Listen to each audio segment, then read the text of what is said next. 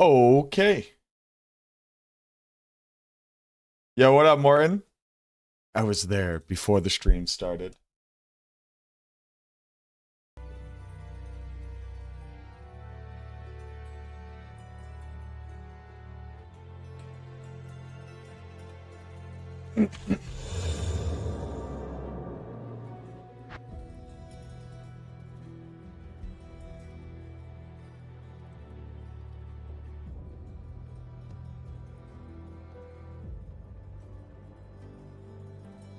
Yo, yo, yo, yo, yo, yo, yo. What up, Yop? What's going on? How you doing, Con?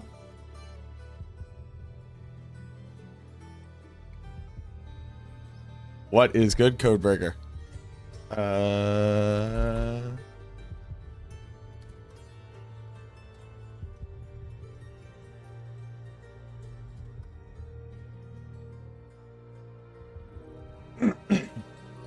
Oh, we got a gameplay trailer?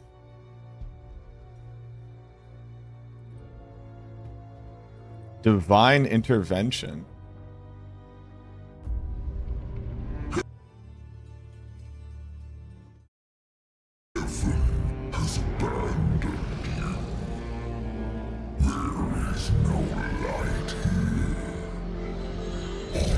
So, you subscribe to a bad content creator. You're a real one. So, you subscribe to a bad content creator. You're a real one. Season of Shadow again. Make your bets. S11 let's go.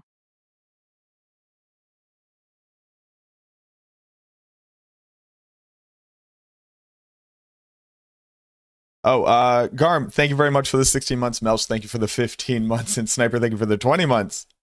Thank you, thank you, thank you. Appreciate y'all. Real Ogoa, thank you for the follow. Love the game in Season 3. You were well guided. Necro, hey, welcome on back. We have Season of Divine Intervention.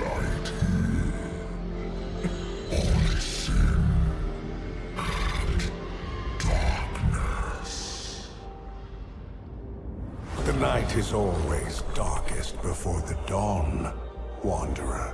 And I, Hadrian, will guide you to the light.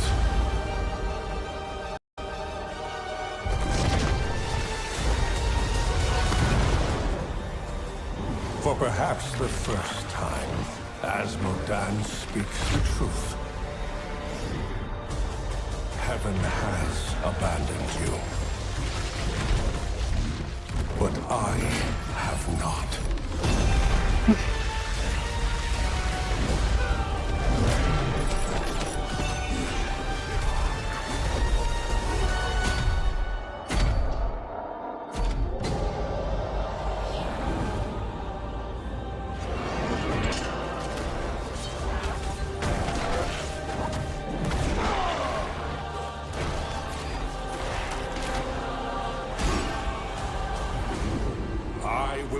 You the tools and the holy spark to ignite the crucible of justice.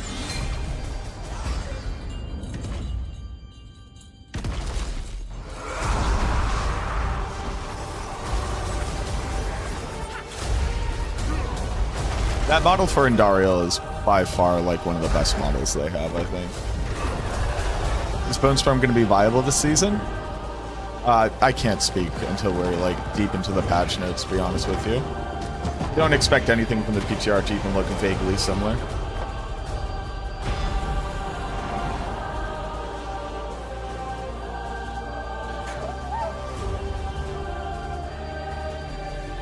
Darkness gathers.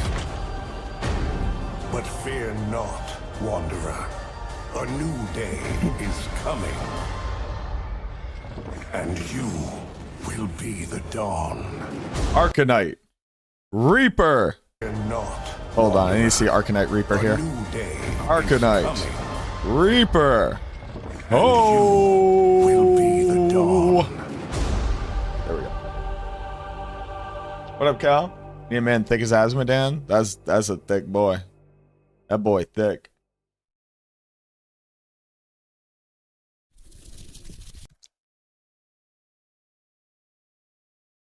Shoutouts to GB ASMR. Hey, you know what? That's pretty good upvote.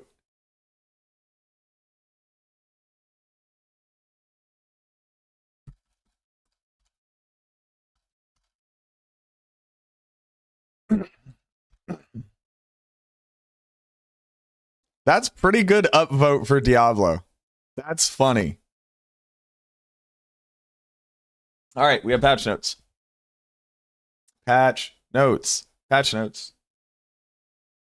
Wasn't Tyrael justice then wisdom? I believe so. I don't remember.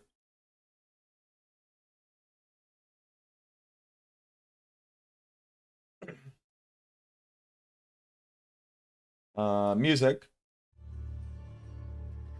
Okay, updates from the PTR. There's a lot to go over. There's a lot. Yes, I will eventually get to the thing that you see. No, I'm not there yet. Let's go. Sanctification upgraded and affix to a greater affix can now also occur on non-ancestral gear, sure. Affixes on ancestral uniques or mythics can no longer be replaced.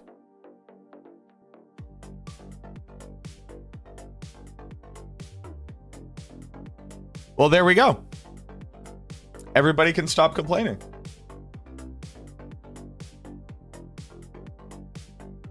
They've been putting out the patch notes an hour before the campfires. So literally nothing.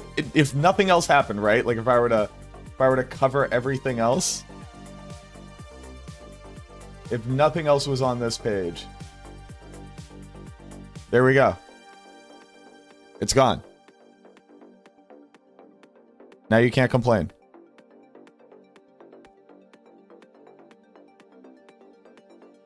Yo, what up, warrior? It's going well. What's good, boo boo? Yo, yo, yo. Yo, yo, yo, yo, yo. What's Thank you for the 16 months. So there we go. Now nobody can complain. Indestructible affix replaced by adding 5 to 20.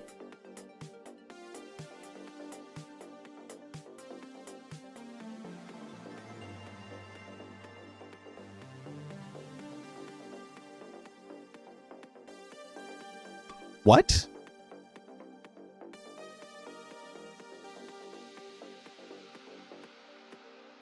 But you would never sanctify before you were done applying quality.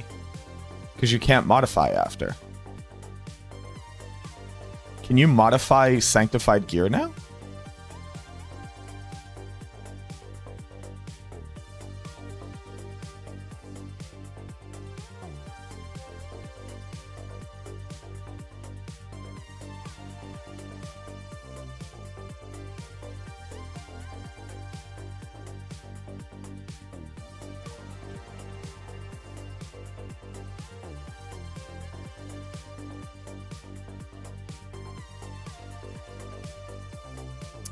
There are new drops.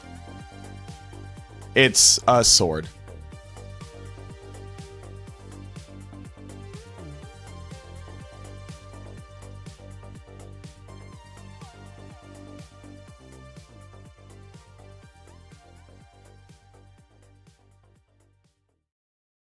This is fucking horrible.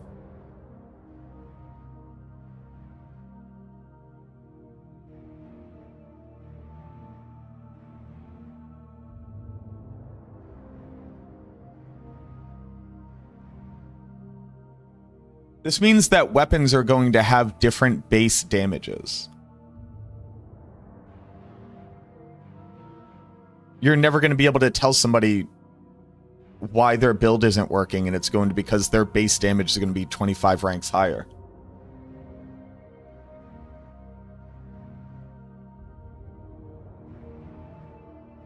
Like, your sword's going to be shit unless you got 25 additional ranks.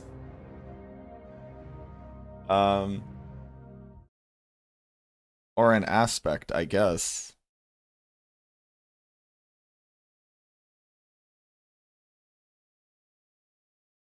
That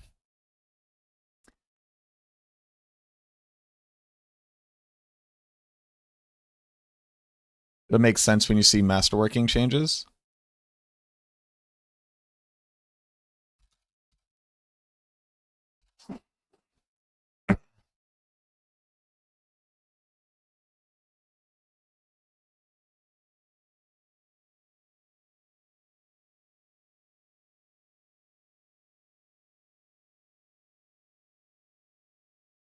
This does not make this make sense. Sadly.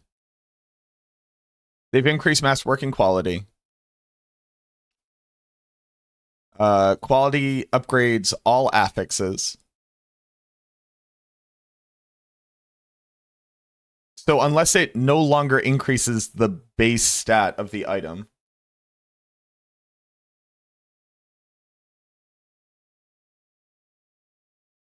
So right now what masterworking does is it increases all resistance, armor, and damage on a weapon, like the base stat of it. So unless that is gone, but this doesn't say that it's gone. That can be true. This does not say that.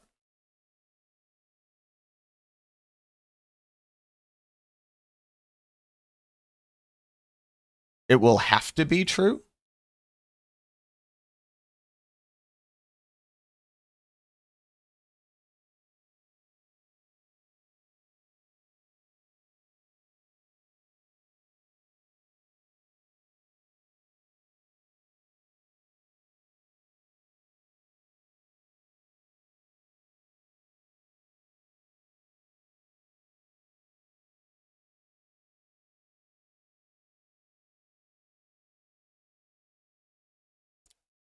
So the idea is that they just got rid of the entire thing that they did entirely.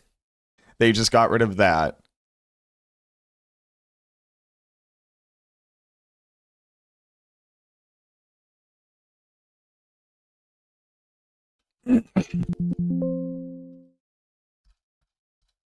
Hello?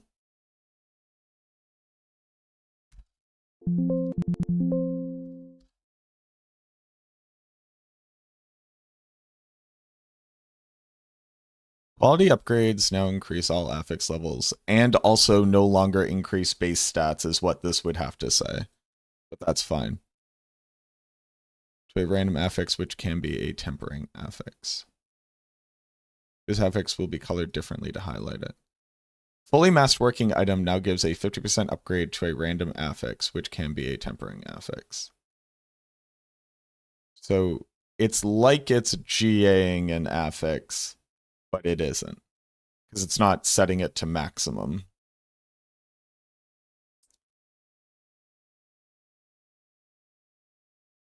Fully mastering an item now gives a 50% upgrade to a random affix, which can be a tempering affix.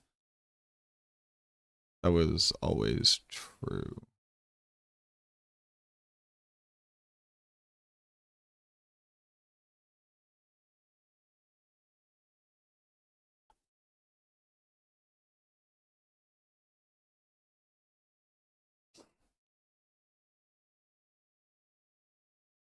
So it's still weaker than Old Masterworking.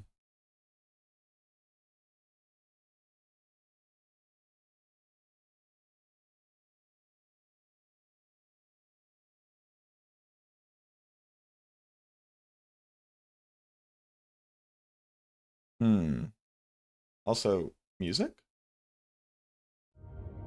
Oh, why did music just stop? Play masculine. Okay, but it's not a greater affix, because a greater affix sets it to max with plus 50. So it's what you get is with plus 50. Okay. All right, so let's start over now that we have that context. Sanctifying is now the only way to add another GA. Well, tempering can be a GA, but this is the only way to add another GA. So adding a second GA to an item is something that sanctifying can do. Masterworking kind of does that a little bit. You can't brick. Uniques.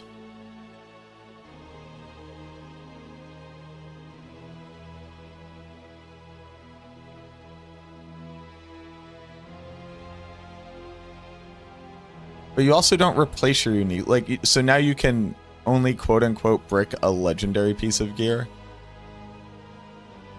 That I don't understand the point of that. This seems like a weird half measure that like continues to make mythics and uniques just the best items that you can equip, which is what I thought the entire point of this change was to move away from.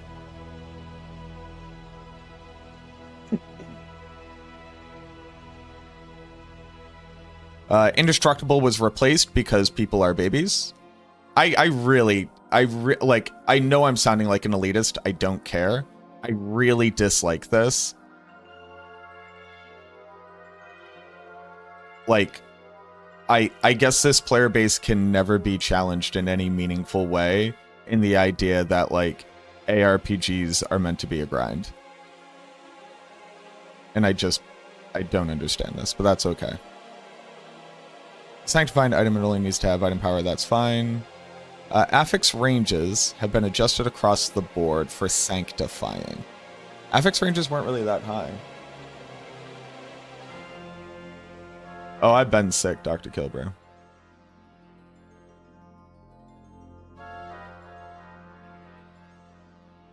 Affix ranges have been adjusted across the board in general affix values. What up, Sirach? Affix ranges have been adjusted across the board in general affix values have been increased. So the stats that you can get from sanctifying are stronger and more likely to be stronger.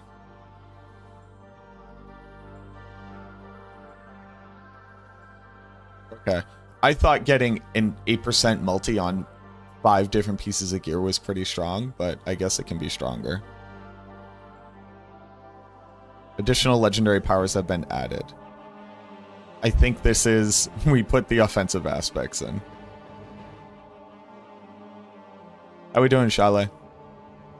Reduced item quality rewards in pre-torment, sure. Bonus experience has been adjusted, it needed to. Glyph upgrades now get a scaling chance to grant an extra upgrade attempt based on divine.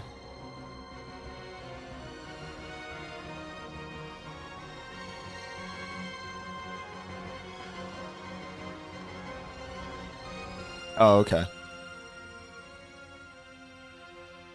Sure. Indariel no longer regenerates health if you die.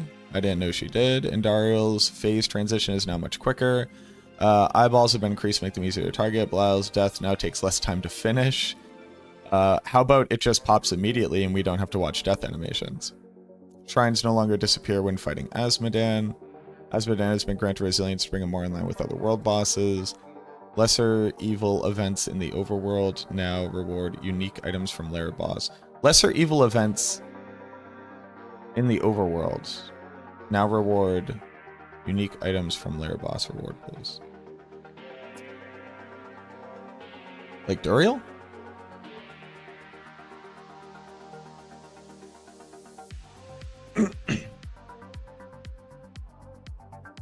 A Havarian, lucky hit, chance, resource reduced from 66 to 22.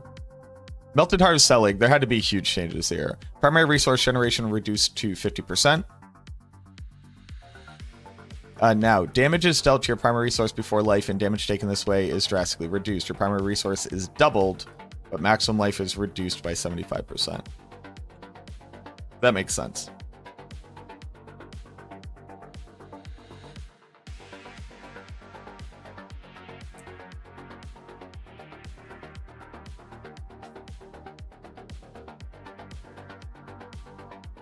Barbarian now gets more damage per strength point. Sure.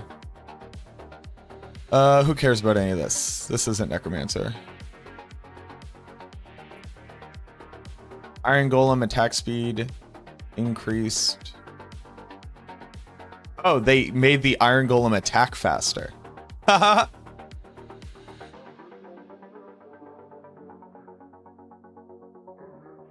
When does the new season start? It should be on the 9th, but we don't have an exact date yet.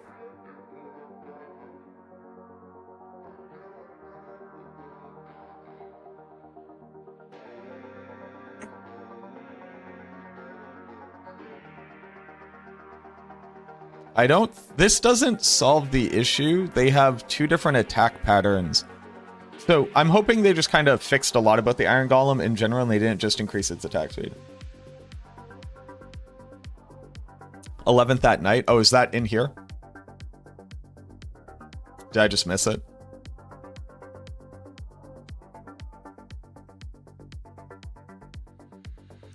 Does it say it somewhere in here?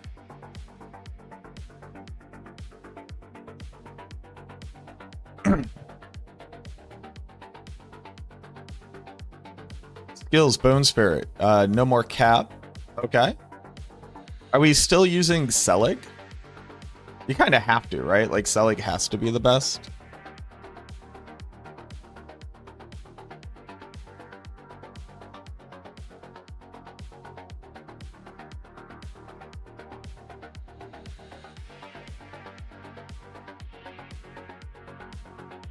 December 11th. Where are people getting at night? Posted in forums. Does anybody have a link?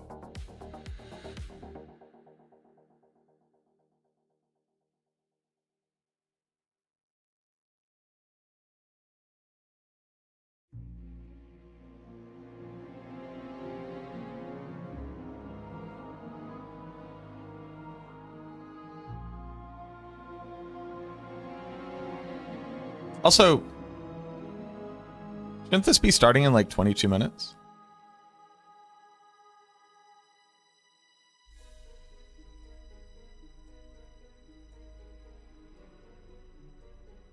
Vanquish Lesser Evils in Season 11.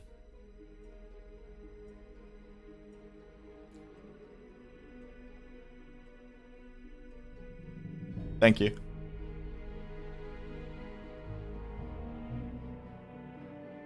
Goes live at 11:30.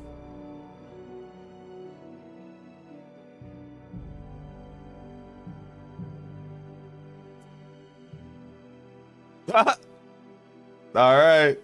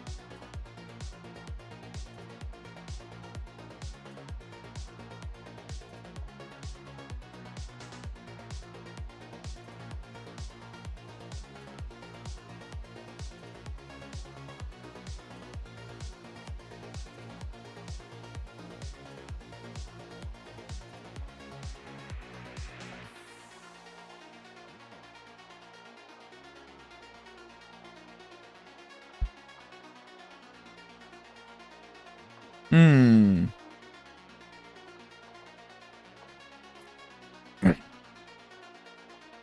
The Game Awards are on the 11th. But why would the season start have to line up with an announcement for an expansion? Other than just like maximum hype. Cujo, thank you so much for the Prime. Welcome on in. Thank you for the sub. Hellbent Commander removed the requirement for controlling 7 more minions. Oh shit! Corpse Explosion, huge! Huge for Corpse Explosion.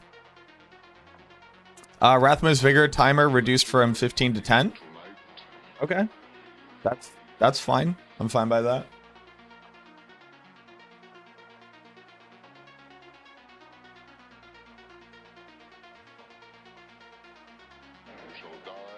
Shielding Storm, barrier granted.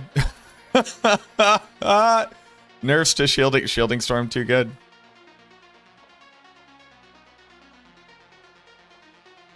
Sanguivore, consuming a corpse now contributes 3 souls up from 1.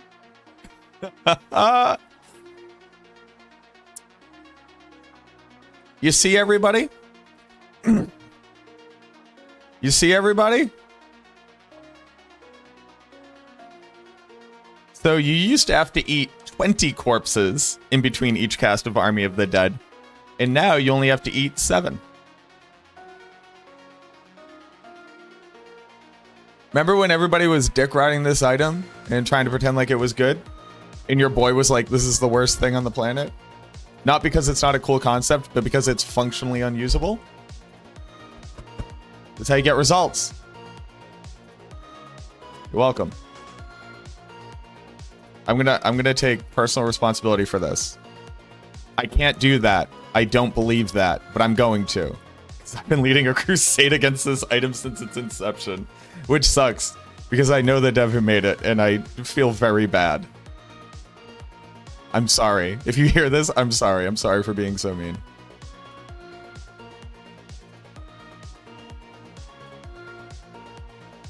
No, it's not a minion sword at all. It's not even close to a minion. It's never going to be a minion sword. But it's now better for Army of the Dead.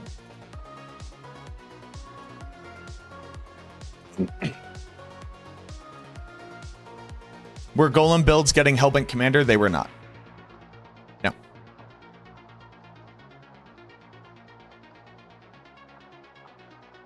Cror's Embrace. Damage.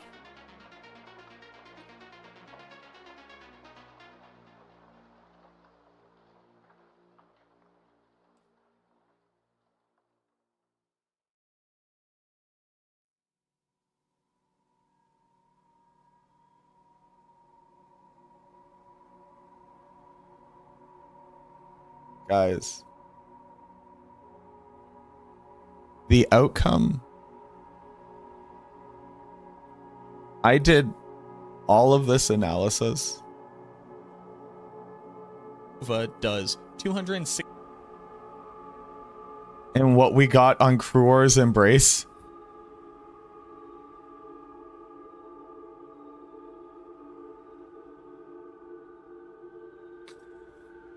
This damage went up.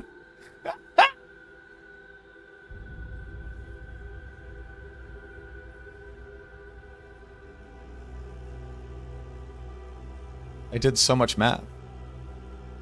Also, I was wearing the same hat. Shoutouts to this hat.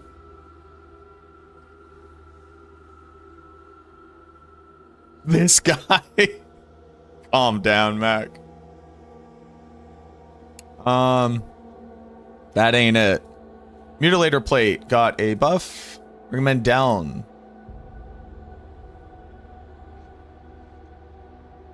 Mendel's damage got buffed?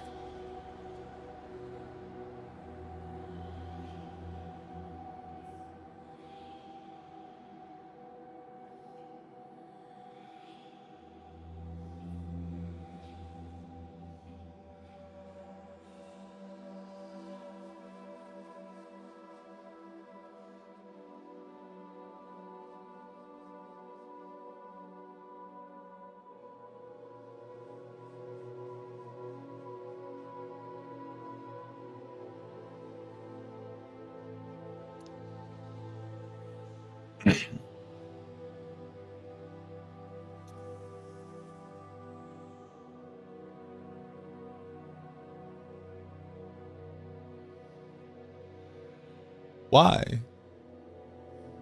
Why did this get buffed?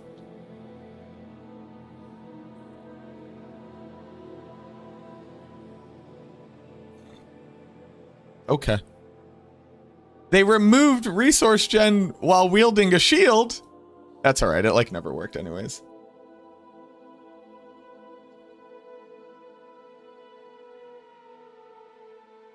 Wait, that's it? No, that can't be it.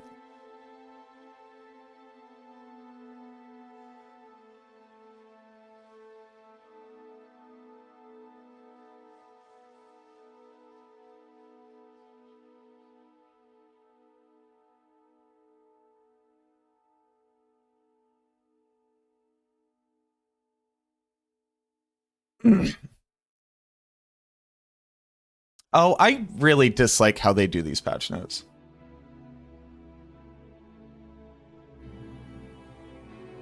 Patch notes are up, yes. Here.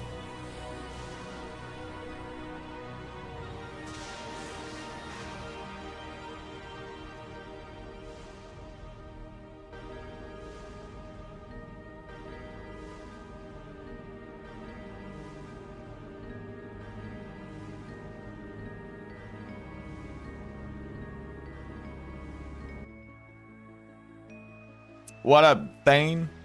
Yo, thank you for hanging out on YouTube. If you wouldn't mind liking the stream, that would be tops. Now everything goes up by 25%. So like, let's just look at an example of that, right? Because right now nothing happens, but instead all these go up by 25%.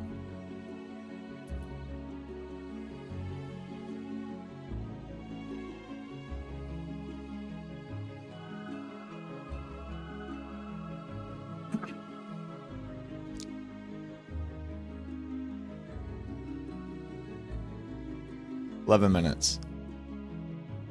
I'll have to put on my...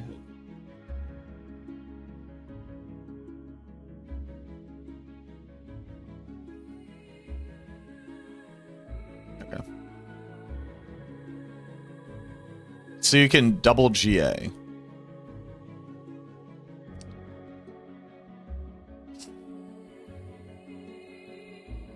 Your temper can be GA. Resource gain tempering affixes have been added to helms and rings. I don't know what that means. Resource per second temper affix has been added to pants. Oh, that's cool.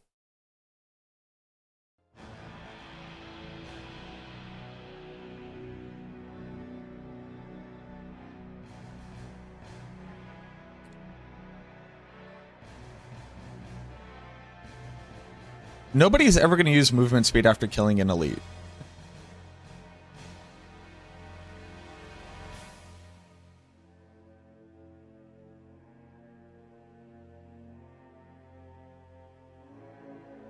Most mythics are still useless?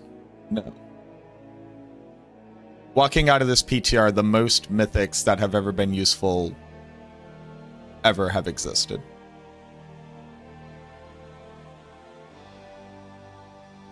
Like, most classes had a Melted Heart of Selig build.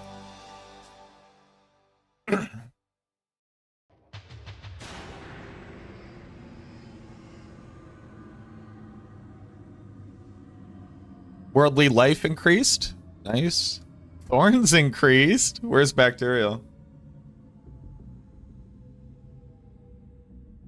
Do I give the drop? Yes. Please don't put that many question marks. It makes me uncomfortable.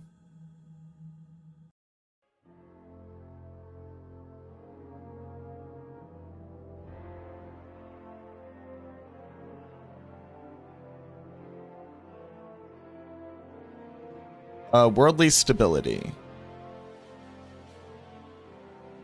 Casting ultimate skill restores primary resource. Oh, everybody has this now. You're welcome, everybody.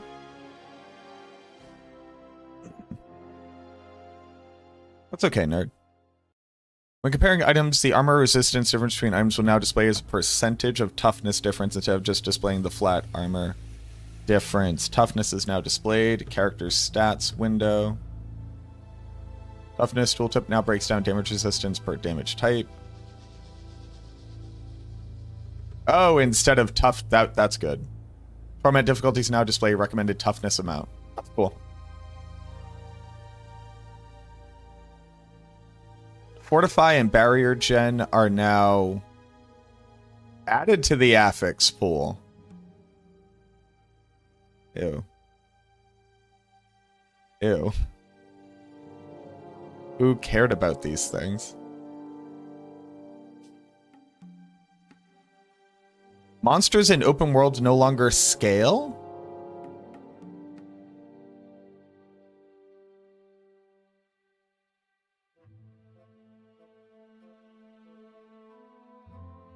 Why do this now?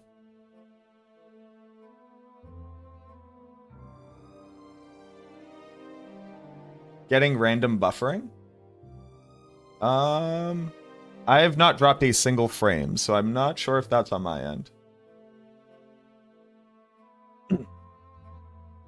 Voices better? Voices.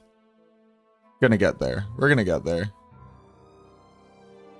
Monsters' damage has been reduced at low level. Monsters' power has been tuned down slightly in early torment tiers. Base health for boss monsters has been increased. The chance for... Wait, why? Why?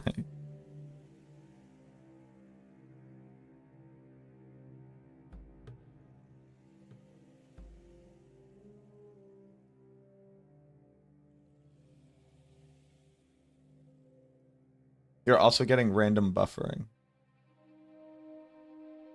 Yeah, I'm just like, my output is steady. I have no dropped frames. I don't know.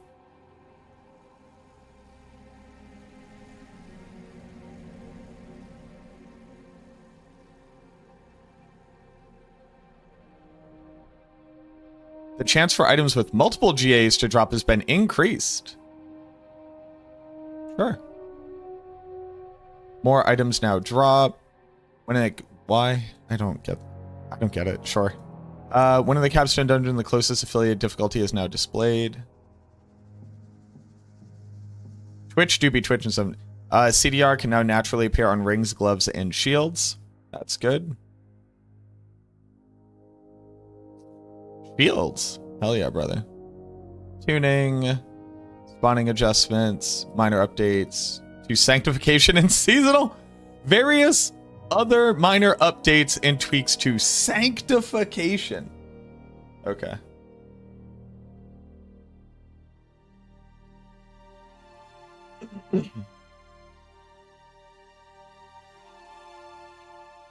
Bold strategy.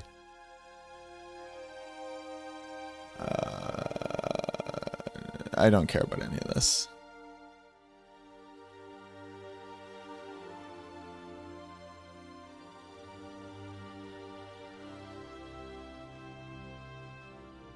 Item salvage for more materials than intended. Soulbrand. Has Soulbrand ever worked? Like, ever?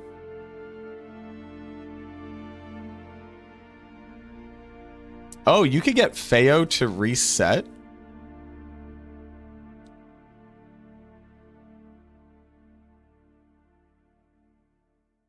Whoa.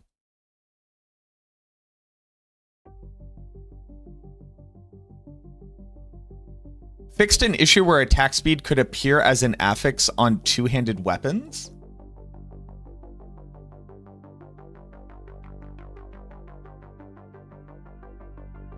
What does through it could just spawn on it at all?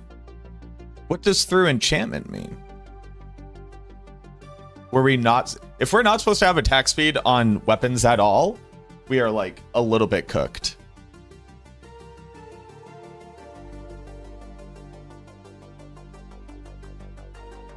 Soulbrand was relevant when the Spiritborn came out for a little bit. It was like a best in slot item.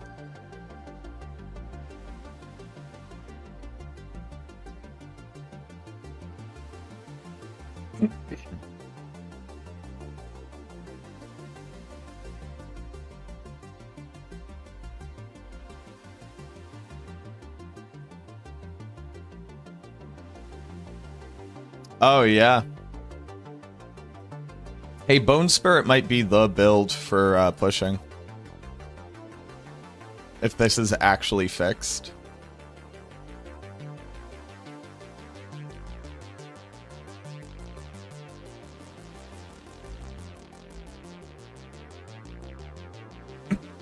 So if you didn't know, Bone Spirit only ever gave itself one amount of cooldown per 100 essence. That's why we used to have to triple masterwork it on like multiple pieces of gear for rapid ossification. With changes to armor and no cap, could a 3-bone Golem Thorns Necro be a possible build? Not right now, because Thorns doesn't actually scale properly.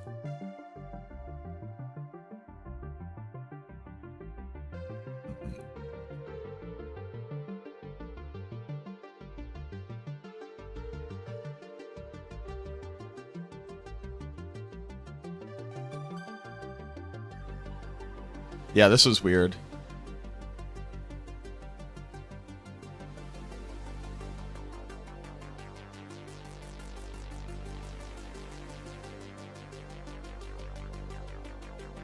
Huh. That's a funny reference.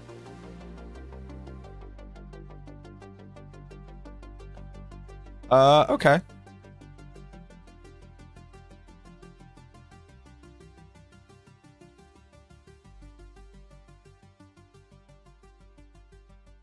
Where Torment could not be unlocked until reaching level 6. Oh, so we can unlock it earlier. Huge. Okay. Is it time? It's almost time. I have a minute. Show me the Necro.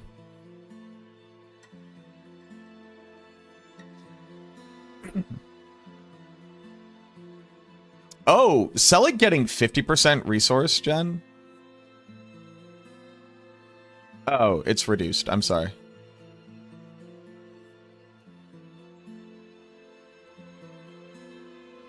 Necro. Nothing. You've lied to me. Why have I been lied to?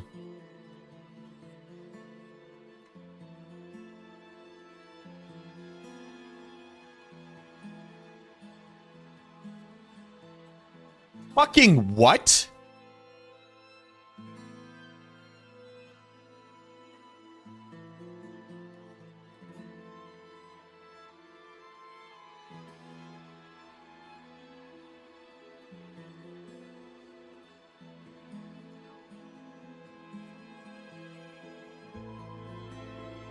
What? Why are they all worse? What are we talking about?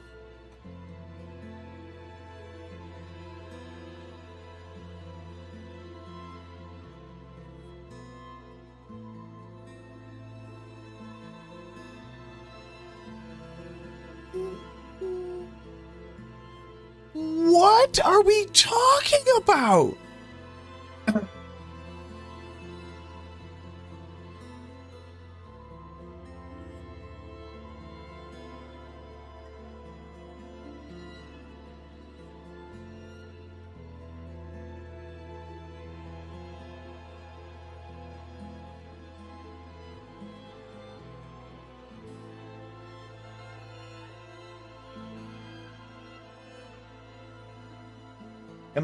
Am I insane?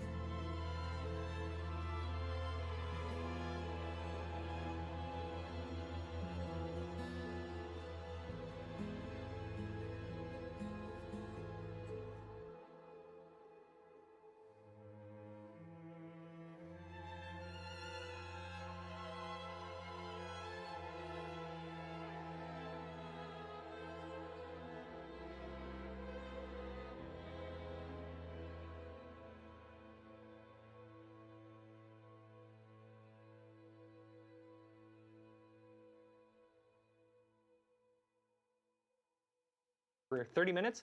It should be live by now, so yeah, check it out in any eligible channel. So we've got a ton to cover for this stream for Season of Divine Intervention. We had the PTR back in October, which feels like ages ago, but we got a ton of feedback. Thank you all for jumping in. Right now, we're just about to wrap up Season of Infernal Chaos. If you haven't gotten Pandora from the season journey, be sure to complete those objectives. Throughout the stream, we're going to get into PTR learnings. We're going to look at the changes coming with masterworking and itemization. And then towards the end of the stream, we are going to jump into Q&A. So get your questions ready. We will have members of the community team grabbing those throughout the stream. And then right at the end, we will jump into Q&A. But before we do that, we do have an excellent asset prep for you guys we can check out that goes through everything coming with Season of Divine Intervention.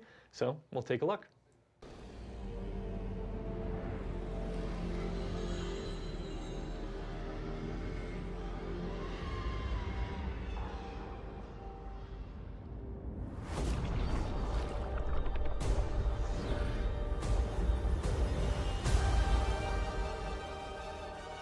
Welcome, everyone, to our Season of Divine Intervention Developer Update.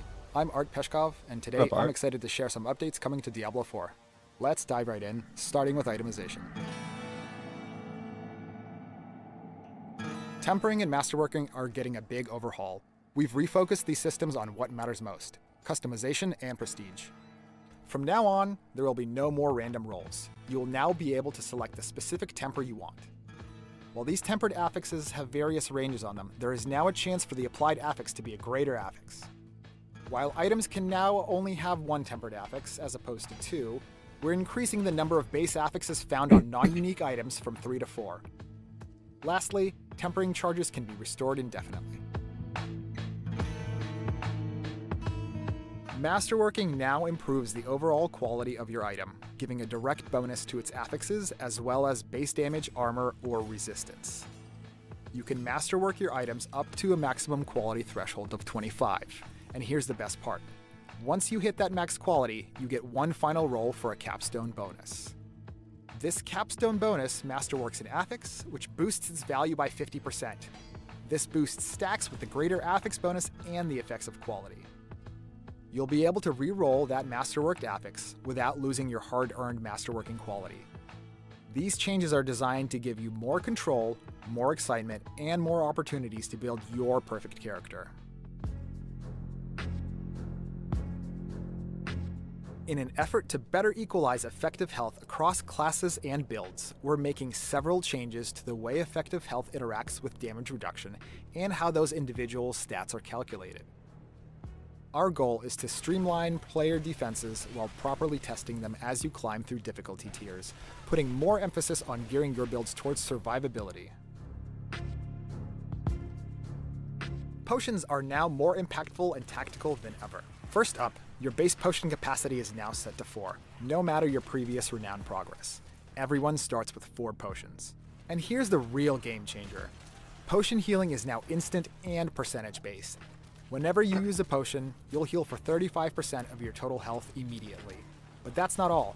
In addition to the potions you pick up, you'll slowly regenerate a potion every 30 seconds. So even in the heat of battle, you'll have a steady supply coming your way. To balance things out, we're bringing back Life on Hit as a potential affix.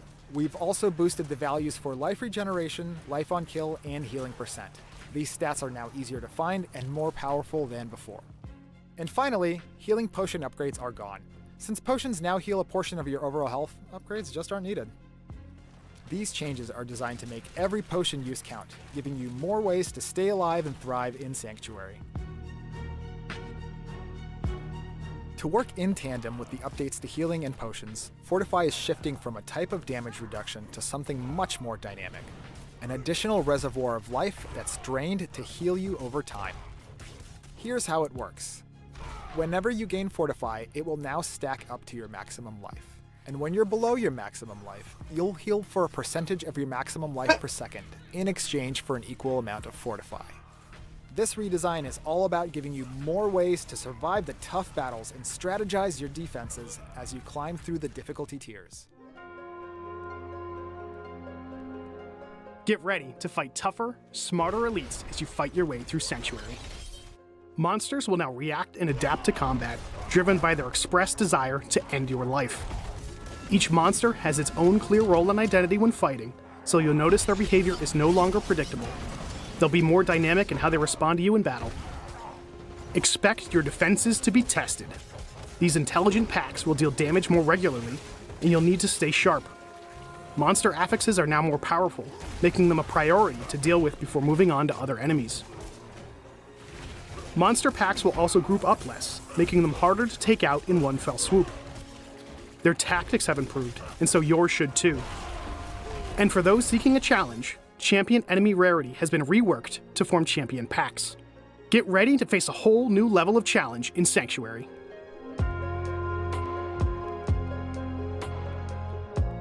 First up, we've added over 20 new monster affixes for you to learn and conquer. That means every elite encounter will feel fresh and challenging. But that's not all. Elites now spawn with minions that inherit some of their affixes, making each battle even more dynamic and unpredictable. We've also taken a close look at enemy affixes overall, making them more engaging, reducing overlap in their design, and improving visual clarity so you can better strategize in the heat of combat.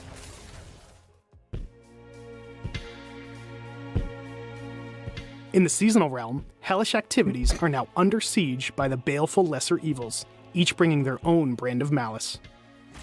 Duriel dominates Helltide. Belial rules the pit. And Dariel commands the Kurast Undercity, your divine favor. This divine favor levels up your divine gifts and helps you progress through the seasonal reputation board.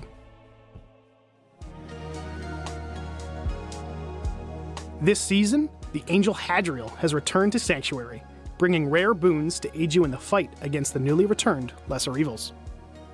Hadriel shares a fraction of the power of the high heavens, and these blessings manifest as divine gifts, offering you both great rewards and exciting opportunities.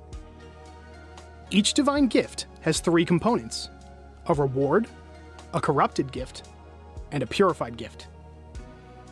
Within your inventory's divine gifts panel, you can slot these gifts in 2 ways. Place them in the interior slot to activate the purified gift. Place them in the exterior slot to activate the corrupted gift. When slotted, your divine gift will trigger its reward bonus, increasing the benefits for that specific gift.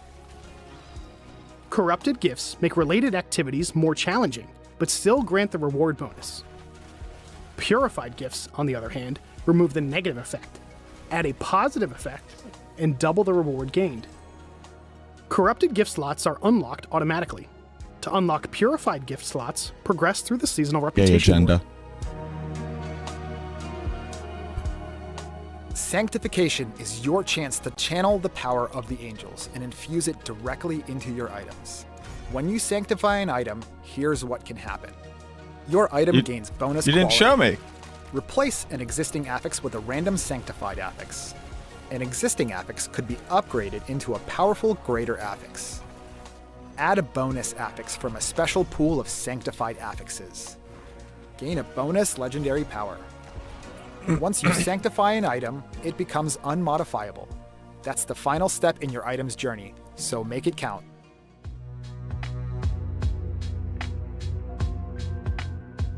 We're introducing Season Rank as an update to our previous player Hi, progression S11. system, Season Journey. This update introduces a change to how players progress through seasons, with a slew of new challenges ahead. Let's talk first about tiers. Each tier now requires you to complete a challenge, usually a capstone dungeon, before you can move up to the next rank. If you're up for it, you don't have to wait for the recommended level or difficulty. This means you can now enter Torment before max level. The special if champion you rares can beat are max still level in the game. challenges You can early. still get their loot. You So, just can't if get you're it as feeling brave, ancestral, which you can take on these capstone dungeons early and push your limits. Some of the notable rewards, alongside skill points and Paragon points, will be gaining access to Pit and Tower after beating Capstone 2, gaining access to seasonal laurels at rank 3, receiving the seasonal pet after Capstone 5, access to gilded laurels at rank 7.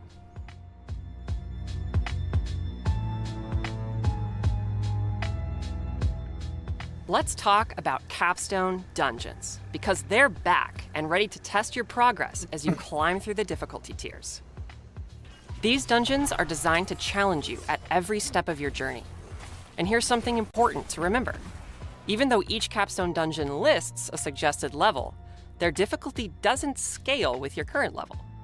So plan your approach carefully. Here's a look into the journey ahead.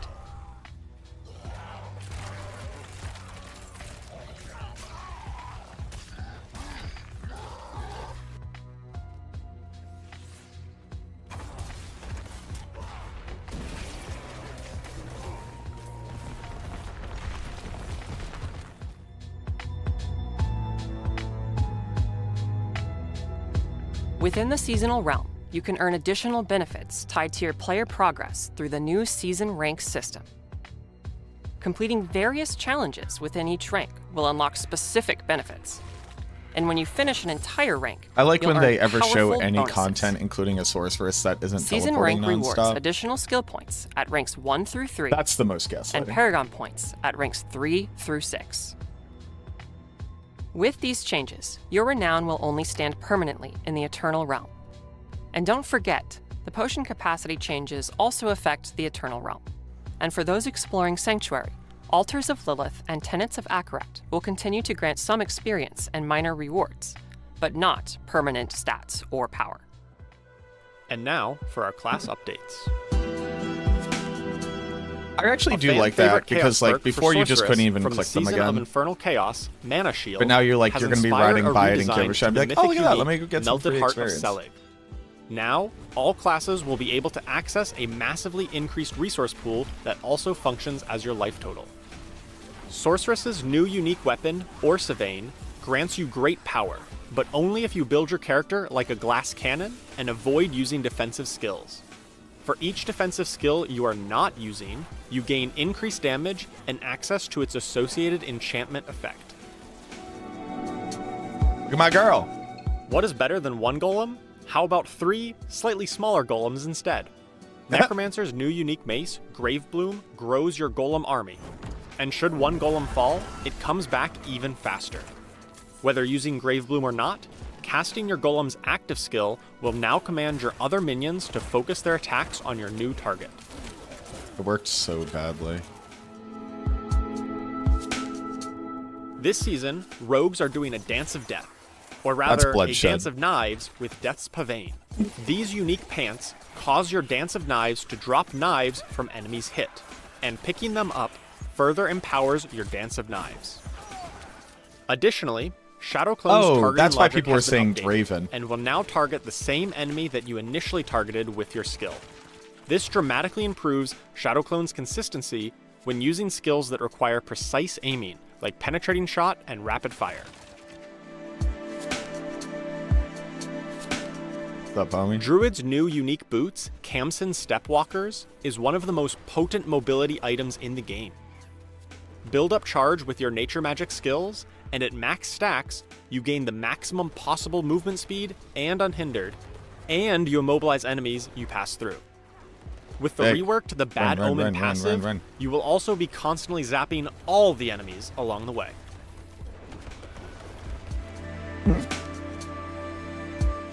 Barbarians love a good brawl, but Chain-Scourged Mail changes everything you know about brawling.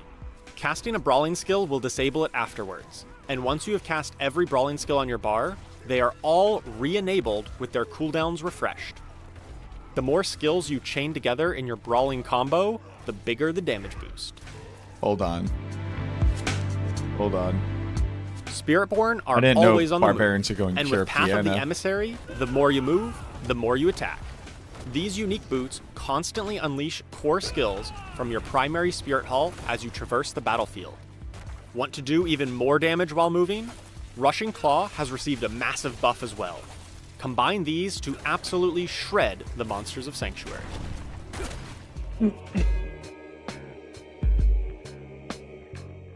A new challenge is coming to Sanctuary. What up, Zabin? One designed to test the mettle of the most battle-hardened warriors. Introducing the Tower. This is a multi-stage, timed dungeon built for the elite. While the pit pushes you to your limits in the depths, the Tower rises to match you against others who think themselves worthy. We're launching the Tower as a brand new game mode, and this is just the beginning. We plan to update the Tower through multiple seasons, and your feedback will help shape its future. The tower was built with our new monster combat changes in mind. You'll need to master the latest enemy tactics to gain the upper hand and climb to the top. You'll unlock the tower through the obelisk in Karagar. Here's how it works. Fight through multiple floors, each with randomized layouts and monster families. Progress by defeating monsters and collecting orbs. The tougher the monster, the higher their value. During your run, pylons appear as you make progress. You're guaranteed to see 4 pylons in every tower run. That pylon dropped First very 3 will quickly. appear in a random order, but you'll always get each option at least once. The 4th pylon will be a random repeat of one of the previous 3.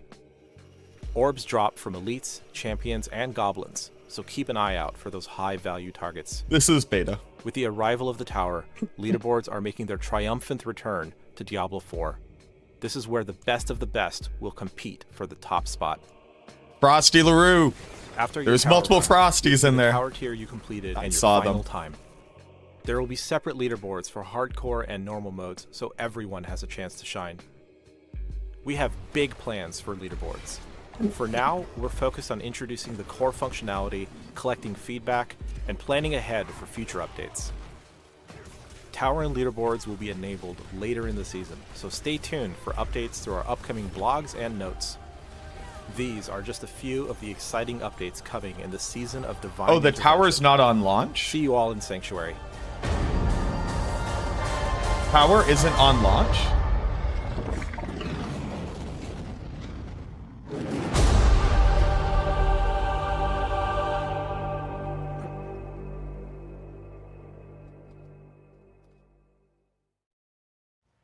Whew, okay. That was a lot. That was a lot. There's a ton coming this season. Oh, I didn't Zavin mention it shaved. What up, earlier, but Zavin? The patch notes for the upcoming season and the blog are now live. So for anything we chat about across the stream, you can go and check those out. Following the stream, we'll have a ton of additional information in there. But if you have any other questions, also don't forget, drop those in Twitch chat because we will be collecting them throughout the stream. But yeah, we got to talk about, we had our PTR back in October. We had a ton of feedback. We're all really excited to get into it. So Owen, I mean, the lesser evils are back. Hadriel's back. Asmodan's here. He's back with all his piercings and whatnot. So all the piercings. all the piercings We're are fighting back. Asmodan, we are. But no, yeah, we're super excited. The season of Divine Intervention, heaven and hell battling it out. It's really going to be great. So I want to talk a bit about sort of our PTR learnings and sort of what we've changed that from on my PTR end? to what we're going to release. So there's a lot of little things that we changed, and I encourage you to read those patch notes. So I'll focus mainly on the things that people maybe want to hear the most or that they dislike the most. So going through the different lesser evil invasion activities, we'll start with the pit. So with Belial, some of you folks may have noticed that he likes to monologue, like Syndrome, if you incredible reference, sorry. And he'd have to give his whole death speech before you actually won the pit run. We fixed that. You kill Belial, you'll win the pit run immediately. We did some improvements on the eyeballs that you had to click in the pit. It's very difficult in the pit to click something specifically, especially on controller. So now if you just walk up to one of those eyeballs, it'll pop and you won't have to actually pixel hunt for that thing. We also got feedback on the Belial ambush things. He'll pop up and do an attack and he'll taunt you and say some stuff. But that did a knockback and was happening fairly often. We got some pretty strong feedback that maybe that was annoying. So we got rid of the feedback. We had him pop up less. But the pit is fresh. It's awesome. We really encourage you to check it out. Yeah, they're like... we also did a ton of updates to the Undercity. But again, just to focus on the high-level ones of some specific pain points. We reduced the time-stealing effects in the Undercity a lot. Indariel would show up and she would steal a lot of different time. Time with her different attacks. We reduced that a lot. Her Nightmare Dungeon affixes that we sort of imposed upon the Undercity, we reduced those as well, just to make it a little more engaging and less punishing we don't want to make it 10 times more difficult, but it's still really fresh, and Aislin's going to talk about all the awesome changes we made to things like loot for the Undercity and stuff like that. Where are the We patch fixed notes? bug Linked where directly above we you. weren't even dropping Undercity tributes, so those will show up and you can use those. I totally encourage you to check it out. And then there's this stupid quirk with the Andariel boss fight that we fixed in PTR where like she would be stuck in a phase transition until she played her whole animation. So we fixed that. If you bring her down past the life threshold, you can just nuke her. You're not going to have to sit there and watch her. She's dramatic. Yeah, I was going to say, she's very dramatic. Yeah, the anguish for our player, right? We updated Helltide. Everybody loved that screen vignette effect. No, I'm just kidding. We took the screen vignette effect off. That was causing some motion sickness stuff. So if that was bothering you, that's gone now. You may have also noticed that the XP globes that maggots were dropping were a little overtuned in the fact that you could gain 40 levels in 2 minutes.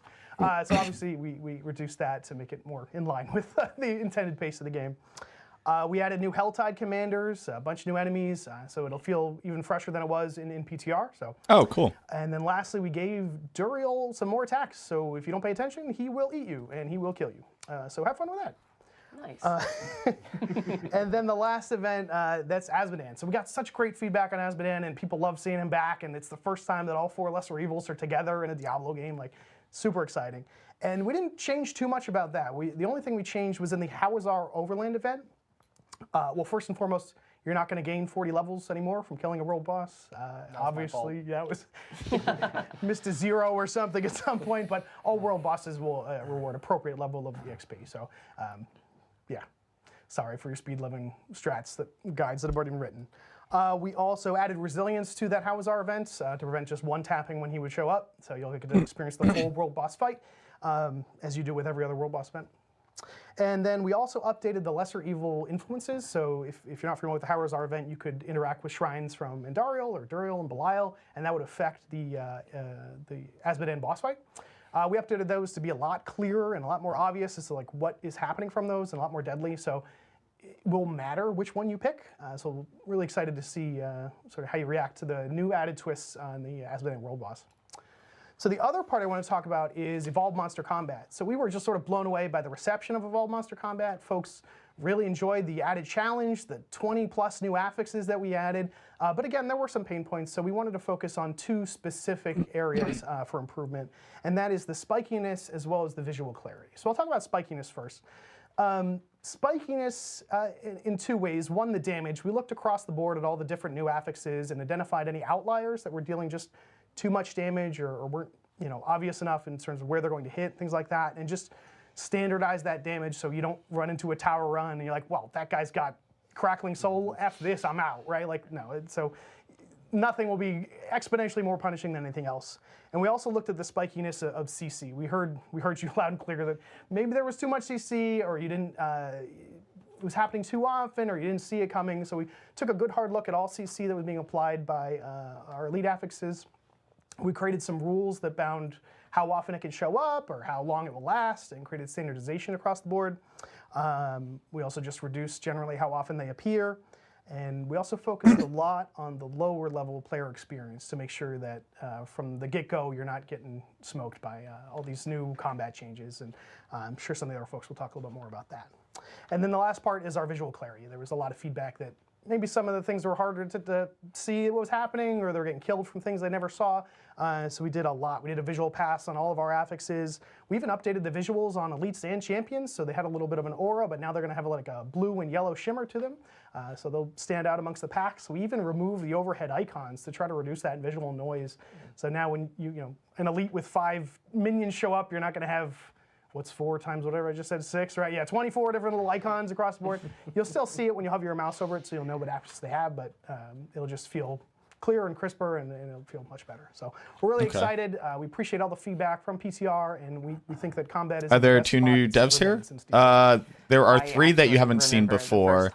There's Zavin, Art, and I didn't realize we were actually like making them have like the blue icons and like blue and yellow. And thank you, Frosty. I was just like, this. Frosty, did you see how many times you came up in the tower leaderboard pictures that they showed? A lot of Frosties in there. So many times you're going to be fighting Belial and Darl, so like I know there's a lot of feedback around. So this is Art, this is Zavin. So that now you can skip a few of those phases and just get forget those this person's done name more quickly, especially because you're going to be running them so often. It's really nice to see. But yeah, for people, if you haven't played in a few seasons, jumping into this Evolved Monster Combat, it's going to feel really different. I know I heard a designer like a few days ago saying, and we there we expect go. players to die. So keep your feedback coming because. But yes, so you start seeing Zavin, Art, and Owen for campfires for this season. We've got some very exciting changes coming to itemization. Yeah, there were a bunch of different people who were like Frosty Turns out something. tempering will I no figured you could do longer something be with random. that. You'll be able to select the temper that you want on your item. So Art, I mean, we got a lot of feedback from the PTR. We got changes to masterworking. We've got sanctification coming this season. It's a really exciting time for items. Yeah, absolutely. Thank you all for the feedback. It was really invaluable. We took some pretty big swings with the things that we tried to do in the season of Divine Intervention. And coming up on the changes to tempering, really, we were really happy with the kind of how we reframe tempering. Now it's a deterministic way to kind of customize your item.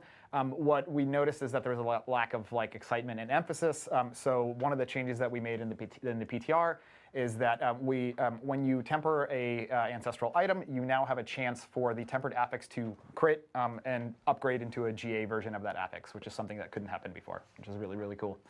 Kind of going down the line, for masterworking, we have 2 key changes that we wanted to make to the system. The first one is that quality wasn't quite doing a good enough job of kind of being the generally make your item better system. So now, in addition to increasing the base damage, armor, or resistance of your item, quality is also going to increase the affix values of your item. So generally, your numbers just go up when you quality an item. And we've also increased the threshold of quality to 25. So you'll be able to get a 25% boost to the base stat and the affixes on your item just by taking it through the quality phase of masterworking. So at this point, quality more or less affects almost everything on an item. Yeah, everything except for the legendary power or unique power on the item. Right. And then the second big change that we wanted to make to masterworking is with the masterworked affix. We call it the capstone. Why does this look like Mephisto, but with the Death Star in it? Went too far, and there was a little bit too. We took out too much of the optimization and kind of build expression from the system. These are just the symbols, the demon sigils, but it's not mutually exclusive anymore. Why is R2D2 so in here? Really target the specific affix that you want to boost and kind of hyper optimize that. For sanctification, thank you for we were blown away by the feedback. The thing that we noticed pretty consistently is that we just kind of undertuned it, right? It's a seasonal itemization feature. The amount of power that it needs to bring it has to be pretty high, and we were just a bit too conservative with where we landed. So we made a couple of changes to sanctification. The first one is that the indestructible outcome is just gone. It's been entirely replaced by a new outcome, and this new outcome adds bonus quality. So if this outcome happens, your item will get 5 to 25 quality added to it as a bonus. This stacks with the quality for masterworking.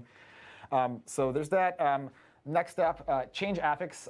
This was one that we heard a lot of feedback on. So what we've done here is we've made it so that the change affix outcome can no longer occur on ancestral uniques or mythic unique items. So don't worry, your hypothetical Shaco with GA CDR that you are going to hit change affix on, and we fight Mephisto in space. And then lastly, we added some more stuff to the legendary pools in sanctification. First off, there were some things just missing, there were a bunch of offensive legendaries that were just missing. And second off, I don't want to spoil it, but I added some kind of crazy shit in there, so you guys can find it, and yeah. Crazy shit. Yeah, that's it. There's a couple other changes we made to base items to kind of go along with the revised item journey. We realized that players are going to be if we can get mythic flows and sanctifying and aspects, going through a lot more items. So we wanted to make it a little bit easier for you to get multi-GA items. So what we've done is we've increased the chance for you to get 2, 3, and 4 GA items when an ancestral item drops. Right, and then. Lastly, on the itemization space, we wanted to make it a little bit easier for people to hit critical breakpoints with things like CDR. So we've added some of these affixes onto item slots that they weren't previously available before. That's it for the itemization stuff. One other important thing, kind of topic that I want to hit is toughness. We got a lot of great feedback on toughness, and kind of the thing that we want to make better with toughness is for you to understand where you need to be at and what is actually happening. How does more GA chance mean less? We made a couple of changes to really just provide you with more information.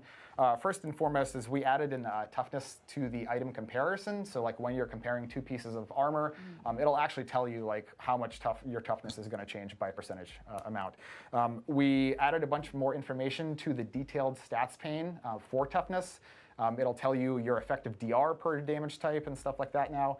And finally, in the difficulty selection screen, we added some minimum recommended toughness settings per torment tier. So you have like something to shoot for, an idea of where to shoot for, as you enter a new torment tier.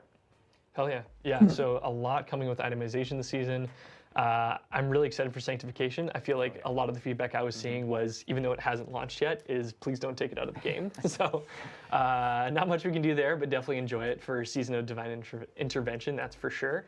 But yeah, really exciting changes, and I'm pumped for the differences to tempering. That's going to be really, really, really nice heading into this next season. Yeah. I love it. Awesome. Okay. So next up, we do have some big changes coming to how we're going to move through the no longer season journey. Torment 4 rank absolutely easily. does give better loot Things changing next drops. season. Yeah, well, we have three As broad long as you are topics, killing at the same speed. in my section here that I'm going to be talking through. The first is actually just general economy and leveling changes. I want to touch on a few things, so please clap. There's going to be, you're going to be able to teleport directly to the training grounds now, so that's great. Pretty awesome. I will clap for this. And that's in addition to adding vendors to the training grounds that we did in PTR, so it's just a lot nicer quality of life. The second is that you're going to unlock all waypoints. They put that in there for me and Ava. Campaign skip. So no more running around. You'll just be able to grab them immediately and zap wherever you want. And then the other economy and leveling thing we have is we took a big holistic look at Undercity rewards in general. So we found that they didn't feel like super focused when you went into the Undercity, and they also didn't feel like they were giving you appropriate loot at various points in the player journey. So we kind of just buffed the hell out of it. Like in general, like it's a lot better now. If you're low level and you go into the one that gives you experience, it will give you quite a bit more experience. Not 40 levels Maggot or Asmodan worth, but a good amount. And so I highly recommend you actually run your tributes. Like, they're super And worth run it 0 now. They give you GAs. lots of great stuff. Are you doing them So solo? go in there and Solo try out play the gets Undercity. It's gonna significantly be great. less And, loot than and Dario's group gonna be play, good, too. but Yeah, I would encourage that's not anybody Torment who wants to 4 play not Undercity giving or you give it a more shot than one Torment time, 3. Vessel Hatred Launch, That is the and sample everything. size of We 10 changed kills. So much. I mean, talk about all And those then tributes. We even added new and then tributes for defining a Dario bias off of specifically, that, and it's going to be way more that's just like rewarding. not how Just math mechanically, it's been updated works. across the board. So if you haven't, and if you don't even know what it is, it's this really awesome time-based mode. I promise, it's fun as hell. So definitely check it out. Yeah. Do it. But yeah, moving on to season ranks, the new feature we added in the PTR. So we straight up just added 12 more Paragon points to the game that you get from that. So yeah, that's Yes, a thing now. Aislinn is a real They're woman. gonna be Don't be distributed in fucking large and small disgusting. clusters throughout the How season rank gross of system. you. It's also available on. I need you to feel Eternal very Renown bad as for whatever well. you just said. And I then we need you to also feel found that horrible, we were getting a lot of actually. Go feedback fuck about, yourself. Like, oh, hey, the That's where I'm at. capstone rewards from actually beating a capstone dungeon don't actually feel significant God, enough fuck. for like how it feels like it should be. And so we increased the number of skill points you get from capstone dungeons from 1 to 2. So that's a bigger burst now. And Normally, the I would be dashes you get from very, them that give you loot are just, like, I would be way better very, as very well. understanding So and not create a highly mob encourage here, you to but go like try that out is the so capstones wildly pretty much gross. as soon as you're capable It's of really, doing it really because gross. it's going to be a huge burst of And I'm power for your sick. character. If you have any questions, you can feel free to DM me, and I'll be a lot more patient and help to Yes, educate yes, you it's if a you would big like to. burst. And then finally, you we can hit me up added on all Discord. the cosmetic goodies Sorry to for the season lash ranks out, that were but omitted from PTR. tired. So there's going to be a lot of cool stuff in there, including laurels, which is a new thing in the season rank system. Nifty little laurel wreath that goes on your character's nameplate, so you can show off how good at the game you are. And there's also a golden laurel you can get from beating the last season rank, which is going to be pretty hard this season. It's going to take a lot to beat the last season rank. So for all those people that have been saying like, oh, I wish there was like more, the game was asking me to do more things because I want to play more Diablo, there are objectives that are asking you to do quite a few things now in the final rank. So there's a lot of content there. Yeah. That's very exciting. Yes. Yeah, I feel like with Season of Witchcraft, like seeing everyone flying around with Dorian, like Oh yeah. seeing that extra kind of peacock. Because now the Daniel, Pioneer thank you for season becoming will a real be one. Rank 5, you beat rank 5. Yes. So now I feel like the laurel will be the new chase item to see. Oh, like, yeah. if you're in town, see people walking around with their golden laurels. It'll be pretty cool. Yeah, it's gonna be great. And I know like there was a lot of feedback in the PTR regarding how long it takes to defeat a capstone boss. Like I know Yes. you can go in, you can challenge the boss at any point. You feel powerful enough, but it's nice to hear that we have like kind of sped up that boss experience to make them a bit faster. Still very challenging, but you can complete them a bit more quickly. Very similar to like Indariel and Belial. Yep. Yeah. Absolutely. Yeah. You're totally right, Marcus. We wanted to make sure that when you're going through capstones, it's fairly snappy because it's going to be something that you're going to be doing, season over season. So we don't want you to feel like you're stuck in a capstone dungeon. So they're going to hit you harder, and thanks, really Daniel. test your build and make sure that you're actually capable of beating I them. appreciate but that you're the not gonna bar be is stuck so in the low fights that and stuck being in the dungeon for like too long. a normal We also, human kind of is an realized that accomplishment, but optional I will objectives take didn't that. Thank you. exactly vibe with the concept of capstone dungeons too well. So now it's just it's just get to the end, do the thing, you're done, you get all your great stuff, and you're out of there. And we also did a pretty neat thematic pass on all the capstone dungeons. There's like not new tile sets, but like different tile sets in the capstones, and they really evoke the grim, like the grim atmosphere of the Diablo franchise now. So pretty excited for you guys to check it all out. It's going to be great. Yeah, with the return of capstones, it's something that we had previously in the game, and a lot of them were really iconic and exciting, things like the Cathedral of Light and stuff like that. So getting these to kind of be leveled up and be that same kind of tier of iconic place thematically is really cool. I'm super excited for people to see it. Yeah.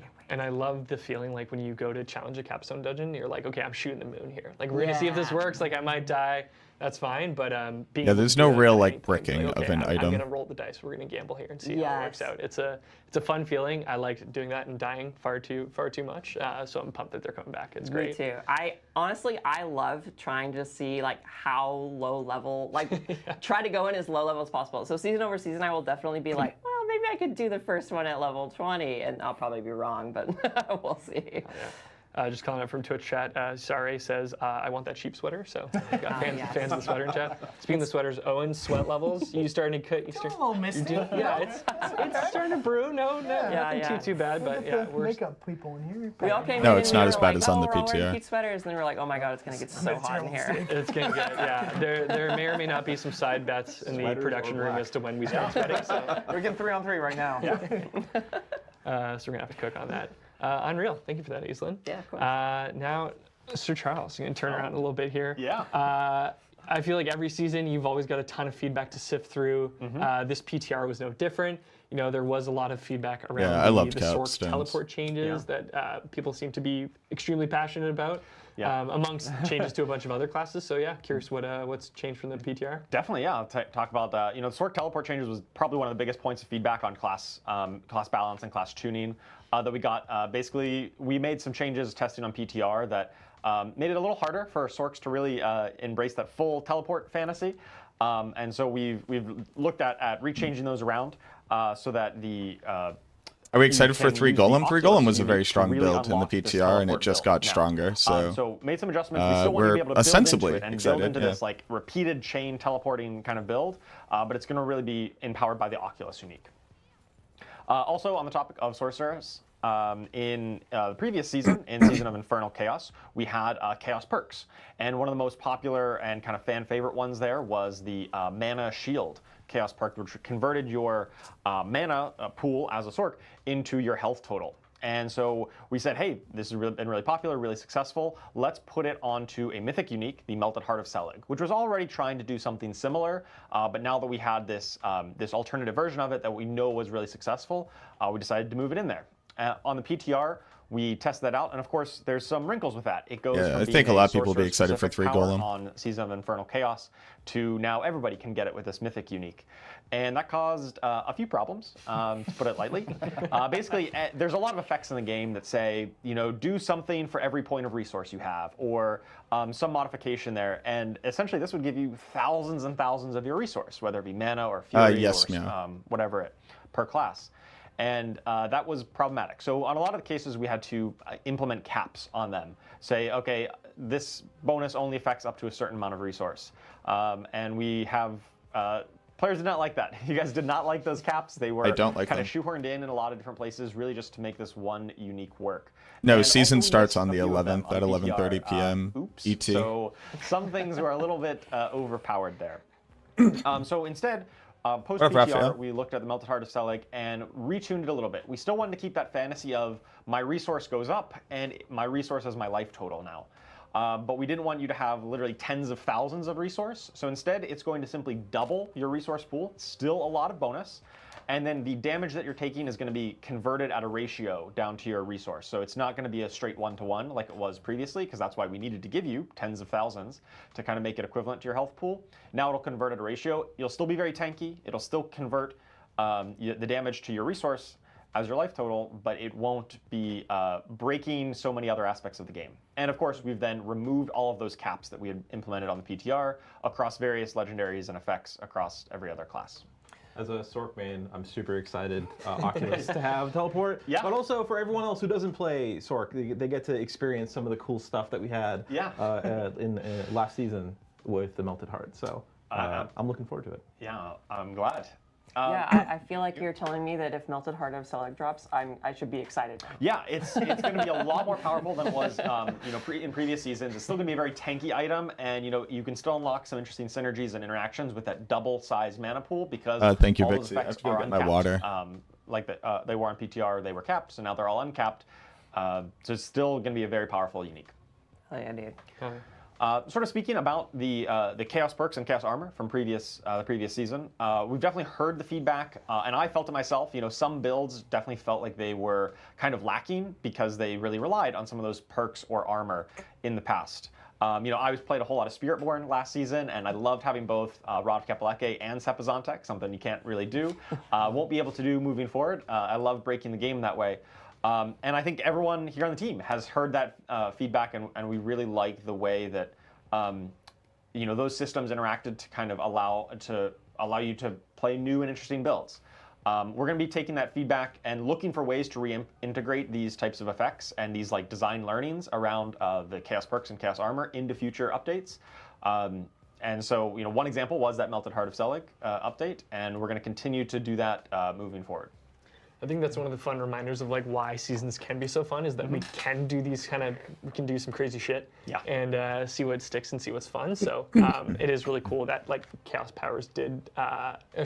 armor did resound so well with players and that it made a ton of fun different build combinations. So and neat that we're looking at it. Start time is always rough for one of the demographics. Really cool. There's just no way around it. It's a global game. I also want to chime in of some other learnings from season 12. Season of Infernal Chaos. There we go. It was 10 anyway. Season 10. Right, yeah. Numbers. What do they mean? Yeah. One of the great things about the Season of Infernal Chaos was there were all these uniques that Charles was talking about. There was multiple avenues to collect those different uniques, and that's something that we wanted to carry through. We found that players didn't always enjoy just sitting in the boss layer, the layer boss game mode and just slaughtering Duriel on loop for 4 hours straight. So we carried that feedback into the Season of Divine Intervention, and we have a lot of different routes to collect these awesome mythics. Oh, dude, if Owen's been playing for PD example, too, that'd be lit. Maybe I really want a unique that only Andariel on the boss, the layer boss drops. Well, you can go into Undercity and kill Andariel, and she might drop it. And then if she doesn't, she'll drop a Corrupted Essence that you could then pick up and take to the Hawazar Overland event. And if you defeat Azmodan there, you can get another shot by cashing that in. So we want to allow players to sort of calm down, Charles. To the loot that they're looking for. So we're not sort of locking. Charles low-key dropped a piece of paper. You want those cool uniques? Go run the pit and get a bunch of Corrupted Essences from Belial. 105 was everything from the layer bosses, so you can get it that way, right? And it's really up to you to play the game the way you want to play. Yeah, it's so nice having that variety too, because we've all been there where you start hitting the same boss over and over and over, and then you just start getting burnt out because you're like, damn it, Duriel, come on. I know, you know what I want. You got to drop it. So having a few different avenues that just kind of keep it fresh and have some different ways to get those uniques is nice. Variety is the spice of life, after all. Indeed. What else? Oh, please drop your questions in Twitch chat. I'm just going to keep reminding people throughout the stream. We are collecting your questions. Do drop those. And I know, for Charles too, he did touch on definitely the highlights of the class balance changes that we got from PTR. But please do scan through the patch notes. They are 11,000 words, so they won't be hitting in all localizations immediately. We'll have them eventually, but the blog is out in all languages. So for any other nitty-gritty details, you can definitely go check those out there. Another thing we did take a big look at in the PTR this past season was the tower and leaderboards. It was really, really cool to see the arrival of leaderboards in Diablo 4. The tower was a really great experience where, players could jump in. We had the chance to get a lot of feedback, do a lot of testing. Zavin, I know you were very busy with all the feedback you had for the players, and tell us a little bit about that. So yeah, just 11,000 words. That's just for all this other stuff. It's thank you to everyone who's been playing the PTR. For people who didn't check it out, the tower and the leaderboard kind of feature is in the game in the beta format. It's something we haven't really done in the past, but the intention is this is a feature that we want to build with the community. We really want your feedback. It's something that we're committing to developing over a long period of time to put in the effort, to put in the work, but also make sure that it's being done in a very responsible way that is actually doing its job, highlighting the most masterful players of Diablo that we have. It's actually one of our pillars is total Diablo 4 mastery. That is what this mode should be highlighting. So it's not just, kind of the tank and spank kind of stuff that we've seen in the pit historically. We want to add as much depth to the player's decision making here as possible. And some of it is going to be a bit nuanced, and we anticipate it's going to be coming up more and more over time. But it kind of starts with this very stable starting point that we're trying to build with the tower. So again, thank you everyone for checking it out. How do we feel about that? It will not be launching with the Season of Divine Intervention, however. I'm looking up here now. Locked. It will be coming back in the new year with patch 252. It's actually kind of just to make sure that we have some stability with the season launch, and then when the tower shows up, it's online and people are kind of ready to tackle it. But I kind of wanted to talk a little bit about some of the learnings that we've got. This is still a beta, and we haven't really developed a feature like this openly with the community with as much transparency as we're intending to have, I think, ever. So this is going to be a little bit of a different way that we're going to be talking about this, and we're going to be having a lot more kind of information dropping and I think I like with the community over time. So look forward to that. But I kind of wanted to also take a little bit of time and just say, we know that the version that we have is kind of rough. That was the intention. We wanted to get eyes on it right away. We wanted to make sure that the version that we're committing to is the one that's right for the game, it's right for the community. So there's a couple big ticket kind of topics that we've seen, and I want to address a few of them. So one is fishing. If anyone ever played Greater Rifts in Diablo 3, yeah, it's a concept that kind of took over that mode a little bit, and it was really hard for us to battle. And I'll be honest, it's very easy for us to kind of turn off the capability to fish entirely. It's we just put a lever penalty or something on it, and we don't want to do that. We don't want to get ourselves into a position. Or Art hasn't talked into grip where you are having to play and finish a bad run, right? You messed up. You hit the wrong button. Something hit you when you didn't want it to. I assume they're just looking at production. We don't want you to feel compelled or required to have to finish the run. So we want to do everything we can to preserve your ability to say, you know what, no, that run's not going well for me. I don't want to finish this. So instead, the kind of idea is we want to remove as much of the severe outliers from the tower as possible. Owen talked a little bit, I think, right, about some of the stuff we were doing on the elite affixes side, but this is something we're looking at for everything.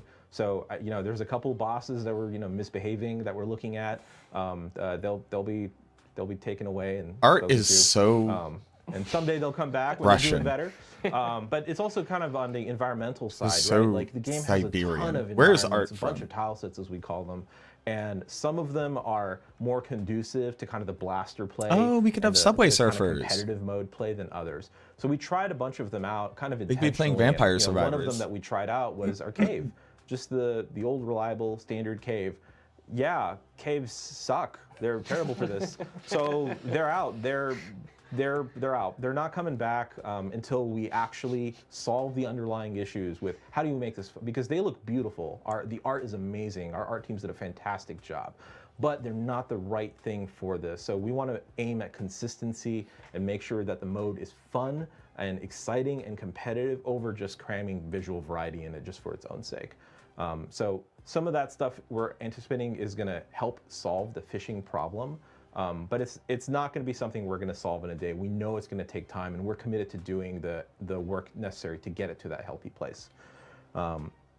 So one of the other things is, you know, when we say like total Diablo 4 mastery, it's not just your preparation, you know, getting your gear, your build in order, getting your tempers and stuff like that. It's not just that. It's also kind of the as you play. And a big part of Diablo 4 is you don't actually know exactly what's going to happen at all times. There's a huge degree of randomness and RNG that the best players can just deal with, no matter what. No matter what the game throws at them, they can deal with it. So we want to preserve that as much as possible. And there's other things like navigation in the environment and things like that that are other facets of skill expression for the player. So all this comes down to something as simple as progress orbs. So as you're playing through the tower and you kill elites, or if you're lucky enough to find a goblin, they'll drop orbs as you murder them. And those orbs will drop on the floor and you need to go and pick them up. And a big part of this is when it drops, your ability to navigate to that space, not get hit by whatever thing the elites are throwing Is at that you. the Diablo themed skateboard? It is It is. Facet of skill expression in the game. But we do recognize that in some cases, you know, you kill a guy and he drops the orb 7 miles the other direction going backwards, and it just sucks. So there are things that we're trying to do to have them drop a little smarter, to have them drop kind of towards the flow of play and towards the player who did the killing blow. So they still have to pick it up. They still have to deal with kind of the navigation of the world and, you know, all the hazards and stuff that are in play from the elites and stuff like that. But it's not like, oh, I have to backtrack in this dungeon to pick up the orb. This is something we can fine tune. We intend to fine tune as time goes on.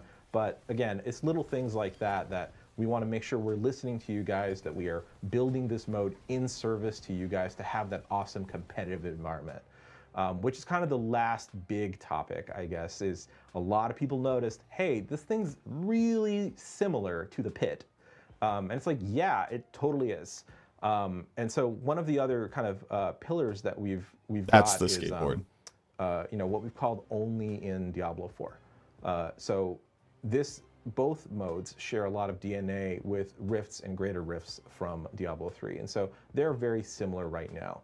But one of the reasons for that is the pit has been kind of a surrogate competitive mode because we haven't had something like the tower. So going forward, what we're actually looking to do is not just differentiate the pit, from the tower from where the pit is at, but also the pit as well. Both modes, we feel, need to kind of move away from where they are to be the best versions of themselves.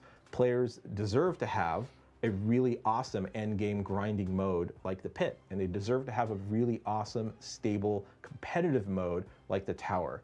And there should be no compromise over which one wins if we're making one mode, right? So fuck it, let's make two.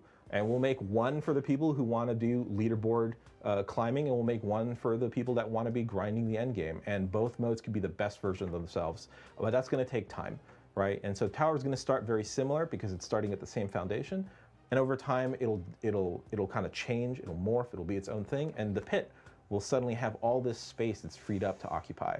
It doesn't have to be kind of this pseudo competitive mode anymore. It can just be whatever it needs to be. It can be as crazy as we want. So. Exciting. I'm excited.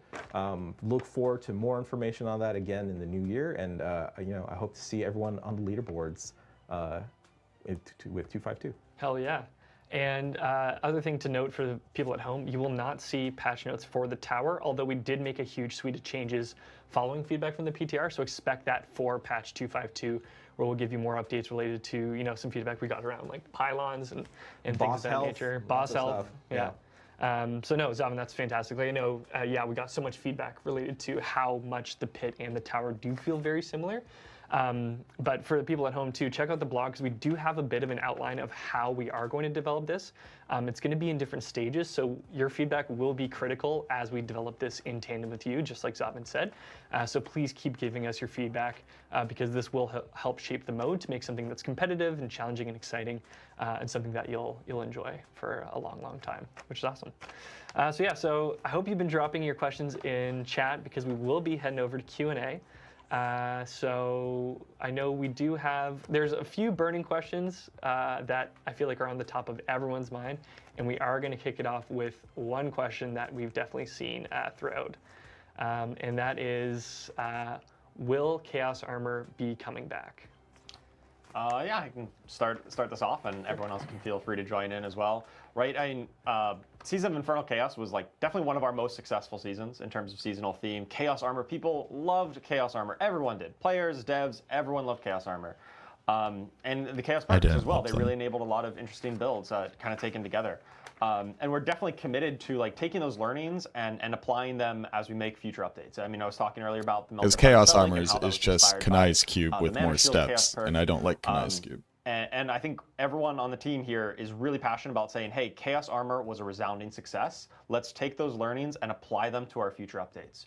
Right? We have seasonal itemization, with Sanctification, as Art discussed here. And that's our itemization system for the season here of Season of Divine Intervention. And it's definitely, we're looking at the lessons learned from Chaos Armor and thinking I think about people just like feeling where's powerful the best way and to having bring a back chase. that build crafting, that variety, that chase. How do we best bring And that I think back? you get there with because crafting. just saying, oh, Chaos Armor just is now permanently part of the game comes with its own set of problems. And we want to make sure that we take This was time the to deadest season? take the Oh, best not parts at of it all. and This was incorporate it like by into the far game one of the right most way. popular seasons with like Chaos Armor was the definitely best player designed, retention. as a seasonal mechanic, the first, right? Like, it was very powerful, and intentionally so, because we knew that it was going to be going away after the season was over. So, totally agree, Charles, in the sense that, like, if we just were like, oh, actually it's staying, there would be big problems. And I think we'd all find, oh, wait, this isn't just sunshine and rainbows. So there are definitely a lot of really amazing things about it. And, Charles, I thought you were saying we all really love it here. Mm-hmm. So I think you'll see its DNA in the future. Yeah, Chaos Armor was chaos for sure, and yeah, definitely meant to be a flash in the pan and not something you'd have to, tune around for seasons and seasons to come. So yeah, I think Class Team would hate us if we did that. yeah, sorry, Merry Christmas. Yeah. Awesome. Okay, so jumping into some questions from Twitch chat. First up, we've got Mippy. The patch notes say that base monster health is being increased. Does this also mean pit bosses? Yeah, I can take that. No. Pit boss health is going to remain the same. They operate on different scalars, so it's referring to monsters, just regular monsters, not even elites or champions. They operate on their own thing. So, no, pit boss health will be the same as it always is. Regular monsters, as in just like like non-elites, non-bosses, just the little babies. The trash that y'all load in. The trash packs. Awesome. Cool. Never Justice. Cool stuff. Love the new mode. Does it yield any loot though, or just leaderboard focus mode? I believe this is in reference to the tower. Yeah. So, sorry, what was the name? The name was Never Justice. Never Justice. All right. Thank you, Never Justice. When it launches with 252, there's not going to be a reward layer or anything like that. Part of this is making sure that Frankens, thank you very much for the follow. Stuff to this mode, it better be stable. The community needs to accept it. They need to look at it and say, like, that is a competitive mode that has integrity, that has competitive integrity. And we just want to be really mindful that, again, this is something new that we're doing. We're launching this with a beta tag that we're not going to be putting ourselves and putting the player in this position where they feel like, oh, I have to cheese this thing, or I found an exploit or whatever. We really are being really careful to make sure we don't endanger all the other cool stuff that we've got in the Season of Divine Intervention. Frosty Dog, thank you so much for the 8 months. The plan is eventually 2 tracks of rewards. One for people that want to kind of compete against themselves. What is the best I've done in the tower? And then another one for people who are really focused on the leaderboard, right? How far have I risen above others in the leaderboard? And then making sure that both these kinds of groups of players are rewarded for their effort. Functional rewards like items and gear and things like that, currencies, but also cosmetics. And we'll have more detail on this kind of in the coming year, but look forward to it. And again, we really want your feedback on this stuff. Absolutely. And one other tidbit of info I do want to include is that your access to the tower will be through the season rank system. So I believe it's rank 3 that you need to complete that gives you access to the tower. I think it's ranked 2. Rank 2. Okay. So complete rank 2 before early next year, which I'm sure you'll do. But that is the key piece of info. So one quick thing to add, besides the reward track, just to answer the question at a fundamental level, the monsters inside the tower don't drop loot. But they do give XP. You're always paid for your time. Yeah, I'm actually really excited about the personal reward track. I'm looking forward to it because I don't think I'm going to be a Giga gamer and getting to the top ranks, but at least I can get something for climbing. That'll be good. As a filthy casual myself, it's nice to have stuff for the rest of us. That's for sweaty. sure. Yeah. I mean, I'm sweating right now. Yeah. See the rest of you on the hardcore board. The hard Fighting words out. Damn, Yeah, Sava. seriously. Get 'em. Durka Utka at Diablo. Is Asmodan in the game forever, or is he just for this season? Yeah, I can take that one. Asmodan and his 2 nipple rings are here to stay. So Bam, bam. Both of them? believe it or not, new cosmetic coming soon. No, just kidding. To be specific about it, Asmodan as the You nipple. world boss W's will in stay chat rotation for moving 2 forward. nipple So rings, all boys. lesser evils will be in the Also, game, and you can kill them all. Gay agenda. For all the seasons to come, specifically the How Is Our event, where you interact with the shrines and you trade in the corrupted essences and that sort of stuff. That's seasonal only. But Big as a W's in world chat boss, for it'll nipple be rings. Eternal and around forever. Asmodan, stand, baby. I love it. Oh, there he is. Yeah. He's Oh my taken. God. What a cute face. Yeah. Oh. Scroll down. Oh, I just want to squish those cheeks. Iggy_101. As an odd question, there's no odd questions. What happens to new players who play the seasonal realm now? Do they get these skill paragon points through the seasonal rank? But then if they go to Eternal, do they have to do the renown over on Eternal? Okay, interesting. Yeah, no, that's a great question. So they're actually linked. So if you go onto the seasonal realm and you earn your progression in the seasonal realm, you will actually also earn it in the eternal realm. So if you get those skill points, if you get those paragon points, it will unlock in the eternal realm as well. It will not carry over if you get them in the eternal realm. I sent a time marker to Frosty about a really small thing that happened. I was like, this would be pretty funny in a video. He's like, yeah, I got that one too. And I was just like, bro, I thought I was putting in so much work. Just mentioned, do they last just during the season, or is it permanent? And is that a character-wide unlock, or is it only for the one that you completed that season? Nipple ring, gang. The golden laurels, the gilded laurels. Oh, gnarly's only 2 syllables. So you can show everyone in the I can't world just say how amazing nipple. your seasonal nothing. characters are for that season, but you will have to go into a new season and earn the new gilded laurels in the new seasons that come. So you're gonna have to grind all over again, be a sweaty nerd. They do that little we love movement. that stuff over here. And I believe December that it 11th. is account-wide. So if you get it on one character, basically your account for that season is gilded, gilded laurels at that point. Yeah. Unreal. All right. The dude Thor at Diablo, how long after launch will the tower and leaderboards release? For many people, that's the main feature we're interested in. As we mentioned, that'll be hitting early 2026, so we'll have a nice holiday vacation, we'll have a break, and then we'll reset. I know personally, across games I've worked on where things have launched prior to Christmas, it can be good, it can be bad. And I know that leaderboards and the tower is definitely something that will be much better to chew on post-holidays. So yeah, early January. Okay. Cody 4PF.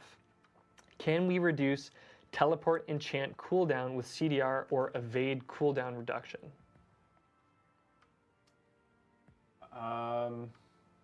I don't recall that off the top of my head. That is a very specific question. Very specific question. Definitely take a look at the patch notes. This is one of those caught in the 11,000 words of the patch notes. Definitely go and check that out. It'll have all the details in there. Unreal. Dope. Dirk, we already got a question from Dirk. I'm sorry, Dirk. We did answer one of your questions already. Therid, what is meant with the damage drastically reduced in the new Melted Heart of Selig tooltip? Yeah, so I kind of alluded to it a little bit there. Previous version of Mana Shield, the Chaos perk from the previous season, converted damage at a 1-to-1 ratio. If you used to take 100 damage, that your life would go down by 100. Instead, your mana would go down by 100. Now that's been there's now a conversion ratio where if you would take 100 damage, it doesn't do 100 mana damage. It does a much smaller amount. It does, I don't know the exact number of the conversion off the top of my head as well, but basically it'll do less than that amount. So it functionally provides a damage reduction in a way, and so the goal here is that it is still a very good tanky item. Even though it's only doubling your mana pool, it's not giving you tens of thousands, it'll feel approximately as tanky as you would have been if you had had that much and it was the 1-to-1 conversion. Yeah, I mean, it's a mythic item, so like the conversion is going to be very powerful for your defense. Okay. We've been getting a lot of questions in chat, but this one specifically from Anchor Ruin. Why the 2-day delay? Is every next season going to start Thursday instead of the standard Tuesday? We'll let you know when the next season comes out, but for this season, we're just starting on a Thursday. And it's going to be 8:30 p.m. when it starts to roll out. So stay tuned for that. I know it'll be different for us. We'll be up a little bit later, but the nice thing is across the world, it'll be hitting at different times, so maybe it's a nicer time for someone in a different part of the world. So there you go. I'm going to be up way too late. Yeah, it's gonna be a late one. It's gonna be a late one. But hey, everything will be smooth and it'll be like night by 10 o'clock. So yeah, it'll be fine. Okay. Oh, this is gonna be another in the weeds number one. So this will be a challenge to answer on the fly. Exiabit, how much resistance and armor rating is needed to be on par with Cap in season 10? I have no idea how to plan my character with the changes to defense. I'll take that one. Yeah, as I mentioned earlier, we added recommended toughness values to the difficulty selection screen. So like when you're choosing a Torment 1, Torment 2, Torment 3, Torment 4, in that tooltip, it'll say, we'll give you a recommended toughness value to shoot for. And that should be a level of defensive mitigation that should make you feel comfortable enough to start playing in that Torment tier. You can think of this as analogous to hitting Cap in the previous system, but even if you really remember, like even if you capped armor and resistance in the old system, you could still get one tapped. So I think the new recommended toughness values are actually a little bit more reliable of a way to tell you you must be this tall to be in this difficulty tier than the old capped system. Yeah. You must be this tough to jump on this roller coaster. Yeah, I love it. Question from Oh My God, Get Good. Question, great name. Great. Question for devs. How are you going to ensure the leaderboards are fair? Yeah, so, you know, I think when it comes to fairness, we have sort of limited tools with what we have in the game today, I think, to get what people are really hoping for. Which is a way to measure players of their own effort against other people. So it's not going to happen in a season of Divine Intervention, and we don't actually have a specific date to talk about right now, but we have talked about looking at what does a mode like Solo Self-Found look like in Diablo 4. And we're going to have to figure that out. It's not a one-to-one conversion between any other game that's ever done this. In Diablo 4, we have our shared open world as just like a big difference, right? So we have to kind of sort a lot more complex situations, but it is something we're committed to doing. So that will eventually be coming online, and when it does, we think that should go a long way to kind of ensuring that there's a lot of integrity and fairness in the leaderboards. The other part of this is balance, right? Making sure that the various classes, they at least have some degree of parity, and that the results from the tower have some parity, right? There's not just a trash tier run that is possible. Cujo, thank you for redeeming the Darkness. The Darkness has been redeemed. Hopefully the Darkness will stay redeemed. Yo, what up, Apple Cider? So How have you been? that's something that's going to be massaged kind of over time. Monsters, you know, we've got our combat up to snuff now, I think, with the latest work done by our wonderful Encounters team. Yeah, it's out the 11th for us, Frosty. Kind of this ongoing thing, right? We always have new class powers and things like that we're talking about, and that will be a moving target. But with everything else, we're hoping that we get a lot of stability, and that should ensure a huge degree of fairness to the leaderboards over time.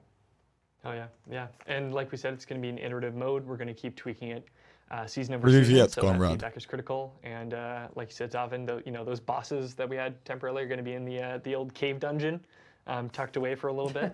Yeah, they get to go together. Yeah, they can just hang out over there. Straight to jail. Yeah. Straight to jail. Straight to cave dungeon. Awesome. Make America Skate Again. Question from the new When season is the rank expansion feature, trailer coming will you up? be Probably able at to the Game gather Awards. all the skill points, not Paragon, just all the skill points by the time you're level 60. Yes, you should be able to. It kind of depends on how quickly you choose to pursue the objectives, but it is theoretically possible. You may, depending on your pace of like what objectives you're focusing on, you might get 1 or 2 skill points after you're level 60, but if you're specifically gunning for them, yeah, absolutely. Unreal. Okay, well, thank you everyone. That brings us to the end of Q&A. Those are some fantastic questions.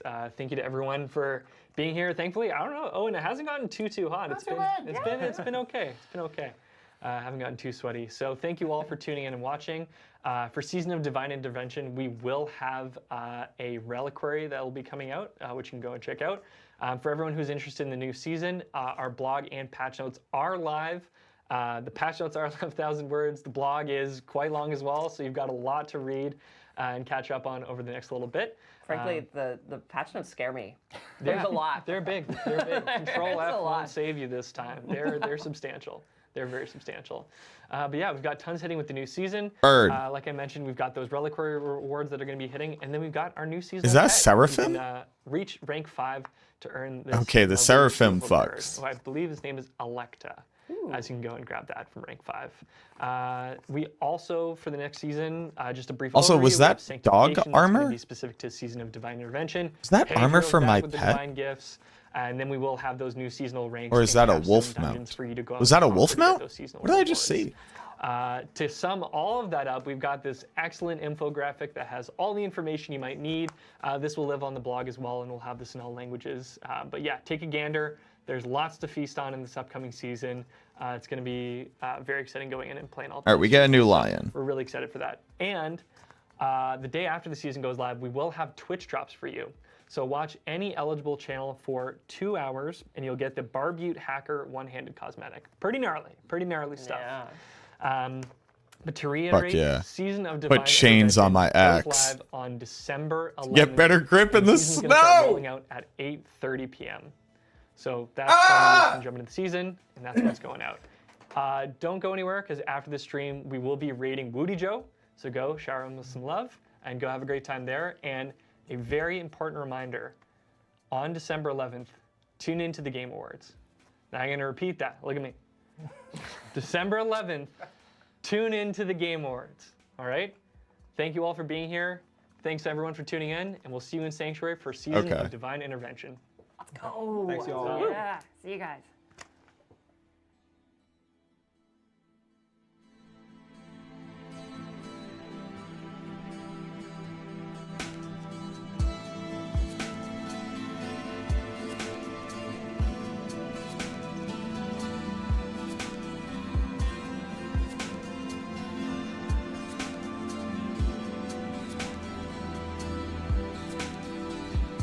Woody! Save me. Let's go to Woody. Oh, I get plus 250 doodle boops. I like my message.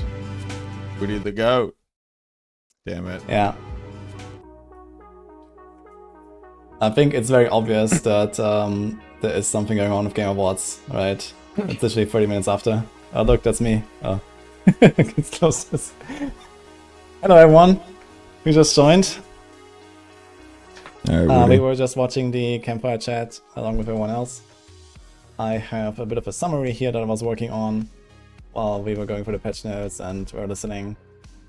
So my plan is to kind of finish going through the patch notes. All right, we're gonna do the same thing. Dude, this like ratio is crazy. That's still really good.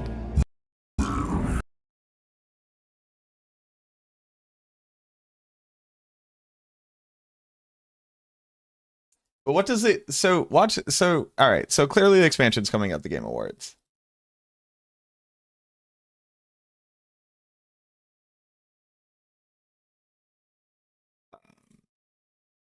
Hold on.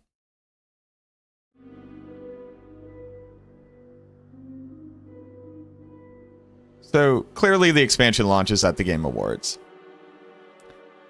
This is all insane, by the way.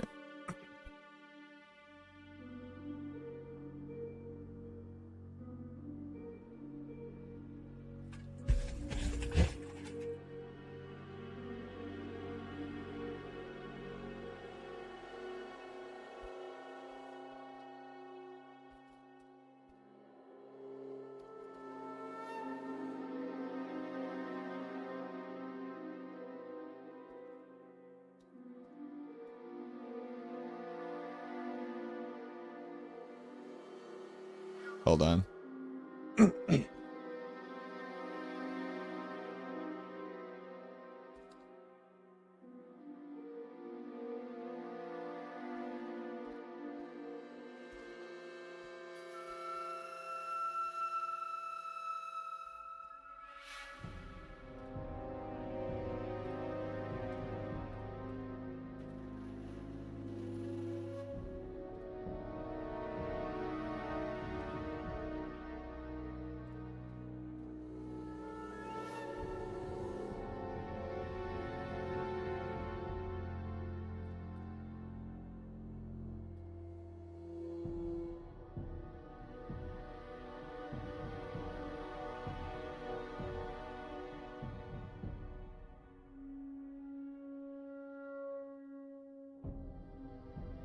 Is this Duskwood? This is Fellwood.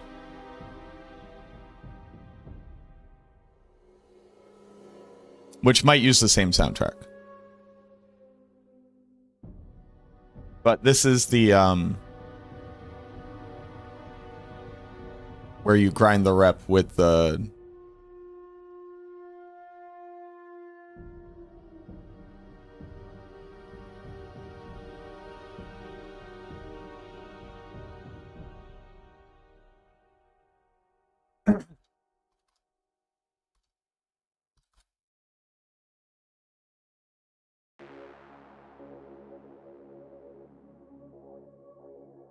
Timbermaw! I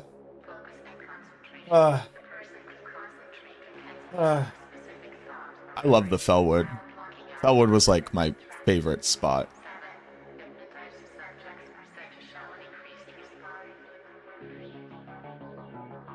Holy.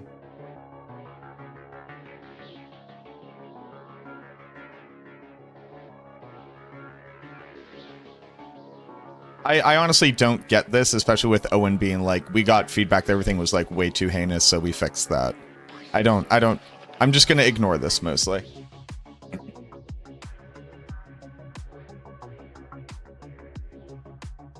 Oh, I love the Timbermaw grind, actually. I loved just when you first walk into the zone and there's that first hub off to the left with like a big circle and you just go around slaughtering them endlessly.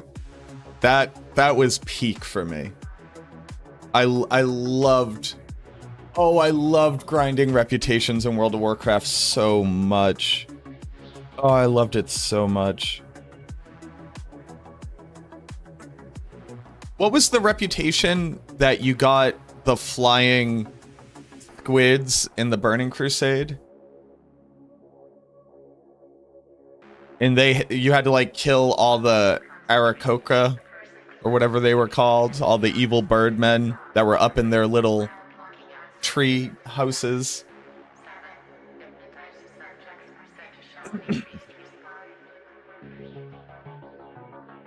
And you got the little guy.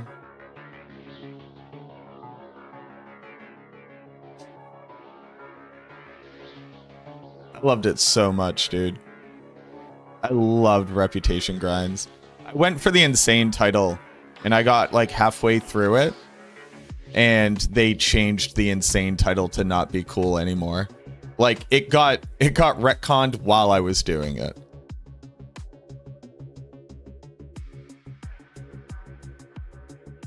I was working on the high elves when you have to turn in like a single diamond that you can only hold one of in your inventory.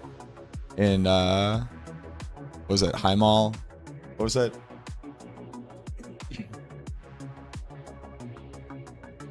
You got the insane before it changed? Fuck you. Fuck you in particular. Dire Mall. Yeah. Sorrow with the 18 months, baby. Thank you. Do you want to be a writer on Maxroll? You have to subscribe to me for 18 months. You have to be my friend. I did Lore Master. I got Seeker and Lore Master. Getting Lore Master, you basically like got Lore Master while doing the insane. So I got Seeker and Lore Master.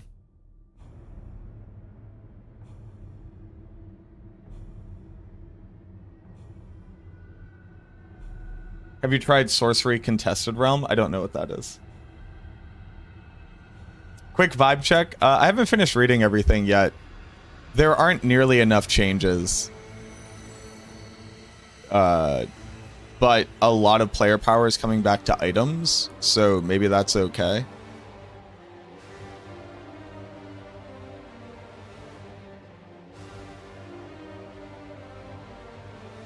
How about an editor you would just like to add a smiley face at the end of sentences? You have to get me to Asmodan nipple rings, but like from Asmodan. Also, thank you. I think my my in-laws got me this hat. Pretty good hat.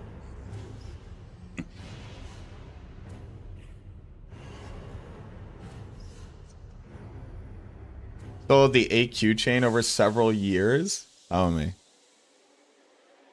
You got it bad. When you're on the realm, log off, then you log back in. You got it bad. When all you say is maybe one more hour grinding rep on track. Girl, you got it bad when you're out in a queue and you haven't got the mount, but somebody else did. You got it bad. You got it bad when you're hunting drop-only quests in Ungoro. You got it bad. That was the worst part about Lore Master, was all of the drop-only quests, like fucking killing the gorilla bots in Ungoro because one of them dropped, I forget what it was, like a mechanical chicken or some shit. I was farming the green dragon whelp drop for the pet. Man, I fucking love World of Warcraft. Why am I not playing World of Warcraft?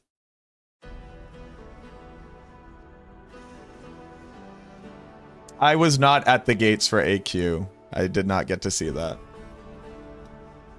I participated in it. I didn't get to actually see it. I missed it. I didn't quite understand what was happening. Also, I was like in school. I wasn't like an adult yet.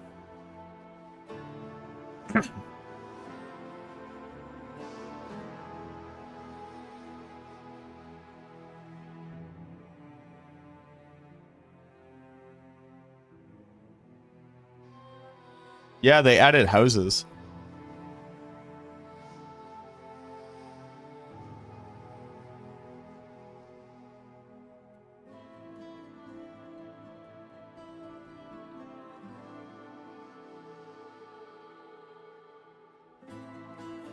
TOT Classic release? Classic is that far? Damn.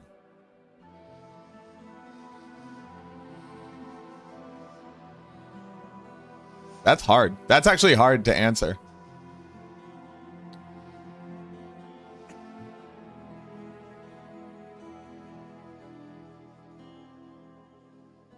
It can now be entered before level 60. Base tier to unlock is now 10.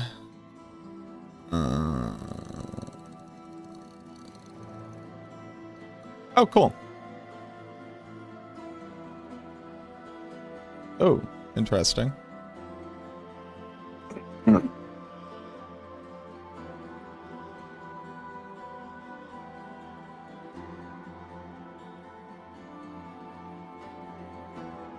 You're doing it for money?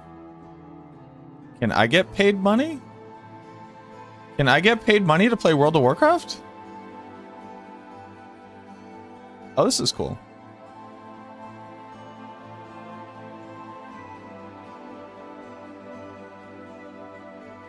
All waypoints, huge. If I want to write about it? No. No. No work, only play. Oh, hell yes. Oh my god, this was so ableist. Oh shit. This was like offensive. It was sincerely offensive. the fact that they're like, you only have left and right click, and you're too stupid to put other skills other places. And if you play on controller, you have to use the worst buttons ever. Get fucked. I hated that. I hated it. This was one of those things where I was like, I get it on paper. And then like the moment one person played with it, they should have been like, oh, this was hot garbage.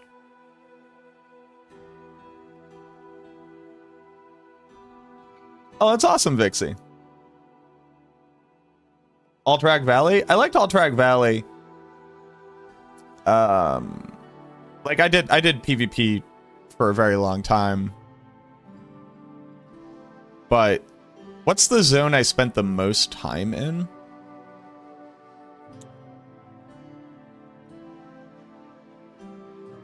In WoW?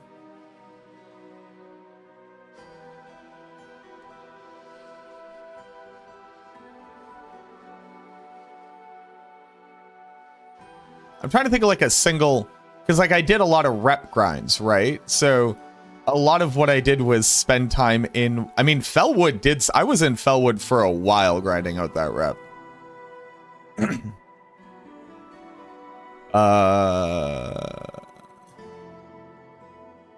I was leaving the Booty Bay grind to be the last thing. Eventually, to get enough rep with Bloodsail Buccaneers, you had to kill a single goblin in Booty Bay.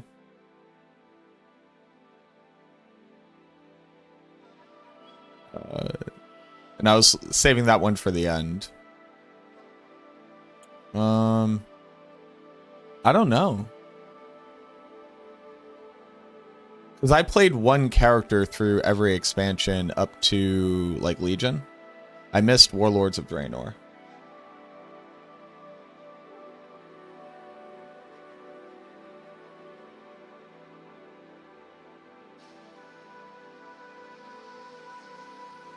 It might be the Dead Mines.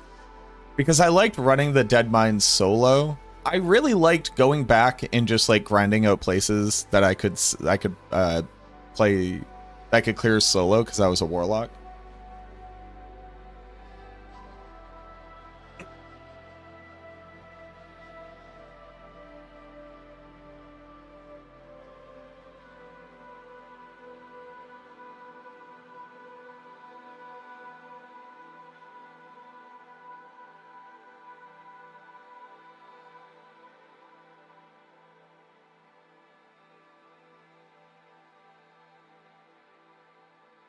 So Chaos Rifts and Chaos Waves are staying in the game.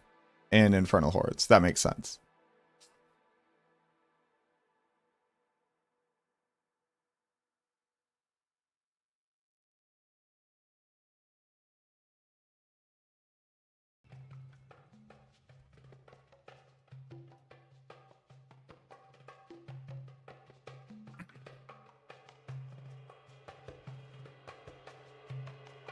Huh.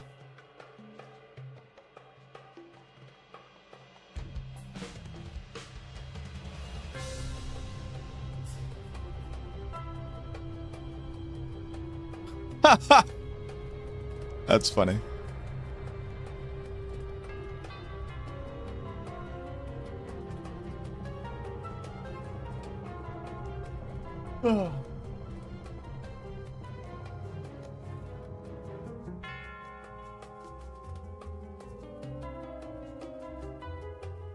Oh, that's awesome.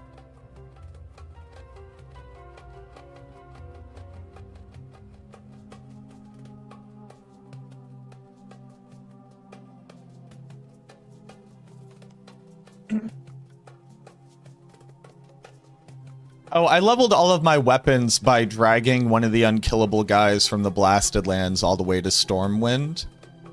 Have I told the... Alright, have I told the story of how many things I dragged to Stormwind as a player? Because I was a warlock and I could.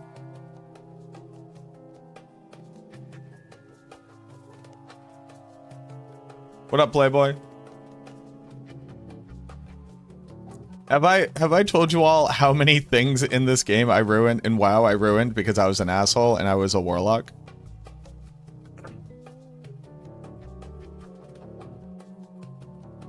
So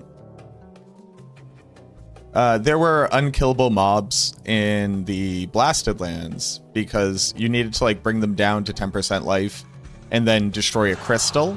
And if you didn't destroy the crystal... Yo, what up, Anacake? What's good? Thank you for the raid, friend. Welcome on in. Welcome on back. Welcome, everybody. My name is MacroBioBoi. We're going over the PTR patch notes, and we're mostly telling World of Warcraft war stories right now. So you walked into me explaining how I ruined somebody's Onyxia quest turn-in. I appreciate it, Anna. I hope you're excited. Yo, Monkey Luffy, thank you very much for... First off, Monkey Luffy 420 is a great name. Thank you very much for the gifted sub out to Anacake. Anacake is no longer a scrub lord. Thank you so much. Is winter finally coming? Winter's coming and I have strep throat, so I'm just sick.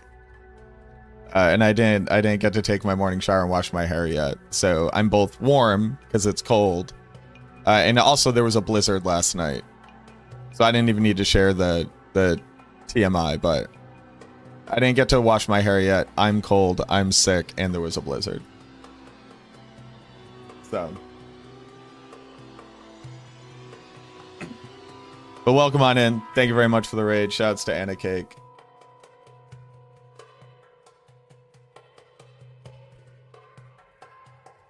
Go check out Anacake if you haven't already. Anna and I have gone to work together in the past. She's fantastic. Y'all should go check her out. So the story I was sharing in World of Warcraft, I played a warlock. Weird, right? And if you don't know me, I main Necromancer in Diablo 4. And I was playing my warlock, and there's a monster in the Blasted Lands that is unkillable. You get them down to like 10% life, they get dazed, and you're supposed to go destroy a little crystal, which lets you kill them. But if you never destroy the crystal, they can't be killed. And they are stuck at 10% life and walking. So if you're playing on a warlock where you have curses that last a long time, like Curse of Agony, you can just cast it on them, and as long as you don't run too far away, they'll just walk behind you forever. So you put a soul stone on, and then you spend like an hour or two walking this monster from the Blasted Lands all the way to Stormwind, because you're playing on the Alliance. And maybe you walk this monster all the way to the throne room, which is where, you know, the prince is, as well as the turn-in for Onyxia.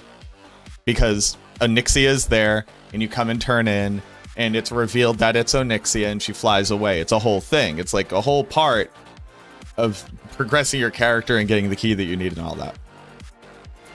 But it turns out,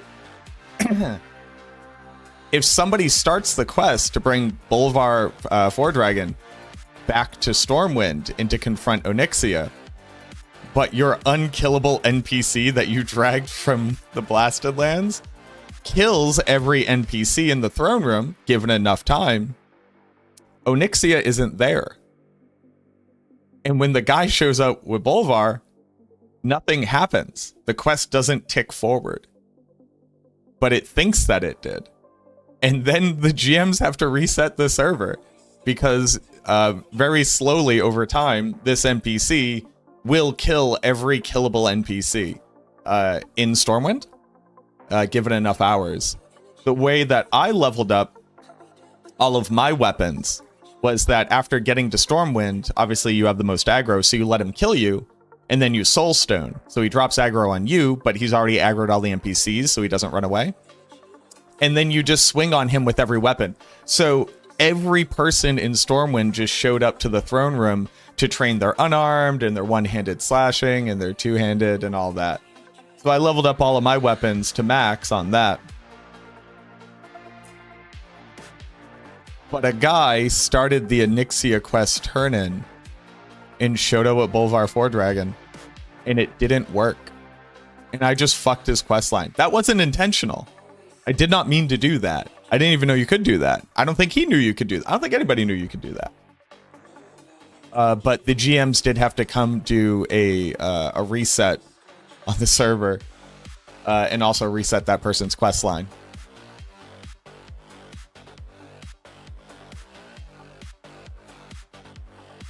I also pulled Doomlord Kazak Doomlord Kazak was a lot harder, because that man will kill you. So it was like a lot of bandaging and healing and making cookies and kiting and sacrificing my Voidwalker to gain the barrier. And then I did pull Doomlord Kazak to Stormwind, and then he did promptly kill everybody in Stormwind 1,000 times over. That one was fun. That one kicked ass. I'm sorry. But that one was fun. I liked that one a lot.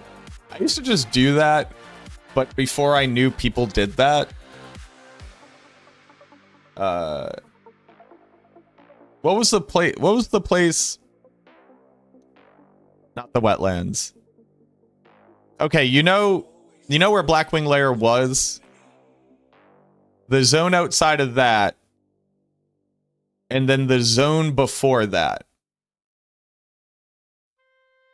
What was that one?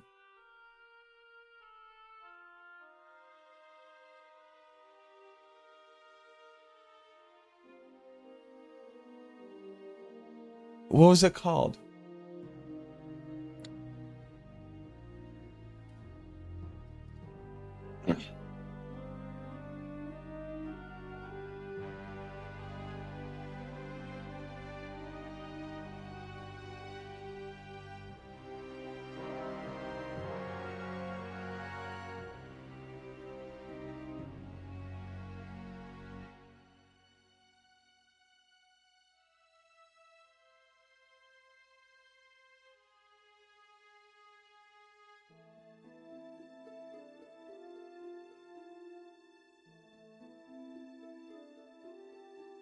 It's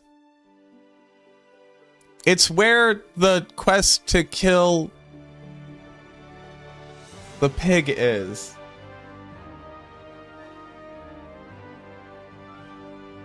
And you give a lady a bouquet of flowers. And there's like an orc stronghold there. No, so it's... So the mountain where like Molten Core and Blackwing Lair and everything is, the zone below that full of dragons. And then the zone below that.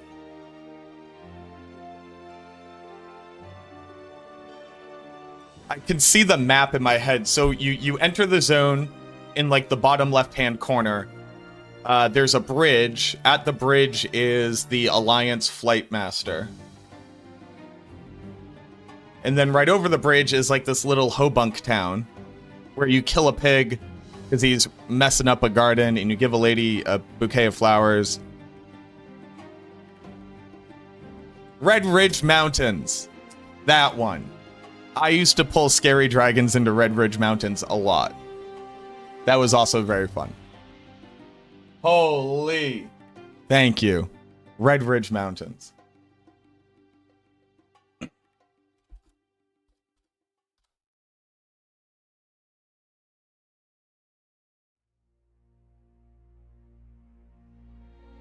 Yeah, you enter from here, and you come up here, and here's the Flight Master, and here's Lakeshire, and there's a little piggy right here.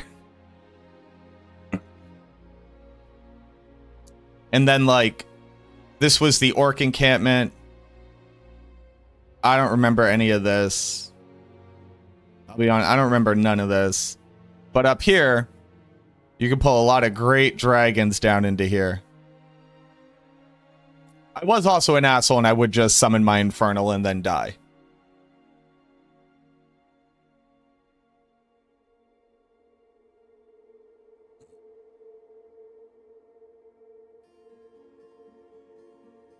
Ugh.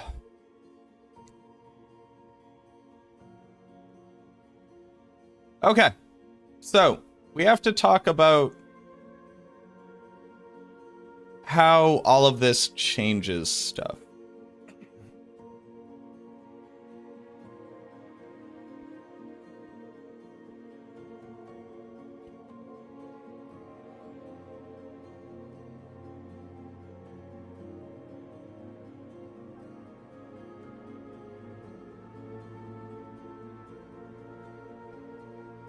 All right, it's time to make a data sheet.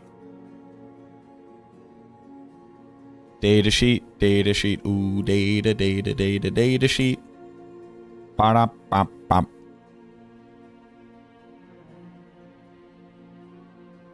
Data sheet, ooh, data sheet. Bum, bum, bum, bum.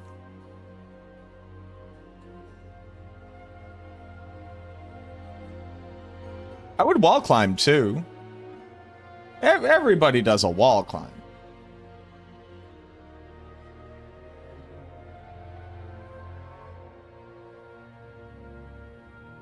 Like you would get underneath Stormwind by jumping. So it was right near the auction house. No, it was right near, well, yeah. Well, it's between the auction house and the bank. That hallway that leads away where you get to like the canal. You could jump up onto this wall on one of the lighting sconces and then jump over to the other side, get up into the lighting sconce, which had a corner with like a little overpass, and you could clip into there and go under Stormwind. Ooh, data sheet. Womp, womp, womp, womp.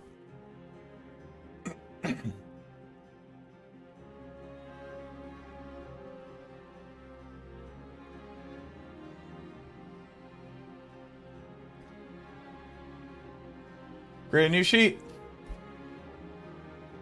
Season 11 analysis.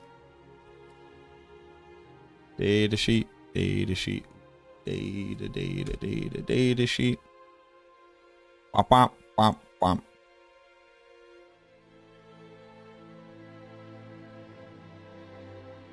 Didn't I do this? Hold on.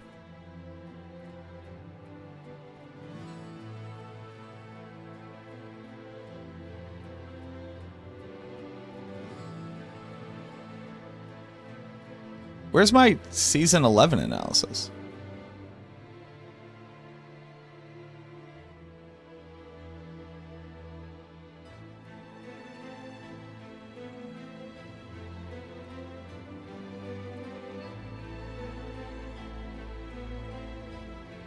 Where's my season 11 analysis?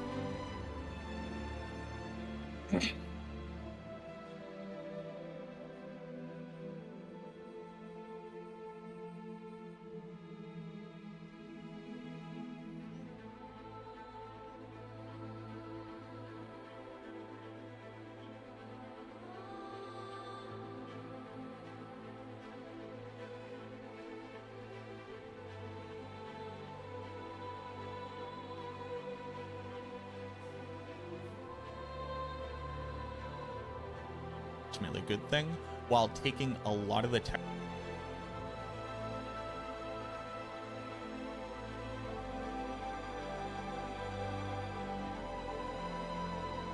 By the way, if you've never seen, I try to reply to every single comment whenever I can.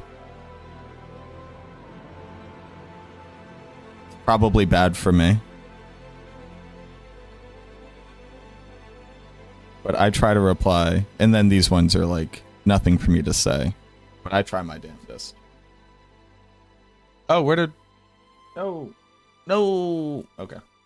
Well, I can't find my analysis. Unless I did it on like a different account by accident. Hold on.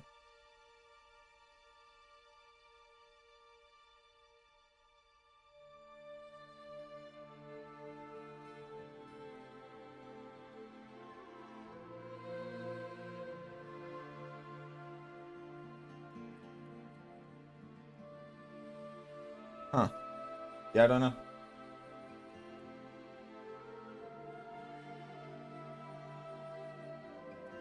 Alright. I'll get rid of all this.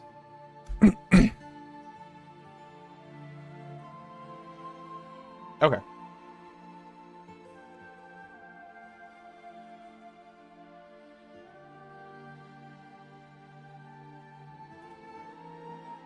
Omen from the Lunar Festival all the way to Orgrimmar. Huge. Soon the patch notes change some stuff. They do. Yes. Spreadsheets, ooh, spreadsheets. Ba-dum-bum-bum. There we go. All right, let's start doing some math. Let's go to Season 10. Live Season 10. And let's look at how this works.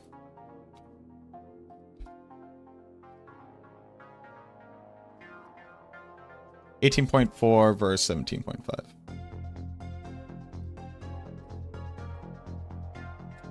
5% increase per masterwork, right? We already knew this. For 12 is 25. 25. Hold on.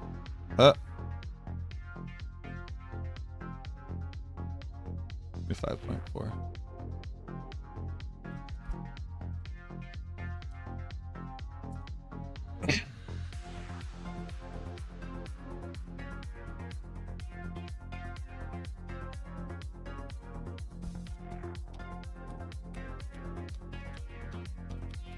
Right, because it's 9. But if we add the GA, 34.1.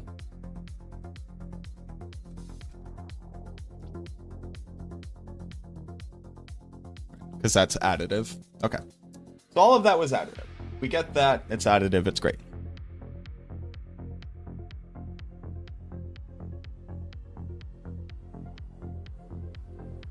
That's probably the issue, MWA, yeah. So, that's how all that works. These Masterwork crits add on 25, right? 38.5. This is a total of 120.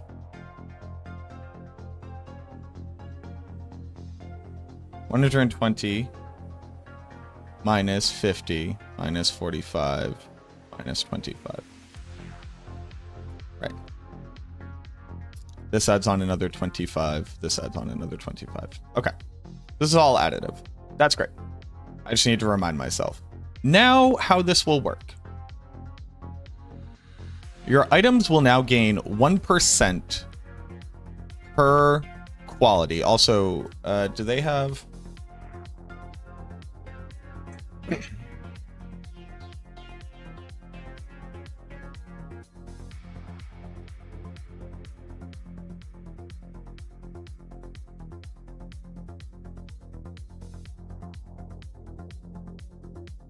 Upgrades an affix by 50%.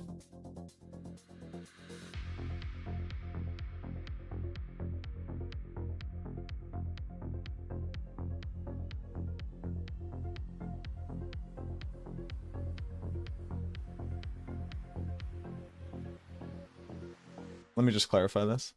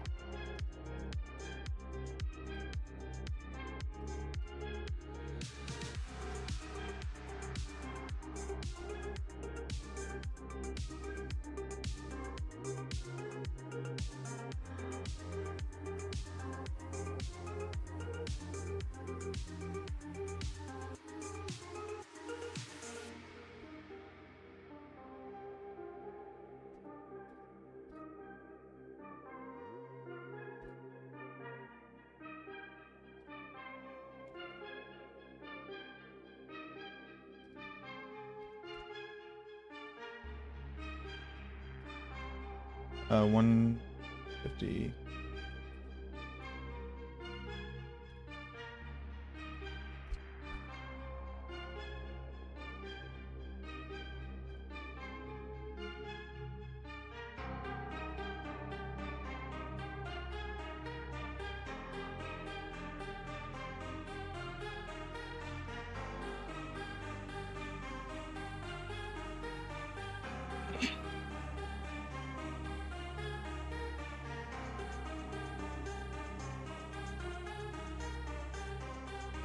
I just want to make sure I understand the math properly.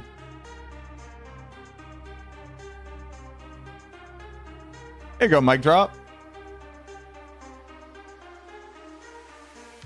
So, here's my understanding. Let's say you have an affix. In this regard, it's Ring of Starless Skies, and it's 17.5% attack speed. So, base, 17.5. That's not that. 17.5.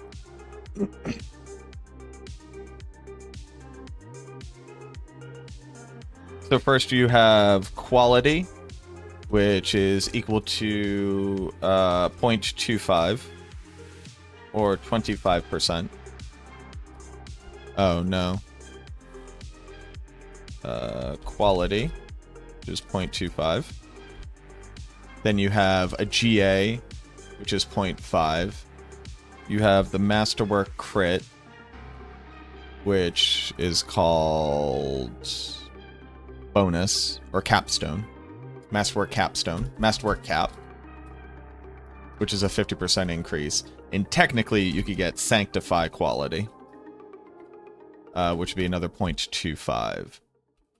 So total bonus is equal to the sum of these. So final value is equal to this multiplied by 1 plus this. So if you get up to 25% quality, you have a GA on the stat, you Masterwork cap it, and you get a Sanctify quality. It gets up to 43.5. If not, if you don't get the Sanctify quality, it gets up to 39.35, which is basically like having a GA with a single Masterwork crit on it from before.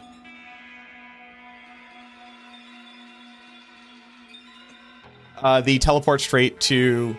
So it's a combination of me and Ava and Icy Troll asking for it, I believe. Also, like, the developers understand that making the game better for people makes the game better for people, and other people test the game too. I do just get to personally DM the person who I know works on that and ask them very nicely for things. And sometimes they help me. But no, it is not strictly me.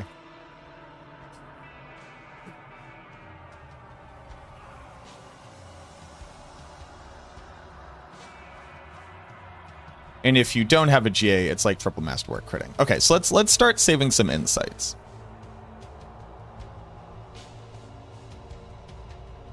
Analysis. Takeaways. Also, let's stop flashbanging the people, please. Thank you.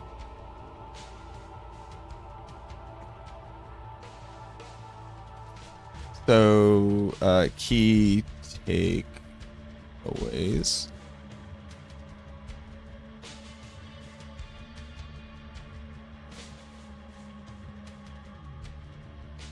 New potential for affixes is roughly equal to old 12 out of 12 with GA and 1 Masterwork crit, or no GA with 3x crits.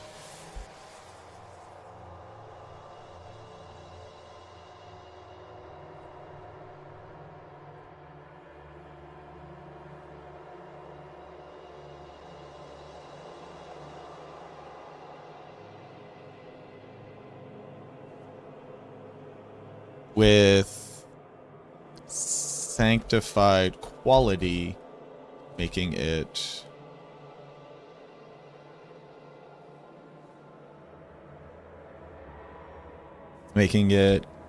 equal to old 12 out of 12 with GA and 2 Masterwork crits. Okay.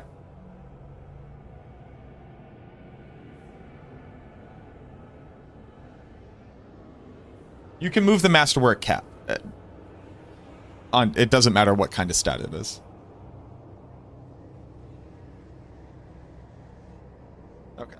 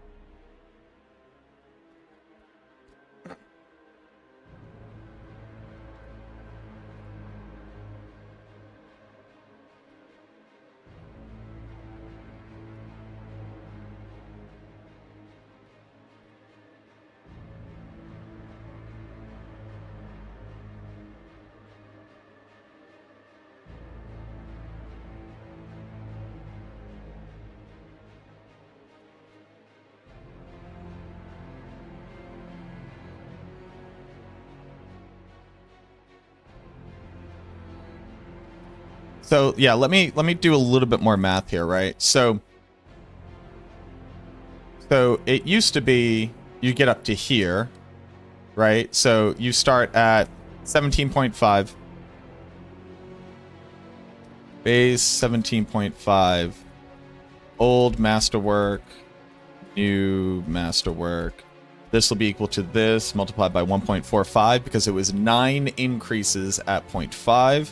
Whereas this one is this multiplied by 1.25, which is total masterworking. So this is equal to 86%. 86% of their previous 12 out of 12 non-crit affix strength.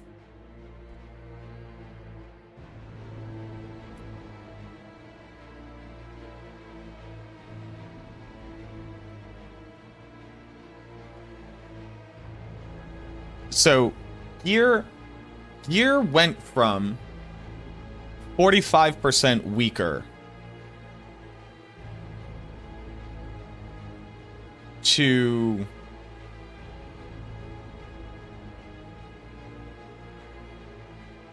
what is the difference here?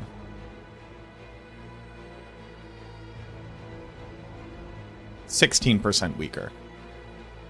So gear is 16% weaker than it was in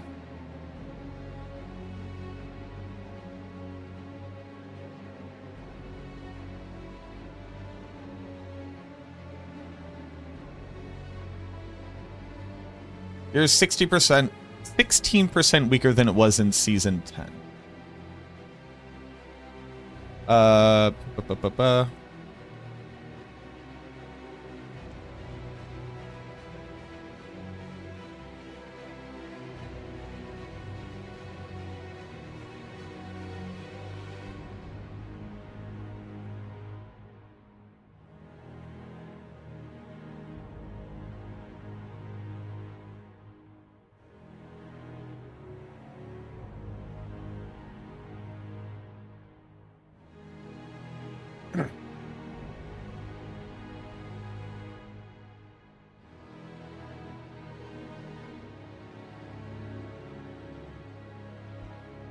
And PTR.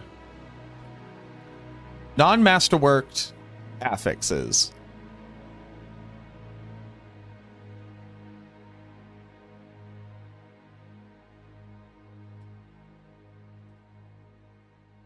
Non-masterwork capstone affixes are 16% weaker than Season 10. 25% stronger than PTR.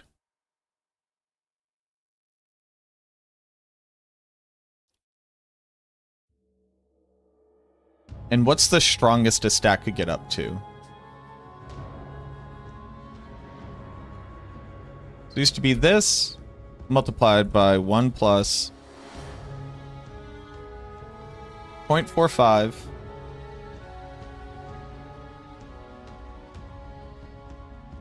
plus 0.75.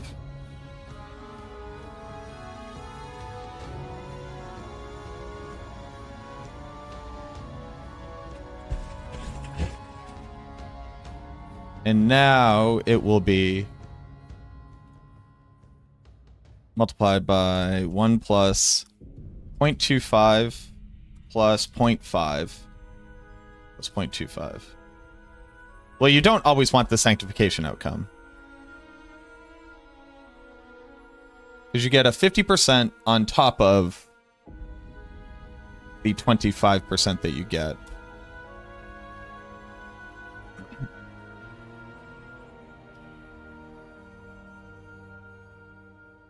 So the strongest outcome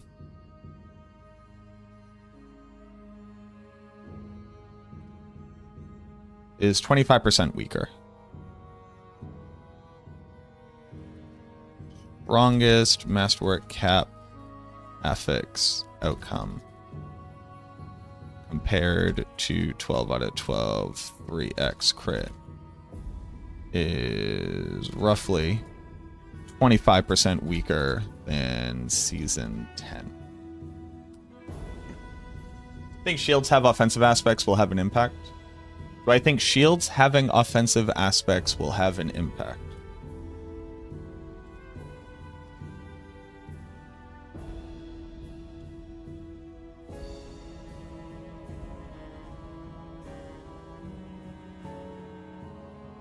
What am I looking at?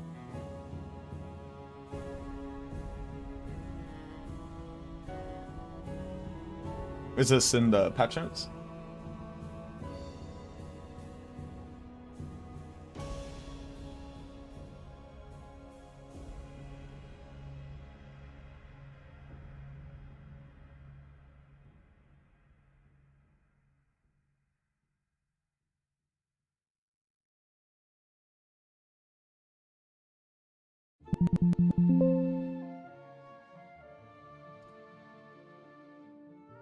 Oh, haha. Offensive aspects can now appear on shields. Do I think that changes anything? Not really. Shields are weaker than...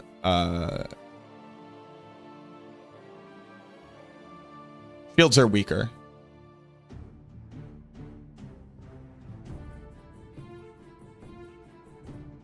Shields can have offensive aspects.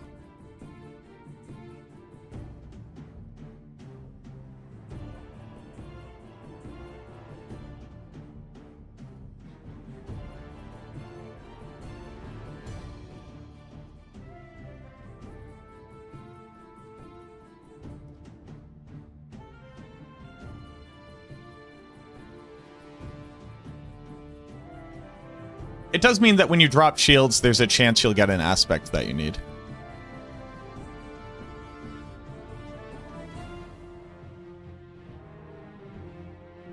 Biblically accurate angel.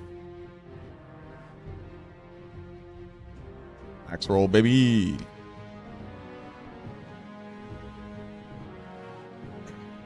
Right at the top.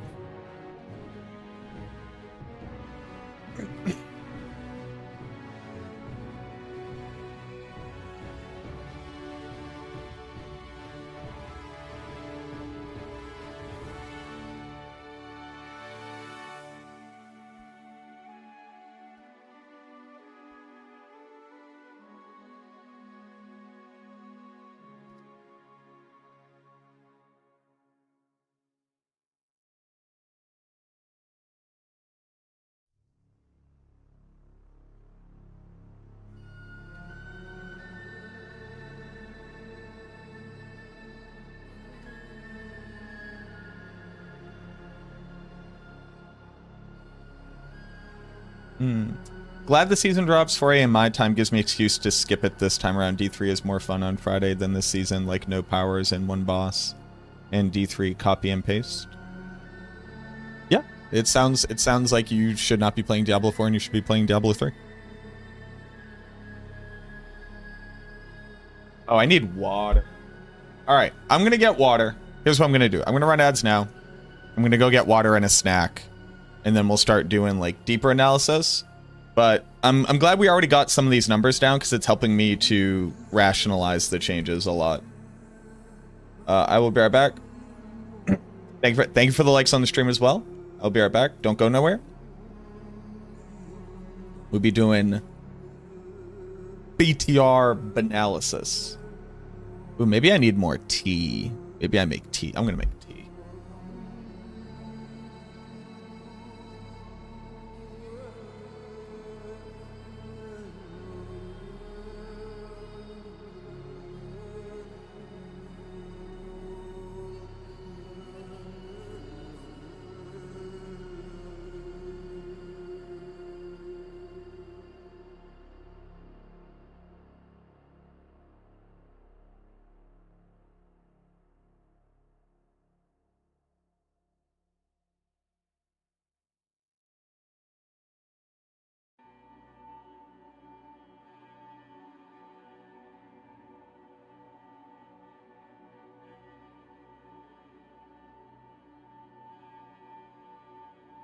To understand how things are up here.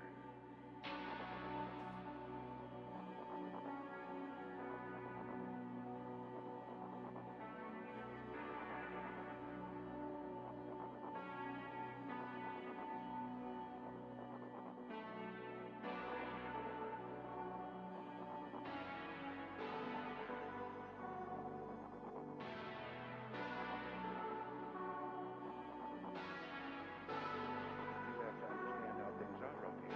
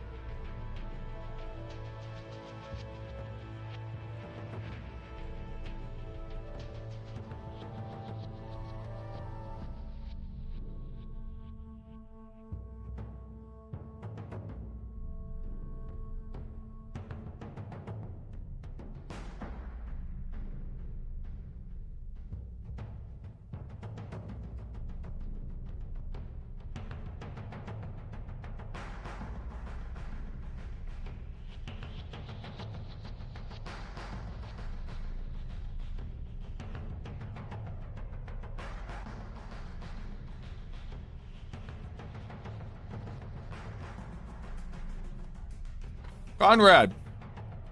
Thank you for the follow.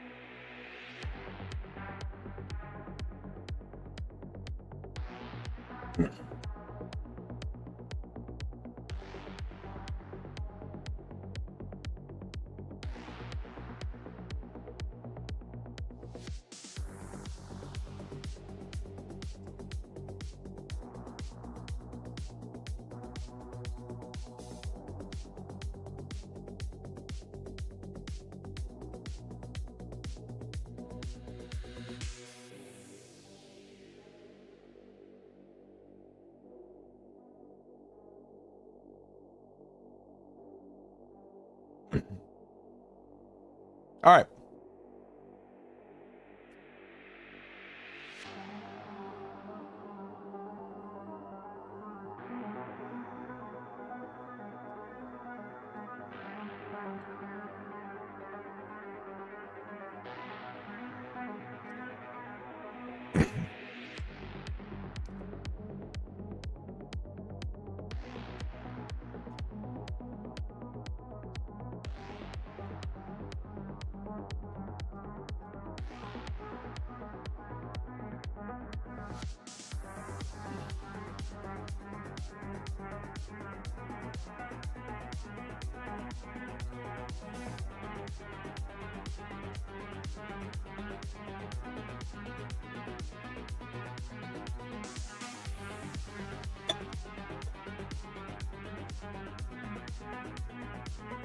All right.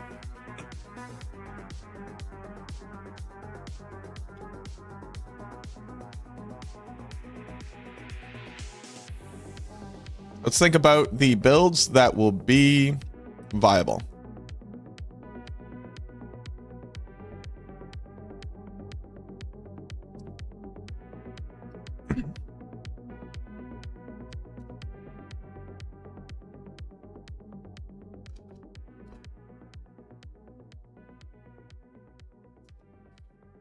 Goodbye, Shattered Spirit. Goodbye, Bone Storm.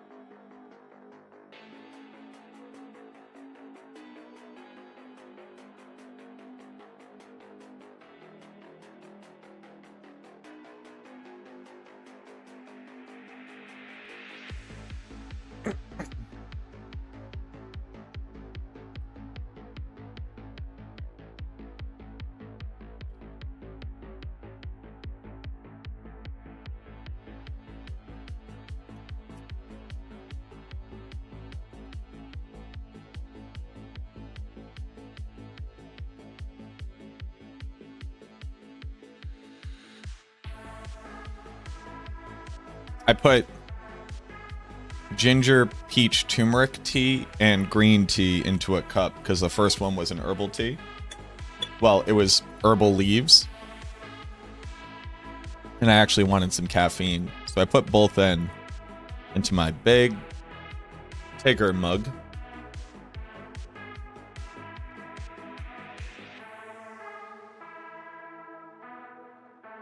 The character Tigger was just made for white people to feel uncomfortable while talking about it on stream, I'm pretty sure.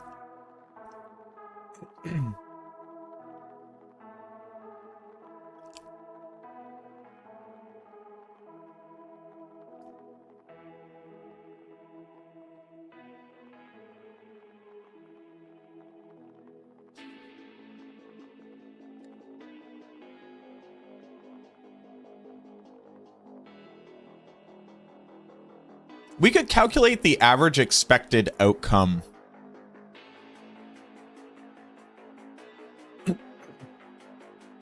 Like the average value sanctification adds to your character.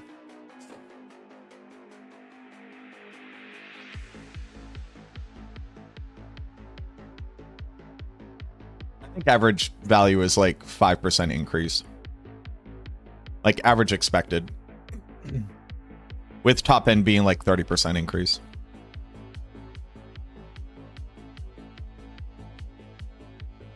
Oh, we also have to look at weapons.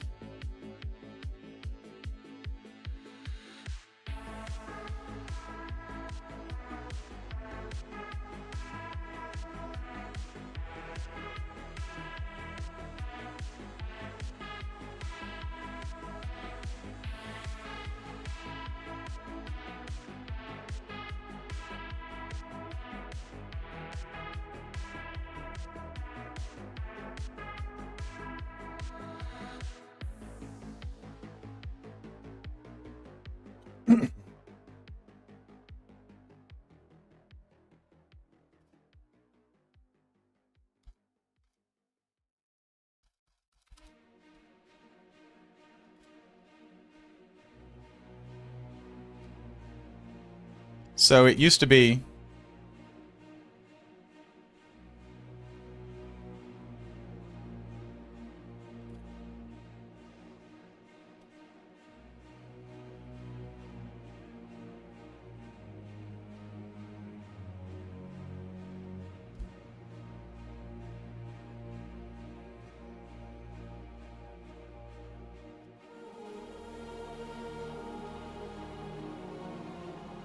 so weapons are now 4.2% stronger.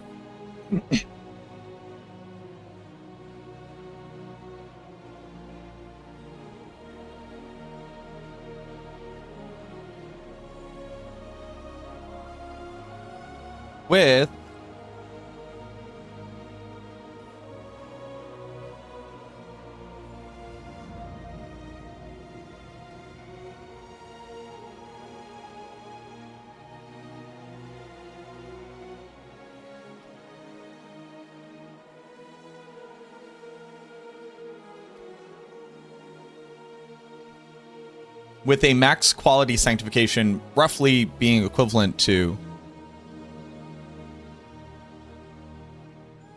20% increase.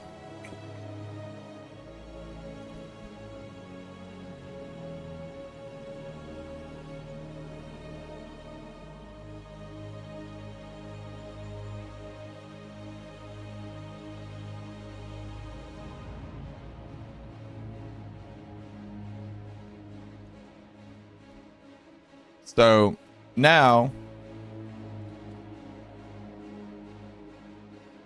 if they announced quality would go to 25, they did.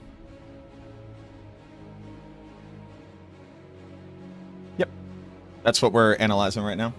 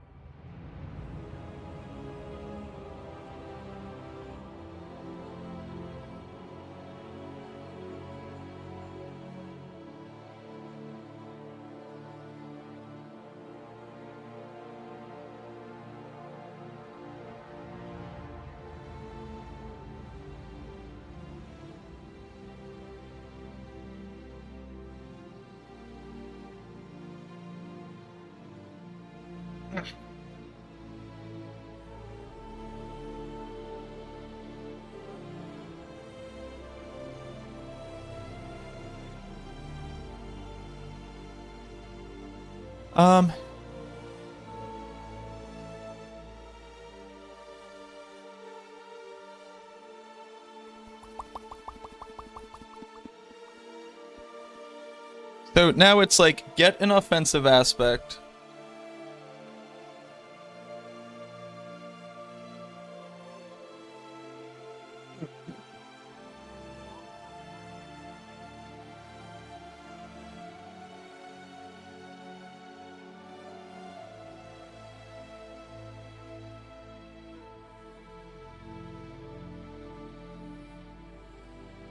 But yeah, moving on to season ranks, the new feature we added in the PTR.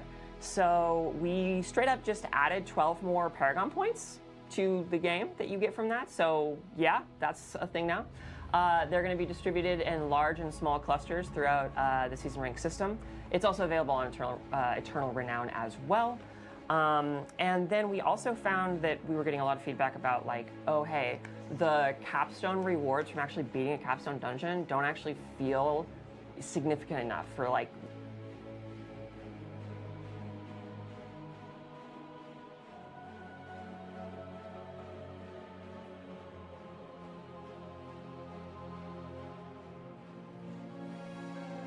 Bloody sacrifice slam on a weapon.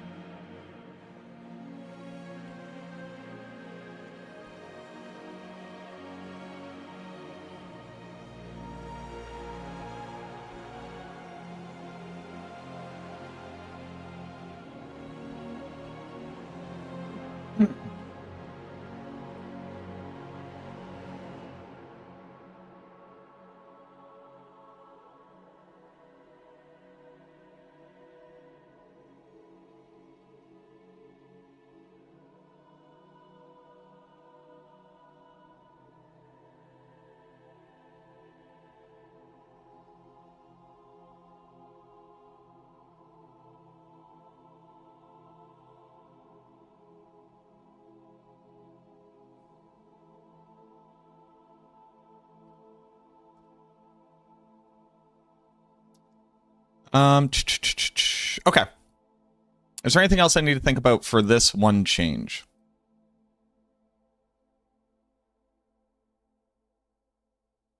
Oh, we got to think about builds that exist. So Sever will still exist, Blade will still exist, Bloodwave will still exist, Shadowblight will, Affliction will, Corpse Explosion will, Bone Spear will. Bone Spirit will now be Bone Spirit again.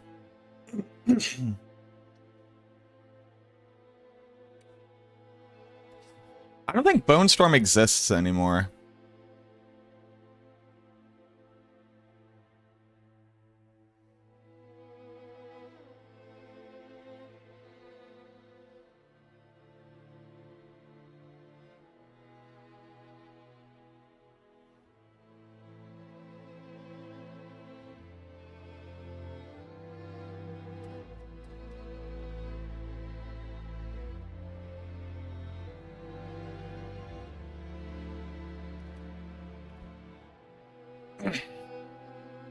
What would Bone Storm even look like? A bad build? Yeah.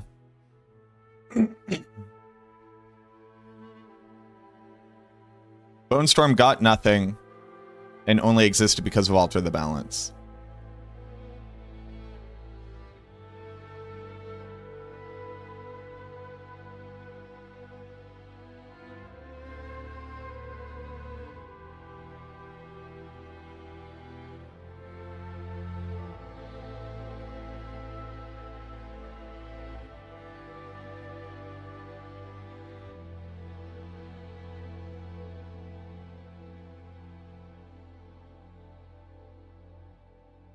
What did I write? Affixes that are just unfun.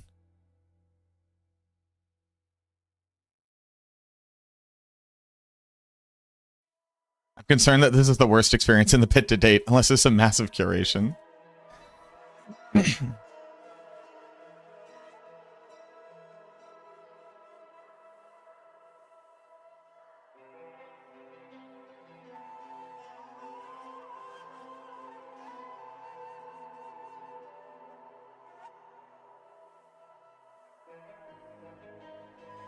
Okay.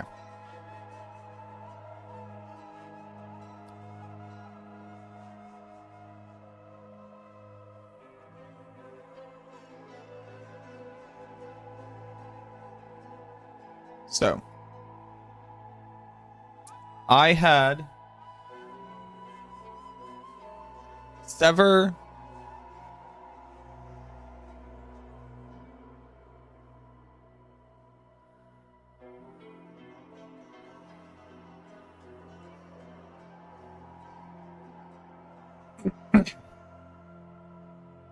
I had Sever clearing 87. Okay. Colin said, I guess I'm just gonna put like a Colin buff here. Colin tier buff to 7.5.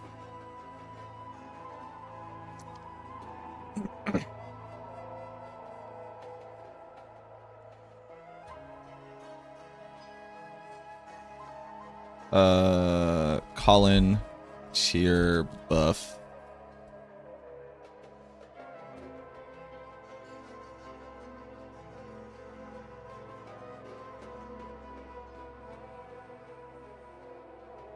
Plus 7.5.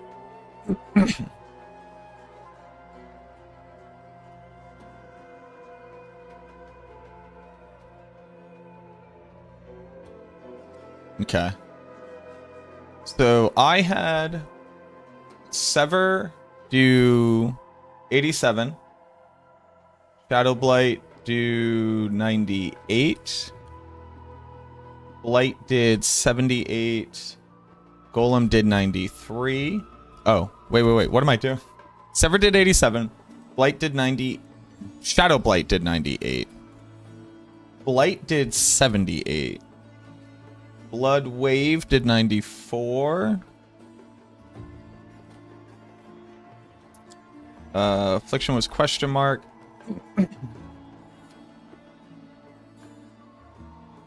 Corpse Explosion did like 70.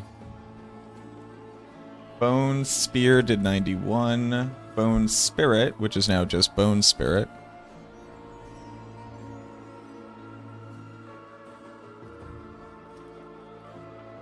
Bone Spirit.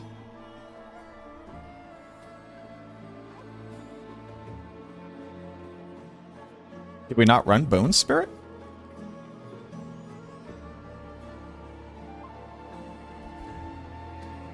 Bone Storm doesn't exist anymore.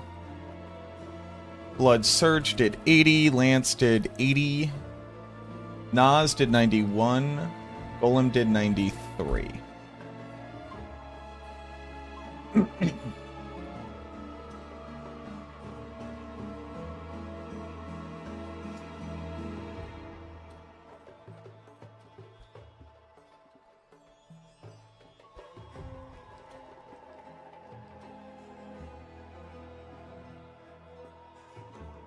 What up, Joe Breeze? Tried PH2 last night, never go back to normal D2. You can't. It's a great game.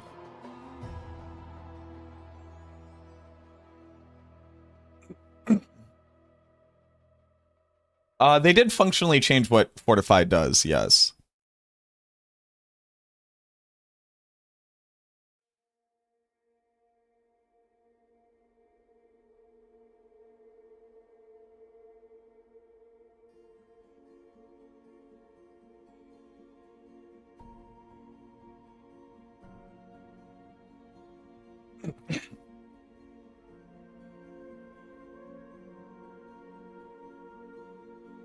Why are we saying that Shattered Spirit isn't a build anymore? Because it's not. Like, you can do it, it's just going to be significantly worse.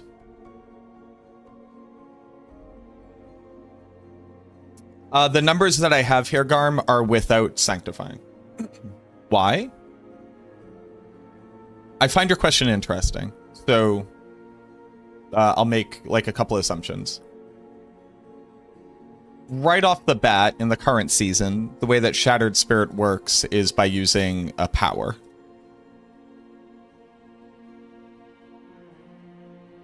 And keeping in mind that Bone Spirit itself is also a very strong build. But Shattered Spirit is running off of two very big things. Unstable power, which doubles its damage and makes it auto overpower, a thing that it can't typically do. And then also Brain over Bronze, which is a 2.25 multiplier for overpowering. So this alone, something that that it can't normally gain access to, is a 2, a 2.25, and a 1.5. This is equal to 2 multiplied by 2.25 multiplied by 1.5. So right now, Shattered Spirit is doing 575% of the base damage that it won't be able to do. So losing out on a 6.75 multi is like obviously very large, right? The log of that number divided by the log. So this will be equal to a log of this divided by the log of 1.21. So that's 10 pit tiers that it loses just from not having access to this.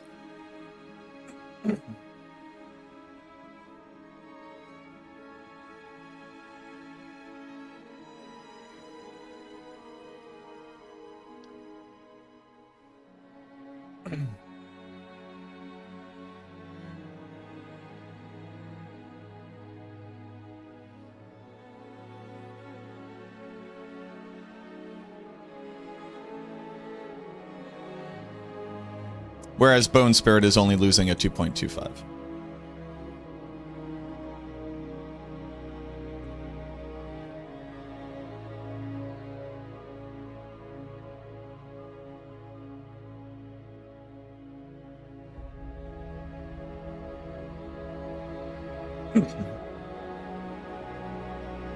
Will the Iron Golem?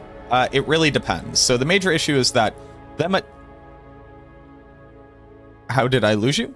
So it has a 2 times multi, and a 2.25 multi, and a 1.5 multi. So Brain over Bronze is a 2.25. Unstable Power is a 2 times multi, and makes it overpower, a thing which it can't typically do. Like, you can't make it overpower on demand.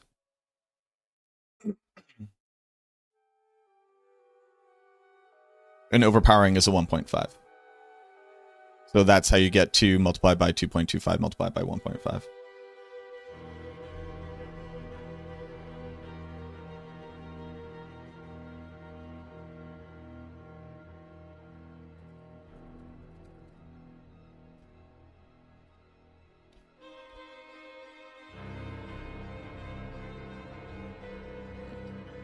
Excuse me.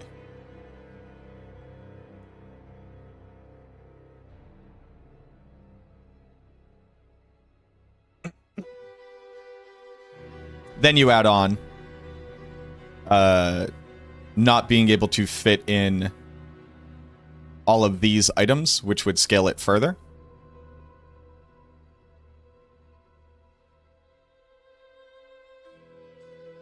Like, you don't get to run another aspect. You would have to run Devotee down here. You would have to run Pain Gorgers here. You would regain Air Perdition. Obviously, we don't have Lidless Wall, but everything is losing Lidless Wall. And then obviously you can't fit in Crown of Lucian. And then base items like this are also weaker than they were before.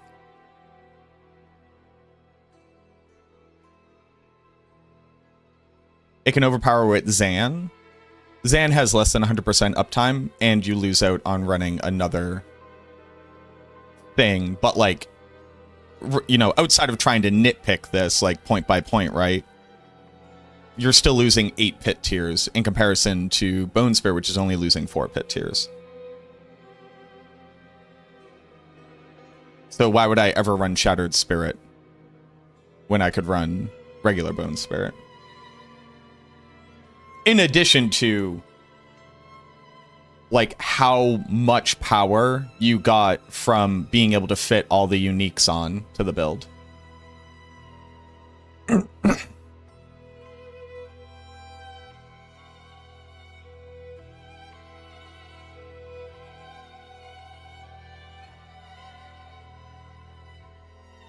Like, to me, the argument here isn't defend why Shattered Spirit is getting weaker. it's defend why you would believe that Shattered Spirit would still be viable in comparison.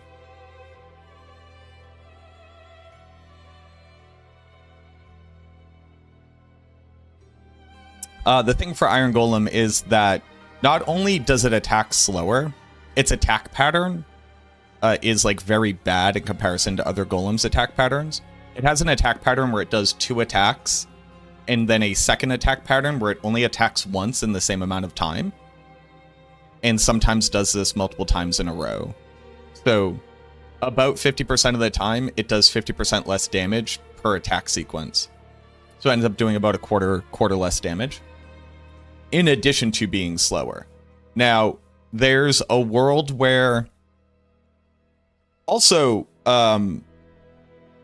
they also made it so that one attack pattern is a single attack pattern. So golems are also just going to be worse at triggering men down, which is like hard to calculate.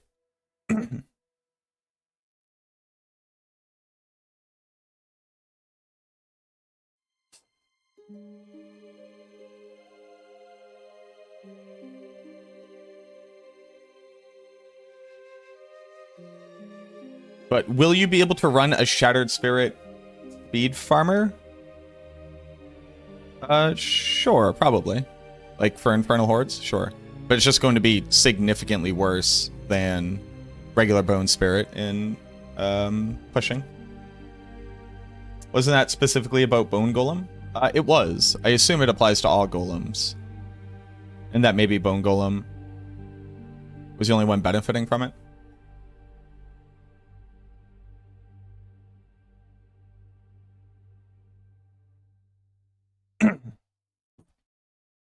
But Blood Golem was always the winner because Golem activation is so fast. And Bone Golem doesn't do damage with its activation, but Blood Golem does. Bone Golem was the best for Mendeln procs. But if you like average out how much damage you're getting from Mendeln versus how much damage you're getting from the activations and how bad your Golem is at doing stuff, if you're not activating the Golem all the time, Bone Golem was significantly better. If you are trying to activate the Golem for damage, Blood Golem was better. Although Iron Golem's base activation is faster. It's like 6 seconds in comparison to 10 seconds. But basically, we just have to walk in and test it. I don't see a world where you don't just run 3 Blood Golems because they get a 3x multi against single target and a 50% multi across the board. But like, what can you do?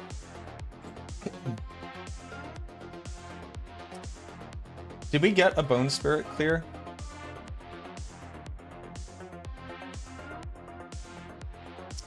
I'm gonna put Bone Spirit. I'm gonna guess 90. And for Affliction, I'm going to guess 75. These are guesses.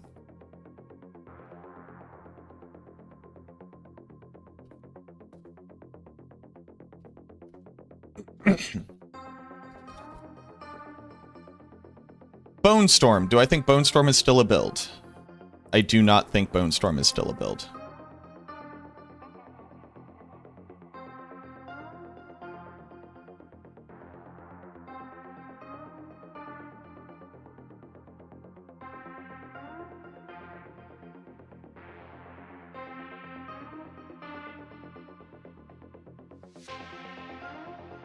Iron won't be a viable option. I did not say that. In fact, the exact thing that I said was that we need to test it in the game.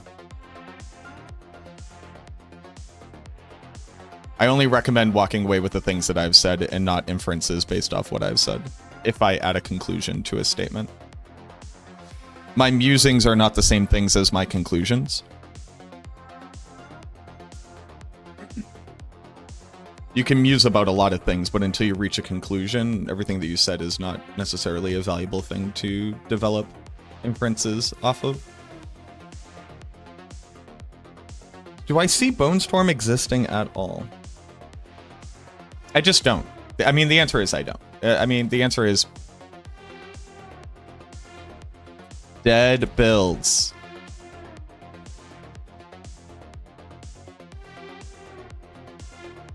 Bone Storm. Shattered Spirit. We're pushing. Still fine for speed farming. Easy Shadow Blight. Basically still the same build. But less AoE.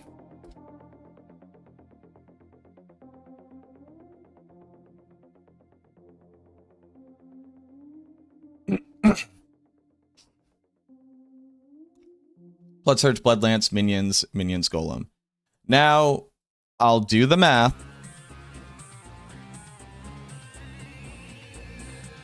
For Army of the Dead. Because only having to eat 7 corpses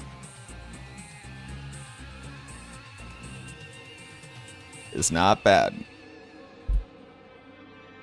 30% per soul. 25 to 30. 20 souls. So it used to be 500. Now it's 600. So it's 7 divided by 6.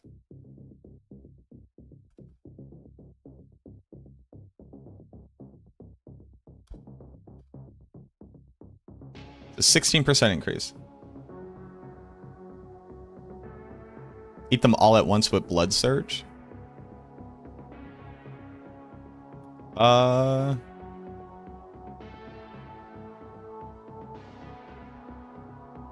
You can do that. I think, like, Army of the Dead is already not a viable build because it doesn't have enough multipliers. Choosing to lose another multiplier to not have to click as many buttons is not worth it in my mind. I'll see a lot of people being like, well, Kruor's Embrace will eat the corpses, and then that deals with that part of it. And I go, but it also loses more than a 50% damage multiplier, so you're doing nearly half as much damage just by using that one item. You changed Diablo? I changed Diablo? I ruined Diablo. I'm the reason why Diablo isn't fun. So it's a 16% buff from this change.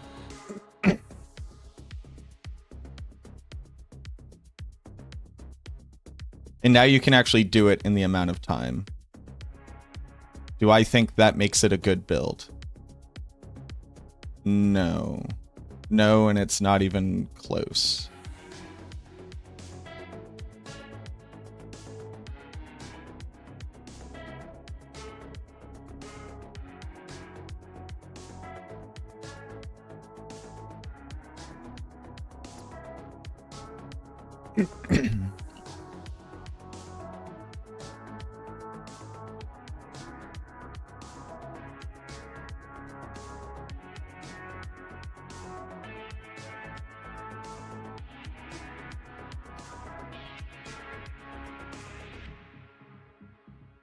Do they count it? No, it's not summon damage. It is a multiplier to Army of the Dead's damage.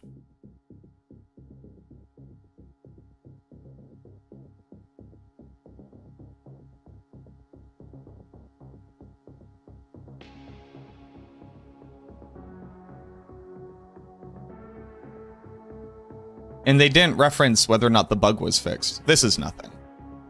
Army of the Dead is nothing. Okay, so what other skills do we have? Basic skill builds are all back in the trash, yes. I'll put Corpse Explosion back up there, because it gained a new multiplier.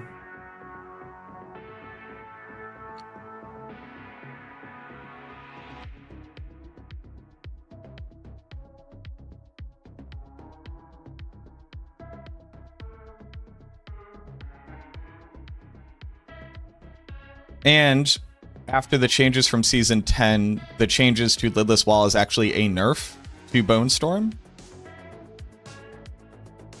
That's cool, man. Okay, those are all the builds that you can do. Those are all the builds. So let's start doing analysis.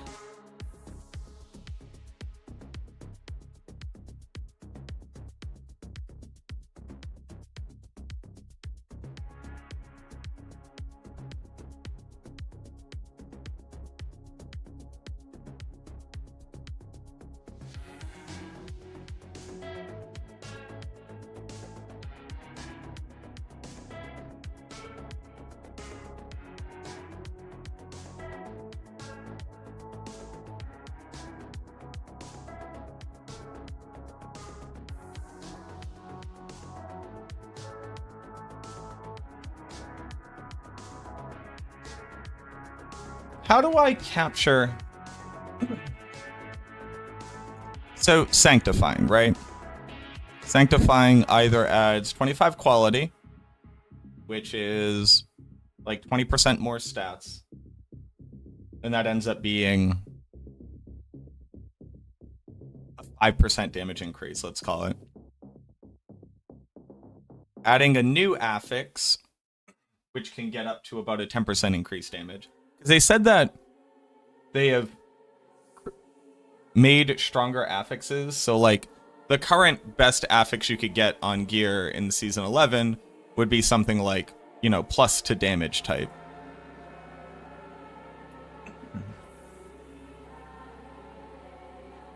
So let's say this goes up to 10. Maybe intelligence goes up to 10%. Intelligence is like a 4% increase in damage. Plus 2 to all skills, depending on the skill, ends up being like another like 6% increased damage, something like that. So the quality increase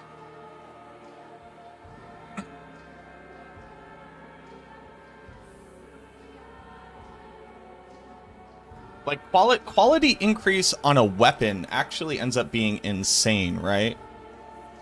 Because it's a 20% increase to the base weapon damage, and then it's also another 20% increase to the stats on it, which is where you typically get a lot of your additive and intelligence. And it's another 20% increase to the chance for your skill to deal double damage.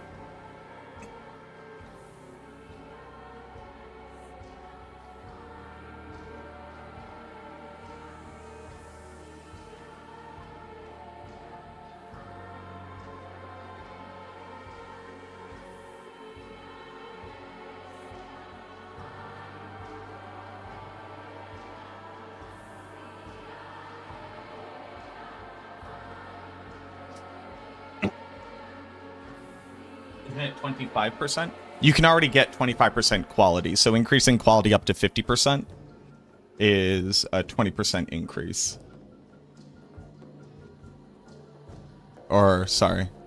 So the difference in what it would get up to versus what it will. So here, this is your base weapon damage.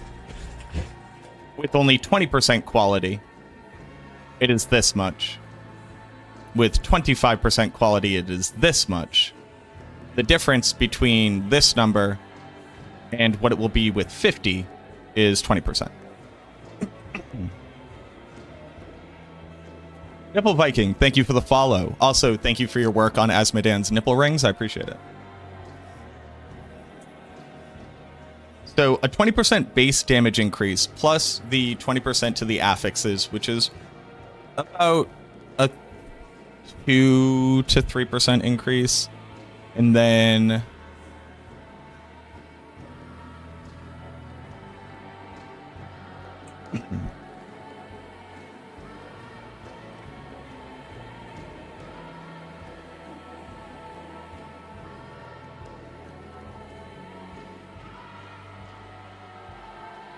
this is 50, so 75.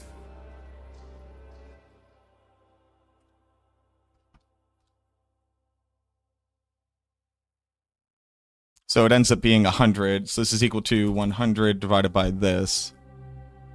So it's a 14% increase multiplied by 1.2 2 do this, multiply by 1.04. So getting quality on a weapon is about a 42% multiplier.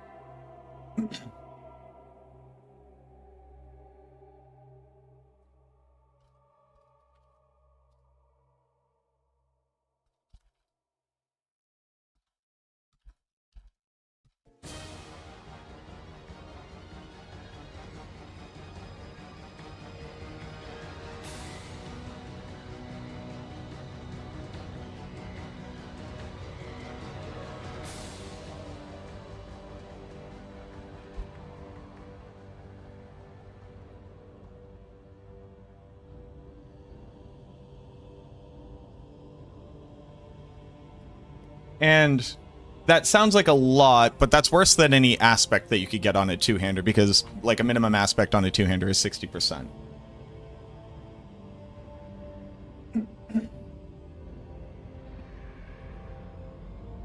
So how do I get this?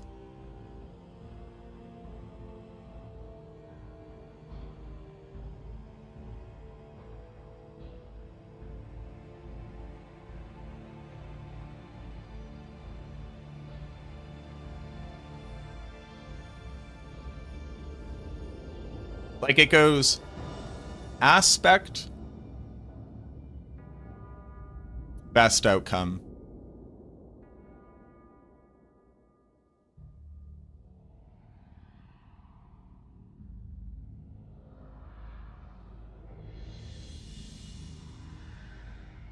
Is quality better than the 10% multi?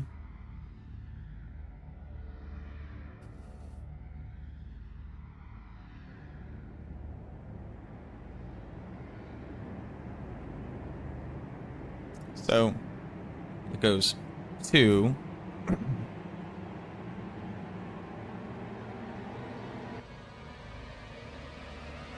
That's with everything is a 4.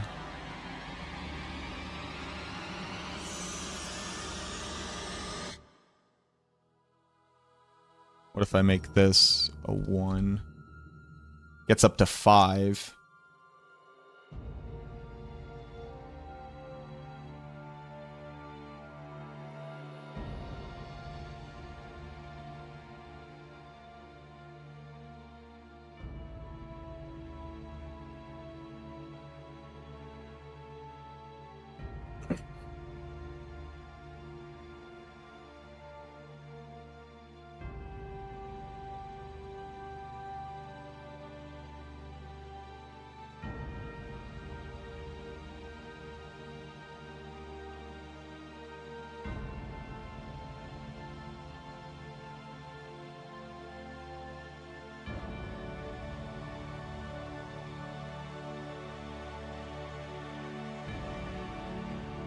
So if you have 3 passives and they're all at 2,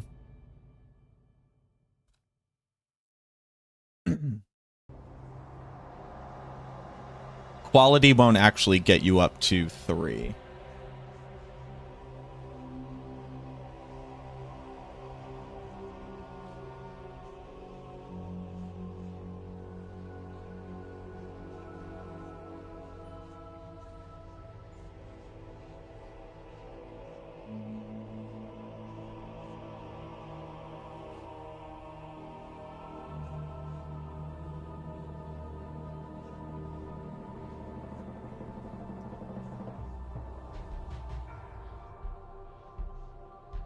How do I calculate this? Like, getting your quality all the way up won't go from 2 to 3, right?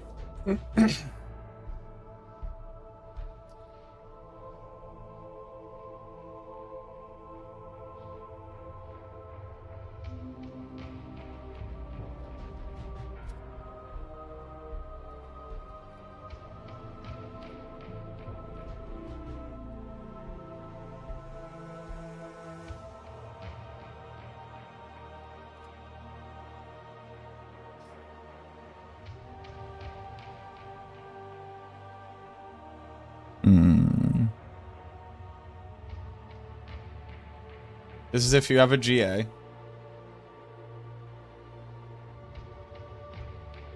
This is if you have the sanctification quality. This is if you masterwork cap it. And the other ones get +1.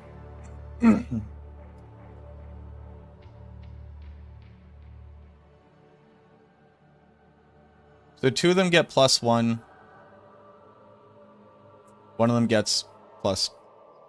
I mean, it's 3 +1s. So that's stronger than a 10%. So on an amulet it is. On other gear pieces it isn't. So it goes new aspect, quality on a strong enough amulet, multipliers, other sanctified stats, sometimes, a GA,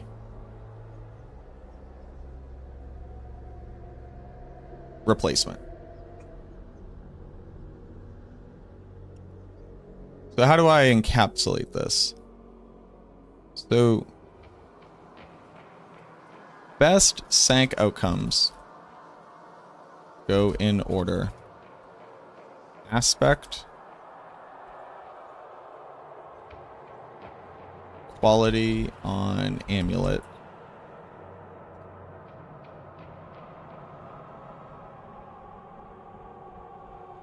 damage multi affix,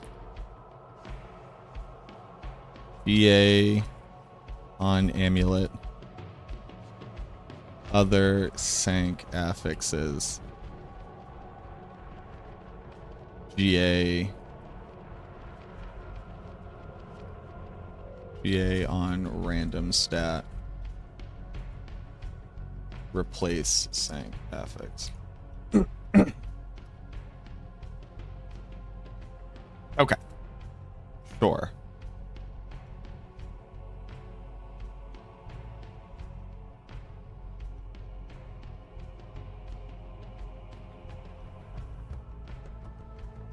So for analysis, we have sank. So we have masterwork quality is just a 20% increase in damage. Across the board.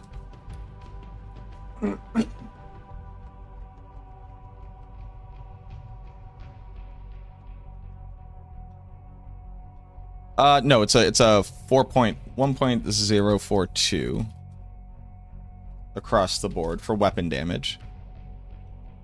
So a little bit more than that. So let's call it a 1.06 actually. No, it's got to be more than that. This is equal, I'm going to call it like a 10% increase. 10 to 20%. I'm going to call it 15%. 1.5. I'm going to call it a 15% damage increase across the board. Masterwork quality on weapons alone is a 1.04 multi. Just from base damage. And then is roughly a 10 to 20% increase due to more stats and defensives than in the PTR. That's kind of the best I can do with that. So I'm going to call it a 15% multi, kind of across the board.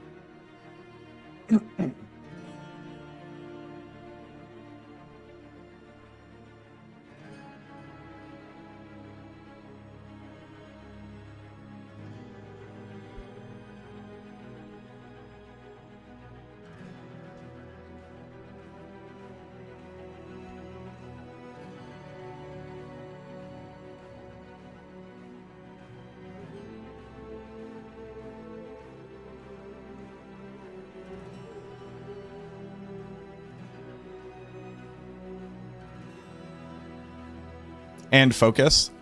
So I'm looking at it on a two-handed weapon. The only place where it's not the full 4% increase, no, actually it doesn't matter. Yeah, it's a 4% increase across the board. Base weapon damage will now be 4.2% higher than it was previously.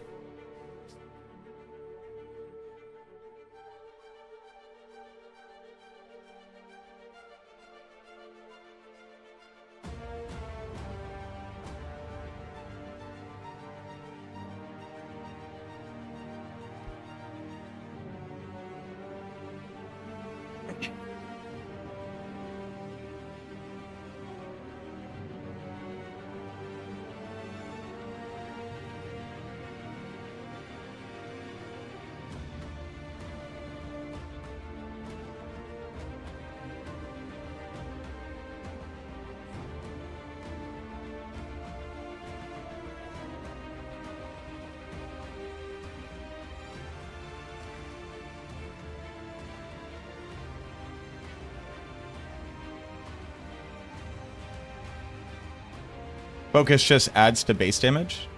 Yes. Yeah.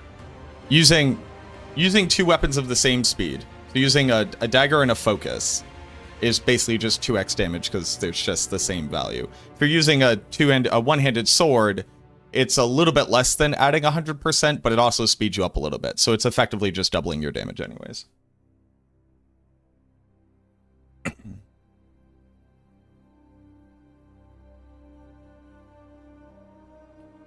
But it doesn't matter. It doesn't matter how we do this math.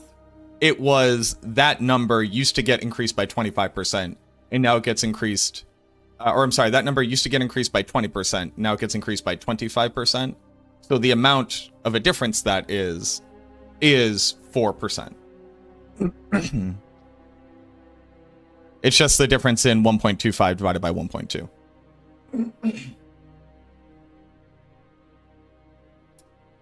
What does the patch notes mean? Now it has 21 ranks up from 16. It used to be...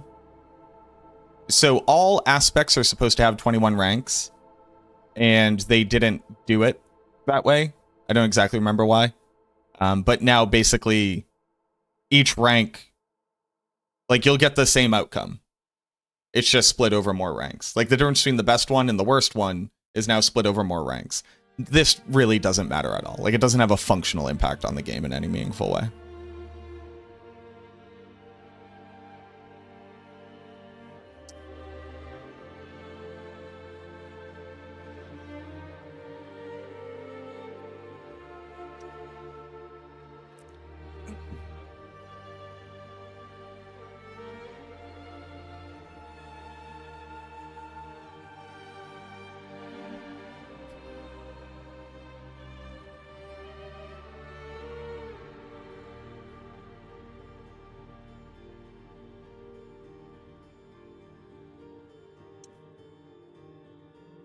For same base, you'll have to hit that sanctification twice. Sure. Yep. That is accurate.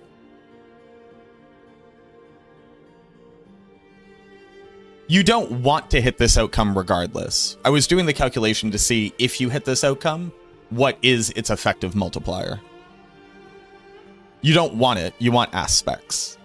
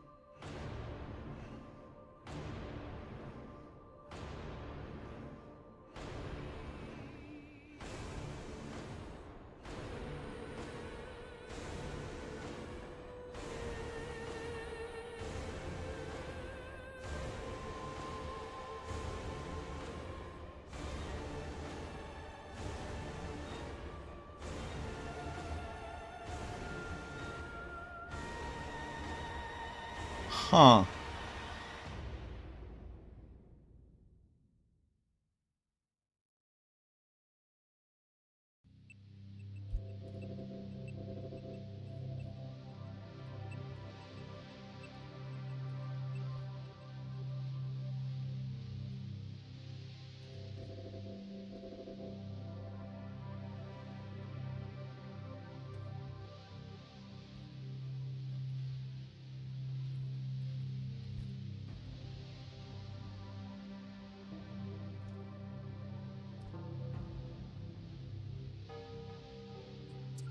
Huh.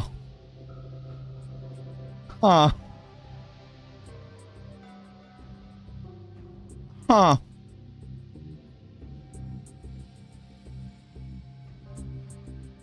Huh.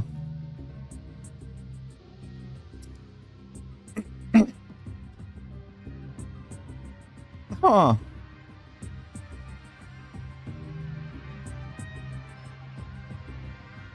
This is a mace. This is a polearm.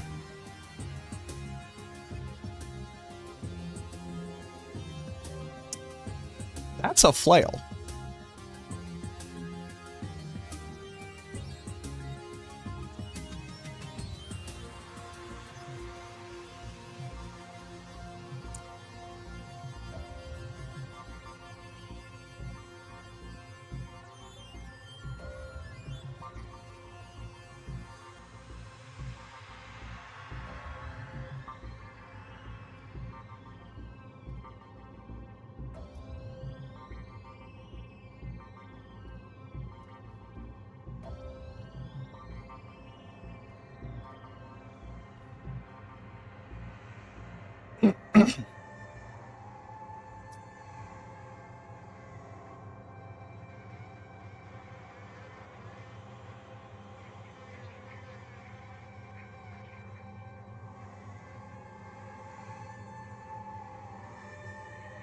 Could...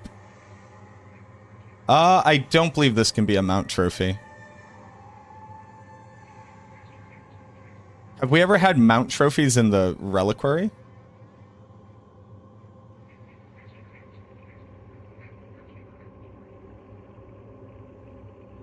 Huh. It could be a really cool sensor.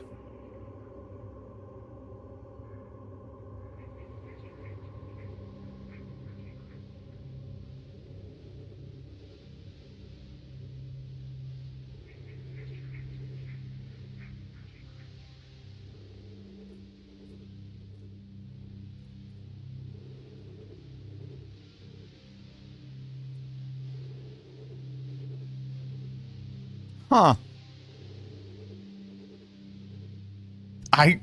Huh.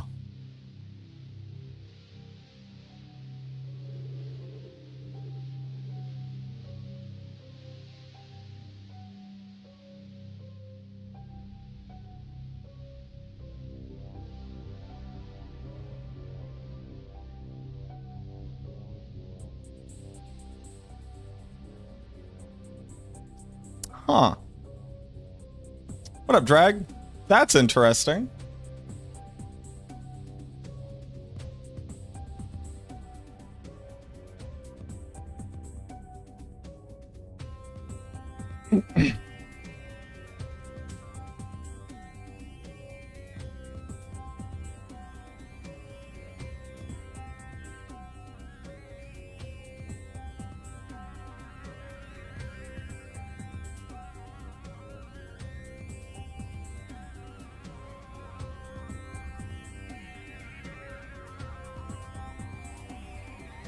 Huh.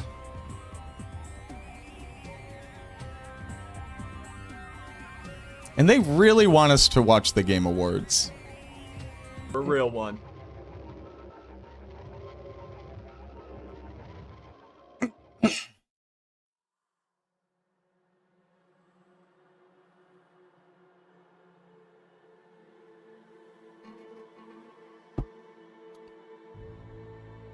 lot of interesting stuff happening. And who knows?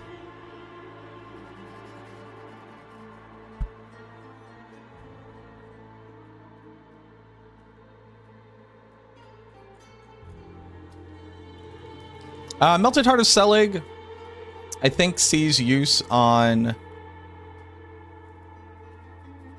Oh, now that we can get more max resource. Bone Spirit's gonna fuck.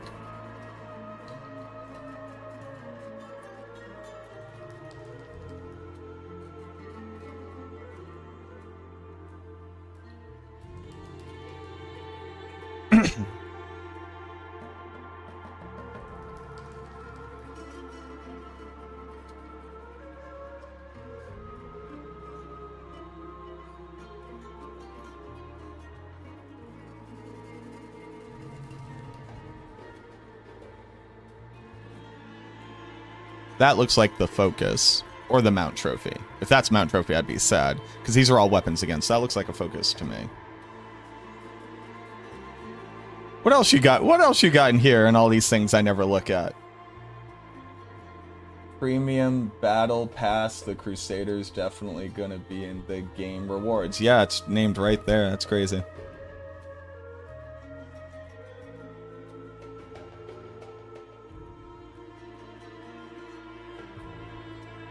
Beasts.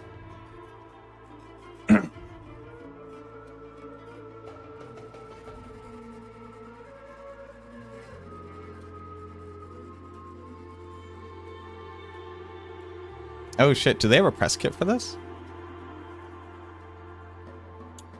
Hold on.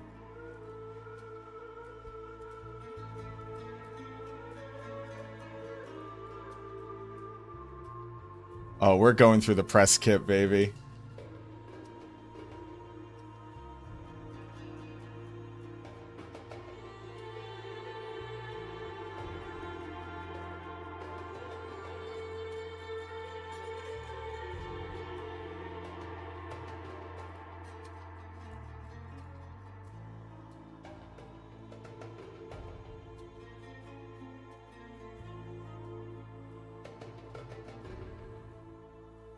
There's just a Crusader hanging out in here.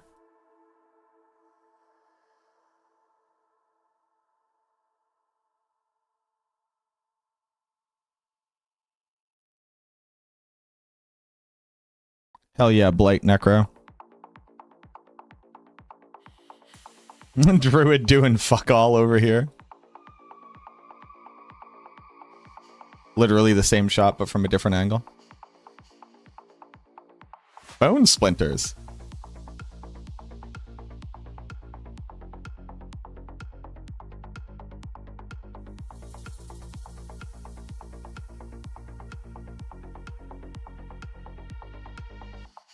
Shoutouts to Bloodlance with a shield. Yeah, man. We're all doing that.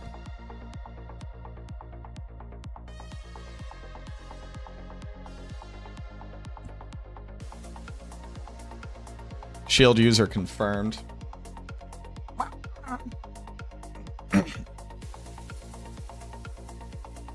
Oh, that's it. All right. Dude, this does fuck though. I will be downloading that. Thank you, sir.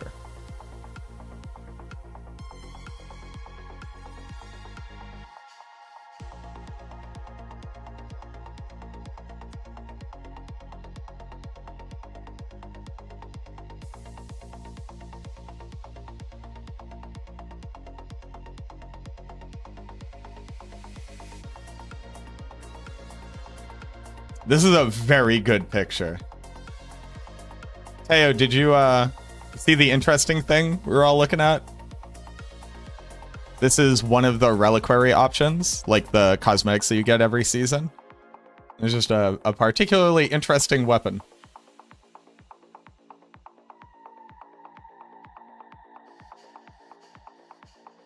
Unless barbarians are using flails all of a sudden. What's the big new shiny D4 thing? They're adding slamming. They're adding Vol Orbs and Asmodan. So they're adding Vol Orbs. All of the lesser evils are in the game and they're in different content types. Asmodan is a new world boss. And just like a month into this season, they're finally adding greater rifts with a leaderboard.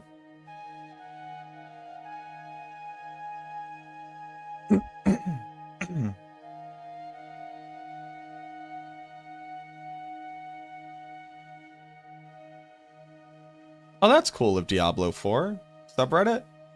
Hey, thanks, guys. I don't think I'm in the featured creator list. And I don't know why. I think I might have pissed somebody off in the D4 thing. I've never seen myself over here. I also see people who don't stream anymore. I don't know if that's true. Like, don't run with that narrative. But I don't know why I'm not here.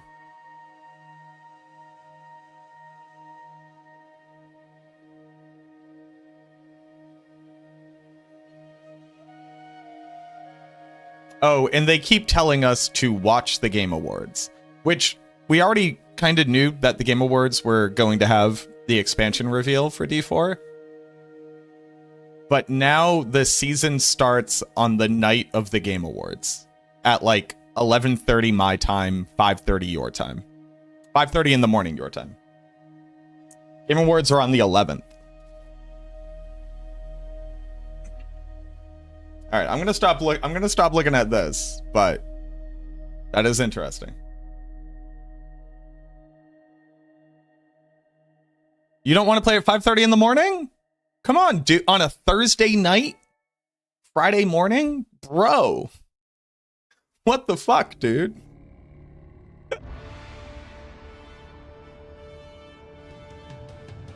Iron Golem. Iron Golem change.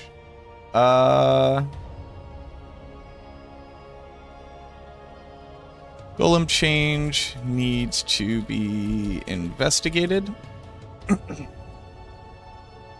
The increased attack speed doesn't mean it's viable, but it does have the fastest cooldown activation of all golems. Yeah, I don't believe we're gonna use Iron Golem. That doesn't mean we're not going to. Bone Spirit cap removal.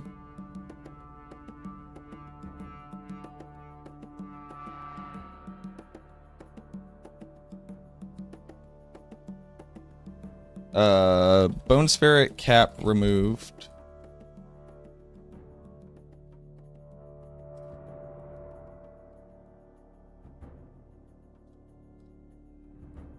For Bone Spirit, because we're using Selig to get up to 500 anyways. And now get up to like 540-ish? Maybe 600? I'm going to say 600.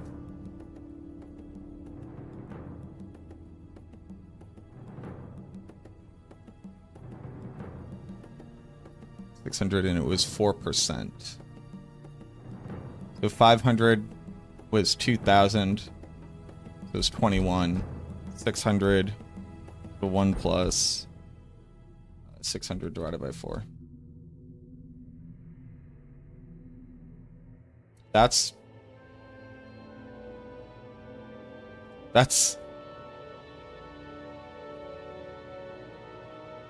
not how math works. You stupid asshole. 19% increase. I'm just gonna roughly chop that up to there and kind of call it a day.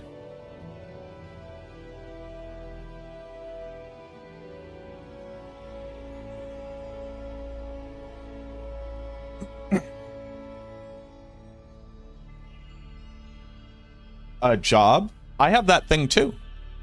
That's why I'll start working at 11:30 p.m. my time while watching the Game Awards. Ugh. Blizzard not really respecting bedtimes. Yeah, so there's like two things. One, there's clearly some big announcement at the Game Awards. The thing I can't quite figure out is what that announcement has to do with this season and why they're syncing up, other than to generate hype from the expansion reveal. Although, that's interesting. But it's so funny. It'd be like, do I think the last thing at the Game Awards will be this reveal? No, right? Like the reveals happen like halfway through, especially if they do like another big Diablo like music performance, like they had Halsey. So it's like they have that, they bring out whoever's replaced Rod Ferguson at this point.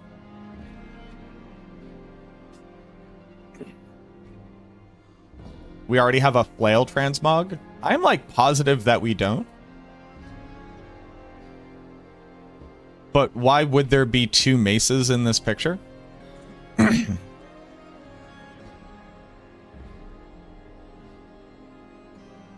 Actually, I don't even have to do it that way. Like, what mace could it be?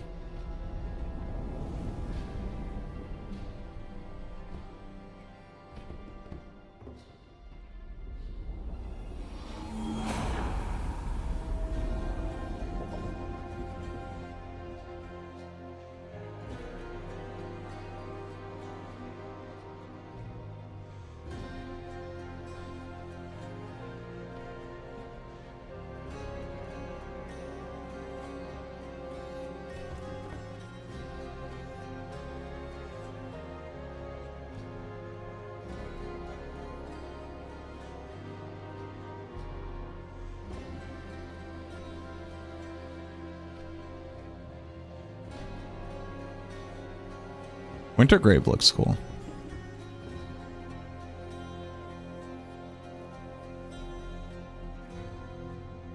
Yeah, we just don't. This is every transmog that exists. There is no flail. There are morning stars, but there's no flails. China release? Well, so no matter what time they release at, it impacts somebody because we live on a globe and everybody plays the game simultaneously. Typically, the best time to launch has been when,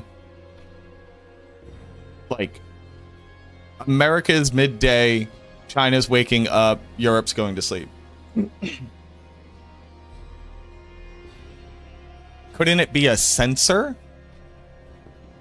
It could be a sensor. All of ours float.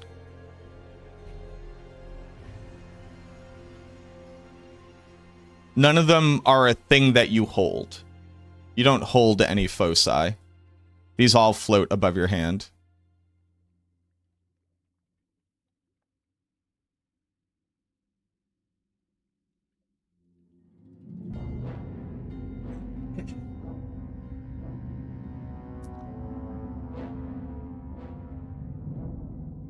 Hellbent Commander. Hellbent Commander is actually huge. So it's minimum a 30% multiplier.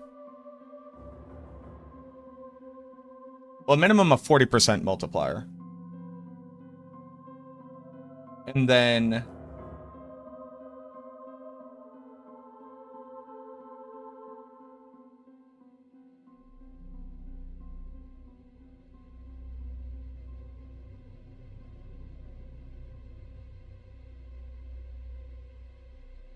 it's a little bit more than a 40% because you would want to take Hellbent Commander over another passive. But that other passive would be something that you would get. So I'm going to call it a 50% multiplier. It's a 50% multiplier. This one is Hellbent.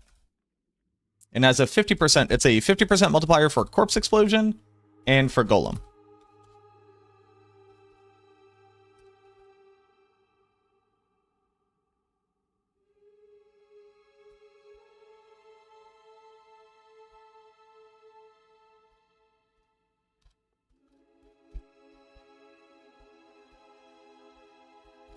Okay.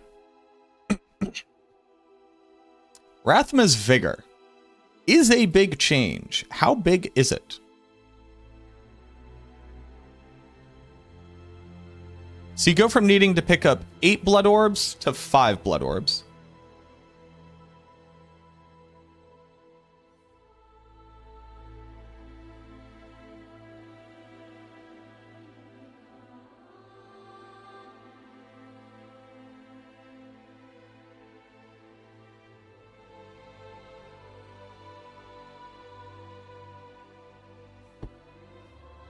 Sorry, hold on.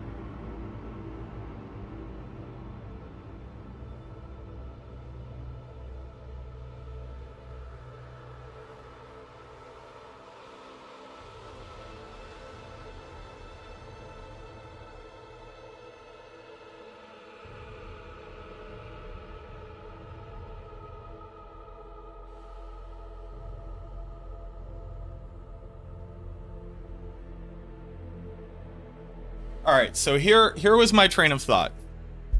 I had a single hair. Nose hair. I know, gross. I was born with a penis. I had a single nose hair that was long enough that it was touching my mustache. So I had to get rid of that nose hair. And I didn't want to do that on stream because everybody will think I'm picking my nose when I'm not. I'm just tearing a hair out of my nose. You know, a normal thing humans do. And I thought, well, if I'm standing up, I might as well go get my water bottle, which I've wanted to get for a little while and just kept forgetting, you know, because ADHD. And then I thought, well, because I'm going downstairs and there is an amount of time where my filter has to fill my water bottle and that can happen automatically, I have enough time where if I do nothing, I'm being inefficient. But if I do something, I've gained efficiency. So I also ate a clementine because you have to peel a clementine and you can eat it very quickly because you can put the whole thing in your mouth. And then I went, well, if I'm walking back upstairs, I would be inefficient to not go use the bathroom quickly because I'm going to be walking by the bathroom. So I can save the walk time I would have had to have invested in going to the bathroom. And then I walked back to here.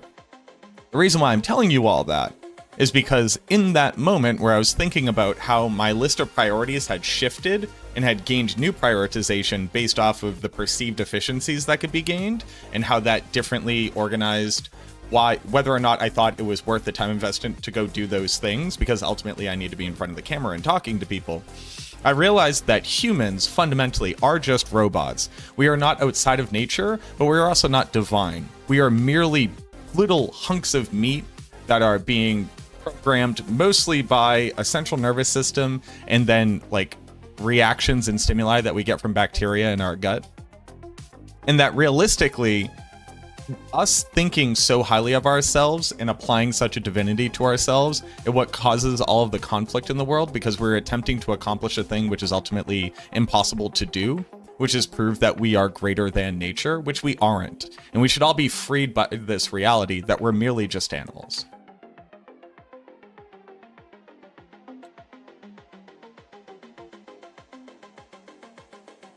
And fuck Pete Hegseth. Those were all thoughts I had. No, I got the walk.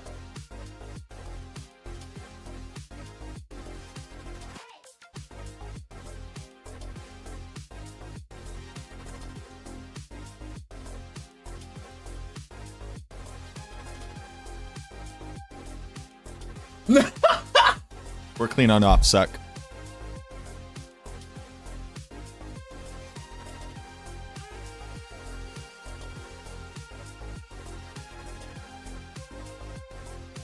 We can't be animals. Animals live in accordance with nature. That's not true. All animals seek to maximize their potential for procreation and survival. And they seek to use as many resources as they possibly can. They have no moral quandaries about using natural resources. They merely do, just like we merely do. The difference is our ability to impact greater systems than the average animal. We have greater impact. We don't have greater purpose or drive. There's this like idea that humans are different, and also viruses also don't do that. It's like a gross oversimplification of how viruses work and how somehow all viruses work the same way, and that viruses are bad. Viruses are just a set of material. They're just chemicals that happen to interact with our bodies when they come into contact with it. They are driven by even less purpose, but ultimately none of us are really driven by purpose. We're all just driven by chemistry and physics. It's this romanticization of romanticization.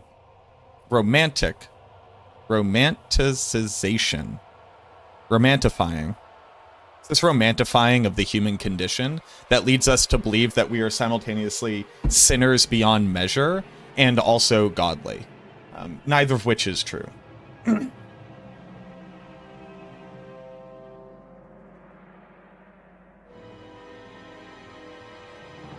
We merely are.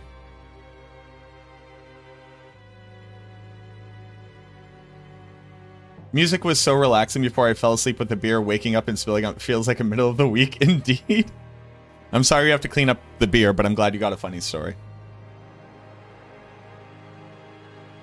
Yeah, the Matrix is phenomenal. I love the Agent Smith. There's a smell I can't stand the smell of you. You know, a phenomenal speech, but that's also just like a poetification of like how a virus works. We've turned viruses into like this magic evil.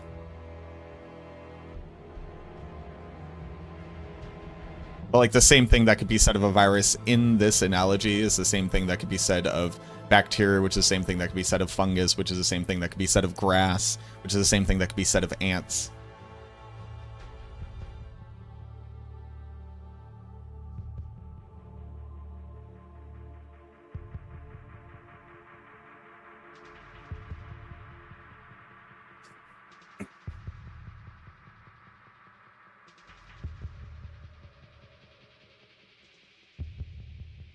Just in case anybody want to have a little bit of an existential crisis for a hot second. Rathma's Vigor. Back to Rathma's Vigor.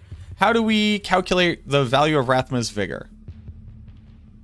So, for things like Blood Wave, it's a very minor damage increase, but it's more so just a return of quality of life. For Blood Lance, it's like a 1-to-1 damage increase. For Blood Surge, it's like a 50% value.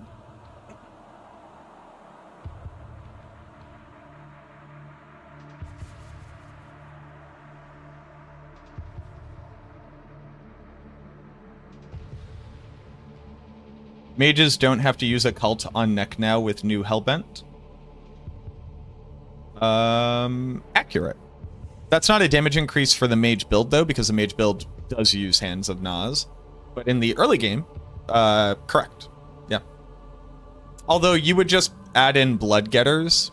So you weren't really losing damage so much because you gained Blood Getters when you put a cult onto your amulet. You lost some damage, but not as much as you would think.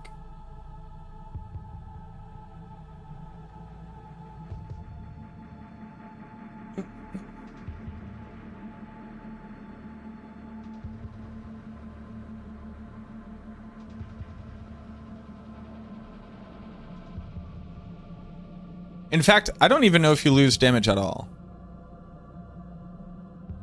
Like, what aspect would you typically use? Because you're already going to be using Service and Sacrifice and then Reanimation and then Great Feast. And Grasping Veins. So you lose, well, Damned instead of Great Feast. So you lose Damned, which is a 50% or 55% multiplier. But you gain Blood Getters.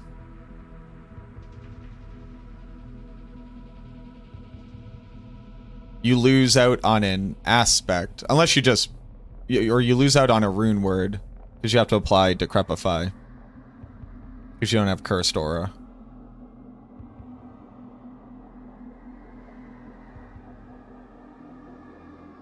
But then you gain the Mage, which is a 1 out of 6 increase in damage, and then you also gain the multiplier. So it kind of comes out in the wash.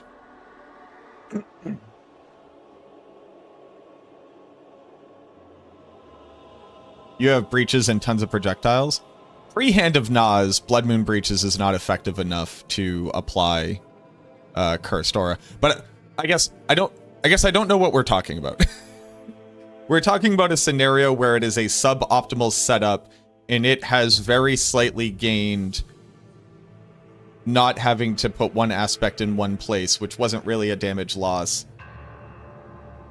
Free optimal gear. Not even like perfect gear, just like minimum optimal.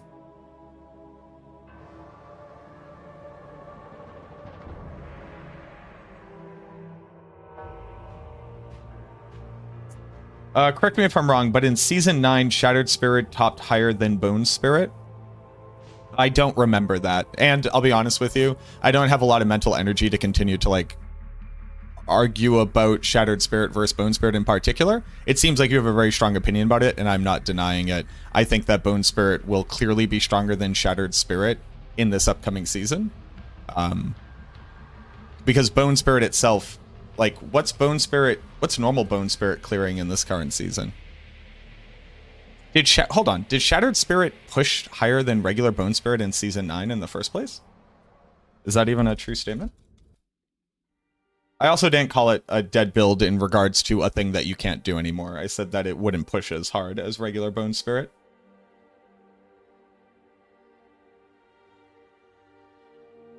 I see Season 9. Necromancer. Bone Spirit.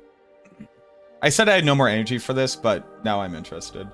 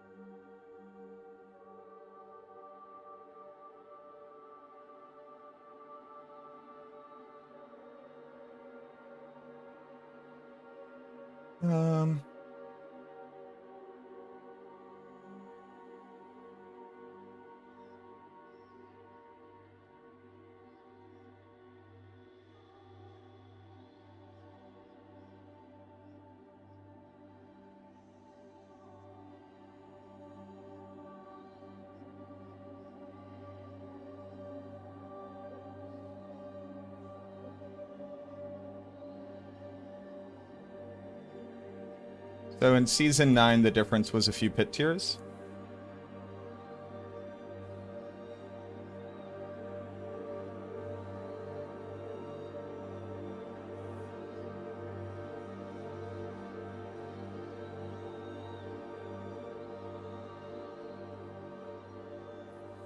So like 4 pit tiers, it looks like, roughly.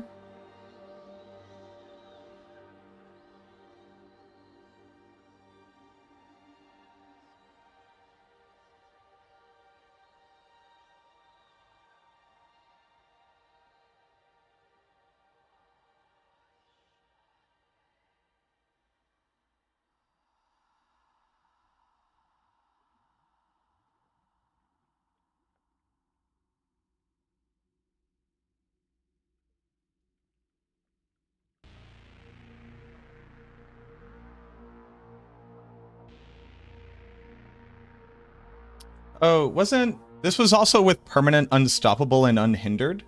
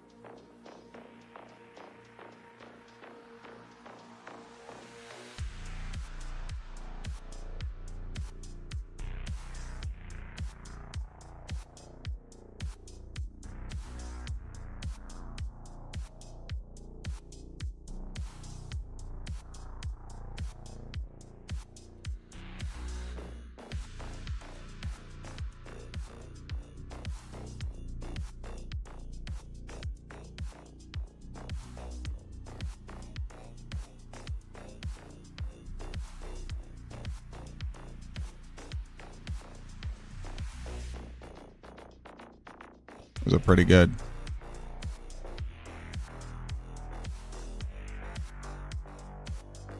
Those are pretty good.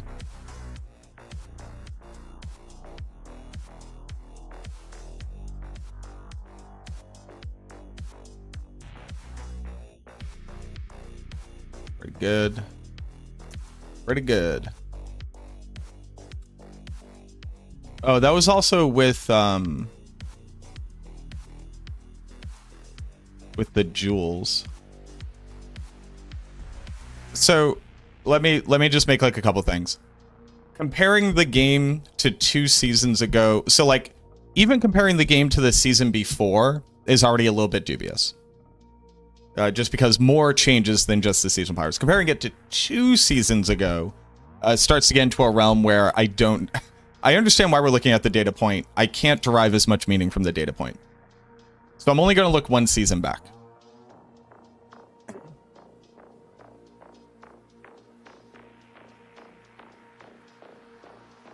In this, so I mean, let's look at this season. In this season, this build did 4 pit tiers higher.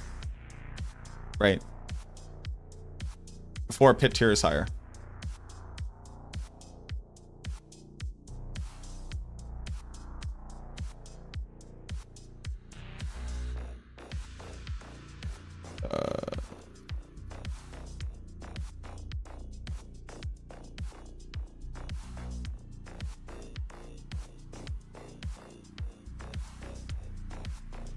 And we're arguing that you can also overpower a lot, which is technically true, but the other one doesn't need that, and the other one gets to run a different rune word, but like, sure.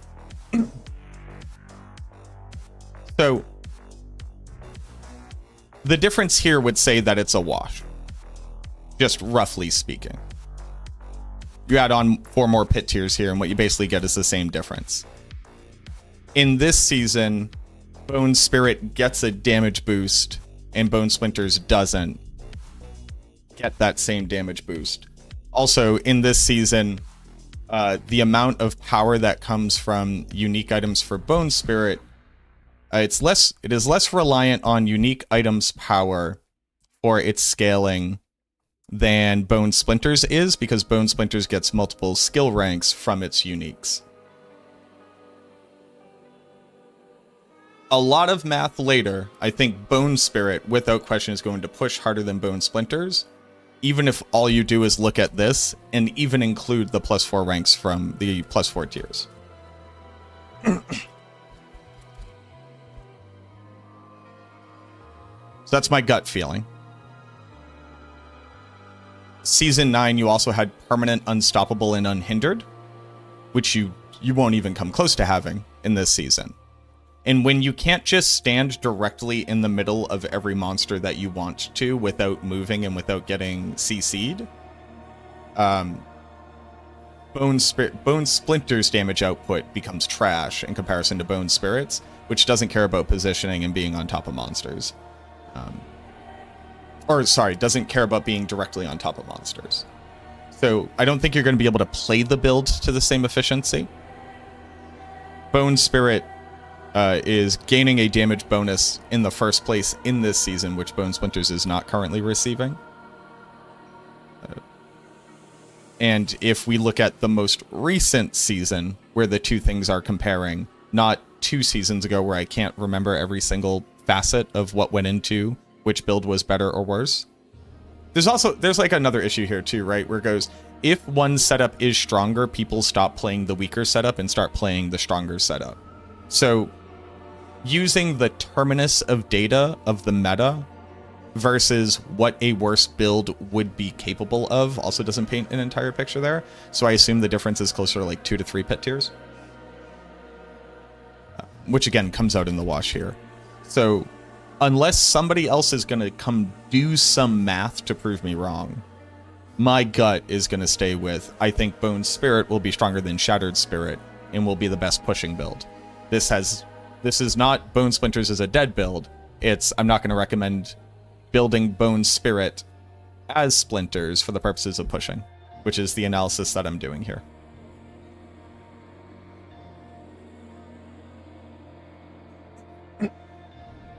Is D4 worth buying and playing for a season? I've been grinding D2R pretty hard and having tons of fun with it. I believe that Diablo 4 is worth your time to play. I can't tell you whether or not it's worth it for you to spend money to do that.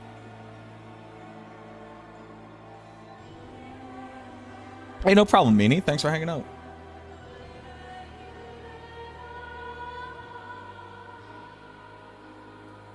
So Rathma's Vigor, the thing that I wanted to analyze. How do we do it? So here's my gut reaction, Garm.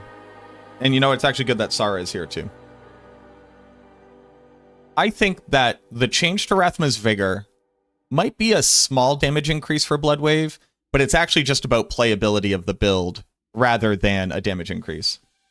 Yeah, no problem, Ubellion.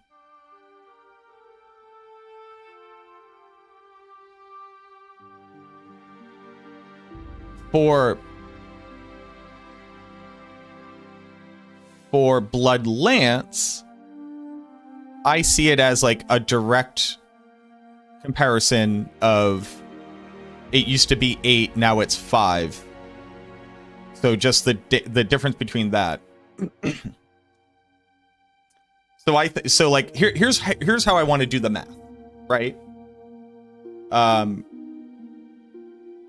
It is a direct damage increase because you used to need 8 orbs and now you only need 5 orbs. So it's the difference in how many orbs you don't need to pick up anymore.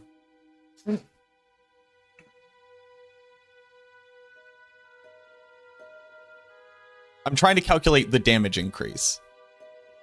For Blood Wave, I'm going to put it at a very small. I'm going to put it at like 5%.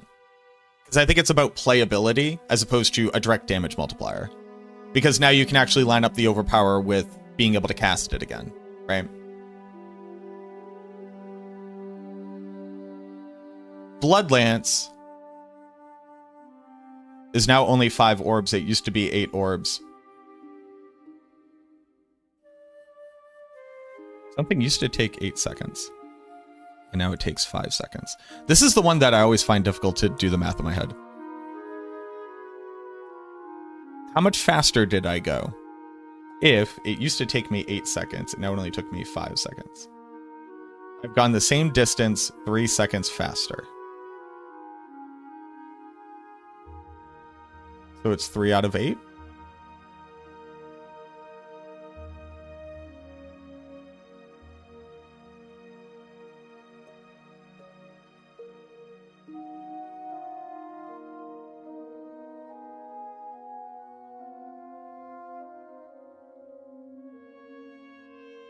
I always like make a little manual little thing and that ends up just being the math that I thought it was.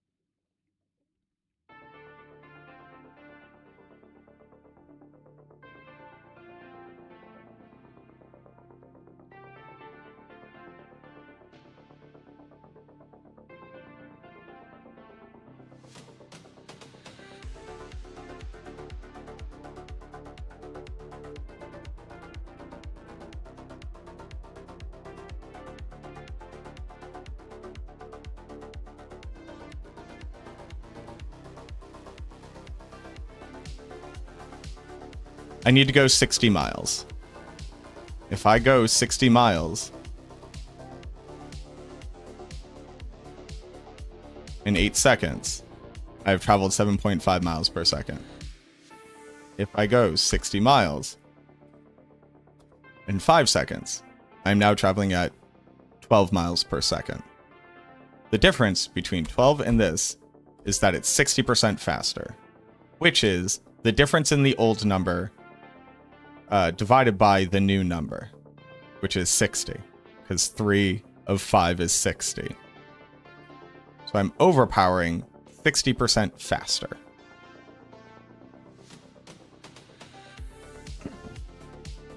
Than I was previously.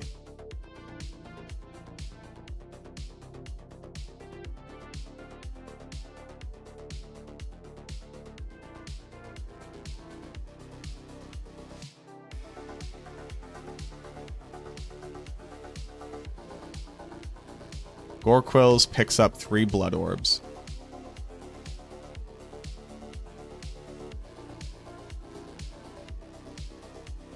So it used to be, to overpower via Rathma's Vigor, roughly speaking, you would have to cast Blood Lance 5 times. Over that time, a second would go by. So you'd have to cast it 4 times.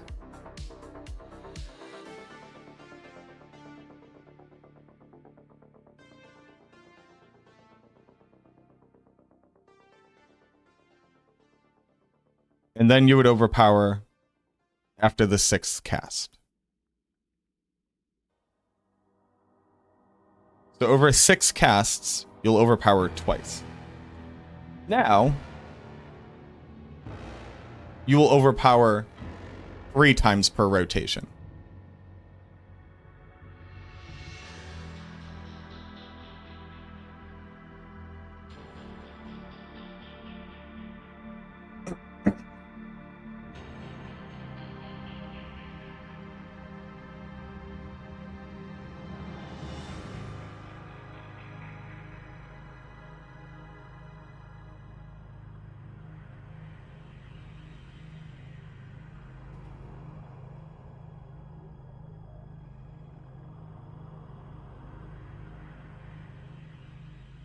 As long as there are blood orbs.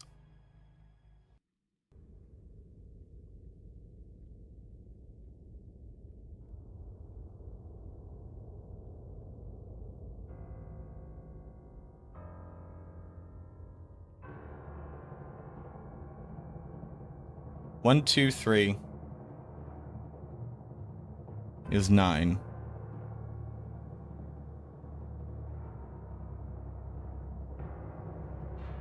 Ten seconds.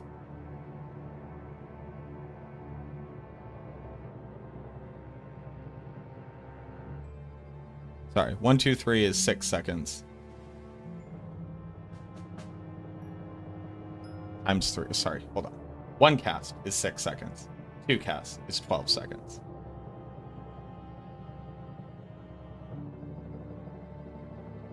Your 3rd cast overpowers.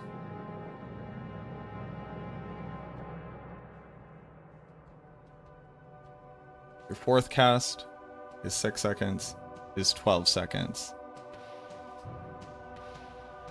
And then your 1, 2, 3, 4, 5, 6. Once, twice, 3 times.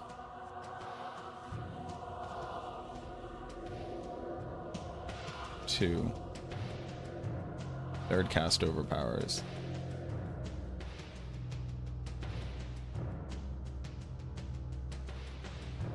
What up, blood? Have a good night, Drag. How do we do this? How do I calculate this? Cast 1, 2, 3, 4, 5, 6.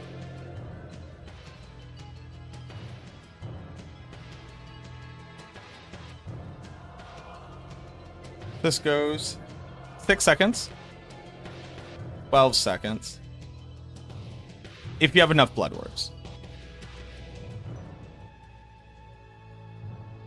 18. This one overpowers, plus 6, 12. Overpower, and then on this one you also overpower. First cast, nothing happens. Second cast, nothing happens. On the 3rd cast, you have eaten enough orbs. So on your 4th cast, you overpower. Then on your 5th cast, you've eaten 3 orbs. On your 6th cast, you overpower, and then your next one is guaranteed to overpower.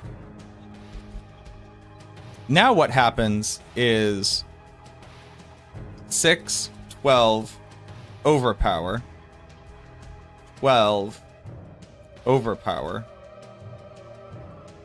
12, overpower.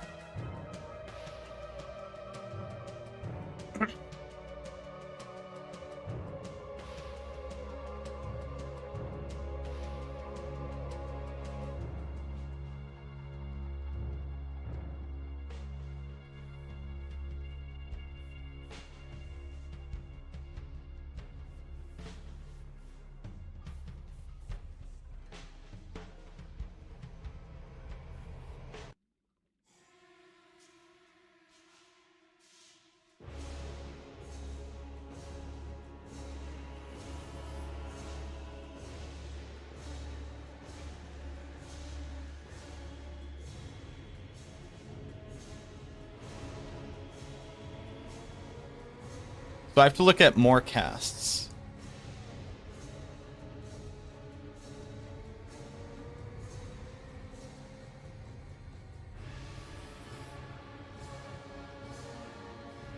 Let's go 6, 12, 18. We've primed an overpower. This overpowers and gets me 6. This one gets me 12. The 6 cast I will always overpower, but it also gets me up to the 18 mark again. I overpower again. I'm now at 6. This is 12. This is 18. This is overpower.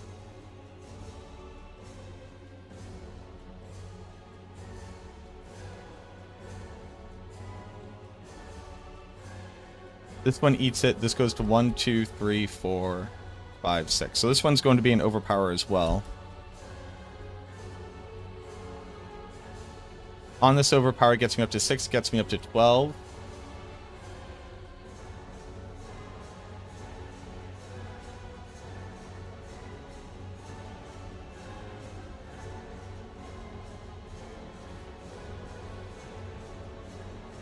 Overpower. This is an overpower.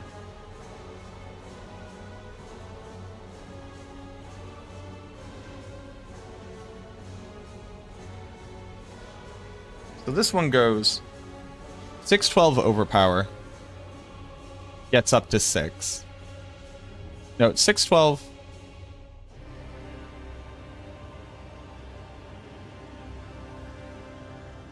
Up to 6. 12. Overpower.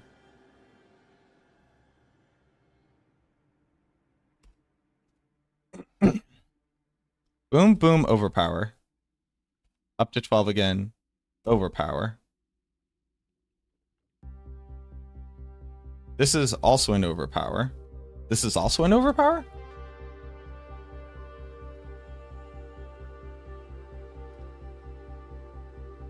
Because it's every 10 seconds. It's every 10 seconds, which is every 5 orbs.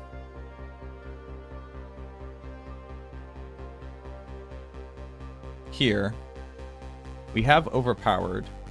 When you overpower, does it count up the next?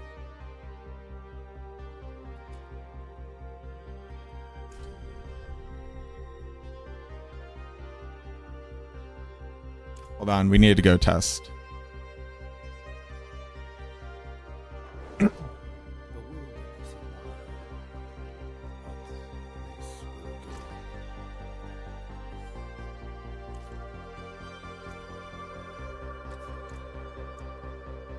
Lance.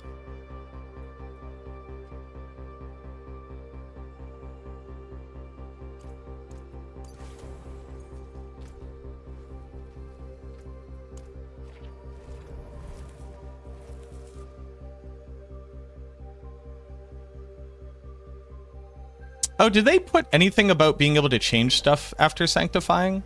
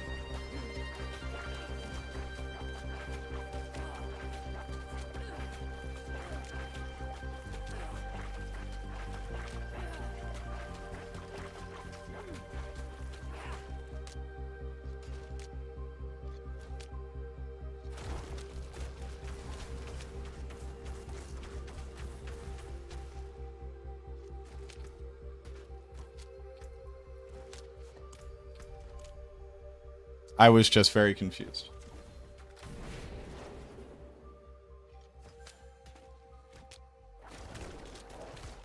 Yeah, so it does count up.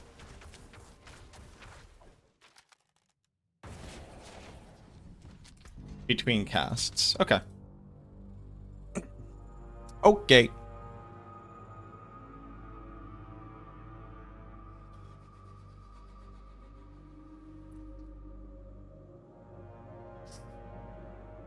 Okay.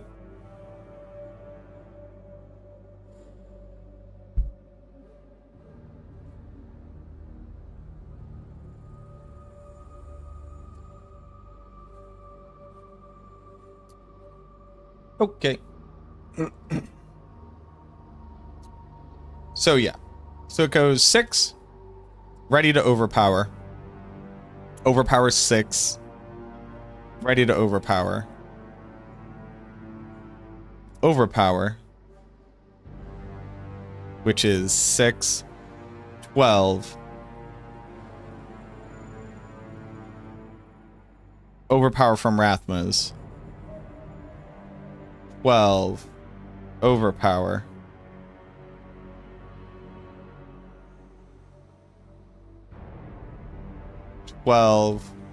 Overpower.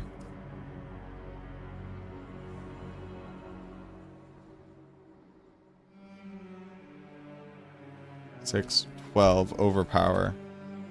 Overpower.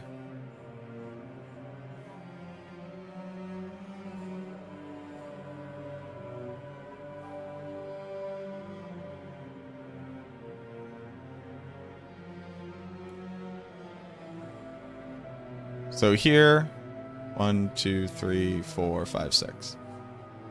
Here is 1, 2, 3, 4, 5, 6, 7, 8.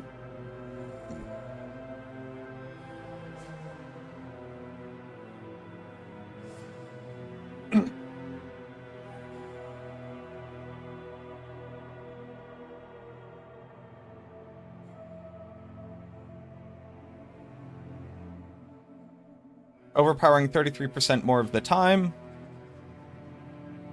As long as you have the orbs to make up for it. What this also means is that, so it's like, it's roughly a 30% increase in damage.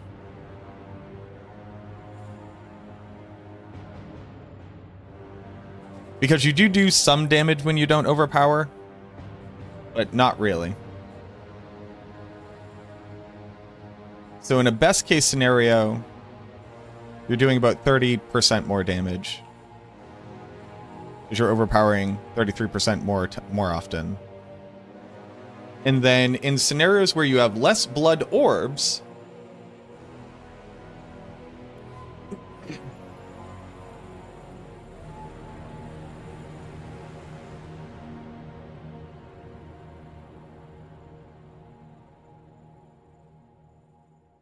it will feel better. Which means that you'll likely overpower more often during damage windows.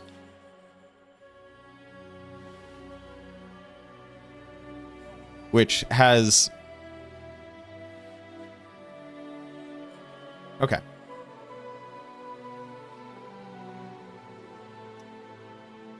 So Rathmas. For Blood Wave, I'm going to call it a 5% damage increase. For Blood Lance, I'm just going to call it a 30% damage increase. That's not really accurate. But it's more accurate for Blood Lance than it will be for Blood Surge.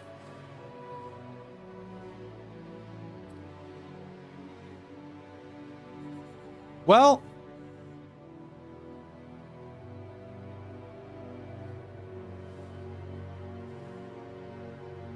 Well, it impacts them both differently, because Blood Surge already overpowers basically every other cast in density, and then against a boss, overpowers once every 6 casts, because it very rarely actually generates orbs.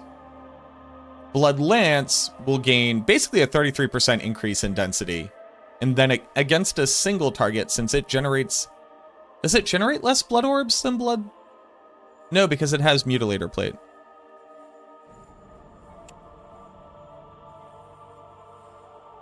So against a single target, it generates slightly more orbs, but now you can have Embalmers. And Embalmers is... Wow. a difficult to calculate amount of blood orbs. What up, The Lemon? Thank you so much for the follow. Just seeing if there's going to be any updates for Diablo 2 builds. I'm confused by the question. What do you mean? Yeah, Embalmers via Sanctification.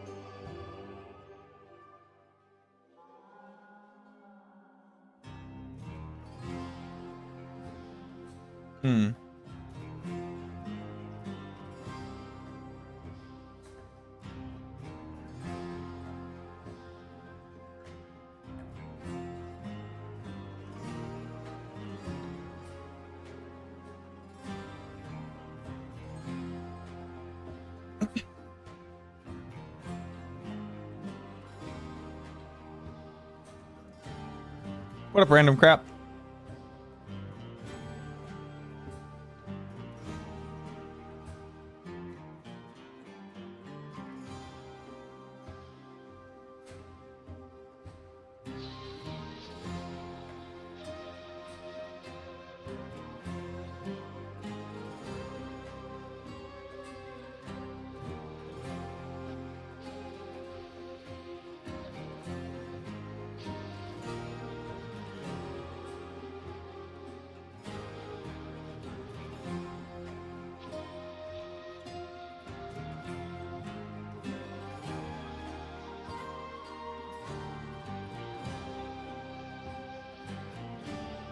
What's the question, random crap?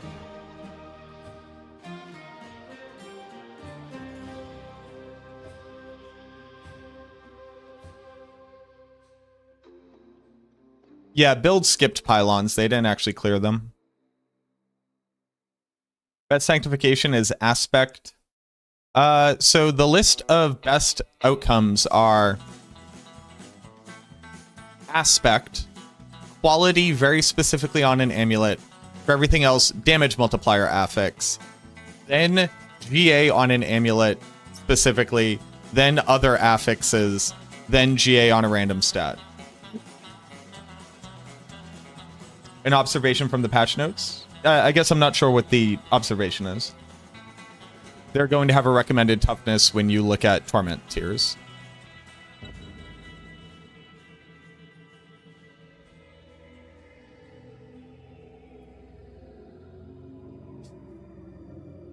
You and your bro are trying to do builds with Fist of Heavens and Claws of Thunder, but you're both getting your ass kicked in Hell Act 2. Okay. I'm not sure what the question is. You're not being a pain. I don't know what we're talking about.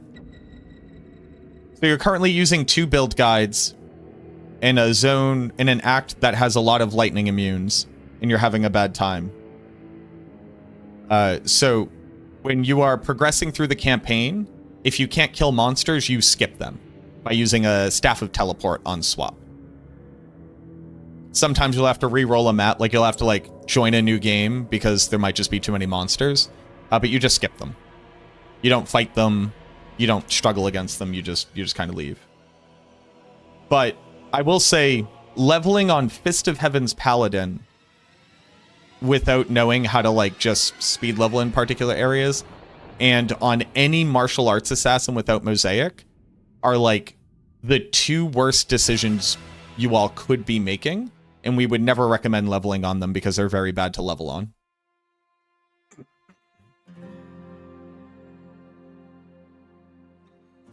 But our guides don't need to get updated.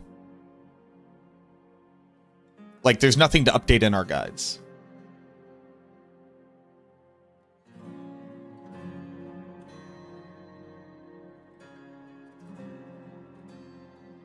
Like, the guides are perfect according to our current understanding of the meta. And we would never recommend leveling on those builds. Those are endgame guides. We have leveling guides that we recommend leveling on because they are proven to be able to get through hell solo with gear that you can very easily find, and that's why we recommend them.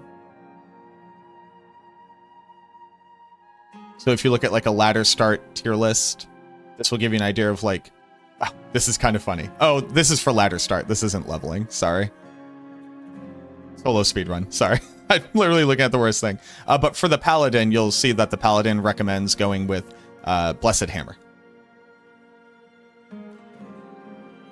But like, so Martial Arts Assassin is an incredibly weak build until you have Mosaic, a rune word. And not only that, going with an elementally aligned Martial Arts Assassin is even worse because monsters have immunities in the game. Fist to the Heavens is really strong, but only works on undead and demons. And the lightning damage from it is very weak. You actually use the magic damage from the holy bolts that come out of it. So these guides don't need to be updated. Also, they were like updated in July. Actually, that's just for the new season start. These builds probably haven't been updated in like 2 years because nothing has changed in the game. So we wouldn't update them. There's nothing new to say about them. You don't have to apologize.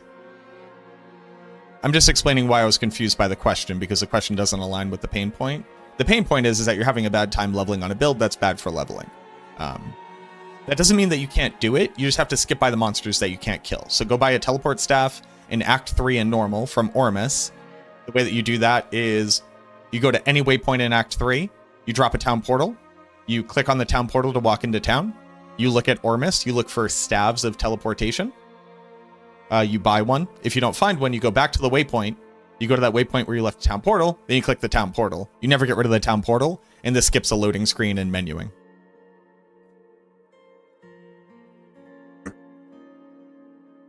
I'm going to arbitrarily say this is a 20% increase for Blood Surge. I can't think of how to do the math. No. I'm going to put it as a 1.3 as well. It's like a lot better on a single target when you have Embalmer.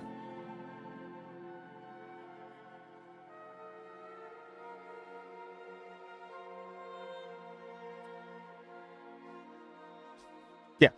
That's what I'm going to do.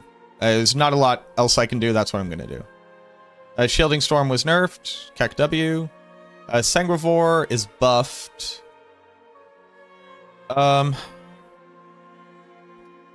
Sanguivore buff is nice, but sadly, Army of the Dead still doesn't have enough scaling available to it from Paragon and Skill Tree. Wah, wah.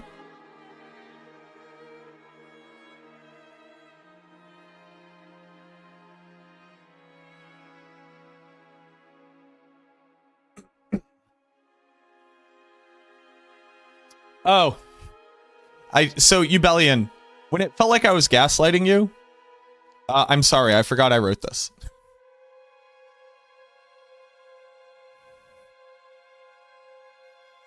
I was like, I never said it was a dead build. I just said it wasn't going to be as good for pushing. That is, so this is the true statement. This is how I'm characterizing it. People are going to be upset because Shattered Spirit isn't just going to be the best at everything. Because I think it's not going to be the best for pushing. This lacks nuance. Yeah. It's like, I didn't say it was a dead build. It literally says it right here. And I promise you, I just forgot I even had this section. Fuck me, dude. Crew's Embrace. This is nothing. Mutilator Plate. Yep.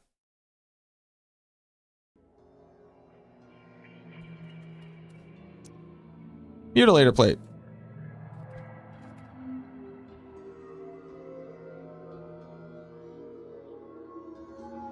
When did I do? I did the math.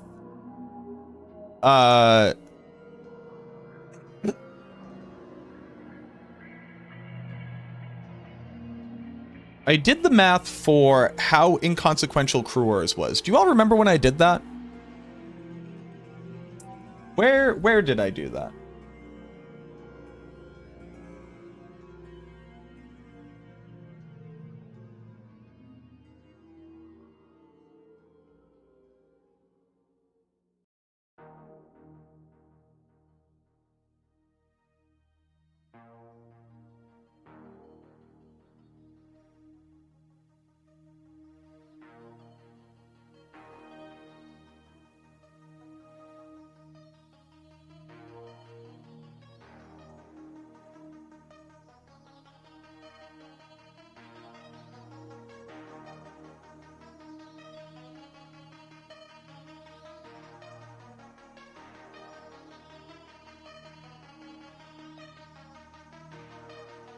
I like did all of that math and then not put out a video about it? I don't fucking know. If Maxwell will be updating D4 Planner before the season start, we will not be. No. We do not manually update the data in the planner. We only do it with the data from the game. Yeah. We might get updated logic for like quality and stuff. Well, we'll have to get that because we have to update our guide, so that will probably happen soon. But like the changes for these numbers won't be in.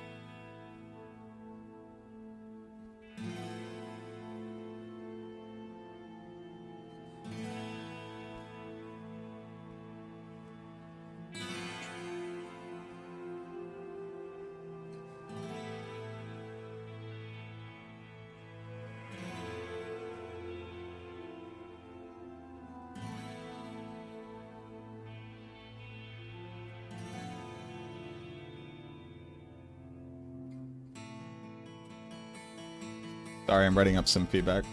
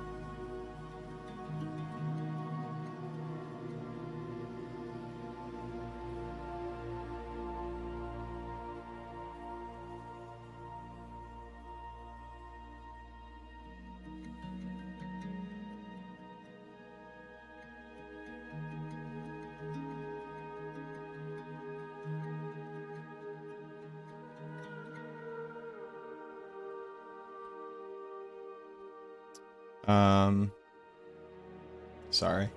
I'm writing up some feedback.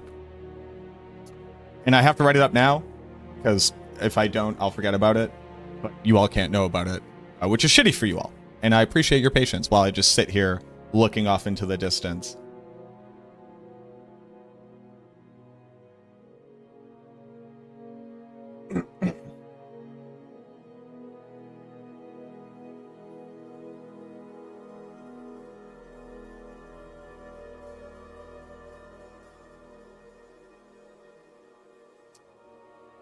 Season 11 saved.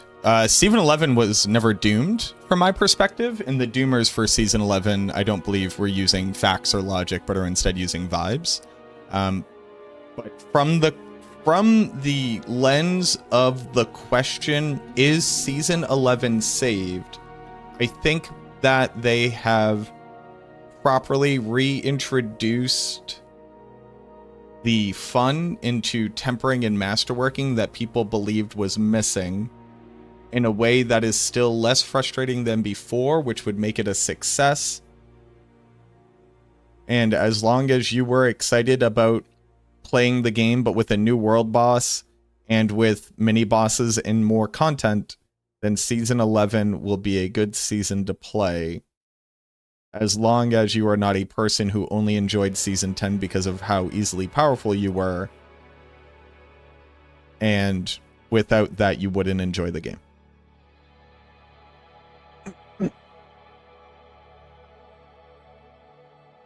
How hard was it to get the mats to sanctify an item? I have no idea.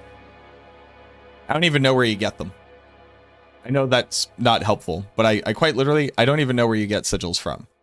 Where do you get sigils from, everybody?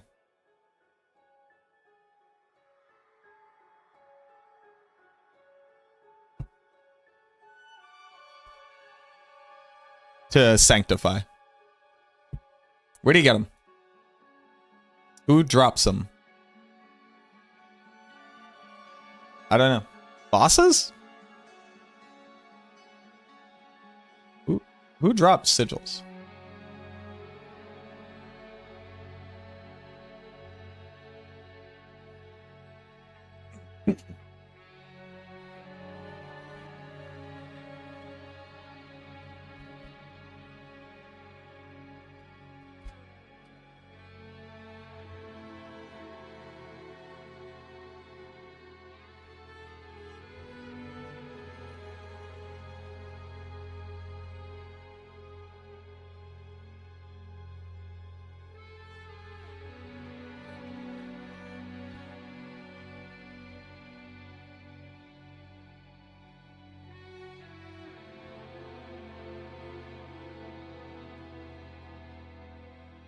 Does anybody know where you drop sigils from?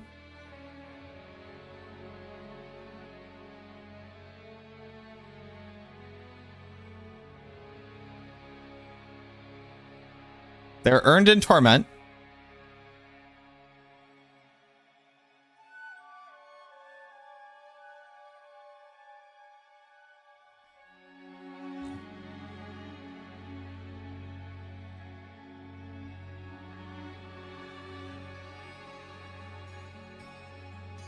I assume, like, the evils drop them. But I don't know. Ring of Men down.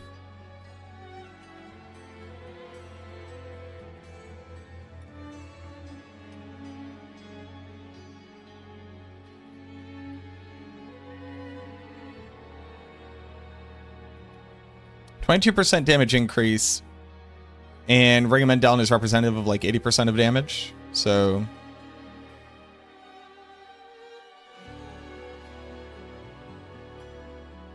one Men down.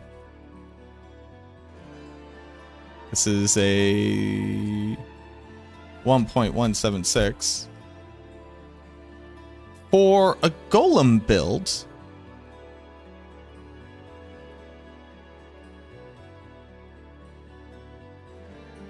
Ring of Men is now worse on golems.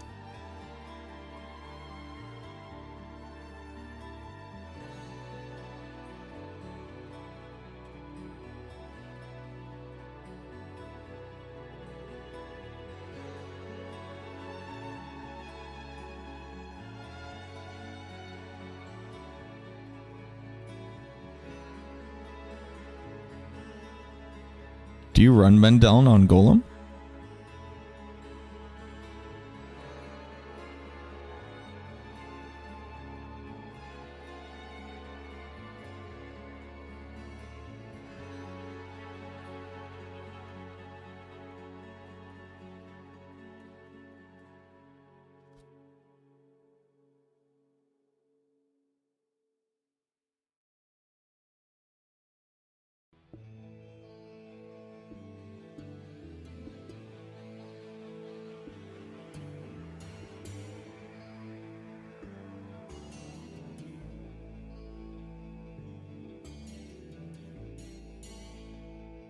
Yeah, I don't think you do.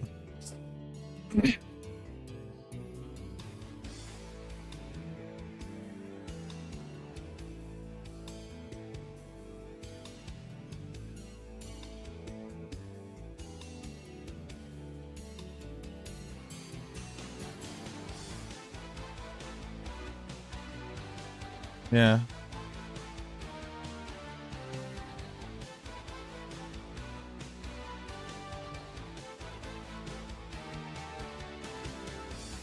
Well, the thing with Mendeln is your golems don't actually auto attack except on the boss a bit, but with 3 of them going, you're resetting their cooldown all the time. So they're like never really auto attacking. You're just using the activation again and again and again, and the activation doesn't count. The activation doesn't count for like attacks to tick Mendeln forward. And not only that, you don't get the multiplier from the blood golem against a single target on Mendeln, you only get it on the activation. So I don't think you even use Mendel on Golem.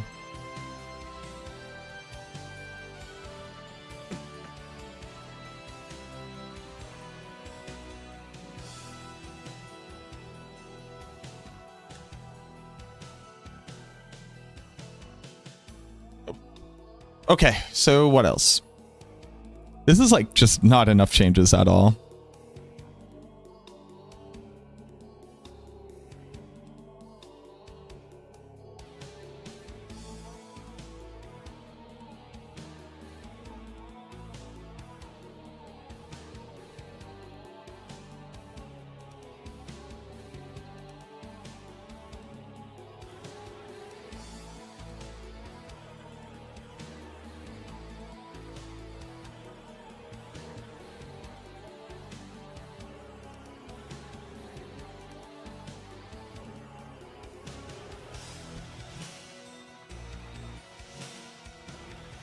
The masterworking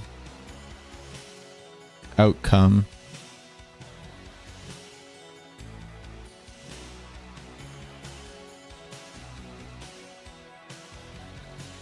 This shouldn't be any different because it's effectively a GA. It's just that I can also hit a GA'd stat.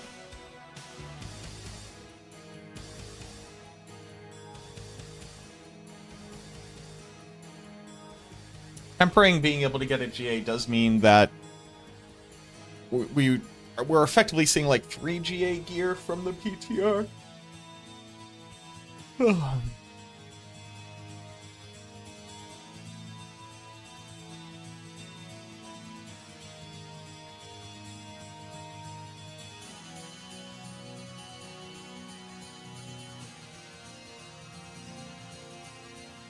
Oh, my girlfriend's home. Also, there's a helicopter overhead.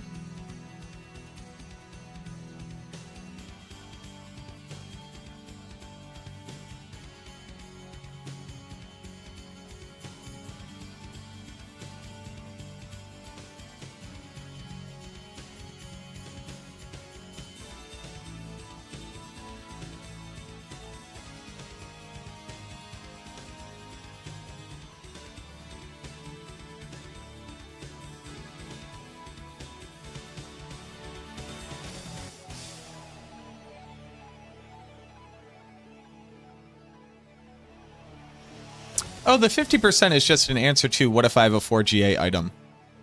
Okay.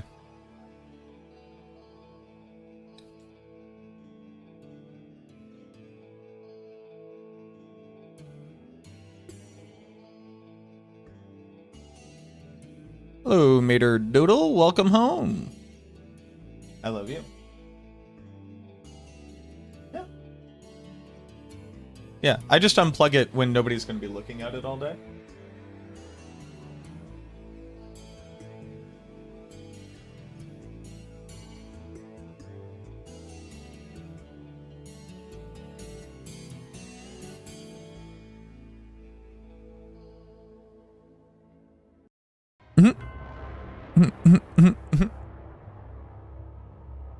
Oh, the StarCraft music? Oh, yeah, buddy.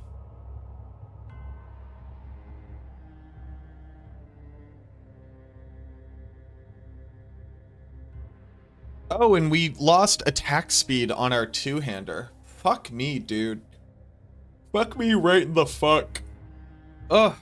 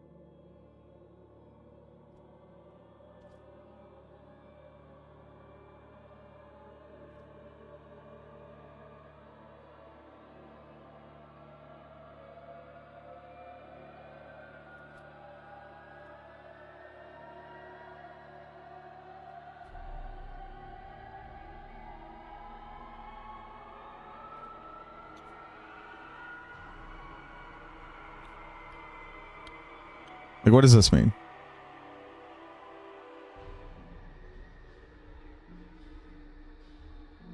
Who knows?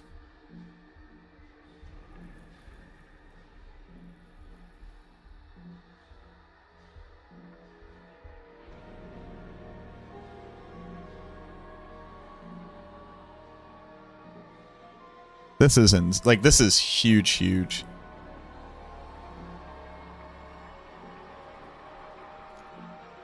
.5 is at 500 is 7.5. So you don't even need the tempers at all.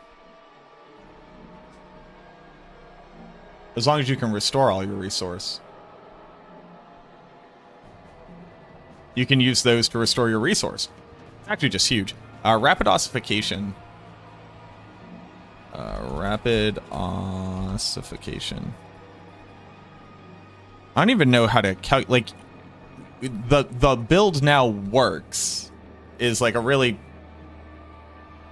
like, the build worked before but was losing out on a ton of damage because you couldn't restore enough resource to make it worth it.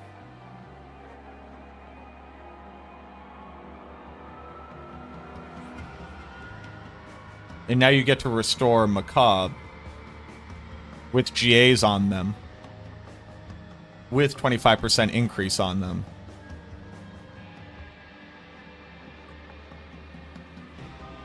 Call it a 20% damage increase, and it might be more.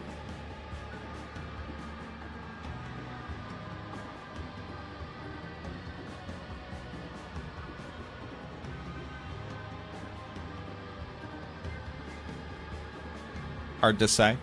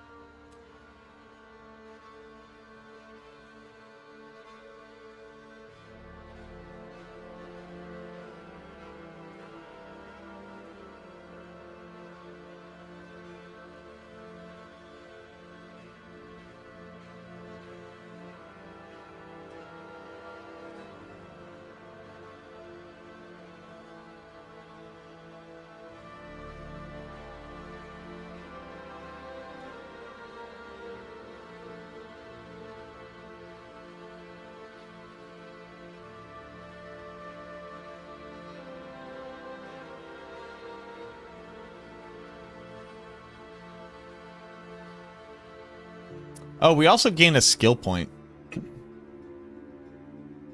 If that matters.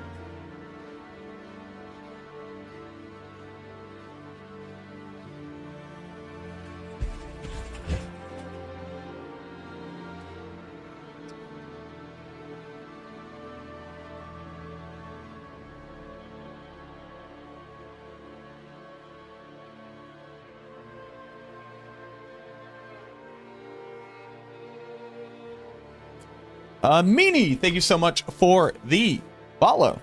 Thank you, thank you.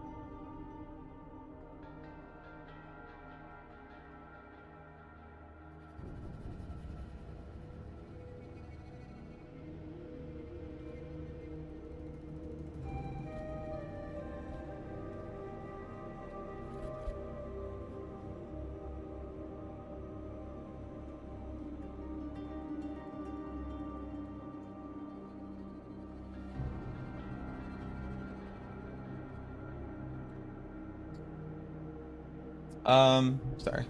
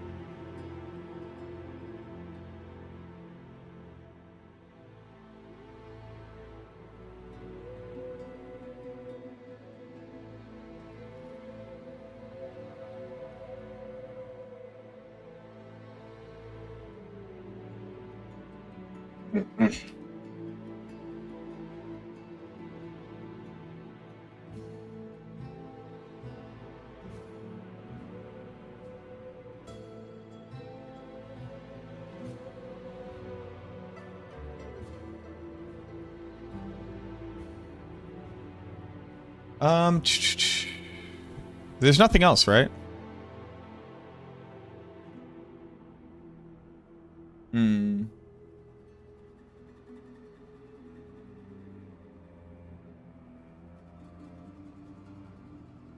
It's not. So it is absolutely after the Game Awards, and they have told us multiple times to be watching the Game Awards. So either it's to drum up hype because they're going to be releasing the expansion details, like we're going to have like an expansion teaser, maybe like another musical number like they did last time. But in this Campfire chat, they're like, hey, thanks for listening to the Campfire chat. Get excited for Season 11 and watch the Game Awards. So, yeah, I don't know. It could just be the expansion. It could be something more.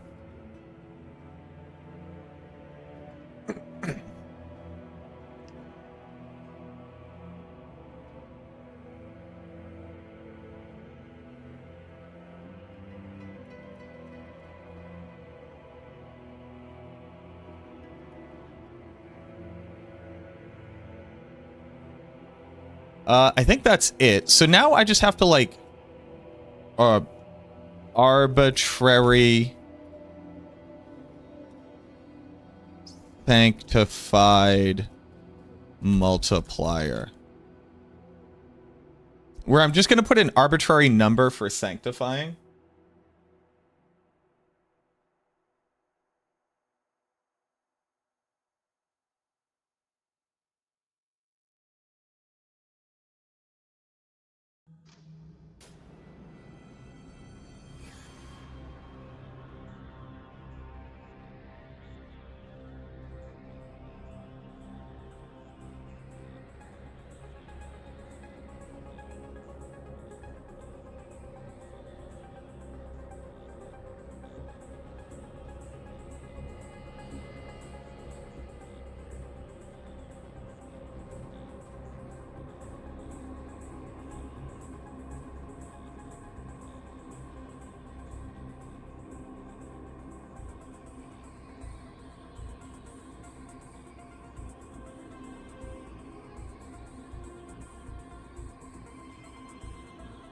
It's class aspects, only generic aspects in the pool now.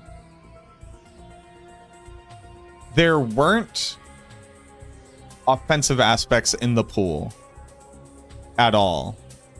And we assume that all aspects are in the pool until otherwise proven. Like, based on our collection, I got class and generic aspects on every gear slot that could get aspects.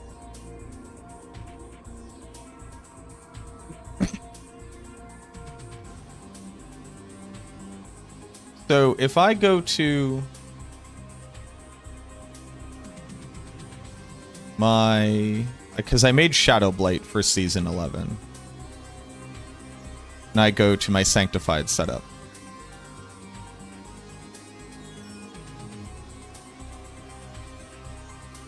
He also said there's just random cool ones now. Yes, they're it follows all logic of the item.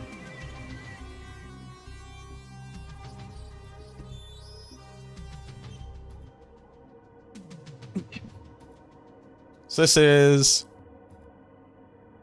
a 1.08, a 1.08, 1.3, 1.08.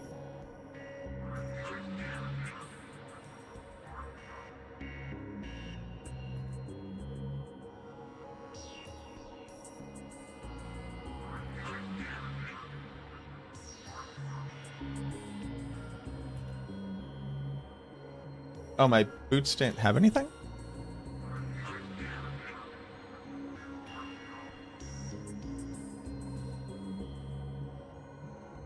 No, they did. They had a 1.08.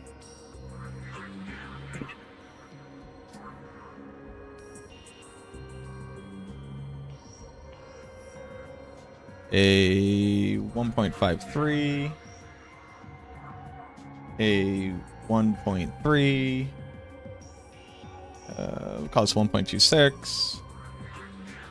And a 2.1. Now, not every build will have this many aspects.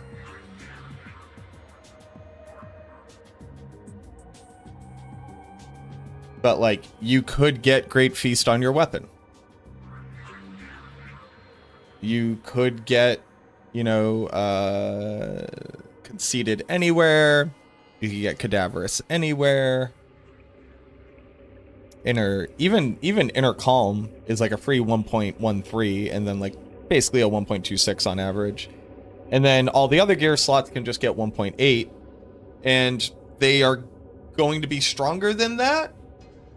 But how do I calculate that? I don't know.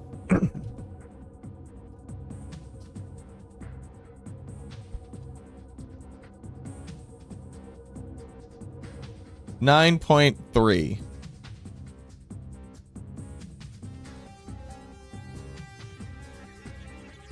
And I'm just gonna put that kind of across the board. Some builds are stronger than that, some builds are weaker than that. This is also talking about like perfect outcomes, so builds won't realistically get that high.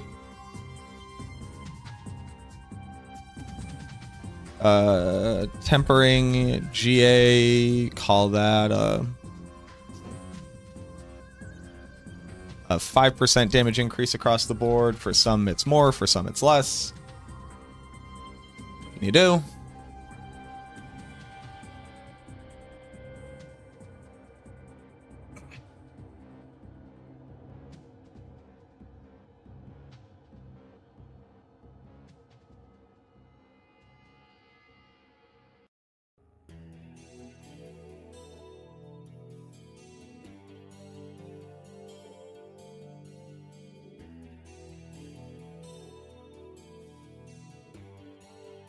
This is my best guesses?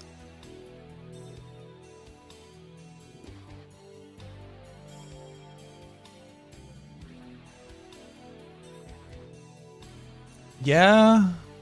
I guess.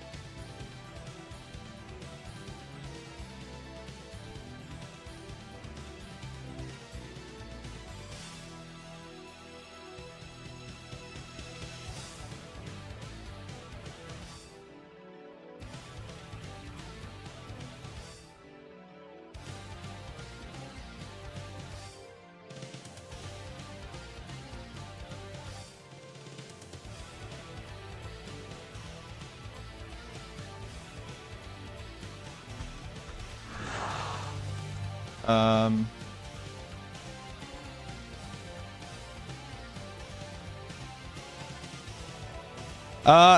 welcome in everybody. Hold on real quick, I'm writing up some feedback. Hold on.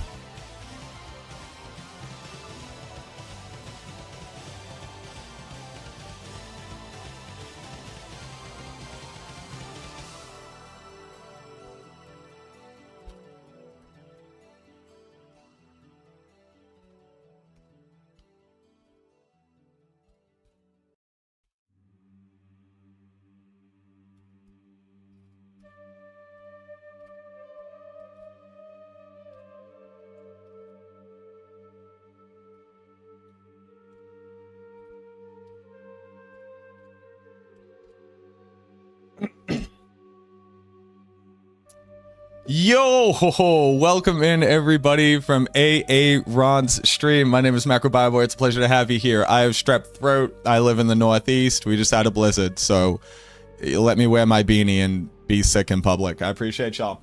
Welcome on in. We are doing a post-PTR, a post-PTR patch notes review and analysis. We got done reading all the patch notes. We've been kind of sitting here banging our head against things, just doing a lot of various calculations, and each one of these numbers is a different calculation of a different thing that I had to ask a question and figure out, what do these numbers mean? If you don't know me, I'm the Necromancer class lead for Max Roll. I'm also the Diablo, I'm one half of the Diablo 2 Resurrected team along with Dio for Max Roll, and I play mostly the Necromancer. And by mostly, I mean 99.999999999% of my hours are on the Necromancer. I had 800 hours on the Necromancer before this game came out, so I'm quite invested in the character. Sadly, there's not too many balance changes for the Necromancer, which, I gotta be honest, really caught me by surprise.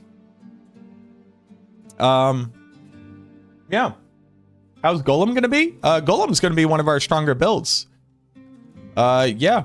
At my current calculations, Golem ends up being like top 3. Golem stocks are engaged.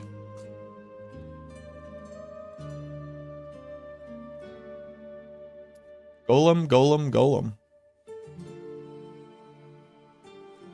Ends up being... Hold on. I need to make sure all these are calibrated properly.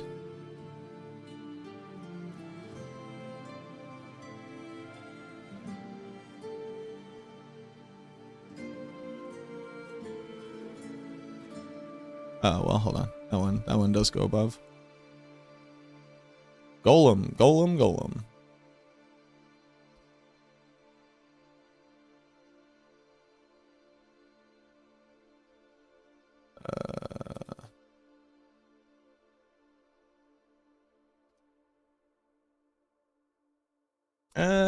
That one can stay up there.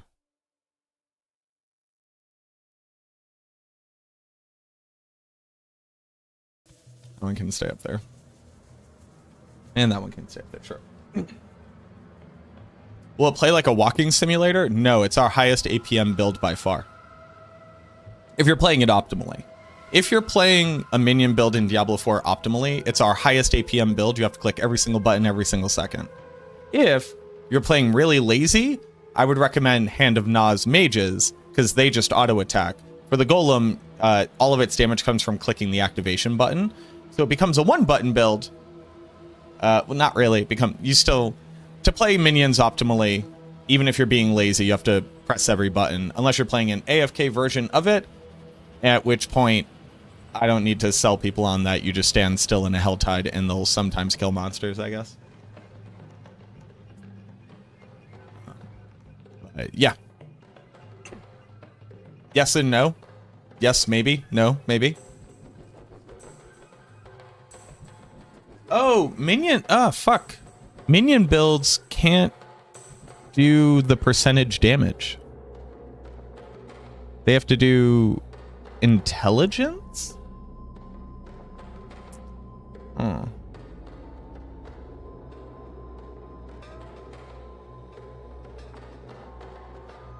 Why can't I edit this?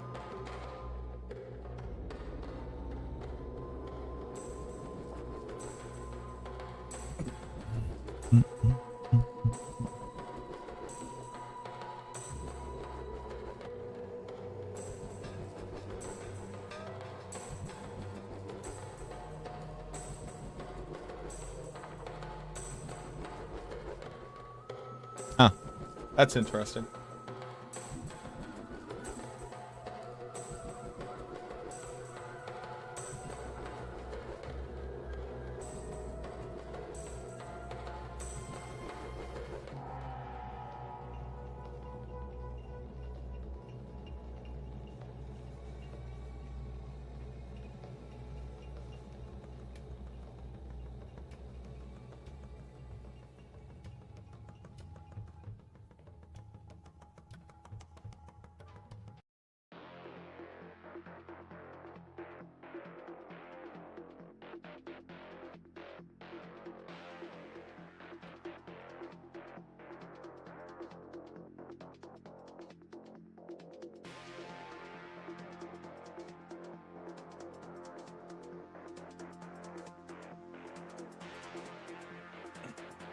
Is Splinter Spear Mage still bad? It wasn't bad in Season 9. I could actually clear Tier 100 with it. And one of the interesting things about it is that it allows you to... So what you do is... Cage! Thank you for the 5 stream streak comment. Thank you for hanging out. What you do is you don't actually invest in Bone Spears at all. You just see the Bone Spears as a mini men down. Where... their 6th attack is just stronger than their normal attacks, because their 6th attack is a Bone Spear.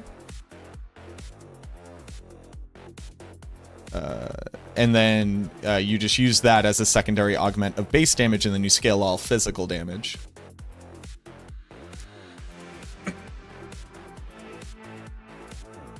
This is like the totality of my analysis. So, takeaways.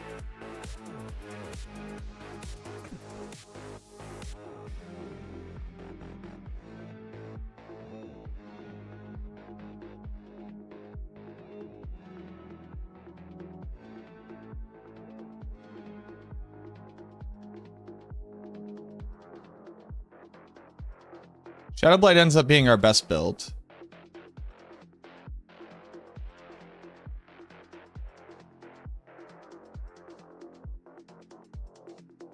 With Golem being our 2nd best build.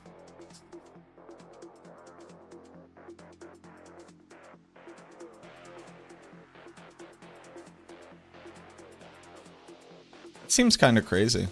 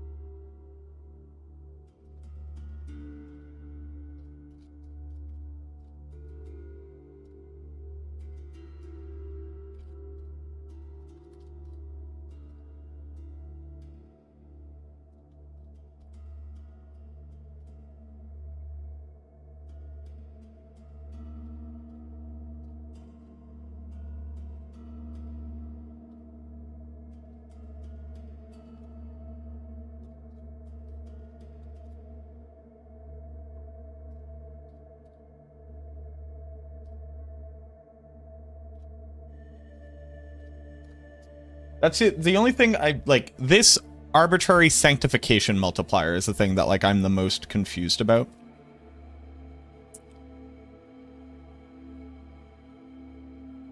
Where it's like masterworking quality, I gave a 15% multi kind of across the board. Tempering, I'm giving a 5% multi across the board.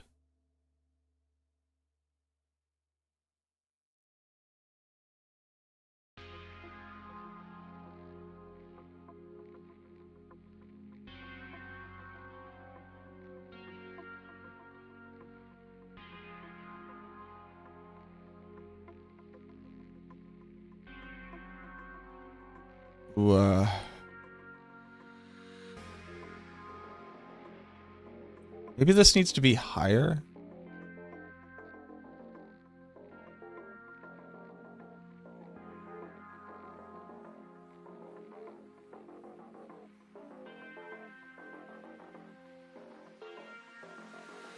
How much stronger are we now that quality affects affixes?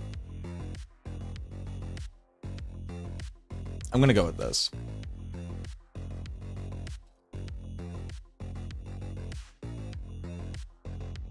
You made them? I appreciate you. Hell yeah, I got little... You brought me little dip-ins? Thank you, Madams.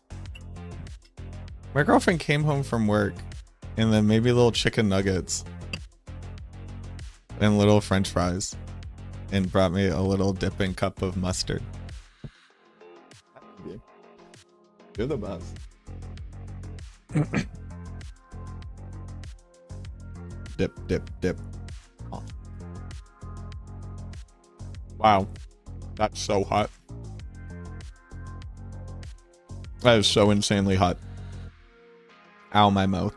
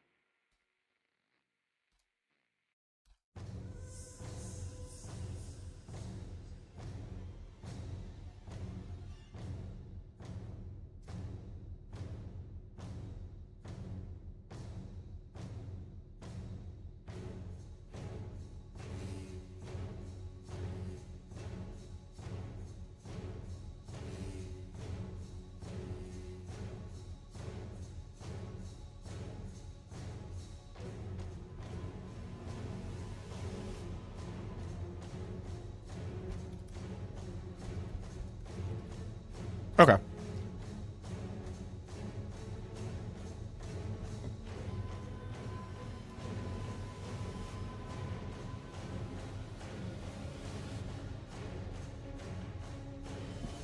I think that's fine. It's like one pit tier regardless.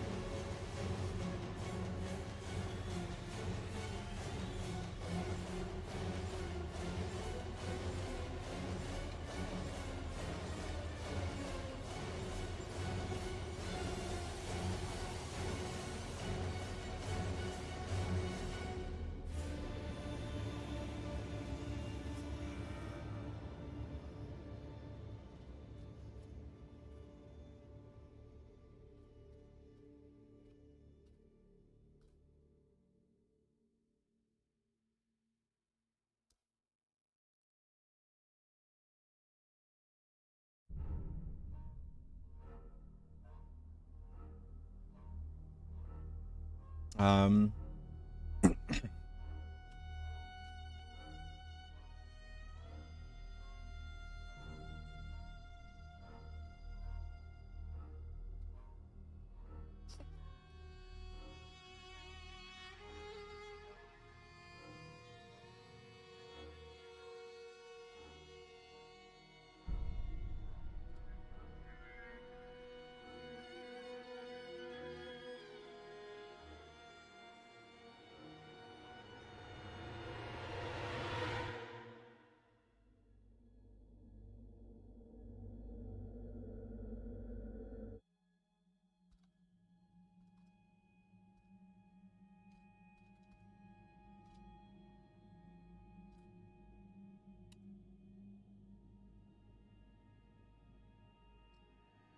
mm.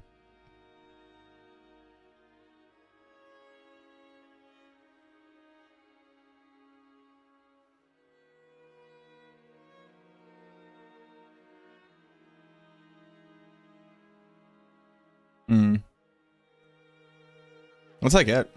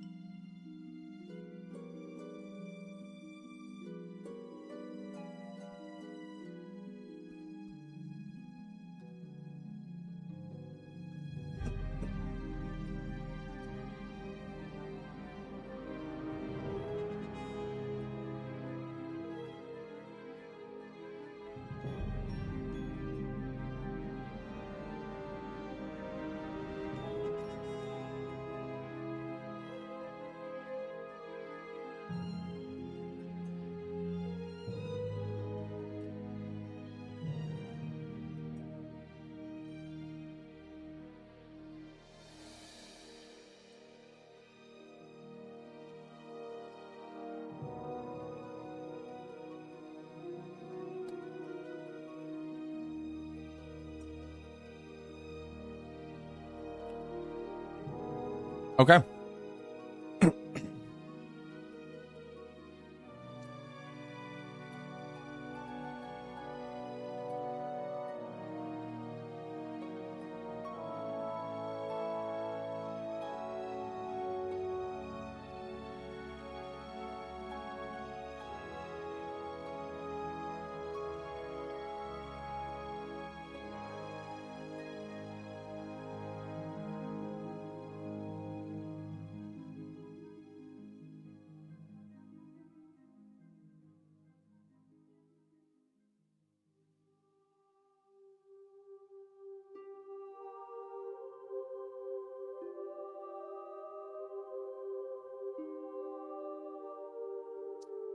Okay. Time without a beer in your hand. Have a good night. You can get yourself some warm milk, and you can spill that on you later. Keep you nice and warm.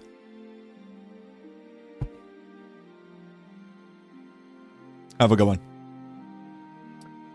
Okay.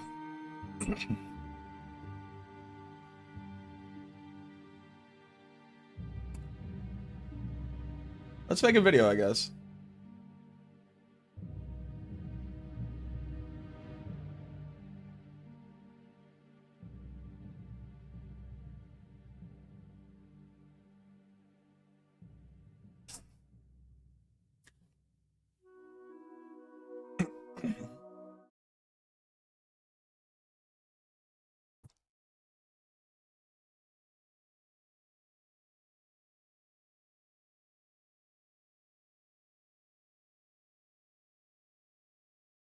Oh boy, howdy. This one's going to be hard to explain, and I'm going to do my best. Also, we just had a blizzard here up in the Northeast. I've had strep throat for a week, and I'm going to sound a little bit like a frog, but I'm going to do my best to make it a sexy frog and not a high-pitched frog. Let's go ahead and talk about the patch notes that just came out for Season 11. This is coming out ahead of the Campfire chat and the post-PTR launch for Season 11. There's a lot of things that are going to impact your ability to enjoy this season.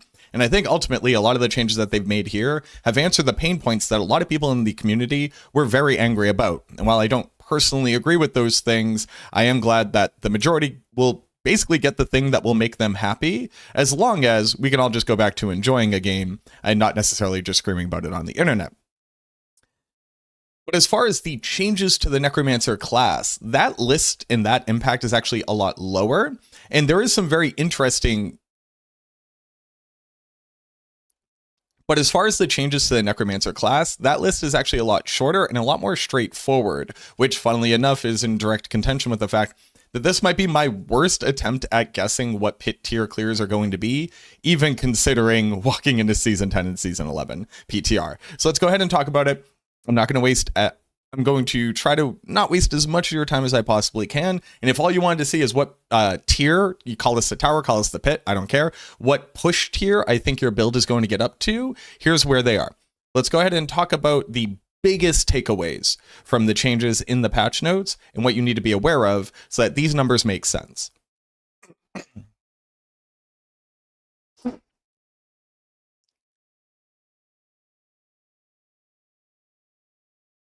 The biggest changes that are probably the biggest change in this PTR is in twofold. It's one, coming to how masterworking is going to work, and two, how tempering is going to work. And they basically took all the bad parts out that people didn't like. They re-injected basically like half of the power that we used to have in it in Season 10. It made it, I think, a lot more fun and enjoyable and a much better chase than what it was in the PTR. Because in the PTR, it was basically click a button 21 times and then you were done, and one thing got a little bit stronger. But now all your stats are going to get better. The base of the item is going to get better. You could basically get a GA and get a second GA, but on that same stat, you can get a 50% bonus to a greater affixed stat. Tempers can just come as greater affixes. That's a random chance. So all of that is going to have a pretty big impact on itemization. While I can't exactly put a number to the point for point, how much stronger are we, I gave us basically about a 25% damage buff from the fact that our stats are going to be easier to manage. They're going to be stronger than what we saw in the PTR. And dealing with things like survivability will be able to occur across a smaller subsection of our total affixes, and we'll be able to focus on getting stronger outcomes in different affixes. That's like a lot of words to say. Basically, itemization is more interesting than it was in Season 10 and will be easier than it was in the PTR. And if that sounds good to you, then I think they've nailed it. And if that sounds good to you, I think they've hit the nail on the head. But all that being said, Masterworking and Tempering are still weaker than Season 10 was. Like, our gear is weaker, but it's stronger than the PTR. Does that make sense? They also changed Sanctification, which is the season mechanic, which I think they're trying to make into a permanent mechanic, but something that they said during the Campfire chat made it sound like maybe they're not so sure about that. I'm not exactly sure either, but from the developer interviews with Colin, it really seemed like they were trying to make these into permanent features. But all that being said, Sanctification is now basically just only good. There's basically no downsides. You can no longer brick uniques and mythic uniques. You can't replace a required stat with a different one. You can only get good outcomes. And they also got rid of the brick of losing durability. Now it's just increase the quality of items. Not only that, quality on items from Masterworking increases all the base stats of them, including the armor and the damage. So it used to just be damage, armor, and res, and now it's every affix on that piece of gear as well. So Masterworking is better, Tempering is better, and Sanctification has no downsides. It's only good. There you go. If you didn't like the fact that there was gambling, now there just isn't.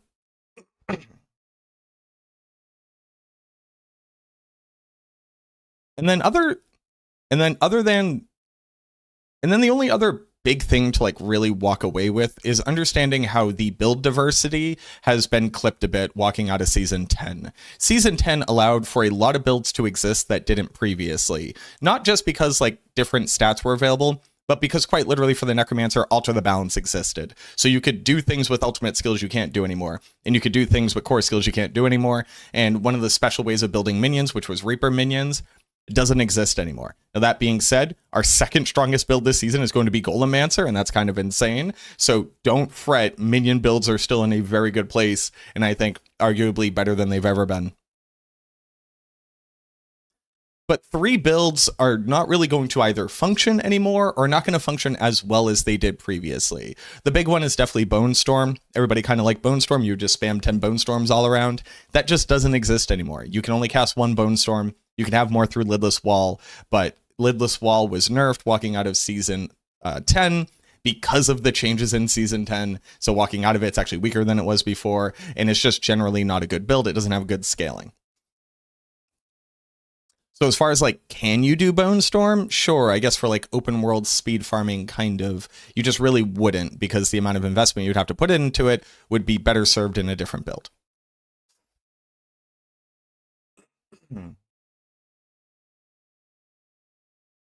One of the big things, and it's a little bit difficult to exactly calculate this, so like, if I'm wrong, I'm sorry. Sue me, I don't know what to do.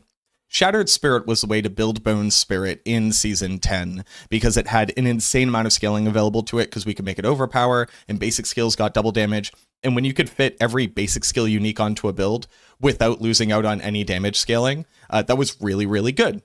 But now we can't have the Chaos unique version of... But now we don't have the Chaos unique version of Pain Gorgers, and we won't have the one of the Gospel of the Devotee. And the amount of scaling that it's losing is significantly less than the amount of scaling that Bone Spirit is losing walking out of Season 10, like actually dealing damage with Bone Spirit itself. And not only that, Bone Spirit's getting buffed walking into Season 11. So Shattered Spirit, so shooting out all the bone splinters around you, that will still absolutely exist. It will still be very good for speed farming. Well, it'll be good for speed farming, worse than it was previously, and I don't think that it'll be the best pit-pushing version of Bone Spirit. So if you're going to build Bone Spirit, you would probably want to build the stronger version of it for pushing, and you would want to run Shattered Spirit for speed farming. A lot of people don't want to run 2 builds, so I think that Shattered Spirit will become less popular. If I'm wrong, people just love it, people just like playing it, it'll still be plenty strong, it just won't be the best at pit pushing. And then, funnily enough, easy Shadow Blight is going away. But the exact same build that basically does the exact same thing, but hits a smaller area of effect, is going to be our best build. So Shadow Blight, still incredibly strong. Even stronger than it was previously. But because we don't use Soul Rift anymore, because that was from Alter the Balance, and instead we'll just be using Corpse Explosion, the area over which you apply your damage is much smaller. Although, hilariously enough, it's better at doing that damage in a group and slightly worse against a single target. So it's actually like better at clearing out areas of monsters that actually survive long enough, worse at speed farming, better at pushing. So Shadowblight is better than it was before, but if you really just like holding down Soul Rift and not really paying attention, the playstyle is probably not going to be what you expected walking into the next season. For new builds, obviously we have the new Golemancer build. This is using the new Grave Bloom unique item, and they also buffed Golem builds in general by making it so that you can use Hellbent Commander. We'll talk about that more specifically in the next part of the video. And then also Affliction is here. Why is Affliction here when people have been playing Affliction for a while? Well, first and foremost, we're finally going to be covering it on Maxroll. It is by far our best leveling experience. I've been maintaining planners of it in my Discord. I just haven't had time to make a planner for the actual website itself, but we're going to be doing that walking into Season 11. So you'll be able to learn how to level on Affliction, which is an amazing experience. It is insane how powerful it is.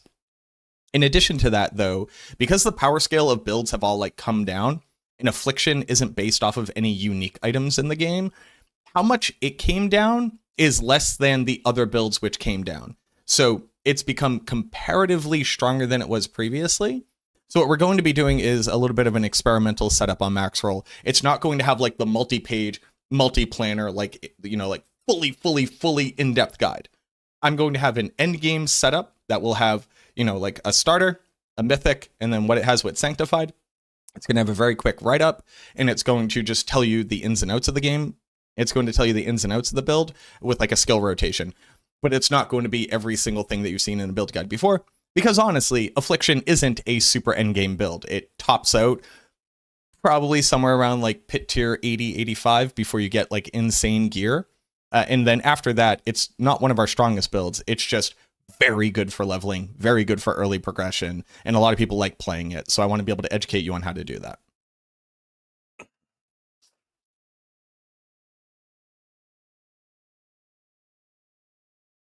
I hate everything I've done in this video, and I'm going to do it again.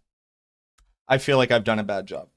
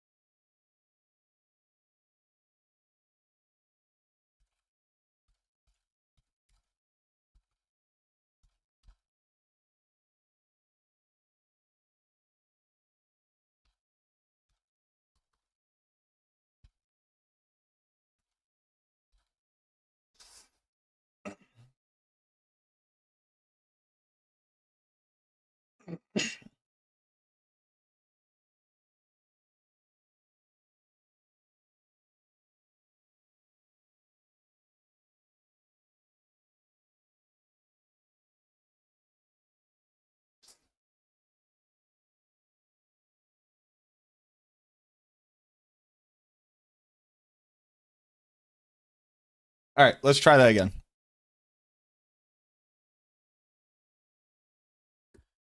Alrighty, y'all, welcome to the second hardest analysis I've ever had to try to do, because the changes walking out of Season 10 and Season 11 are so insane that like really trying to put numbers to it, it's just hard. So these are my best guesses. What we're looking at right now is the Necromancer expected changes. While the list of changes to the actual class are not particularly large, the impact from the changes to masterworking, tempering, and sanctification obviously have huge impact. So basically what I'm going to do is, you could just look at this. This is without any other explanation. If you take out the calculations I did and also an arbitrary number of how powerful I think sanctifying will be, and also a pretty arbitrary number of Collins said builds will do 5 to 10 pit tiers higher than they did in the PTR, these are the numbers. Shadowblight is the best build. Bloodwave and Golemancer are probably our second best builds. And then very close behind all of that is like Bone Spear, and Nas Mages. If that's all you cared about, there you go. But if you want to understand how we got here, what my insights are, and some like best takeaways, new builds, how the build diversity changes, that kind of stuff, stick around. I promise I'm not going to waste, I promise I'm going to try to not waste as much of your time as possible. I'm just going to try to very quickly go through these things because a lot of this is speculative because we don't have a direct one-to-one. We used to be this strong, now we're this strong. So many things are just so infinitesimally and nuancedly different. Is nuancedly even a word? It is now. That really putting a number to this is hard. Let's go ahead and try to get through all the information that you need so you're as educated as I can make you.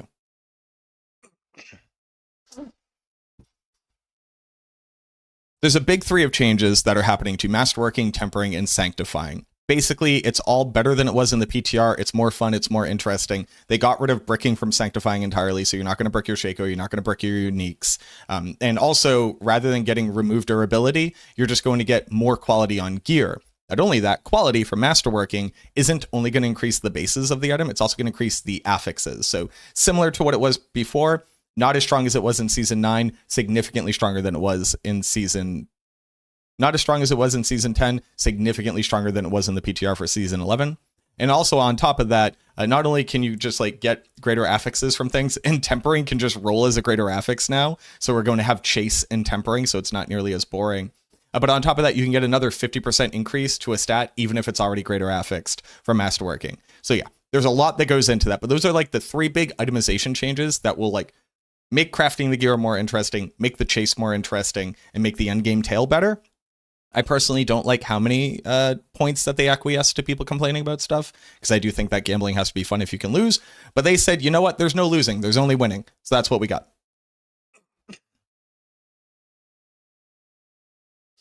What up, BBQ? My room looks like Spencer's.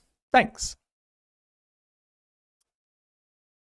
There's some minor implications for a couple different things that are kind of generic. Shields can now have offensive aspects. That doesn't really change anything, but now when you get a shield, it might have an aspect that you need. So when you salvage it, you actually get to make your character better. So that's a little bit cooler. And then there's like very minor infinitesimal changes to things like Iron Golem is going to attack faster. Do I think that that might matter? Do I think that that matters? No. Is it cool? Yes, and we'll definitely have to test it. Similarly, they buffed the Sanguivore Blade. Do I think it makes it viable? No, mostly because Army of the Dead isn't viable. But is it better for the people who want to play Army of the Dead? It is.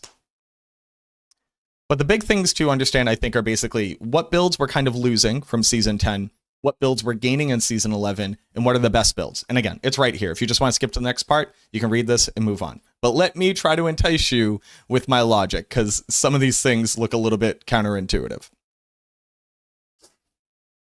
Bonestorm is basically just gone as a build. Bonestorm used Alter the Balance to be able to spam Bonestorm. You can't do that anymore, so you can only have a total of 5. And not only that, they had nerfed Lidless Wall because if they didn't set a cap to it, it would just break in Season 10. But now, since we're into Season 11 and we can only have 5 Bonestorms, it's just weaker than it was previously. So it's like quite literally a nerf to what it used to do. So can you play Bonestorm? Sure. Is it really a build? No. So I think most people just aren't going to. Shattered Spirit is here, and I got a lot of pushback on Shattered Spirit, which I think is good. It's good to get pushback. It's good to better analyze these things. Here's my big takeaway. Shattered Spirit as like a speed farming build and just an overall good build for going quickly is going to be fine. It's not nearly as strong as it used to be because one, it's losing out a ton of multipliers from Season 10, but not only that, the last time it was the most competitive version of Bone Spirit in Season 9, we had permanent Unstoppable and Unhindered, which means you could stand in the middle of monsters permanently. And in this upcoming season, we neither have permanent Unhindered and permanent Unstoppable, so you won't be able to do that. So it's worse than it was in its prime, and it's worse than it was last season. But it's still very good. The difference, though, is it's not going to be the best for pit pushing or tower pushing when tower releases. It's not going to be the best for pushing. There we go. We'll just say pushing. I think that base Bone Spirit will be better because it just has better scalers. It got buffs.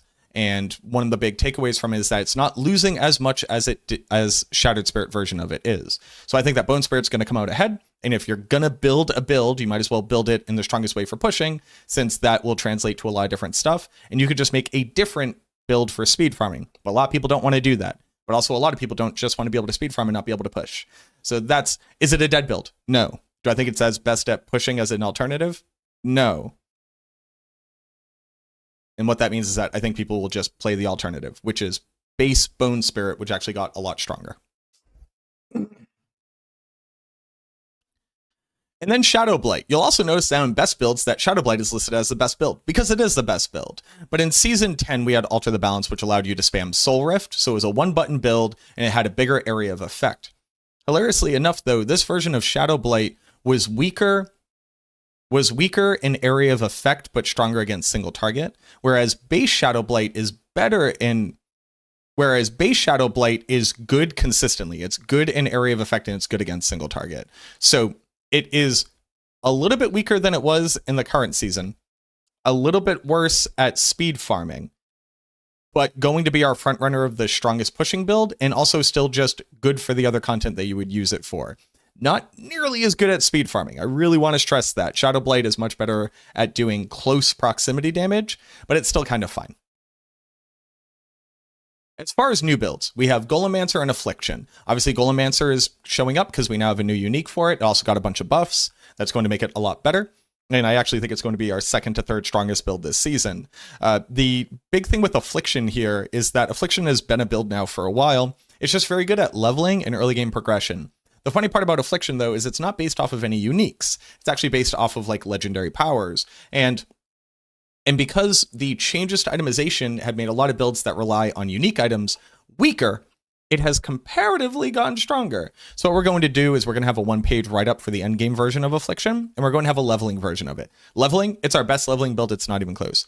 For the endgame, it's not going to push nearly as hard as other builds because it just doesn't have the scaling, but it's still decent for early game progression, far into like pit tier 70, pit tier 80 maybe.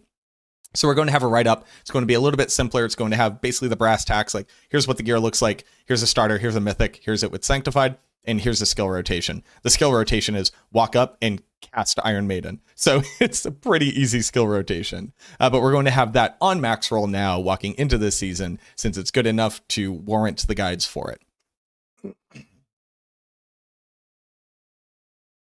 And then best builds. These are best builds in order. Obviously, this is subject to change. Everything I'm saying is subject to change because I can't see the future, but I can do my damn best at calculating the arithmetic of the numbers that they've given us. So Shadow Blight is probably going to be our best build by multiple pit tiers. This thing is just going to crush pushing. It's going to be really good in the tower as well, since it can quickly ramp up its damage. Golemancer is going to be somewhere around like 4 to 5 pit tiers weaker than that. Similarly, Bloodwave and Golemancer are kind of head-to-head here. Then in the running for third strongest build, if you consider everything at the same strength to be in the same place, you're going to have Bone Spirit, and Mages. Some of our other builds are also going to be able to clear like pit tier 100, pit tier 105-ish, but we're talking about builds that are closer to like pit tier 110 plus at this point with our top 5. So, okay, great. You got your key takeaways. You got to see your numbers. How did we get to these numbers? I do think is important for the people who want to, 1, argue with me about whether or not I'm correct. 2, want to Theorycraft. And 3, just understand kind of how I'm getting to these numbers. So we'll start off, again, very short list of actual changes, with the first one being masterworking quality.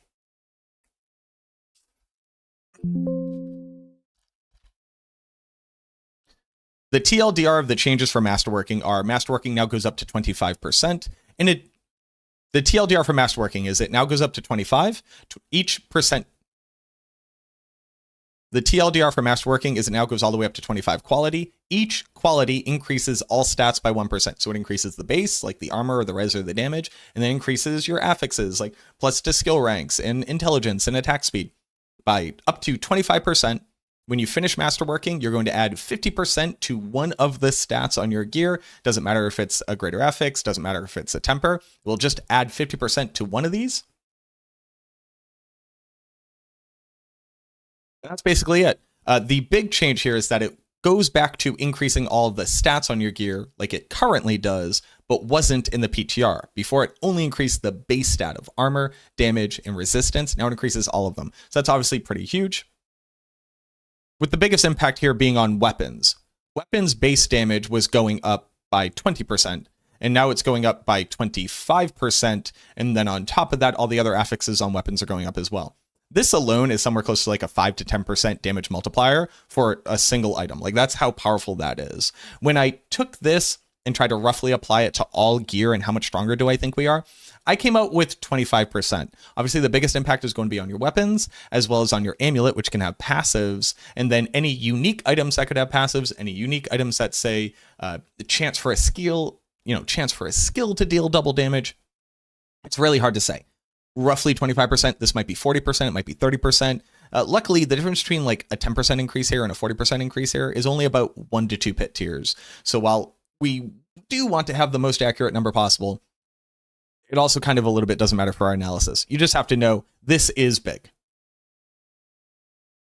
They removed the cap from all of these skills that say based off how much resource you eat, cap it at 500, because they also changed Melted Heart of Selig. What this means, though, is that Bone Spirit will probably be able to, with Melted Heart of Selig, get up to somewhere around like 600 maximum essence, which if you calculate the difference between that and what it was previously, which was 500, that means that it's about a 20% increase for that skill alone. They changed Hellbent Commander to now work for your minions regardless of how many minions that you have. So this is really important for builds that want things that say increase summon damage. The Golem build wants to sacrifice everything other than the Golems, but it only had 3, which meant you couldn't use Hellbent Commander. Now you can use Hellbent Commander. I'm calculating this at roughly a 50% damage increase, because with the 3 ranks and the one from Shroud of False Death, you'd get up to a 40% damage multiplier that this, and oddly enough, Corpse Explosion didn't have access to before, because Howl from Below adds the summoning tag to Corpse Explosion. But then you will obviously want to have Hellbent Commander ranks on an amulet, but your amulet already would have had a passive rank on it. So you have to calculate the difference between what it had before and what it gained now, since Hellbent Commander is slightly stronger than any other passive. So that's how I ended up on 50%. This might be closer to like 55%, but it's basically a 50% increase in damage. Rathma's got a big change, and this one's definitely very interesting. It's just, again, another very difficult thing to calculate. So Rathma's Vigor says every 15 seconds you will overpower, and by eating a blood orb, you will decrease this by 2 seconds. Now it says every 10 seconds that you're going to overpower. So you might just say, boom, a 50% increase in damage. That's not really how it works, right?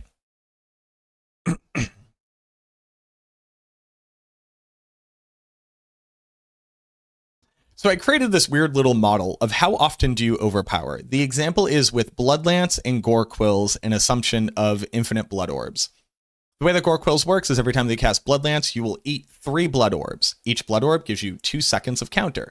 So if we were to go through this example, I would cast Bloodlance 1 time. This would get me 3 blood orbs at 2 seconds apiece, or 6 seconds. I would cast it a second time. I'm up to 12 seconds. And then on my third cast, which can all occur within 1 second, I would be up to 18 seconds.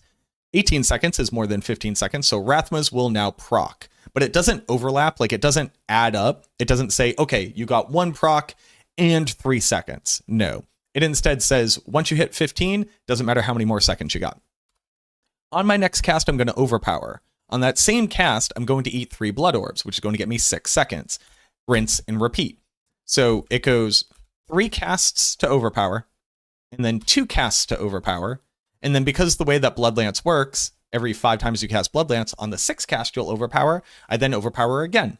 On this overpower, I count up my Rathmas, so on and so forth. What this means is that over 13 casts of Bloodlance, I will overpower 6 times, given infinite blood orbs and only picking them up via Gore Quills and counting a normal amount of seconds in between each one. I know this is a lot, but for the people who care, I want you to know how I got to these numbers.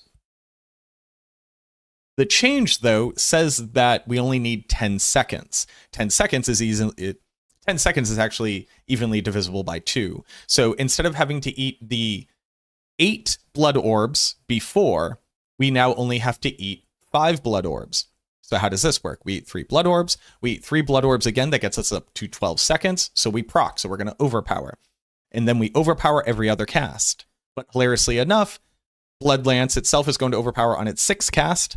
And because we counted up here and we counted up here, we are then going to overpower on the next cast. So it's this very funny thing where you go nothing, nothing, overpower, nothing, overpower, overpower, overpower. If you do that out over these same 13 casts, you get 8 overpowers. Okay, cool. What's the difference? That is a 33% increase in overpowering. The important thing to understand about overpower builds on the Necromancer is we only do damage when we overpower. So this is effectively a 33% increase in damage, since we are overpowering, meaning doing damage, 33% more often. Technically speaking, you do a little bit of damage when you don't overpower. It's basically magnitudes weaker, but you technically do a little bit. So arguably, this should be more like a 31% or 31.5% increase in damage. but nobody's going to come check my math, and nobody's going to do more math than me. So I put it as a 33% increase for...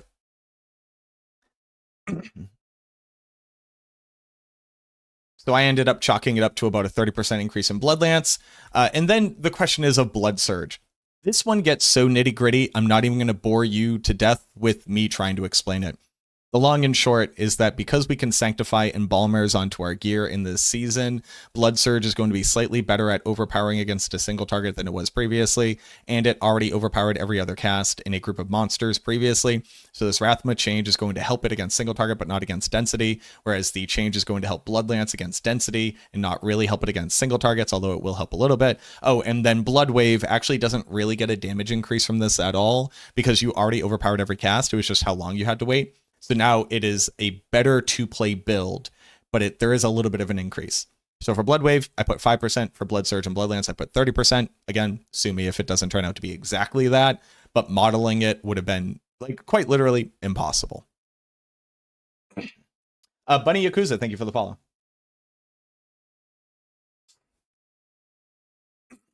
What up, Bergie? Are they going to give us a new class next week?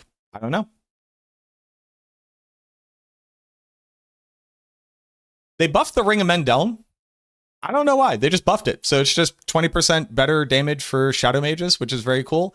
The reason why it's not exactly that amount is because Shadow Mages do about 20% of their damage as Shadow damage, which doesn't scale with the same things that scale Mendeln. Mendeln represents roughly 80% of the damage. So that's why it's slightly less than the 20% that you would expect. The fun thing, though, is that it's not really used on the Golemancer build. People are like, oh, dude, it's going to be sick for golems. We don't use it on the Golemancer build. At least we didn't in the PTR. Because the Golemancer build is a lot more about activations, like the literal cooldown reduction effect of activating the golem, and not really about him hitting stuff with his hands. So Mendeln isn't the best option because it represents a much smaller total percentage of the damage the build would do. They finally fixed rapid ossification. Holy Toledo. Rapid ossification is an effect in the game that says for every 100 resource you eat, your bone skills have their cooldowns reduced. The issue being that it didn't matter how much resource you ate. You could eat infinite resource and you only get one proc of 100 resource getting eaten. Supposedly this is now fixed. And since Bone Spirit should be casting 600 total max essence Bone Spirit, it should reset its own cooldown without having to put the tempers on our gear. That actually would further increase the effectiveness of this. We used to have to triple Masterwork crit rapid ossification on like 2 different pieces of gear to get the cooldown managed, and now we won't have to. The question becomes, how much of a damage increase is that for Bone Spirit? One of the issues with Bone Spirit is that because we were going down to 1 temper, having that much cooldown meant we couldn't have any Macabre Restores resource. And if you can't restore your resource as fast as you can spend it, it's a very bad build. But because we don't need those tempers on our ring anymore, and we can use Macabre Restores resource, and we can get GAs on them, and we can masterwork them, we could probably restore all of our resource every cast, or at least damn near close to that. And what that means is that Bone Spirit has gained cooldown reduction for free, for all intents and purposes, and better damage uptime. Now the question becomes, how impactful is that? Is it a 20% increase? Is it a 50% increase? Is it doubling our damage? I can't really speak to it because we have to get a better understanding of just how efficient the engine has become, and that will only happen with testing. I've put a conservative 20% damage increase here. Maybe that's good enough. For the fact that our tempers can now roll with a greater affix on them, which is something you could technically do in the PTR, but it meant that another stat wasn't getting a greater affix, but now your tempers will, is difficult to really calculate. Like, most of your tempers end up being additive damage. Is that really going to move the needle? Probably not.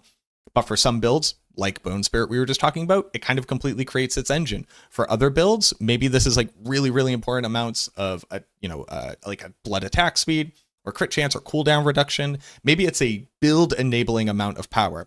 This is, again, anywhere between like 5 to 20% increase for builds. I went with 5%. It might be a little bit more than that. And then we get to arbitrary sanctification multiplier. How did I get to this number? Well, I took a single example of a build, and I looked at the sanctification outcomes that were best for it, and I calculated what the total multiplier was. And if you put enough 8% increases to damage for damage type, and enough additional offensive aspects, you do about 10 times more damage. So I put 9.3 here. That's the number that I got. I put it across the board. Again, this is going to be different build to build. Some builds are going to gain effective damage out of utility aspects like Embalmers on Blood Surge. Some builds are going to gain like enough stagger generation through Void aspect by spamming Blight that they'll be able to stagger bosses faster, which means they've gained damage out of that. This one, again, super arbitrary. I'm going to just put 10x damage and kind of call it a day.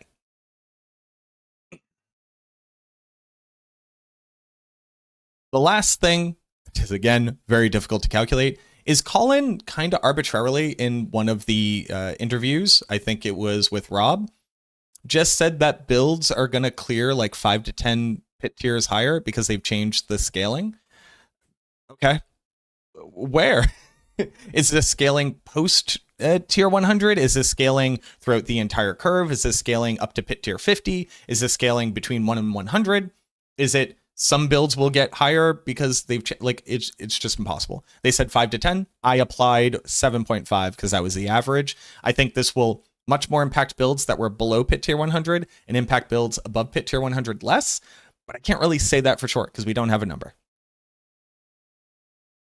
Then the pit tiers that I actually started off with were based off of what the builds did without sanctification on them, because I knew that sanctification was going to be changing a lot. I knew that a lot of these systems were going to change, and I just needed to know what the base builds were able to clear. So these are my best estimates. I either had full out numbers, like of my own testing and what other people had tested and what other people had seen. And then I also had captured like what people had done with the sanctification that they had, but sanctification in the PTR didn't actually include offensive aspects. That was a bug, and now they will. On top of that as well, Art did say, and I quote, "I put some crazy shit in there." I'm starting to think that there might be like mythic aspects that might show up from sanctifying aspects onto gear. Who knows? There might just be like generically good ones on there too. Either way though, these were the pit tiers based off of what we could objectively show happened in the PTR. I'm guessing on Affliction and Bone Spirit because Bone Spirit kind of didn't work and nobody ran Affliction in the pit because why would they? It's an early game leveling build. And then based off of the amount of pit scaling that each build should have before and after pit tier 100, these are the pit tiers. This is what I think builds are going to be able to accomplish. Again, Shadow Blight is the best. Bloodwave and Golem are probably neck and neck for second rank. And then you have Mage Minions, Bone Spirit, Bone Spear. You have Sever shortly behind them. And then the rest of our builds are somewhere in the 90 to 100 range. This is with like kind of insano gear. I'm talking about the end game here. If I were to take away the sanctifying, let's just assume you don't get any sanctifying. What do those numbers look like?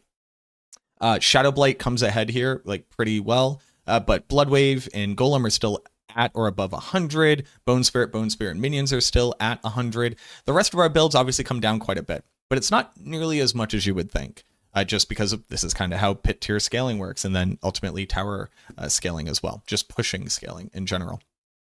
But I do think like the big things to call out here is that Corpse Explosion should feel a lot better. Affliction should be amazing for leveling. The rest of our builds are probably going to be like okay.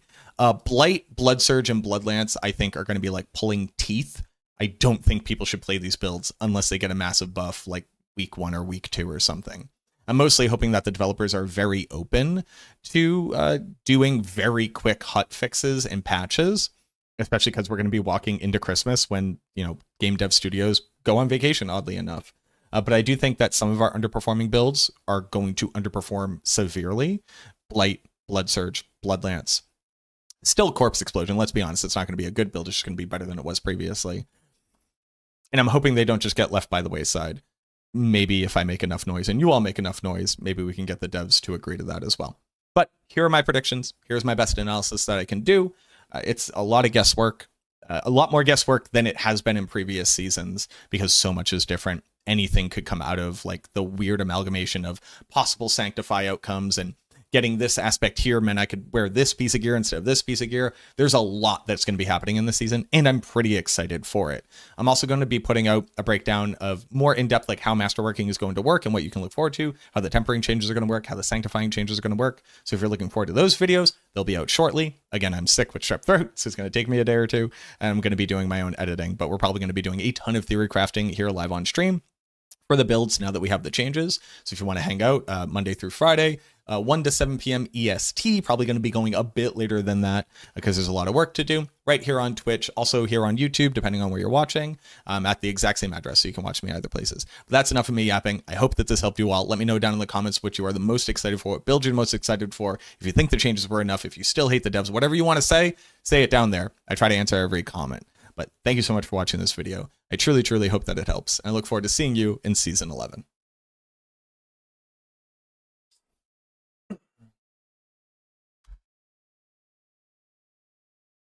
Season 11 PTR analysis.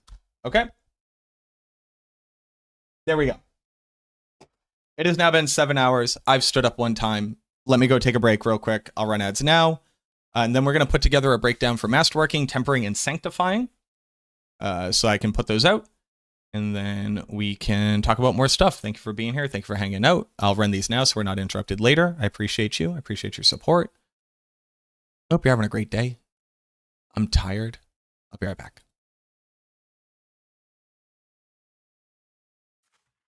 So, Rev with the 63 months. Fuck yeah, You subscribe to a bad content creator. You're a real one.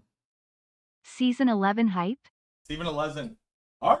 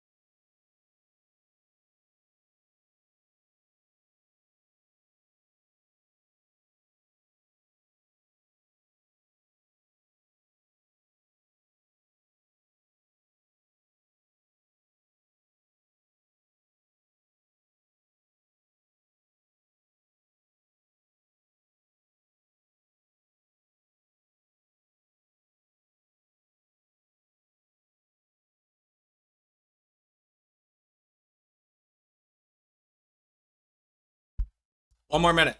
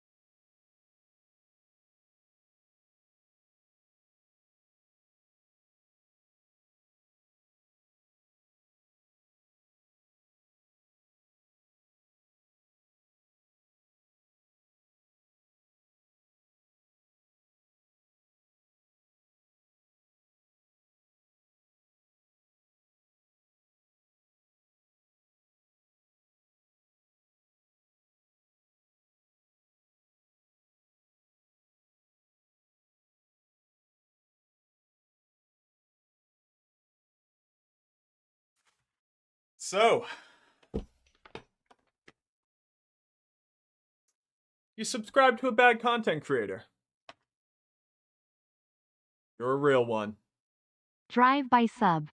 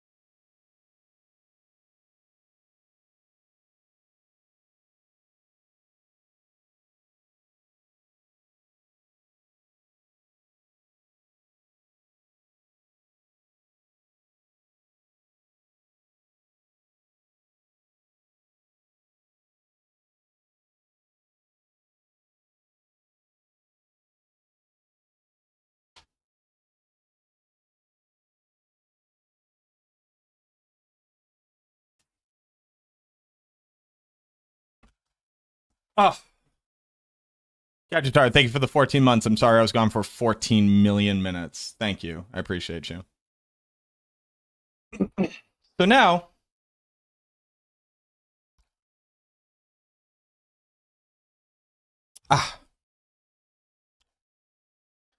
So now we have to make a thing.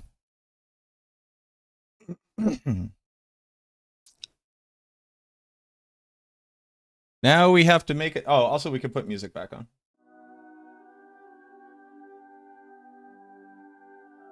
So now we have to make a thing.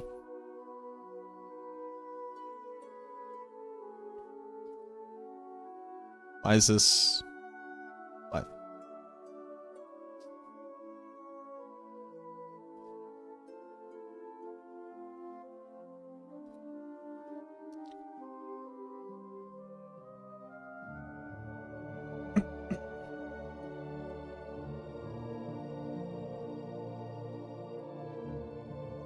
$20 and 2.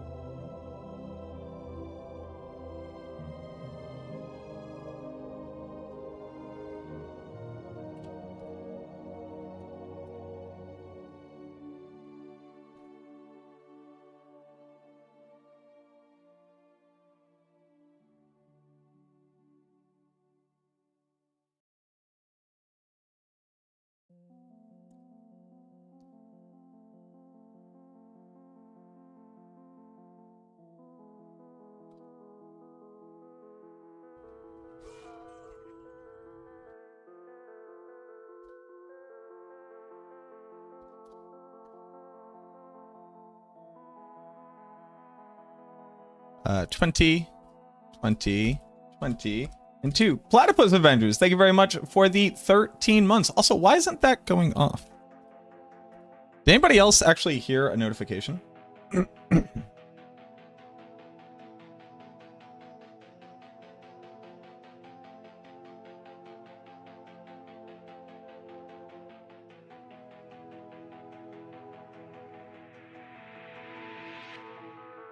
Thank you very much, Platypus. I appreciate you.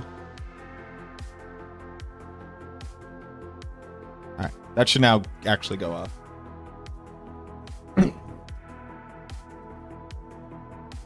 They were working before. I don't know what just happened, but...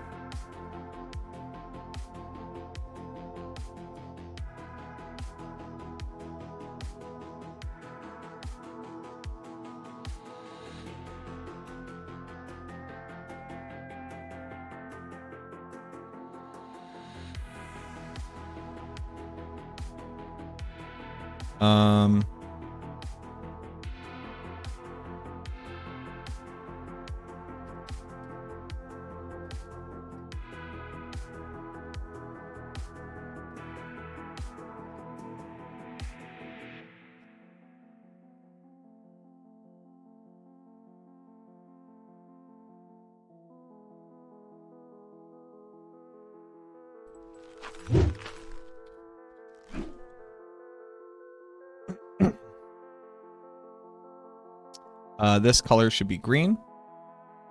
No? There we go. Okay.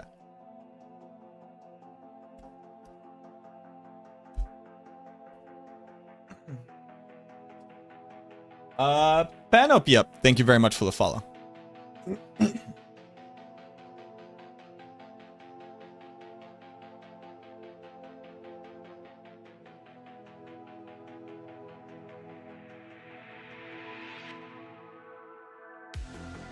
To this,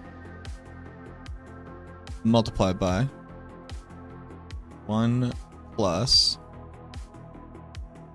this multiplied by 0.05.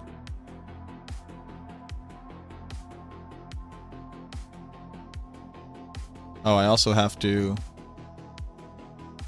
add 0.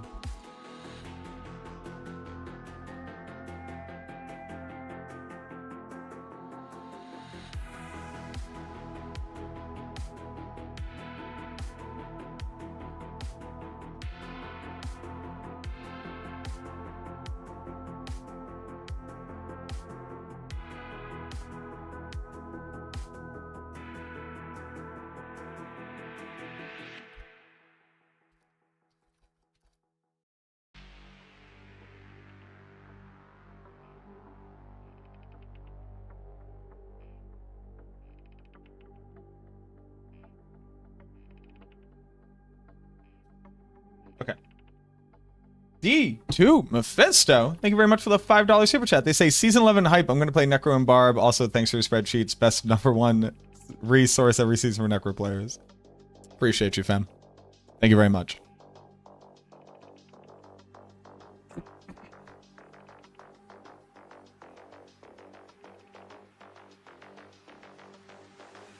Can I round?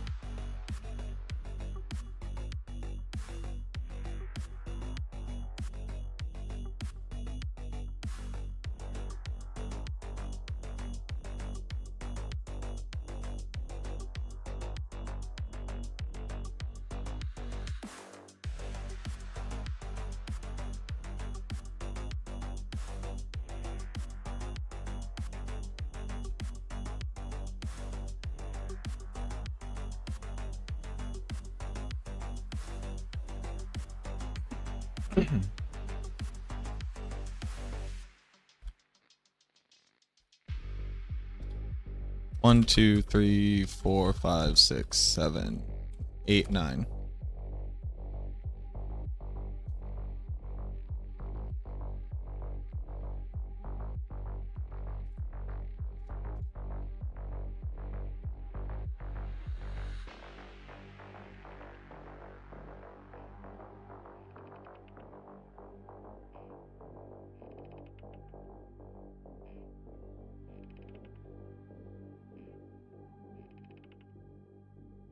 Is this accurate?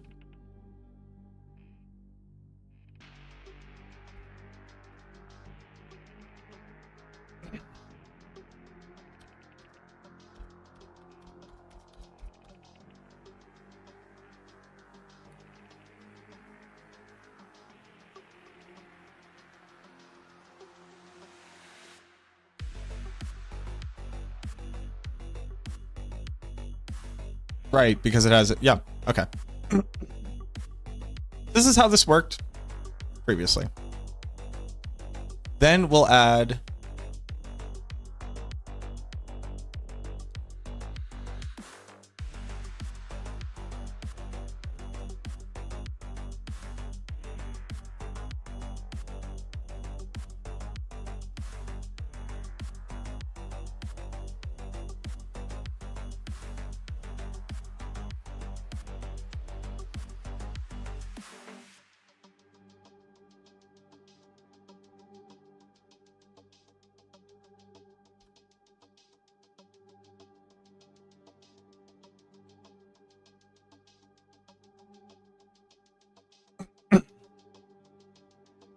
so wait.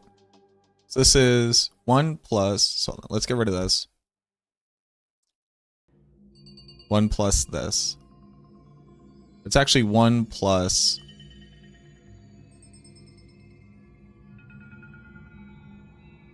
if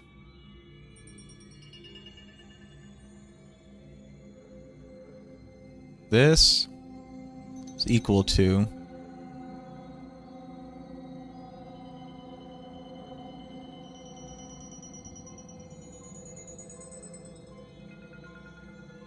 then 0.5, if not 0.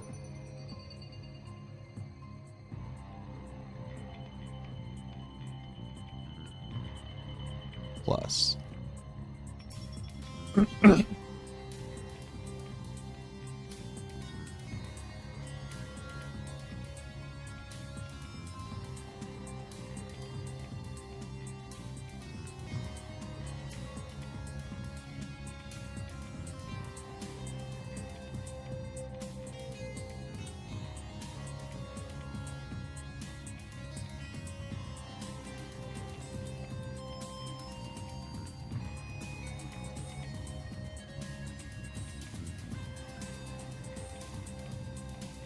Okay.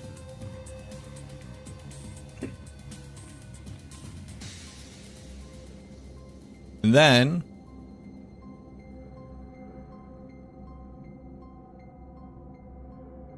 oh, don't do that.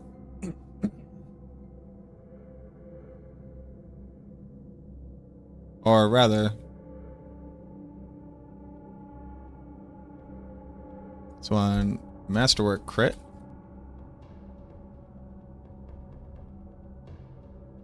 Make this 1, 2, 3.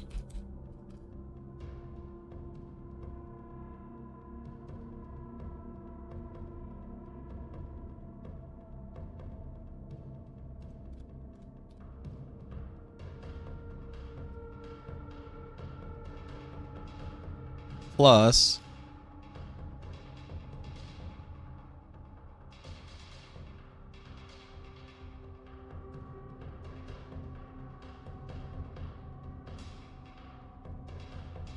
this multiply by 0.25.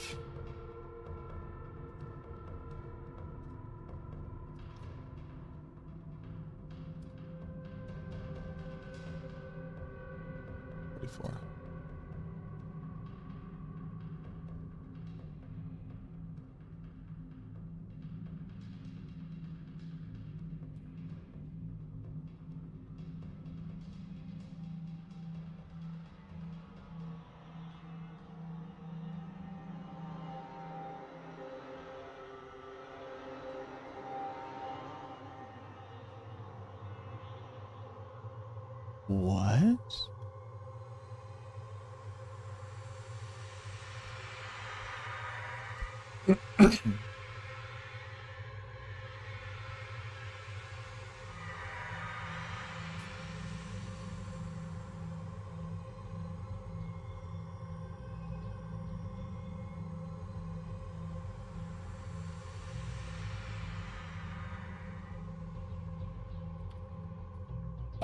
Give me 1 second, Trev.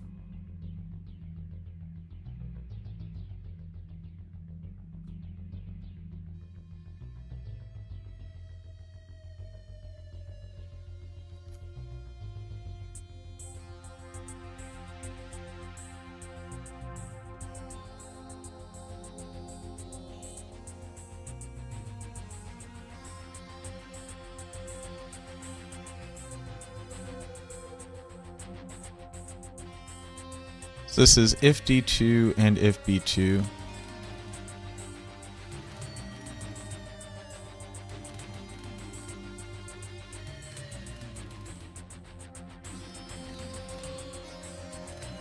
But this should say round.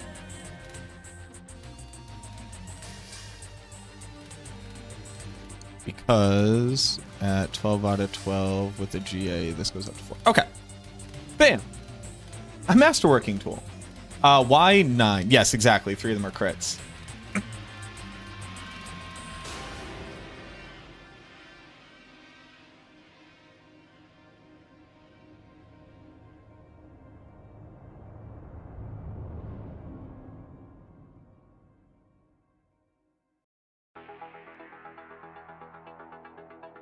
Let's center this. Make them a little bit bigger. And let's make them that kind of like reddish.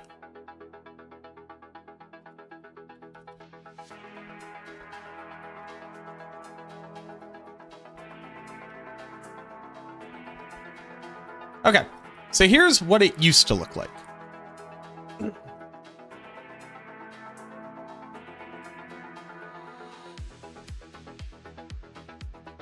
Now I take all of this and I put it all here.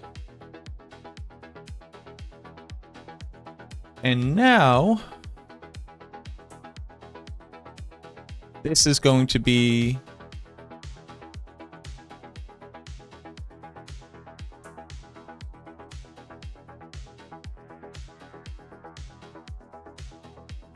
%.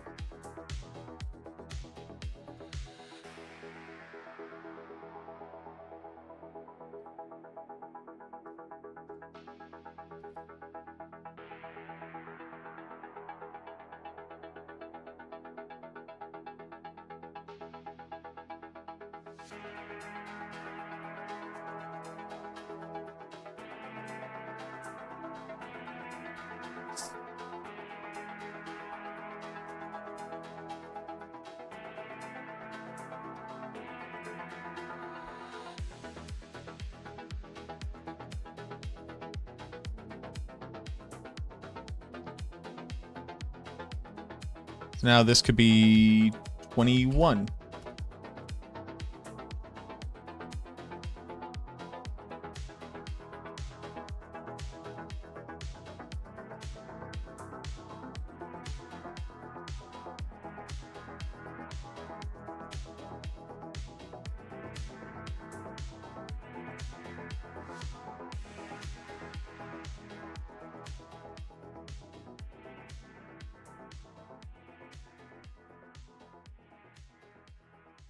Oh, because it's M7.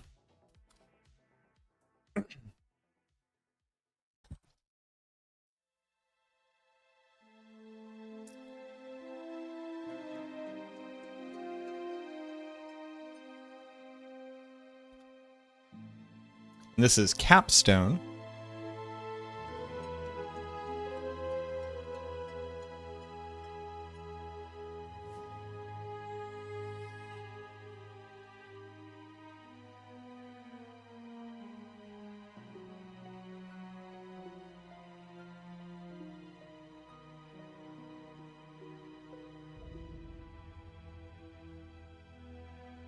Oh no, hold on.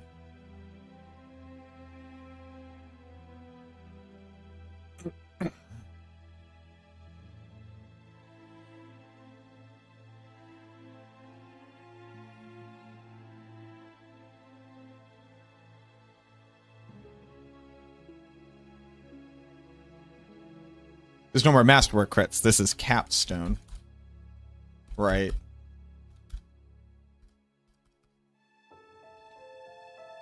And then this becomes if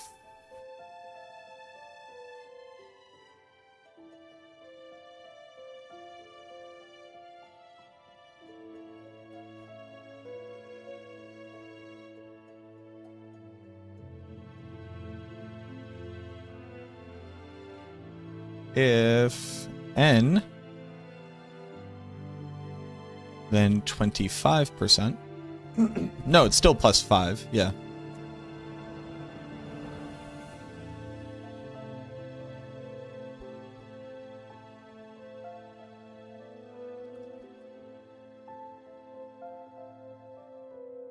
So it is M2 multiplied by 1 plus if Capstone, then add 50% plus if GA, add 50% plus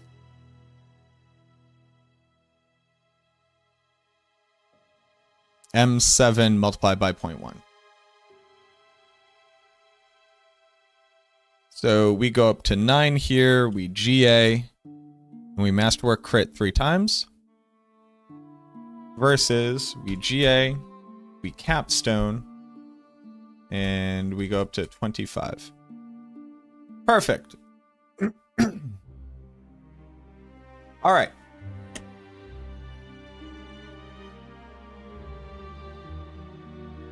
Now, why did I make this? Fuck if I know.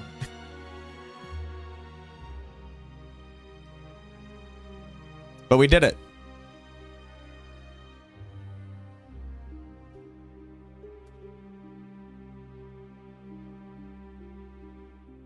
And then this goes boom, boom, but I add round here. So I add GA, I add a Capstone, and then I Masterwork up to 25.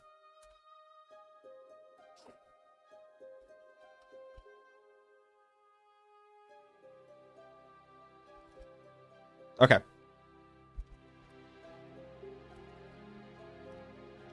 Now you might be asking yourself, Mac, did you need to do this? No. No, I didn't. Old. New.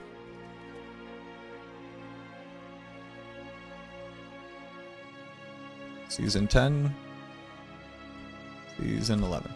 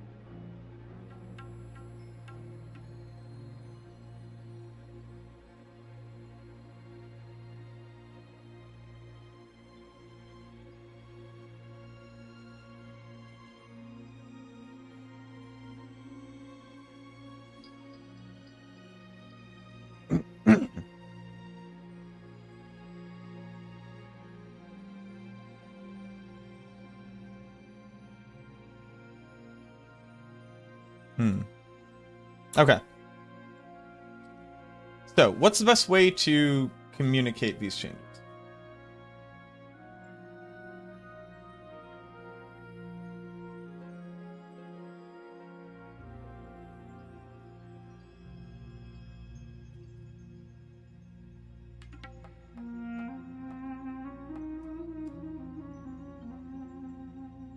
A spreadsheet? Well, we've got the spreadsheet.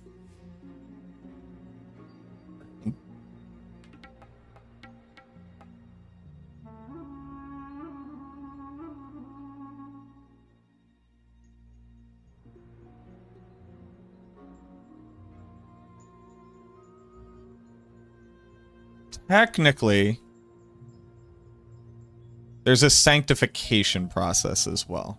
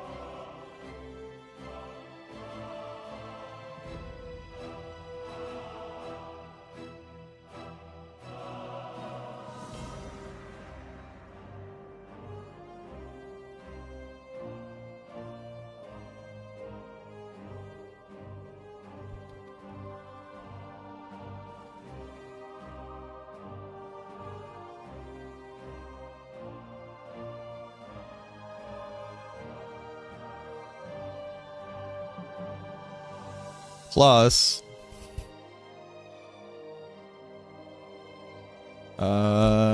this divided by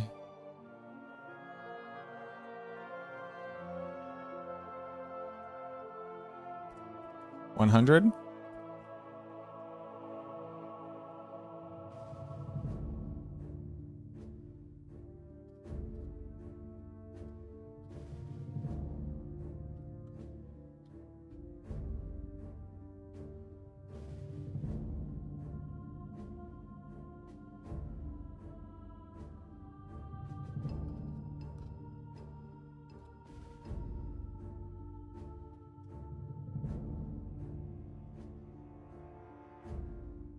Right? Because we have the 20 itself, 0.25, 0.75, 1.25, 2.5.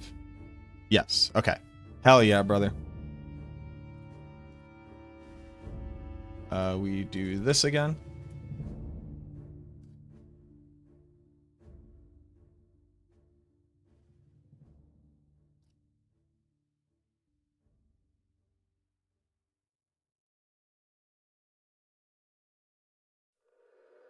Put round in here. Okay.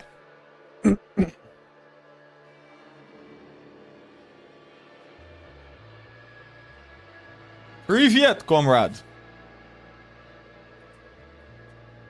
I do not speak the mother language, but Thank you for hanging out.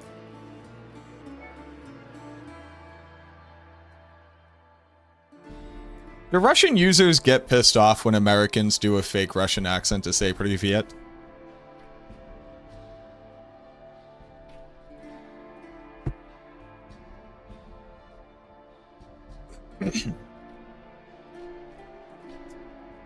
Do I know what they are announcing on the 11th, but I can't say?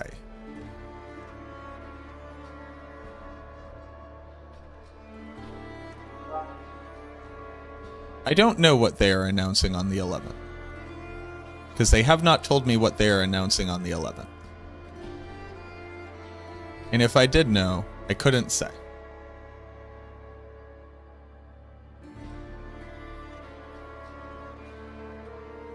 But what I can say is that I don't know what they are announcing. Because knowledge is a very specific thing.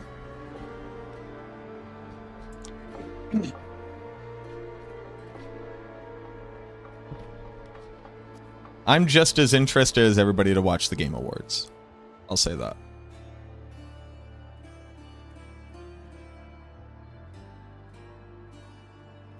Okay.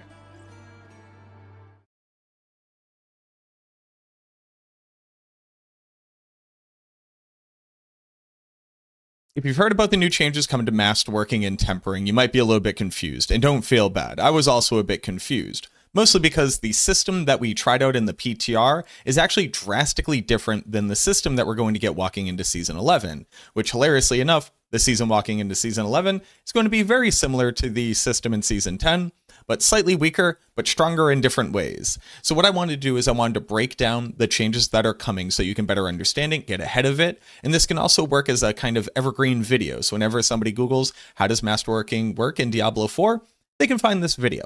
I'm going to try and not waste your time. I'm going to go about as fast as I can, but I want to make sure that you walk away with all the information. I have an example. I have an example that I've set up in an Excel sheet that took me a little bit of time. So if you'd like to see that, I actually think, I'll be honest with you, I'm a little bit impressed with it. I made like a whole calculator for how it works in two different systems. But let's go ahead and talk about it. The bare minimum that you need to understand so that when you walk into the season, you know what you're doing. And then we'll get into the nitty gritty of how this compares against what we had previously so you can walk away with a more fully encompassed understanding of what this change looks like.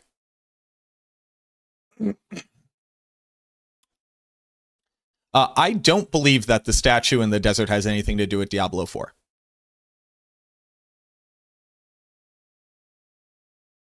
And I do believe that they are going to be showing off the trailer for the expansion at the Game Awards. I could say that. I think that's pretty obvious. I don't know that that's what's happening. I'm positive that is what's happening.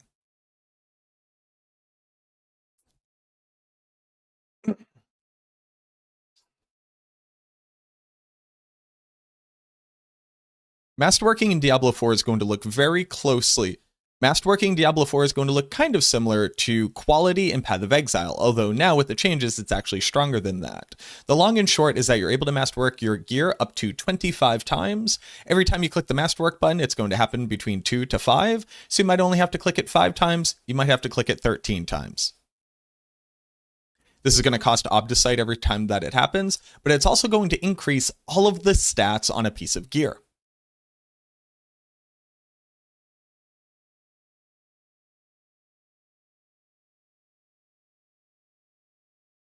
In the current game, masterworking your gear only increases the affixes, so that's the critical strike chance, the lucky hit chance, etc. on this piece of gear. It doesn't change the armor, it doesn't change that implicit, and it doesn't change the mythic aspect. But you'll see as I increase masterworking, we increase the stats on the gear.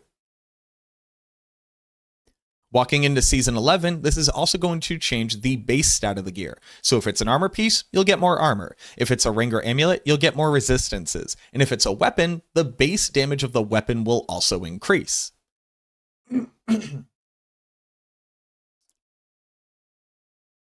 At the end of masterworking a piece of gear 25 times, you reach the capstone. Capstoning a piece of gear is going to add another 50% increase to any stat on the piece of gear. Capstoning is going to add an additional 50% bonus to any affix on the gear, even if it includes a greater affix already. So you can have a greater affix and a masterwork capstone. In the previous system, whenever you were to masterwork 4 times, you would hit a crit. A masterwork crit would allow you to add on an additional 25% bonus to any one of the individual stats. And as you would masterwork more and more, you'd be able to crit up to 3 times, with those crits happening randomly. Now you could re-roll your gear you could re-roll these masterworks by fully resetting it all the way down to 0. In the new season, though, the only thing that you re-roll is the actual capstone. So if you don't like that it landed on intelligence, you can re-roll it for a chance for it to land on plus decor skills or cooldown reduction or some other valuable affix on that piece of gear. But you don't have to fully reset it. You're just re-rolling which stat it landed on. This could even go so far as to be on a tempered affix on a piece of gear. Now, since there are 4 stats on gear now that there are 4 stats on legendary gear in Season 11 in a temper, that means that you have a 1 in 5 to hit the stat that you want. Typically, getting 50% bonus on any stat will be pretty good, but perfect gear will have it on the best stat that it needs.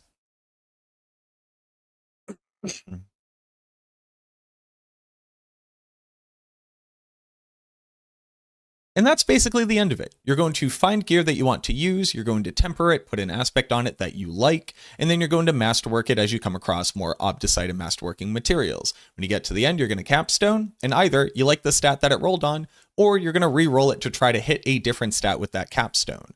Now, all of that being said, there are some nitty-gritty mechanics underneath. There's some math that we should go over to get a better understanding of how this compares to the previous system, because again, it's a little bit weaker than it used to be, but it's a lot stronger than what it was in the PTR. So if you've played Season 10 or before and you played the PTR, let's go ahead and compare them directly so you have a better understanding of where it's landed. On the left here, I have the old system. The only things that really mattered were the base stats, whether or not you masterwork crit, how many masterwork ranks you had, and whether or not you had a greater affix on your piece of gear. And then over here on the right, I have the exact same thing but set up for Season 11. There are 2 new things that will matter in Season 11. That will be the capstone as well as one of the sanctification outcomes, which actually adds on even more quality to a piece of gear. And since quality increases all of the stats, this would also change the outcome from basically completing your piece of gear. So let's go ahead and look at a single stat on the left side for our Air of Perdition as our example to see what it would look like when it was fully juiced. I'm going to set masterwork ranks up to 9 because the way that it worked was that every 3 masterworking currently adds 5% increased bonus per masterwork rank, and this works for every 3 because on the 4th one you have the chance to crit. The crit adds 25%. This 5% and this 25% get added together. They're not different multipliers.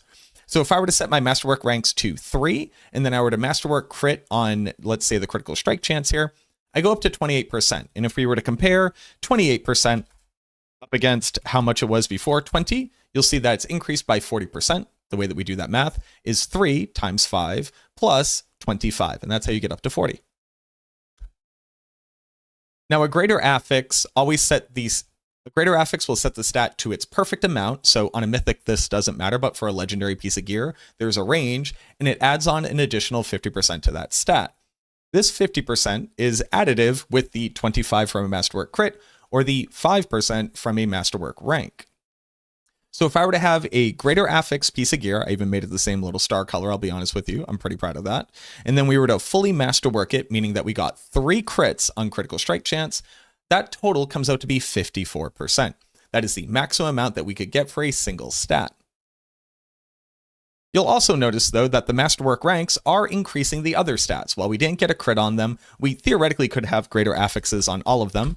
And a perfect piece of gear with 3 masterwork crits that we would want on a stat that we need may look something like this.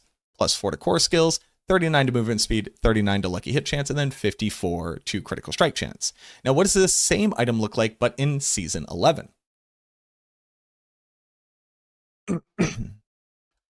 Well, here the masterwork ranking or the quality goes all the way up to 25. The difference, though, is that for each rank, it's only 1%. So over here, it was 5% per rank. Over here, it is only 1%. So that means that at a total of 25 quality, you gain 25% more to a stat. A GA is still going to add on 50%, a capstone is going to add on 50%, and then we'll talk about the sanctified outcome in just a moment. But in this same example with a greater affix as well as the capstone, meaning I got a GA and I crit that with my masterwork outcome, and then I were to add on a total of 25 ranks, you'll notice that the total for critical strike chance ends up being 45%. And then if I were to theoretically have a perfect piece of gear with 4 GAs across the board, we end up with 45% crit chance versus the 54 from before, 35 for the other two stats in comparison to the 39 from before. And then funnily enough, our core skills actually come out to be the same number, but that's just how rounding works. Now, there is an additional outcome in the new system that would allow you to push this even further. For sanctification, there are basically a large list of things that could happen. You could add a new aspect onto your gear, you could add a new stat onto your piece of gear, but one of the outcomes is that it will actually add between 5 and 25 additional quality. It's basically like saying a total of 50 quality is potentially available for a piece of gear.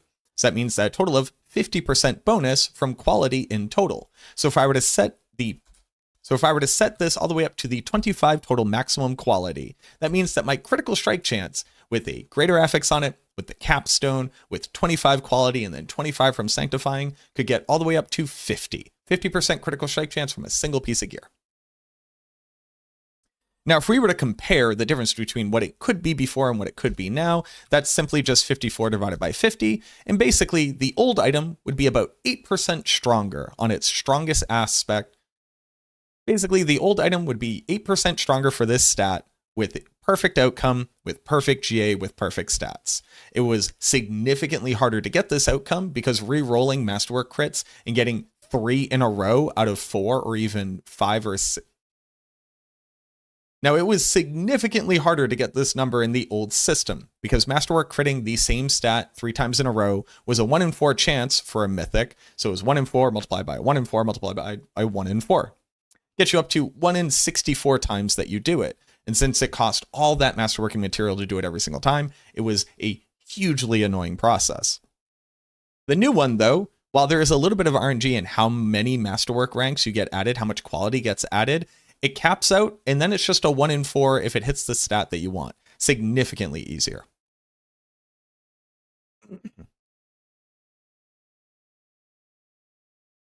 Yes, it is enough. Boop. And boop. So you'll get one more if you capstone and sanctify.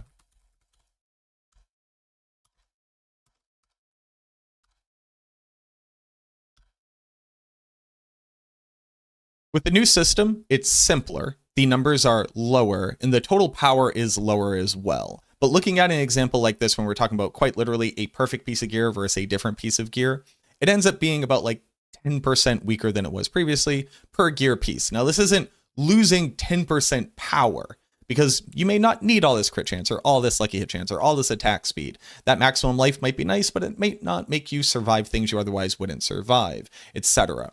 But gear is definitely weaker, but it's significantly stronger than it was in the PTR. In the PTR, none of this happened. Masterworking quality didn't increase your stats. It only increased the base stats. So it only increased the armor of error perdition. Now it increases all of it. Again, where the biggest impact that I believe that we'll see on this is either in Mythic Uniques, where these stats are something that fully enable your build, an amulet, which can have multiple passives on it, which can actually roll significantly high. And then in addition to that, a weapon, where the quality increasing the base damage of the weapon means that the biggest number that's the most important for how your build scales will be higher, with this sanctification outcome basically being representative of something close to about a 40% damage multiplier on a weapon. Now, this isn't the strongest outcome, getting an aspect would be stronger, but I just wanted to use that to highlight how impactful this can be on items, even though it is technically weaker than it was previously. Now, I'll very quickly touch on tempering, just because oddly enough, masterworking and tempering kind of go hand in hand. But the big difference with tempering are twofold. If you didn't play the PTR, you can now continuously, for tempering, you can now just select the stat that you want.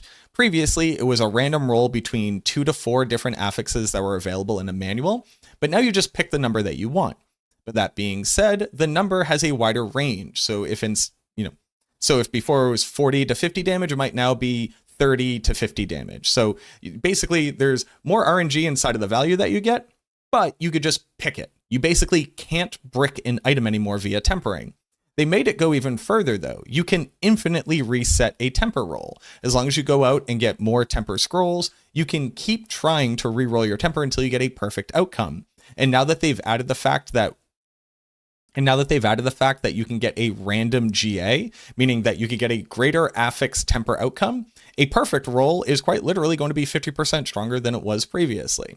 So tempering itself not only is just better than it ever was before, you can no longer brick gear via tempering, and it also adds on a little bit more chase to it. So like, sure, you got the minimum value for a stat, so your build works, but continuously re-rolling it will give you an opportunity of getting stronger and stronger, and ultimately getting the best outcome, which is now a greater affix, which means a perfect roll plus 50%. So tempering went from being a, oh dear God, am I going to brick my item, to a very slightly more interesting actual crafting mechanic with a pretty decently powerful outcome at the end to strive for.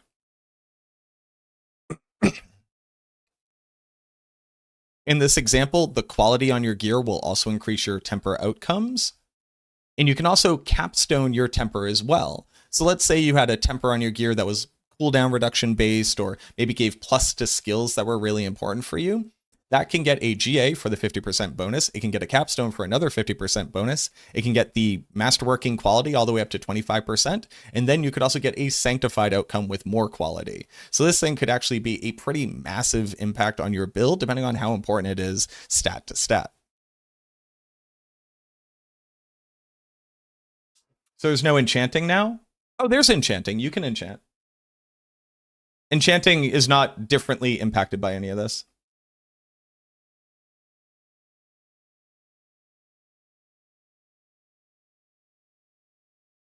So those are the changes to masterworking and tempering that are the most important for you to understand. I hope that the comparison helped people who were playing previously and people who are onboarding to understand the differences. Maybe if you walked out of the PTR a little bit confused, or if this is the first time that you're learning about these systems, I hope that it was clear enough so that you know how it works in the current game. And if it wasn't obvious, it's this example over here on the right. That's the game you're currently playing, and that's the way that it works.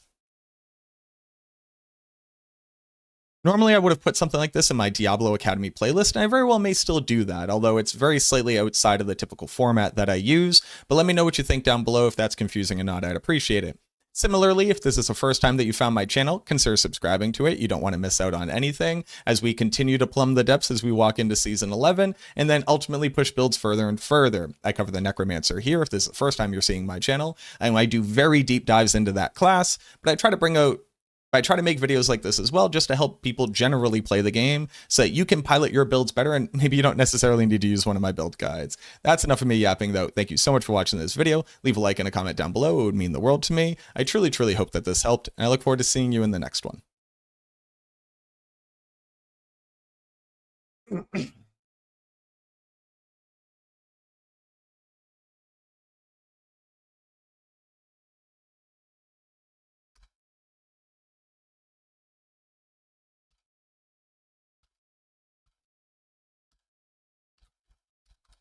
That was masterworking. It also was tempering, because tempering's in masterworking.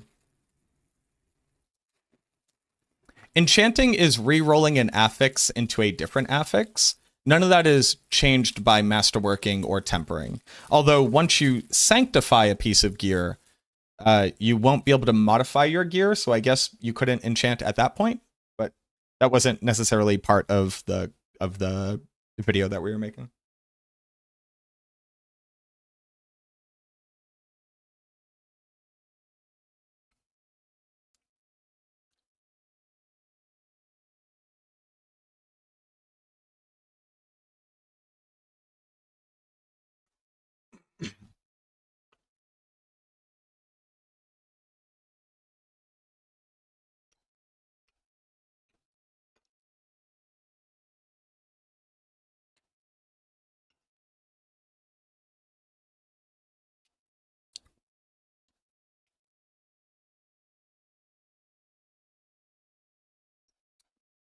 Yes, Trev, just to answer that question.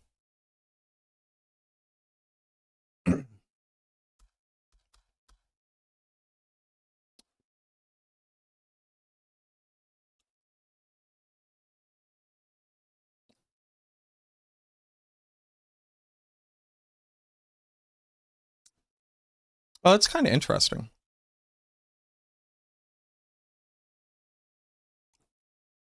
Well, that's what the sanctification outcome. But that is interesting to realize there.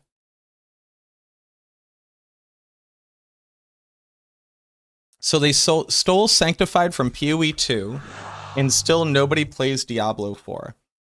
This is actually Vol Orbs, and oddly enough, a couple of people play Diablo 4. But they did call it Sanctification, but it's not sanctifying from PoE.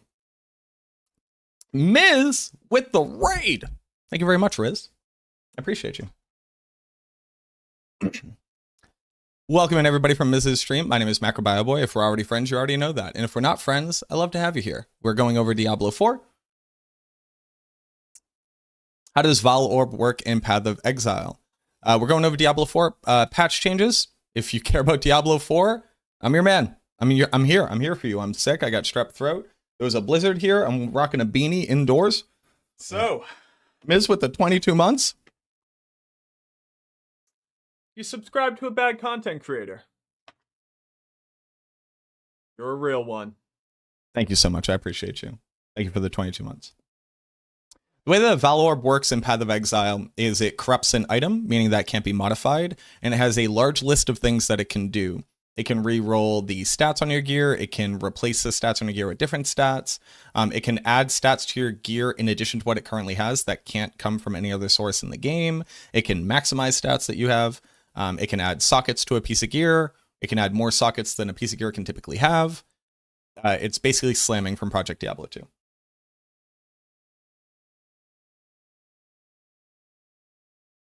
Might have to come back for the capstones. Let's go.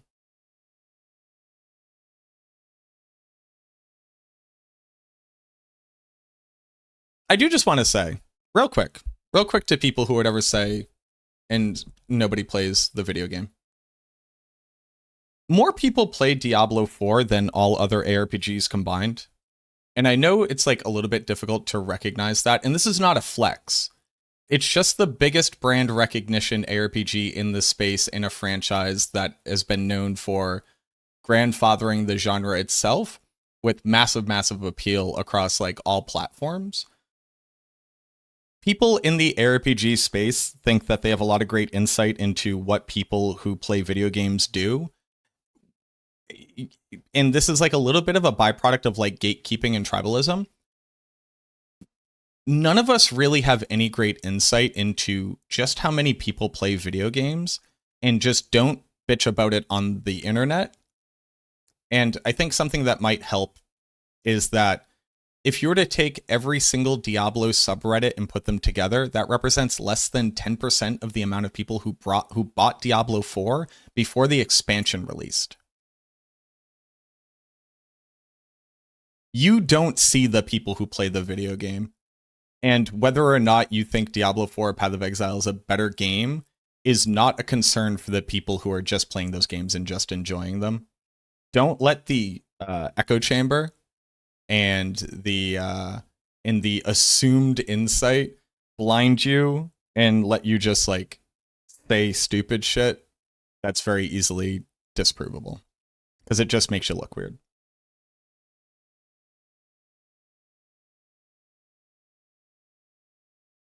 Never said one was better. No. I'm commenting on the fact that you said, and still nobody plays Diablo 4. Oddly enough, a lot of people play Diablo 4.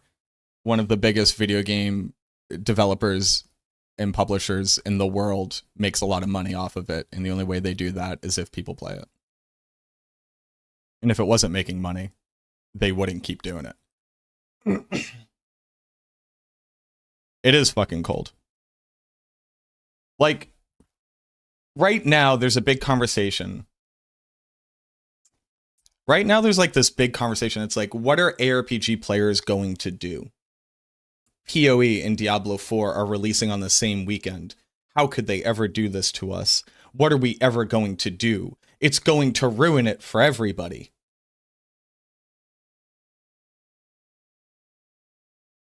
The people who like the video games are just going to play them and the amount of people who don't even know that Path of Exile exists and just play Diablo 4 on their couch after work on their console is like so hilariously bigger than any other people playing the game, like any demographic of people playing the game, that it's like it's like an episode of like Family Guy where like Stewie and Brian are outside on fire running back and forth in front of a window because one of Stewie's time machines exploded or whatever, and then there's a meteor and like a satellite hits and then an alien on a spaceship, and like Meg is just reading Cosmopolitan in the bathroom and doesn't notice it.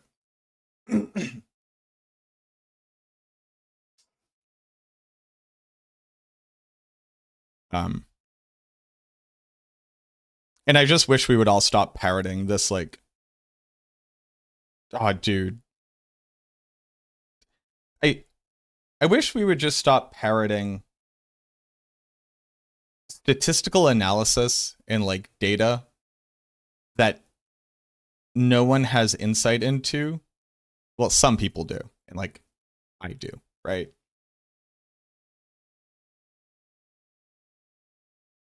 But like nobody who isn't professionally in the scene has. Yeah, that's it, I guess. It's very exhausting. Not to like, I'm not trying to like hang you out to dry. It's more so the concept. This like concept of like, nobody's going to play this game. Fucking millions of people. The number of people who own this game and just play it and don't care about the little bitchy drama we get into of like whether or not people like PoE or D4 or Last Epoch more. It's just very tiring. I'm just like, people just play the games. They don't care.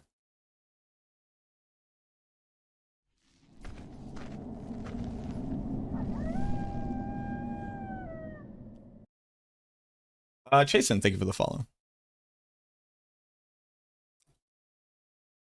And it's also just like, it's like objectively wrong. You just can't have insight into it because the companies don't release the numbers.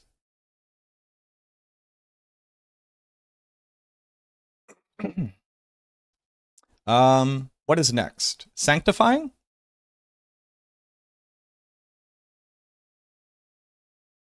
Here for drops. Hey man, thank you. Enjoy your sword.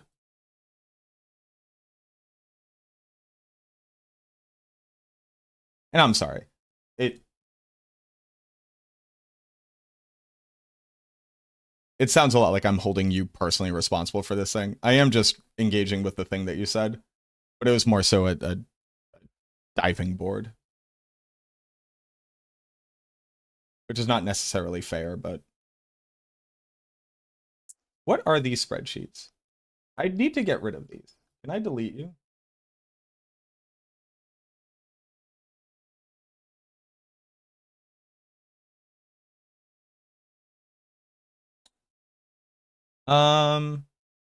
Sanctification testing. So for sanctification,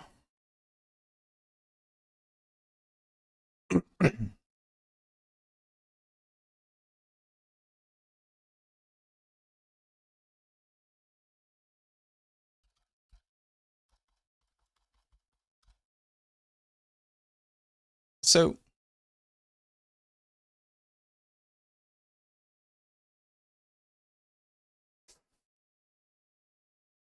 I want to flail. I want to flail.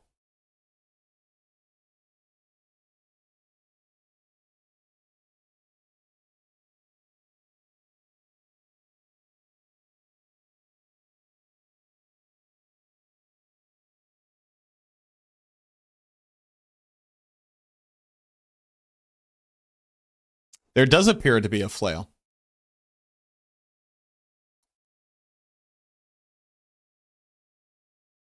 And who knows what that means? Well, flails are for Heart of the Oak, so flails are for everybody.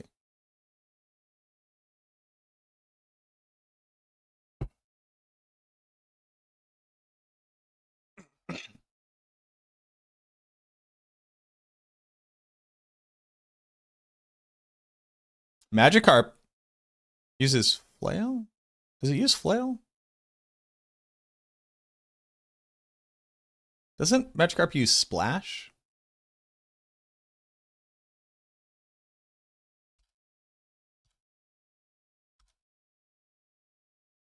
Magikarp uses splash, god damn it. If you're gonna come out here making a Pokemon reference, do it right. That's mean. It was a good reference. I'm sorry.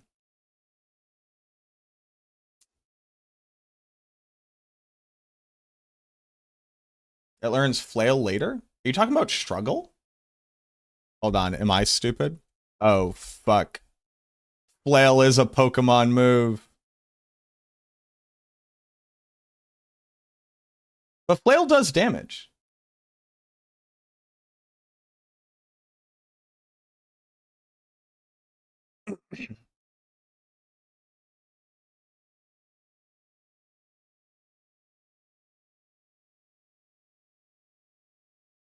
But like all these Pokemon learn flail.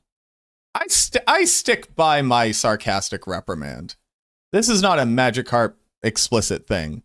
If fucking Fletchinder, it can flail.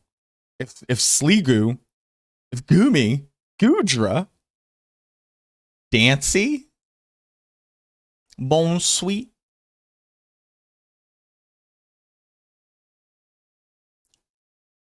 Arboliva, Tadbulb, Dunsparce, the Dunsparce.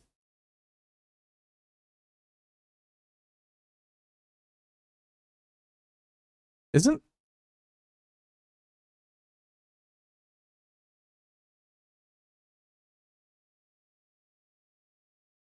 when does it become to Dunsparce?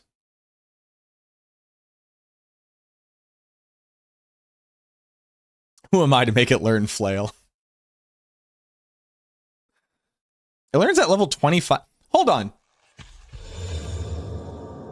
This person hit the B button 5 times to make Magikarp not evolve into Gyarados so it can learn flail? What up, 0935? Thank you for the follow.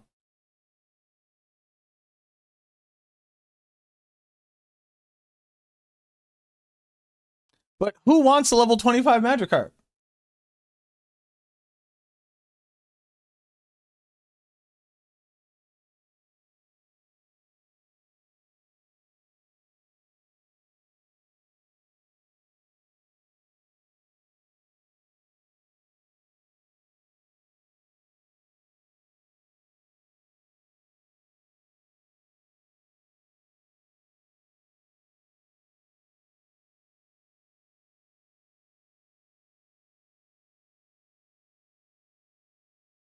Huh. This is fun. Okay. This is good.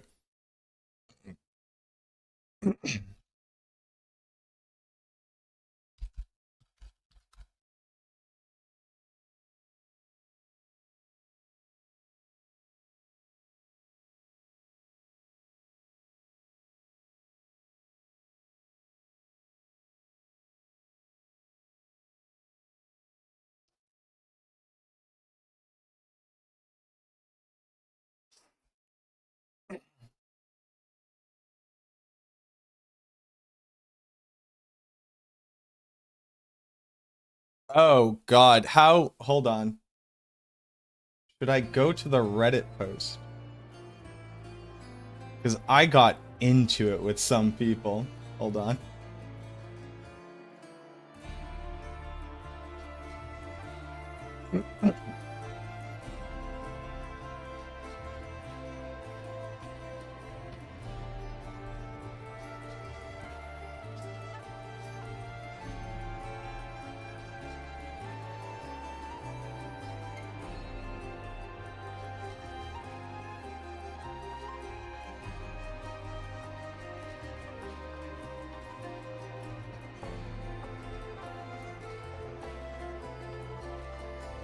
Oh, I almost have perfect karma.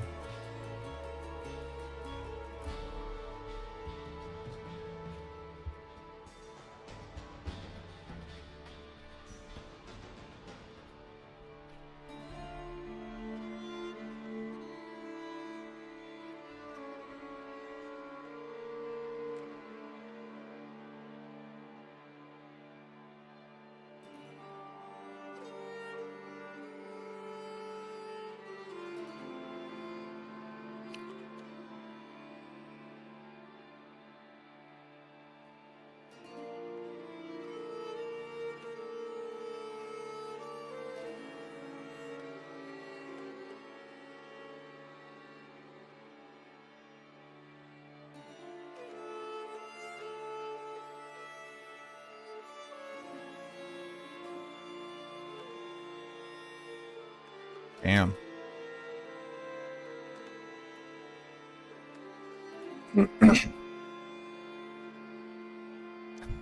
Dude. There isn't another reputable person providing data nearly this strong who says there's other expected outcomes. I would know. I talk to all of the people who do this level of analysis.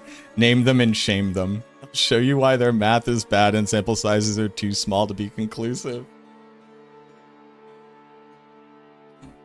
Holy shit. I was on one. Holy. Hell yeah.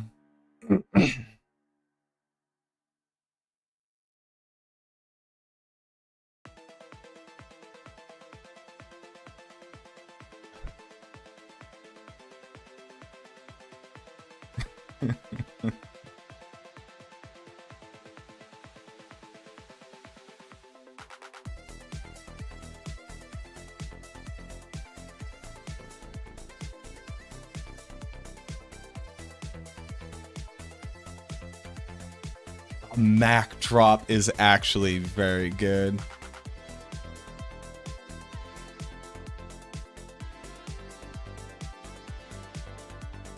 Damn. Damn, I was on one.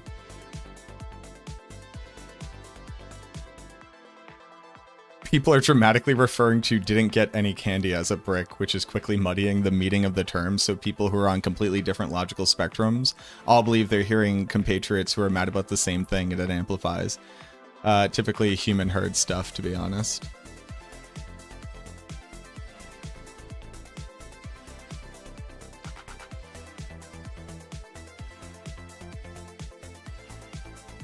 Don't conflate opinion for objective truth.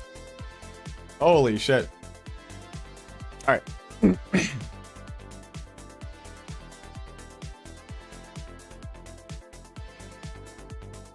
Tell me on why I should play Season 11 other than I have a full guild of people who miss me.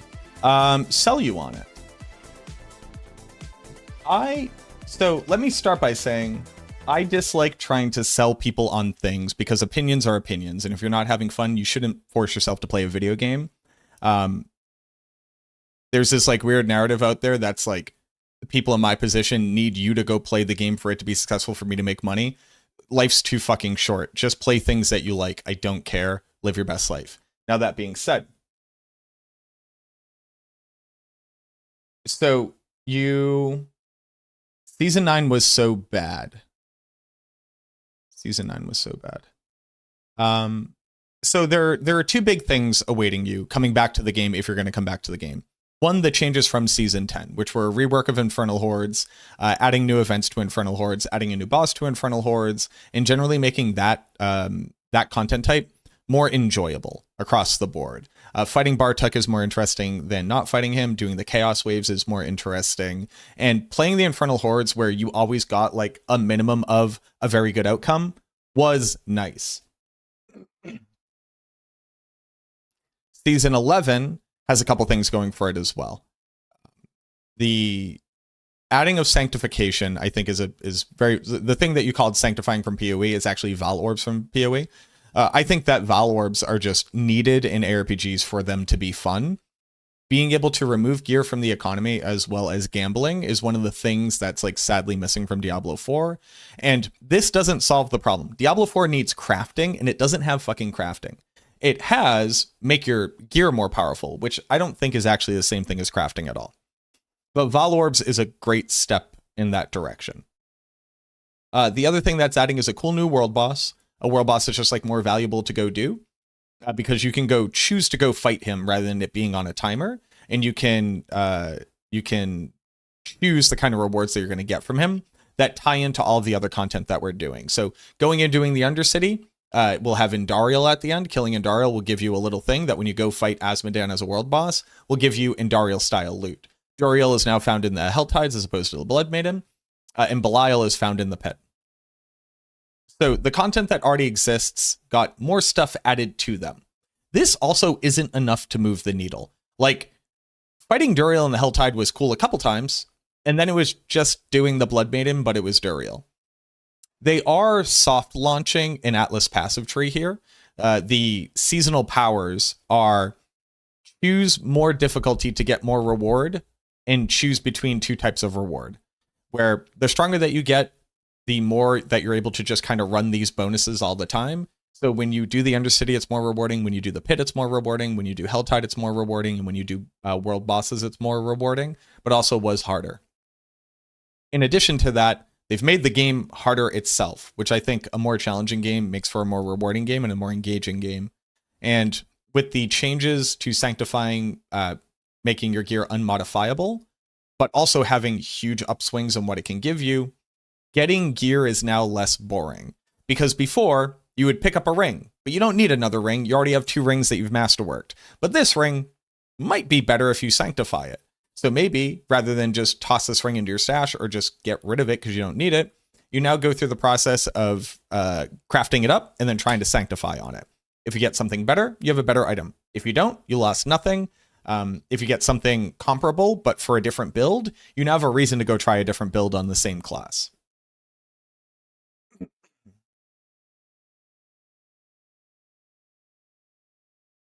Why do you think they're releasing a new season in December even though the tower is not ready? So seasons release every 3 months. They wouldn't not release a season just because bonus content that they want to add to the game isn't ready, because the base content is ready.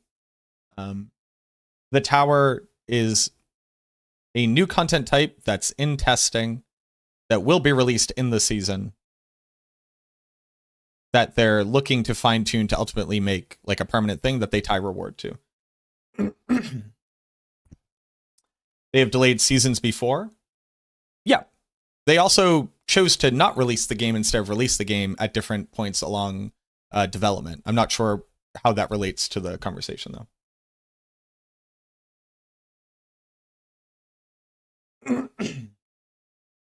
But you cannot in the final build for the season.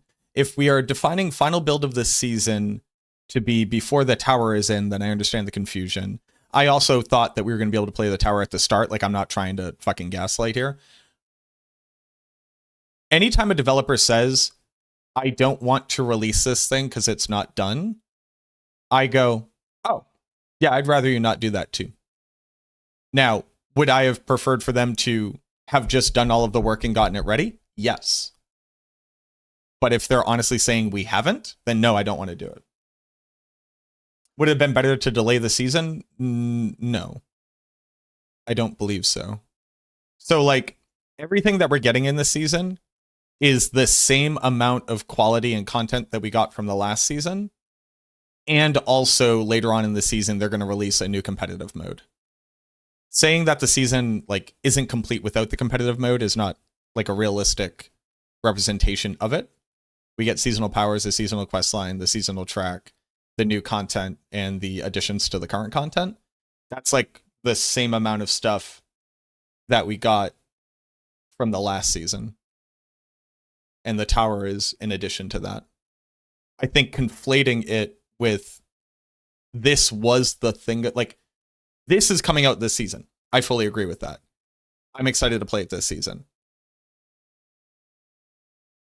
But for this conversation to make sense, we have to say that nothing else in the season matters and only the tower did, which I find weird because it's a beta test of a new content type.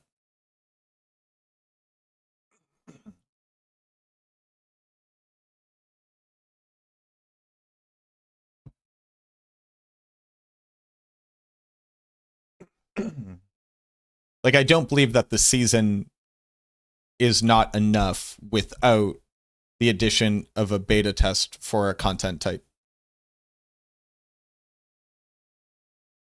Reskin old shit, call it new content. Yeah, I don't think that's been true for a little bit, and also hasn't been true of like most of the seasons. It was just true of the first 2 seasons in this roadmap. But I get that. I get that. I think that narrative, like,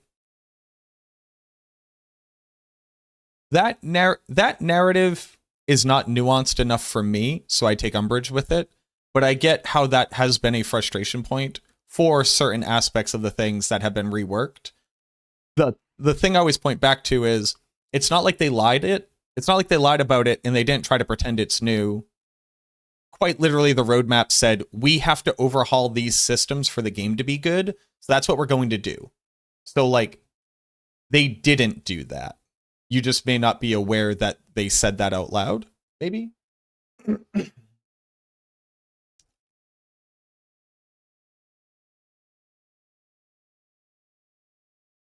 Like, they weren't reskins pretending they're new content. They quite literally said, we have to remake this content because it's bad. So that's what we're going to do. It's the framing of it is not fair because it's seemingly willingly ignorant to what the context was. But I can understand personally going, I'm not interested enough to play without new stuff. That's perfectly fine. It's the framing of it as if it was a lie and that it shouldn't have been expected, which I find weird because it was explicitly stated. And also, like, it wasn't only that. There was just also new stuff to do in almost all of the seasons, except for like the boss ladder. Like, I'll agree, just adding the 3 new bosses wasn't enough. Like, they were fun for a second, but that's not a whole season. But they also said, we have to redo this. That's what we're going to do. Thanks for your patience. But like, I engaged with Nightmare Dungeons completely differently than I had ever engaged with Nightmare Dungeons before, used them for different reasons, and got different things from them. And similar to Infernal Hordes. But okay.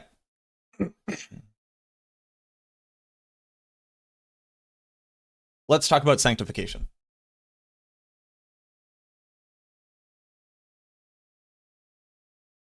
Walking out of Season 11 PTR, the developers got a lot of feedback, is a very nice way to say it, about sanctification. The new system in Diablo 4 for the season, the new seasonal mechanic in Diablo 4 that clearly they also want to try to make a permanent system, but also in the most recent Campfire chat, a little bit made it sound like maybe it's not going to be a permanent system, so who knows.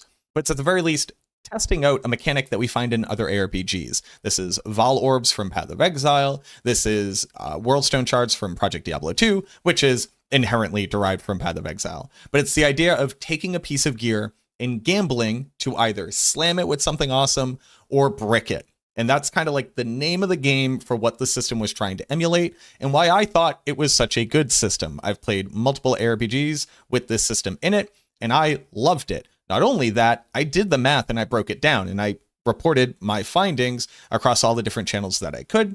And it turns out a lot of people had a lot of opinions about not only sanctification, but also my representation of it. The funny part being that my representation of the outcomes were purely mathematical. I went through and I collected data for over actually collected 800 data points to be able to determine what the outcomes were.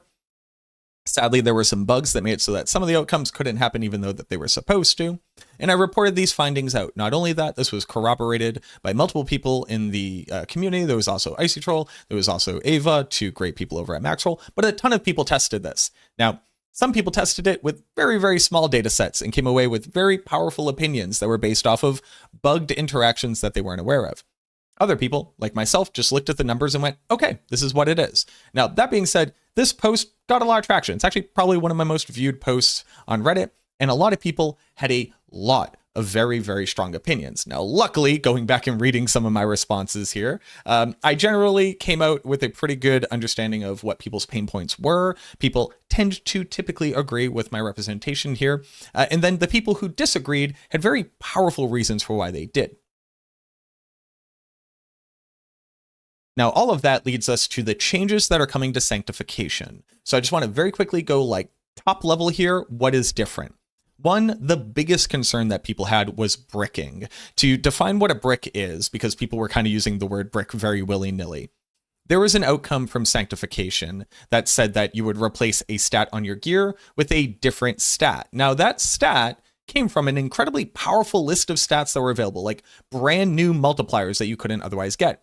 Not only that, that stat also sometimes included the stat that it replaced. So a great example here would be Shaco. A lot of people were very concerned about getting rid of their Shaco, because Shaco has a huge amount of cooldown reduction. Now, funnily enough, one of the sanctifying affixes that you could add was cooldown reduction, with the big difference being here that it wouldn't get nearly as strong because it was a much lower roll, and you wouldn't be able to masterwork it, etc. But people were afraid of getting rid of this, and they just changed it. You just can't brick these items anymore.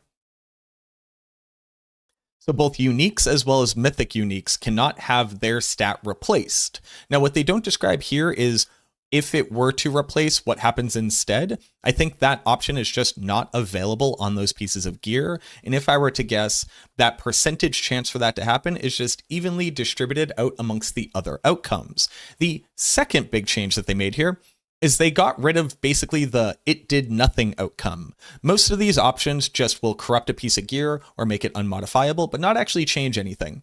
So you didn't lose your item, but it didn't get stronger, or your item didn't get bricked, or your item didn't get changed in some way. This is kind of like the consolation prize. It goes, hey, you gambled, but you didn't lose. Now, not everybody finds that particularly interesting, obviously, because nothing really happens. And on top of that, people will often see not winning something as losing something because they clicked a button and they didn't get the dopamine that they wanted. Now, that just comes down to how risk adverse you are versus how attuned you are to getting good outcomes from what you do. But in an ARPG, grinding and RNG are at the heart of this experience, or at least for me. So while some people saw this as a brick, I saw it as do nothing. And when we went through and we calculated all the outcomes and we looked at everything, here were the percent chances of any one outcome happening. There were 5 outcomes. One was adding a new aspect, which is just the strongest outcome. The bug from the PTR is that there weren't offensive aspects in the pool. Now it sounds like not only are there offensive aspects in the pool, but according to Art Pechkov, who said, and I quote, "I added some really crazy shit. There are supposedly very, very powerful outcomes that could happen when you get the aspect. The second thing that could happen is that you could take one of the affixes on your piece of gear and upgrade it to a greater affix. So obviously that is not nearly as powerful as an aspect, but still very, very good for a piece of gear. You would always want more aspects on your gear if you can manage to get them.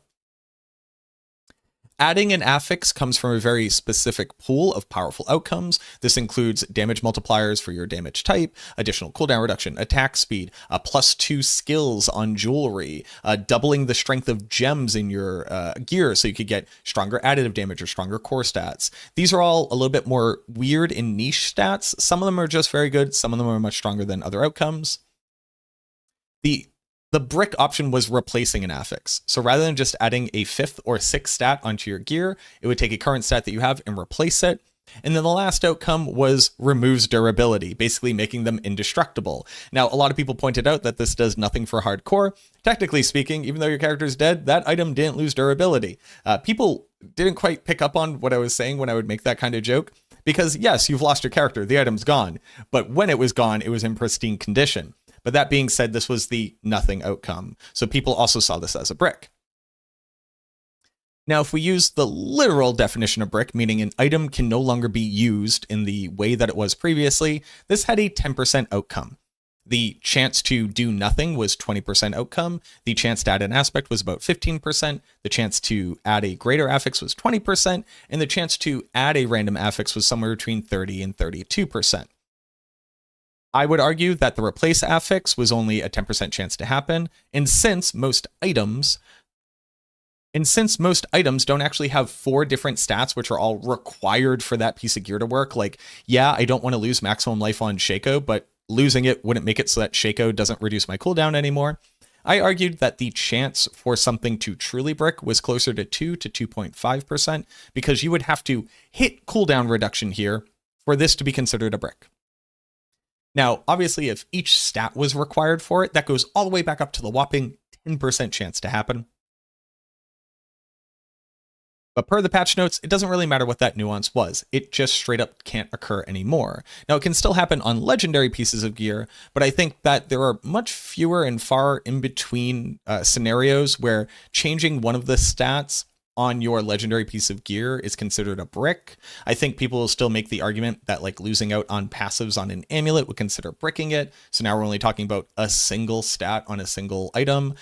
And at that point, I guess we can argue that bricking still exists. But at least for your uniques and your mythics, which was most people's argument of a casual player's inability to get more of these when they needed them, that is gone. So that, at least that concern, that anxiety is completely gone. Now, durability was replaced. It wasn't merely just removed. It was actually changed to something that's even stronger than some of the other It was changed to something that was stronger than even some of the other outcomes here. This is now going to add more quality to your gear. To understand what quality is, we have to understand the changes to masterworking. I just put out a video about all of the changes to masterworking, so I'll go ahead and link it here, just in case you're not completely up to date, but I'm not going to bore you to death. Masterworking adds quality to a piece of gear all the way up to 25%. Each one of those is going to increase your stats by 1% all the way up to a total of 25%. And then at the end, there's a capstone function, but that doesn't really matter for what we're talking about here. This outcome of durability, which is now actually just quality addition, means that 20% of the time, rather than do nothing, you're now going to gain between 5 to 25% more stats on your gear. This will increase the base stats like armor resistances and damage on your weapon. It'll also increase all of your affixes, your tempers, the stats on your mythics, etc. So now what the graph looks like as far as good versus bad outcomes. 10% of the time, you are going to replace a stat with a different stat. This might not be perfect for your gear. It might replace a single stat on your piece of gear that you might need, but this can no longer brick unique and mythic items. This is only available for rare. This is only available for legendary items. Then 90% of the time, you're going to get something that will make you stronger. You're either going to get 25% more stats across the board, you're going to gain an entirely new aspect that that item can have, you're going to add a greater affix to your piece of gear that it didn't have previously, or you're going to add a new affix from a pool of very strong outcomes.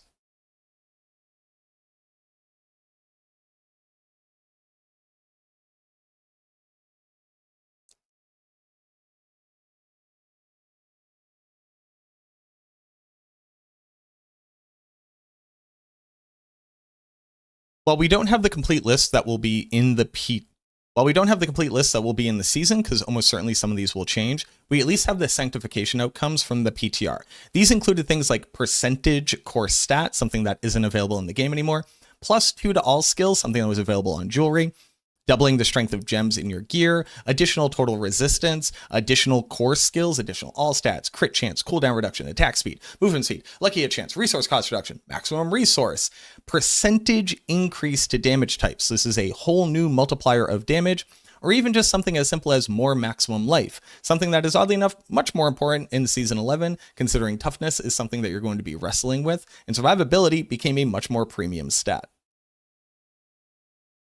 So those are the changes to sanctification. That is how it's going to look mathematically unless we learn some other information. They didn't talk about changing these outcome percentages at all. That definitely could change. Anything is liable to change walking into the season.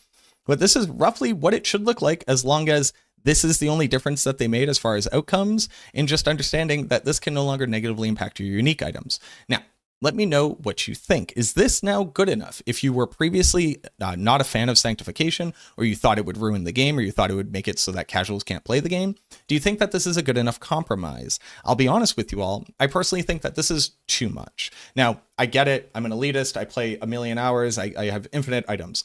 None of that is really true, and in fact, as far as blasters are concerned, I'm effectively a casual in comparison to what a lot of other people do to play this game, where I might get a couple hundred hours out of a season, like 100 to 200 hours, depending on how much I'm invested. Other people are playing for significantly longer. But that being said, I recognize that clearly I have a bit of a leg up, right? I get to play this game for my job, which means I will play more hours than the typical person. But I'm not out here just taking a bunch of handouts or just getting free trades or whatever. People don't just pile gear onto me. I trade for everything that I would, or I play solo self-found like last season. So I personally think that these changes are removing a little bit too much of the tension, a little bit too much of the friction, and it's reducing how cathartic and how enjoyable it will be when you get a good outcome in comparison to a bad outcome.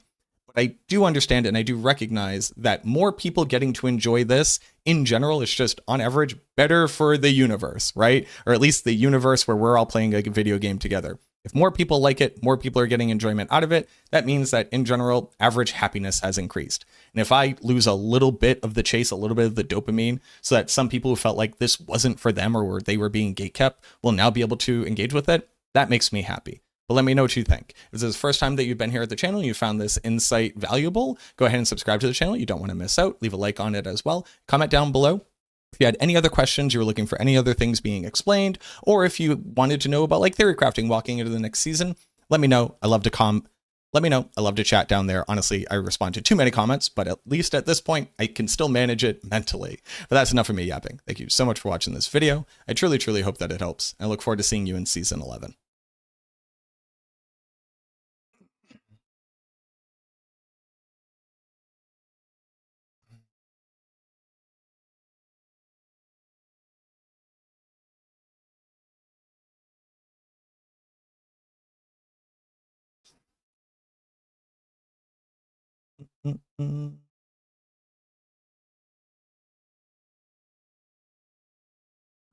Sorry, I missed a whole bunch of things that people say.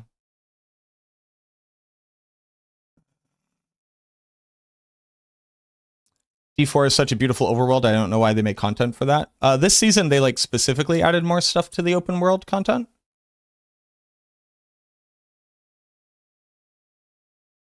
That they announced something for D2R in the Game Awards. Maybe. So we got the, hey, more things are coming. And then they went a little bit radio silent. My best guess is that it's getting like mucked up in marketing somewhere. But I do think something's coming to D2R. They don't really, like, in my experience, Blizzard doesn't vaporwave stuff.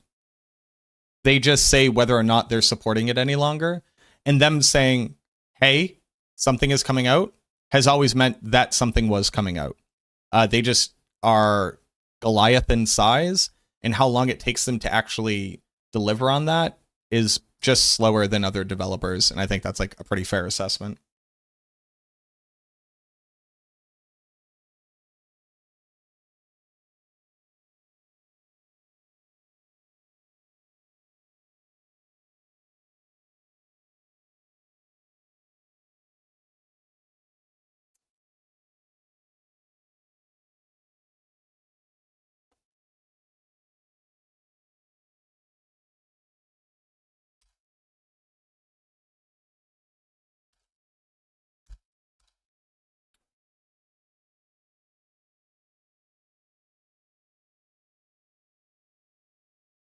Part of the conversation of like, what are people going to do? Or which game are they going to play?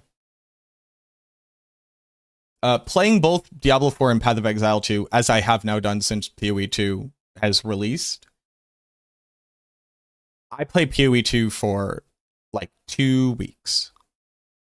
I started trading, and trading has helped me to feel like a little bit more engaged for a little bit.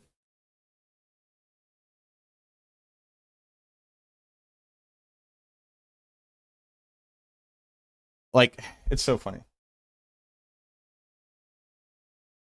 So, like,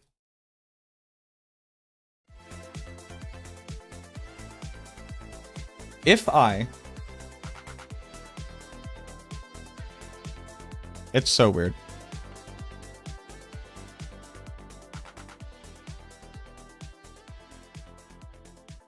If I just started playing PoE 2 as my primary game right now, I would just be making more money. Straight up.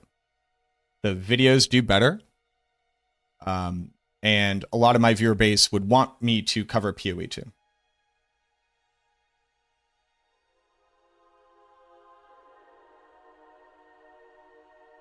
I know there's like a weird like undercurrent of people like, well, Blizzard pays you. I fucking wish.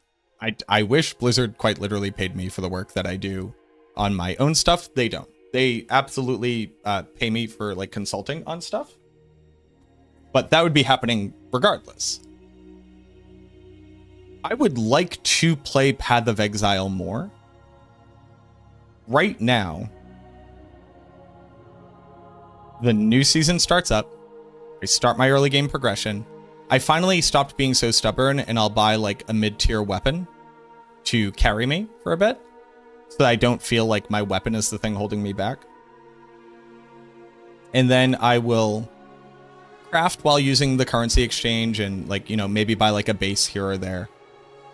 And then I'll save up my currencies and I'll do a little bit of like more interesting crafting. No endgame crafting. Like I'm not good enough at PoE 2 to do like true endgame crafting. But my major issue is I get to maps and I get like halfway through leveling on my Atlas passive tree. And then I go, well, I don't just want to run maps. They're not interesting, and they are like quite literally a transition point until you can do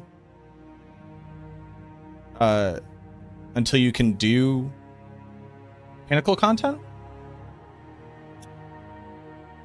And then you do the pinnacle content, which I've tried. I've failed at killing the Arbiter, and then I ran out of currency to buy like more key sets to go in. And I went, oh, well, I'm not just gonna run maps to get currency to buy key sets to go try this more, because I don't like running the maps. I just personally don't find it particularly fun to beat trivialized content for a chance at a thing.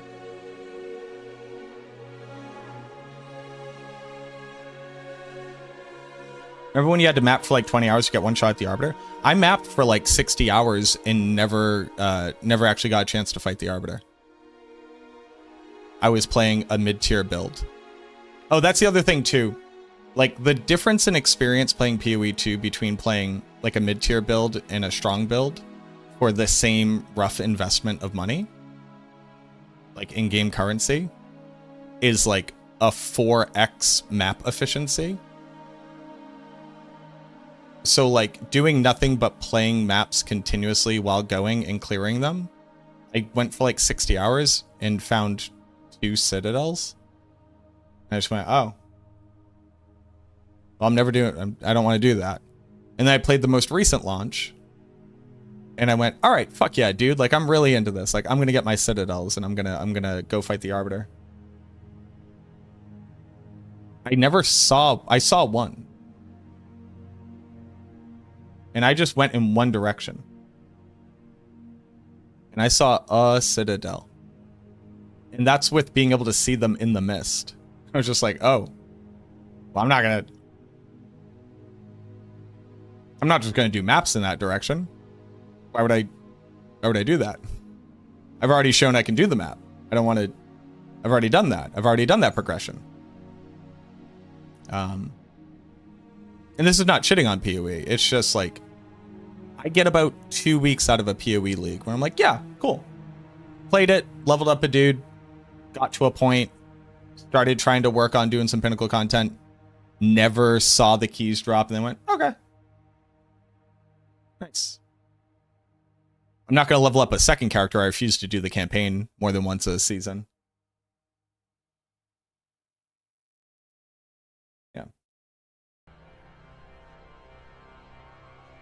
I see your point, but there's stuff that I'm missing. Sure.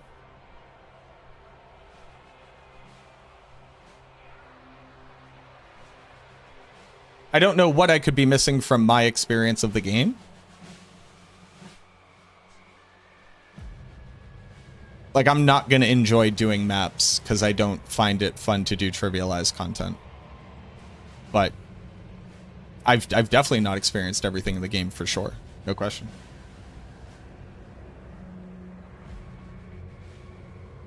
D4 I could play for about 3 weeks. Like, fuck yeah, I'm playing it to be playing it. About 3 weeks. That's because I play multiple builds, because you can actually swap between multiple builds very easily in Diablo 4. If I could swap between builds much more easily in Path of Exile, I'd probably get about 3 weeks out of that as well.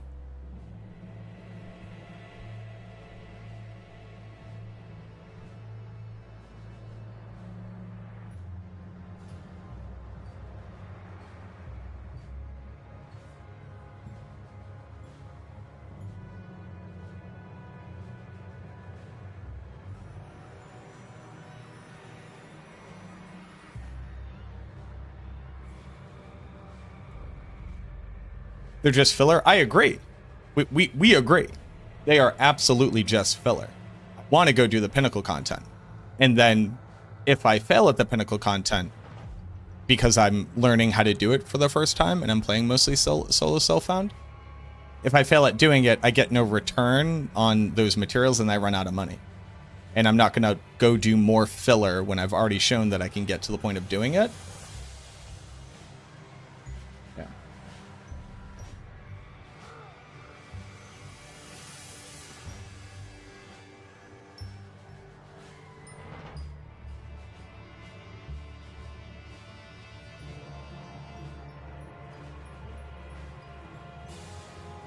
You do the campaign for all classes? I'm glad you enjoy it. I fucking hate the campaign. Like, the campaign is very good to see one time. Act 1 is pretty good. Act 4 was not, now that like I look back at it. There's cool stuff in it, but the like literally going, I'm at town, go to the boat, from the boat, go to the map to go to the place, get to the place, loading screen. There's a loading screen in between each one of these things. In town boat, loading screen. Boat to where I want to boat to. UI element, loading screen. Click on get off the boat, loading screen. Go up to the shore slowly while the guy says, did you know back in the day, my dad? Oh, you left. Very funny the first time. Not funny the 10th time. And the whole act is fetch quests that require you to go to an individual island every time. I don't know why they made Act 2 again and worse somehow, but it was fucking teeth-grindingly upsetting.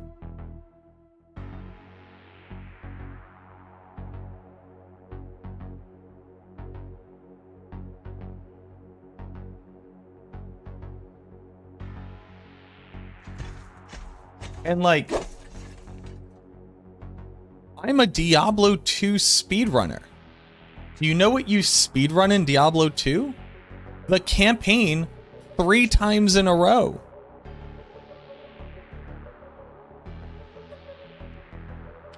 You know what you can do in the campaign 3 times in a row? Skip all the shit and just do the main questline. Like, the gameplay of PoE 2 is very good. The build diversity is very good. Itemization is very good. But there's like this like wild gap between getting started as like a casual player and getting to do anything cool at all. And in the 3 patch launches, I've had 2 opportunities to do something cool.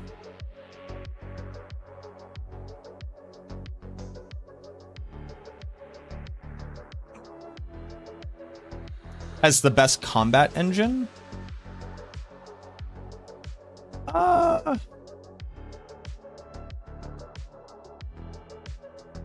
Sure.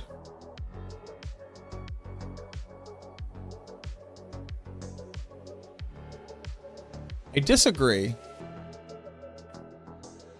I think it sells itself as the best combat engine.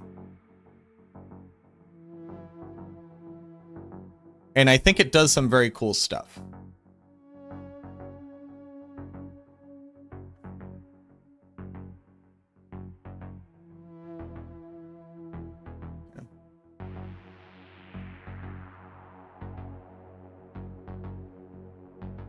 What necro build can start?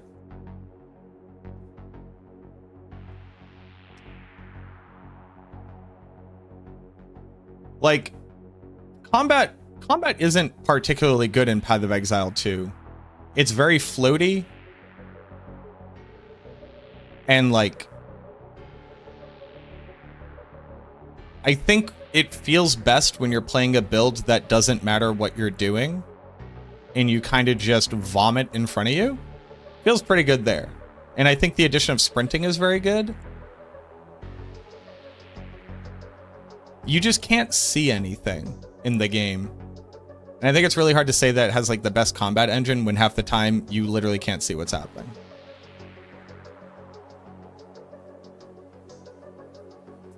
what Necro build can start? Minions, Affliction are both very good. Oh yeah, and I have to play on mouse and keyboard, and I have carpal tunnel, so that sucks.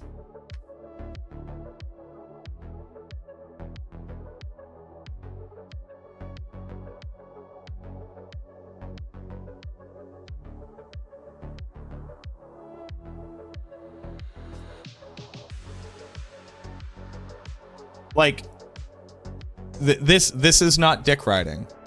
I think that combat in Diablo 4, like, okay, let me add a lot of caveats here. In Diablo 4, when you're not in the end game, where you just stand in front of a group of monsters and attack for 15 seconds until they're dead, and it doesn't matter what's happening, I think that Diablo 4's combat is like near perfect. How skills feel when you use them, how mobility feels when you use it, when you actually have to dodge stuff and when you can actually dodge stuff. All of that is amazing. Endgame pit, a travesty. Literal, why are we okay with this happening? God, it feels so bad. Just standing in front of a pack of monsters and attacking, and nothing matters, and then they're dead, or I've run out of time. Very bad. But the minute to minute, like when you are speed farming or when you are like first getting powerful, I think blows Path of Exile out of the water.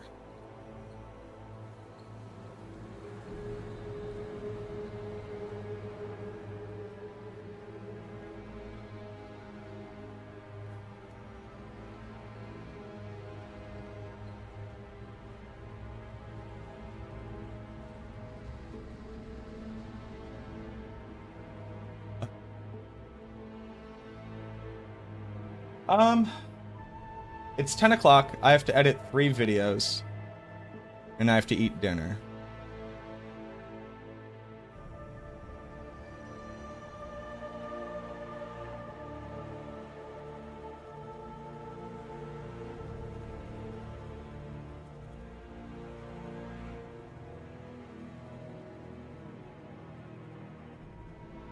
PoE does a good job at making console gameplay enjoyable. I wish I could play on controller, I just can't. Because you can't swap between mouse and keyboard and controller. So I just can't play on it.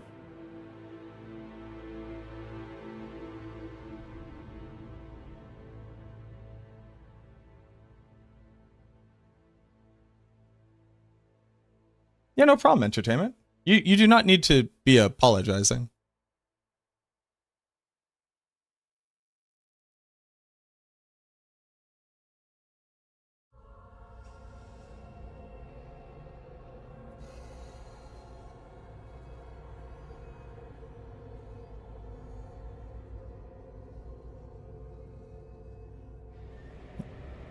The thing that I noticed is that the thing that sucks here is you all can't be, because I was doing stuff.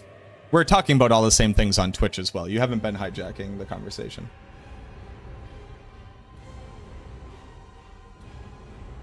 You know what I noticed? If I ever post anything in the Diablo, subreddit,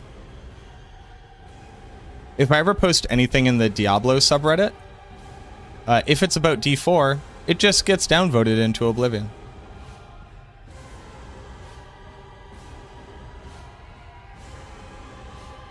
Everywhere else does pretty good. Except for this one. I thought this was such a good video. Diablo 4 is an action RPG, more specifically the grandfather of the Slooter, the slash and loot dungeon delving experience, whereby grinding through endless hordes. Like, I did such good editing on it. Power 9. These were incredibly actually turned one card into. I put so much time and energy into it. Hand, change things, and then drop intro in the even in the puzzle pieces. Nobody cared. Now that being said, they did nerf overpower.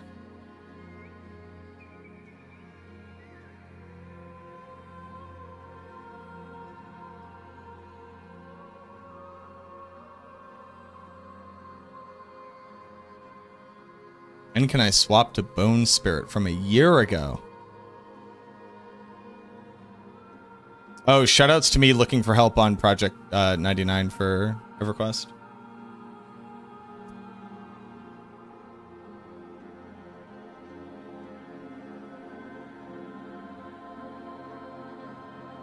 Oh, this was fun.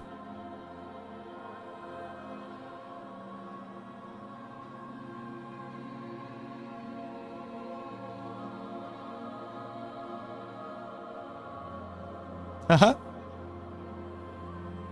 I forgot all the things that I posted.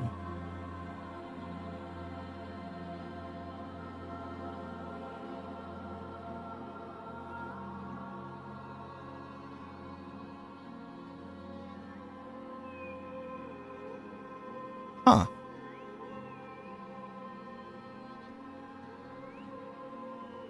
I don't remember this video.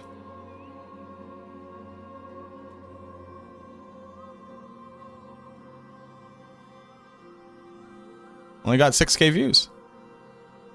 And how to play the Infamous series, a video guide where I'm hoping to cover literally every single thing you could possibly need to know about this game as far as my understanding and my total knowledge of the Necromancer is at this point in Season 2 of Diablo 4. In our first Season 2?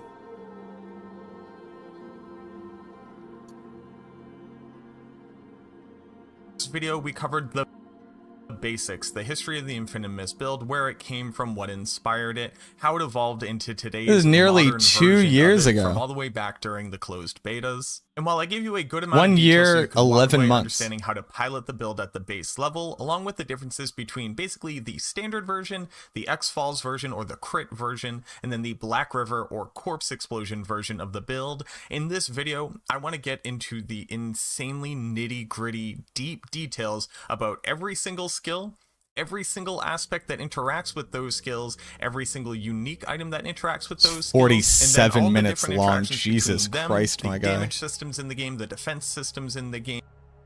So Brady Bunch panel infographic that I've created is the basic skill bar of what the Infamous Necromancer currently looks like. You obviously have Blood Mist, Bone Storm, Corpse Tendrils, and then you have Corpse Explosion and Decrepify. The question mark here is representative of the fact that your 6th skill actually has a huge amount of variance on this build, so that's where we're going to start. We're going to be covering the basic skills that can fit into this slot, the variables, not variants. Spender skills or core skills that can fit into this slot.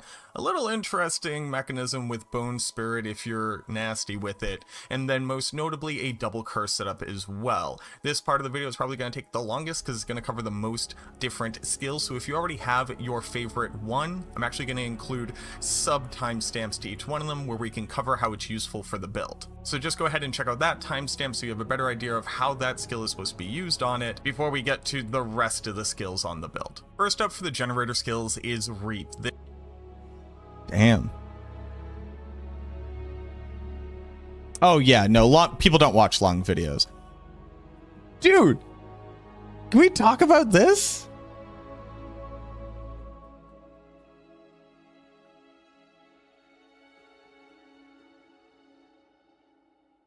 This is the penultimate quintessential skill on the skill bar for Infamous, and it's really easy to understand why this skill would be so valuable. Its ability to automatically generate a corpse on command, as well as being a darkness skill which deals shadow damage to be able to trigger all of our various passive skills and key passive in our skill tree, gives it an incredible amount of utility while also providing the most damage reduction in the game. 4.4% engagement is actually really good.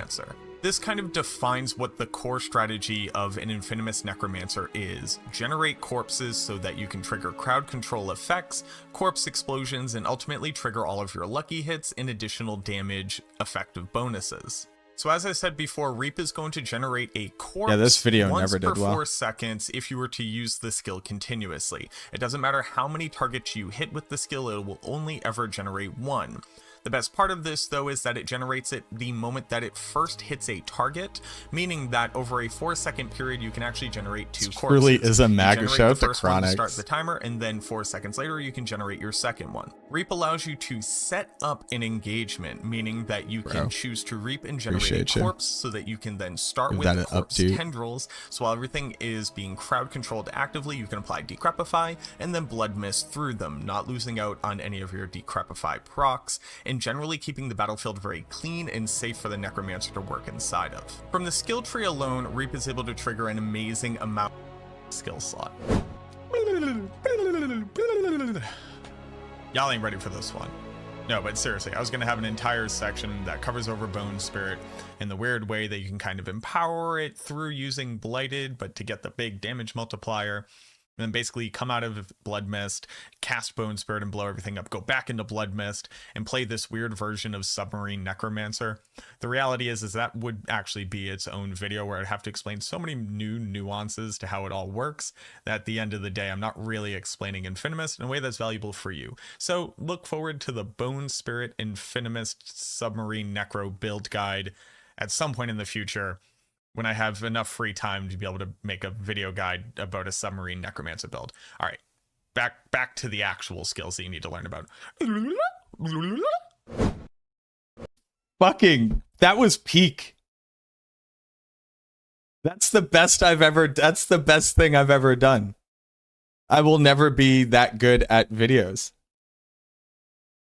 The skill Decrepify serves a very specific purpose on this build, and we haven't really seen it bloom into its own until the addition of the Abattoir of Zir content, incredibly difficult, challenging content that required us to be able to multiply our damage to the utmost extreme at the end of Season 2. And while there are some interesting interactions with Iron Maiden, most notably the things it doesn't actually interact with, it is purely for the addition of both curses on your skill bar to be able to activate the damned aspect to gain an additional 50% damage multiplier, specifically for our shadow damage. Utilizing this skill requires you to completely abandon the ability to proc X. I forgot damned required 2 skills. Falls more effectively using any of the spender skills, as well as generate corpses proactively with any of the generator skills. So there's not a lot to really cover in this point, but I will go over things that are important for you to understand. At the end of the day, Decrepify effectively says nothing for our build. It adds on a small amount of damage that doesn't act like Thorn's damage whenever a monster successfully attacks you. Its enhancement makes it so it doesn't cost essence at all, so you can use it to count as a skill spam for the purposes of things like healing per skill use, and then with Temerity Pants for overhealing and barrier. And then to further bolster that, whenever any Necro build guides a max roll for Eternal? No.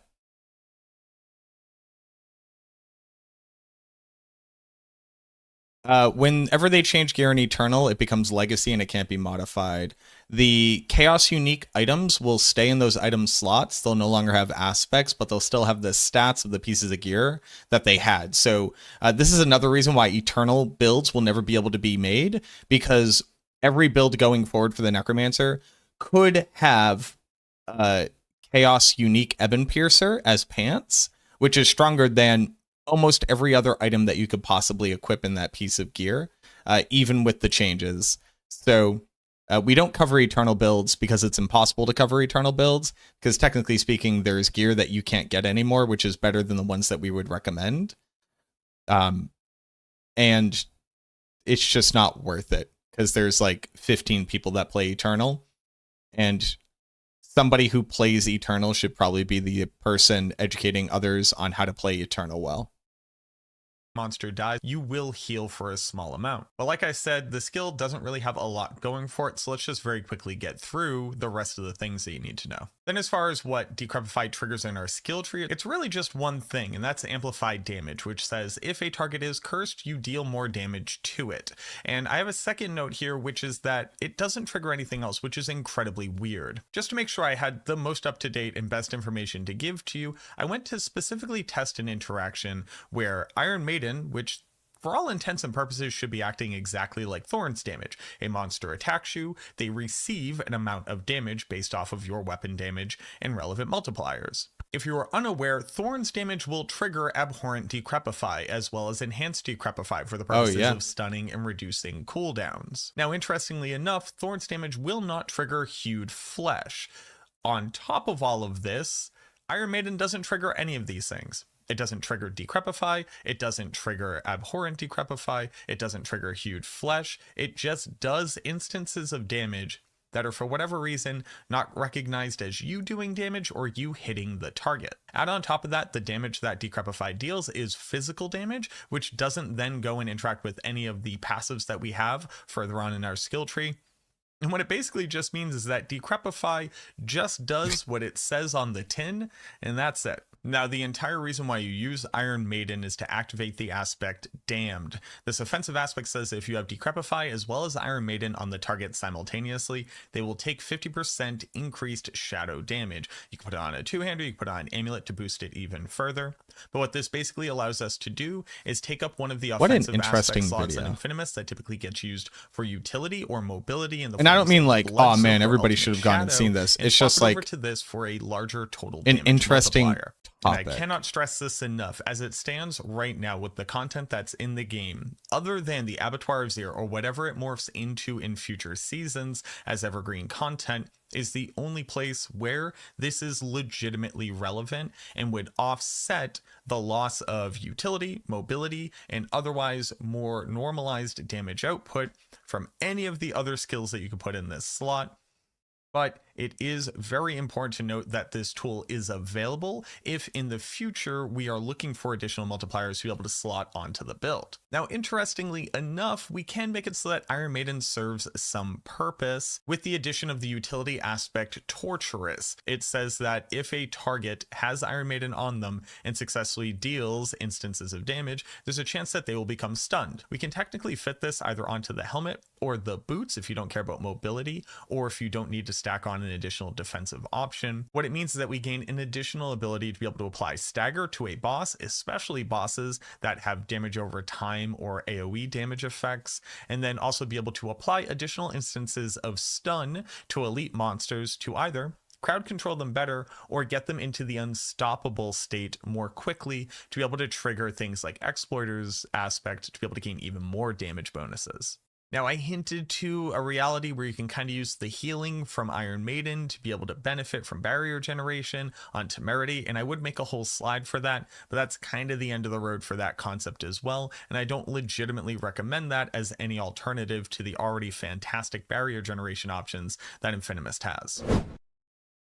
For the final option in this skill slot, we actually look to raise Skeleton, because it turns out if Infinimist is one of the best lucky hit, if not the best lucky hit builds in the entirety of the game, it works incredibly well with the unique item Ring of Mendeln, which seeks to proc lucky hit so that your skeletons can be a vessel to apply a bunch of huge AoE damage that all scales off of the Necromancer themselves. To be able to use this ring, we have to have raised Skeleton on our big brain thoughts. All right, that's enough of me watching a video from 2 years ago. Let's go find somebody to raid. Woody is still streaming. Woody Joe.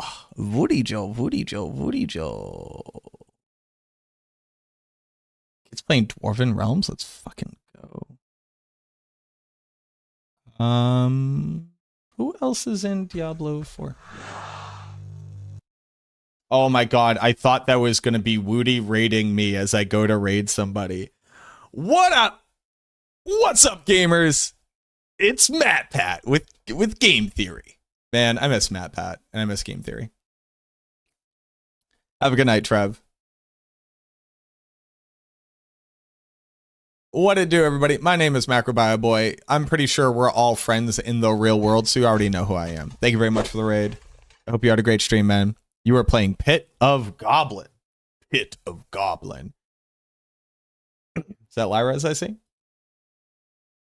Thank you very much for the raid. We are looking to raid somebody else, because oddly enough, it's late and it's night time. But shouts to my boy Grand Hazard. That's my real life friend. Y'all should go hang out with him. He's a great dude. Go give him some love. I don't know why that didn't do anything. Hello? Hello? Streamlabs? Dear Streamlabs.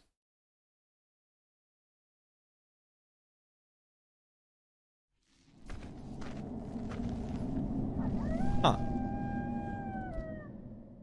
There we go. That's so weird. It's been weird all day. Diablo 4. Diablo 4. Who's streaming Diablo 4? Alex the Suisse. Hell yeah, brother. Fame, obviously. We got Immortalize. Who else? Who haven't I seen in a bit?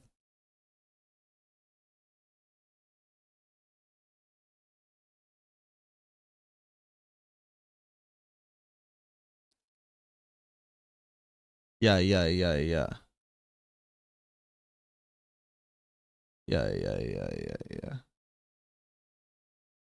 Let's go fuck somebody up.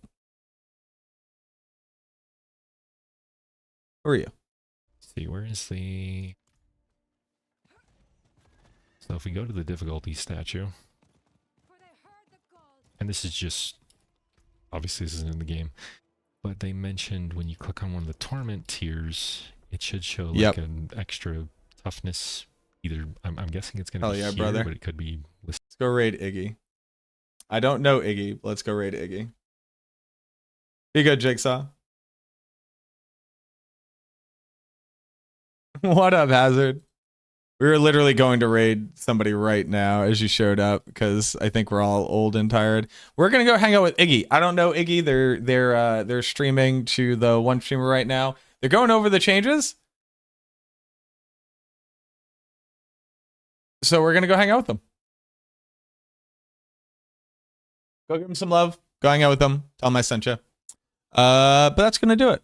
As always, auf Wiedersehen, au revoir, arrivederci, sayonara, so long, ciao, kapkun, sawadi, guten Nacht. Hasta mañana. Tomorrow we're going to start doing our theory crafting, going over builds, updating build guides. We got a lot to get done. I also have to edit all these videos, so it might be a little bit later after I get all the videos edited up.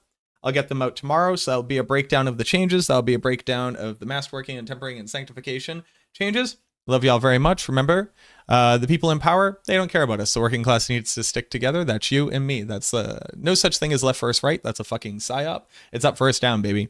Workers need to stay united. You need to make sure that you're looking out for people in your community, even if you do not see exactly eye to eye. You may be walking different walks of life, but I promise you, you're both humans. You both deserve dignity, and you both deserve to have people keep their hands out of your shit. So just remember that. Stick together. Fuck the bourgeoisie. Love the proletariat. Be good to people. Be a little bit more patient and kind and good, especially walking into the holiday season. People are going through a lot. So just try to be understanding. Love y'all very much. I hope the best for you. I'll see you all tomorrow. Bye-bye. Resist, it'll be like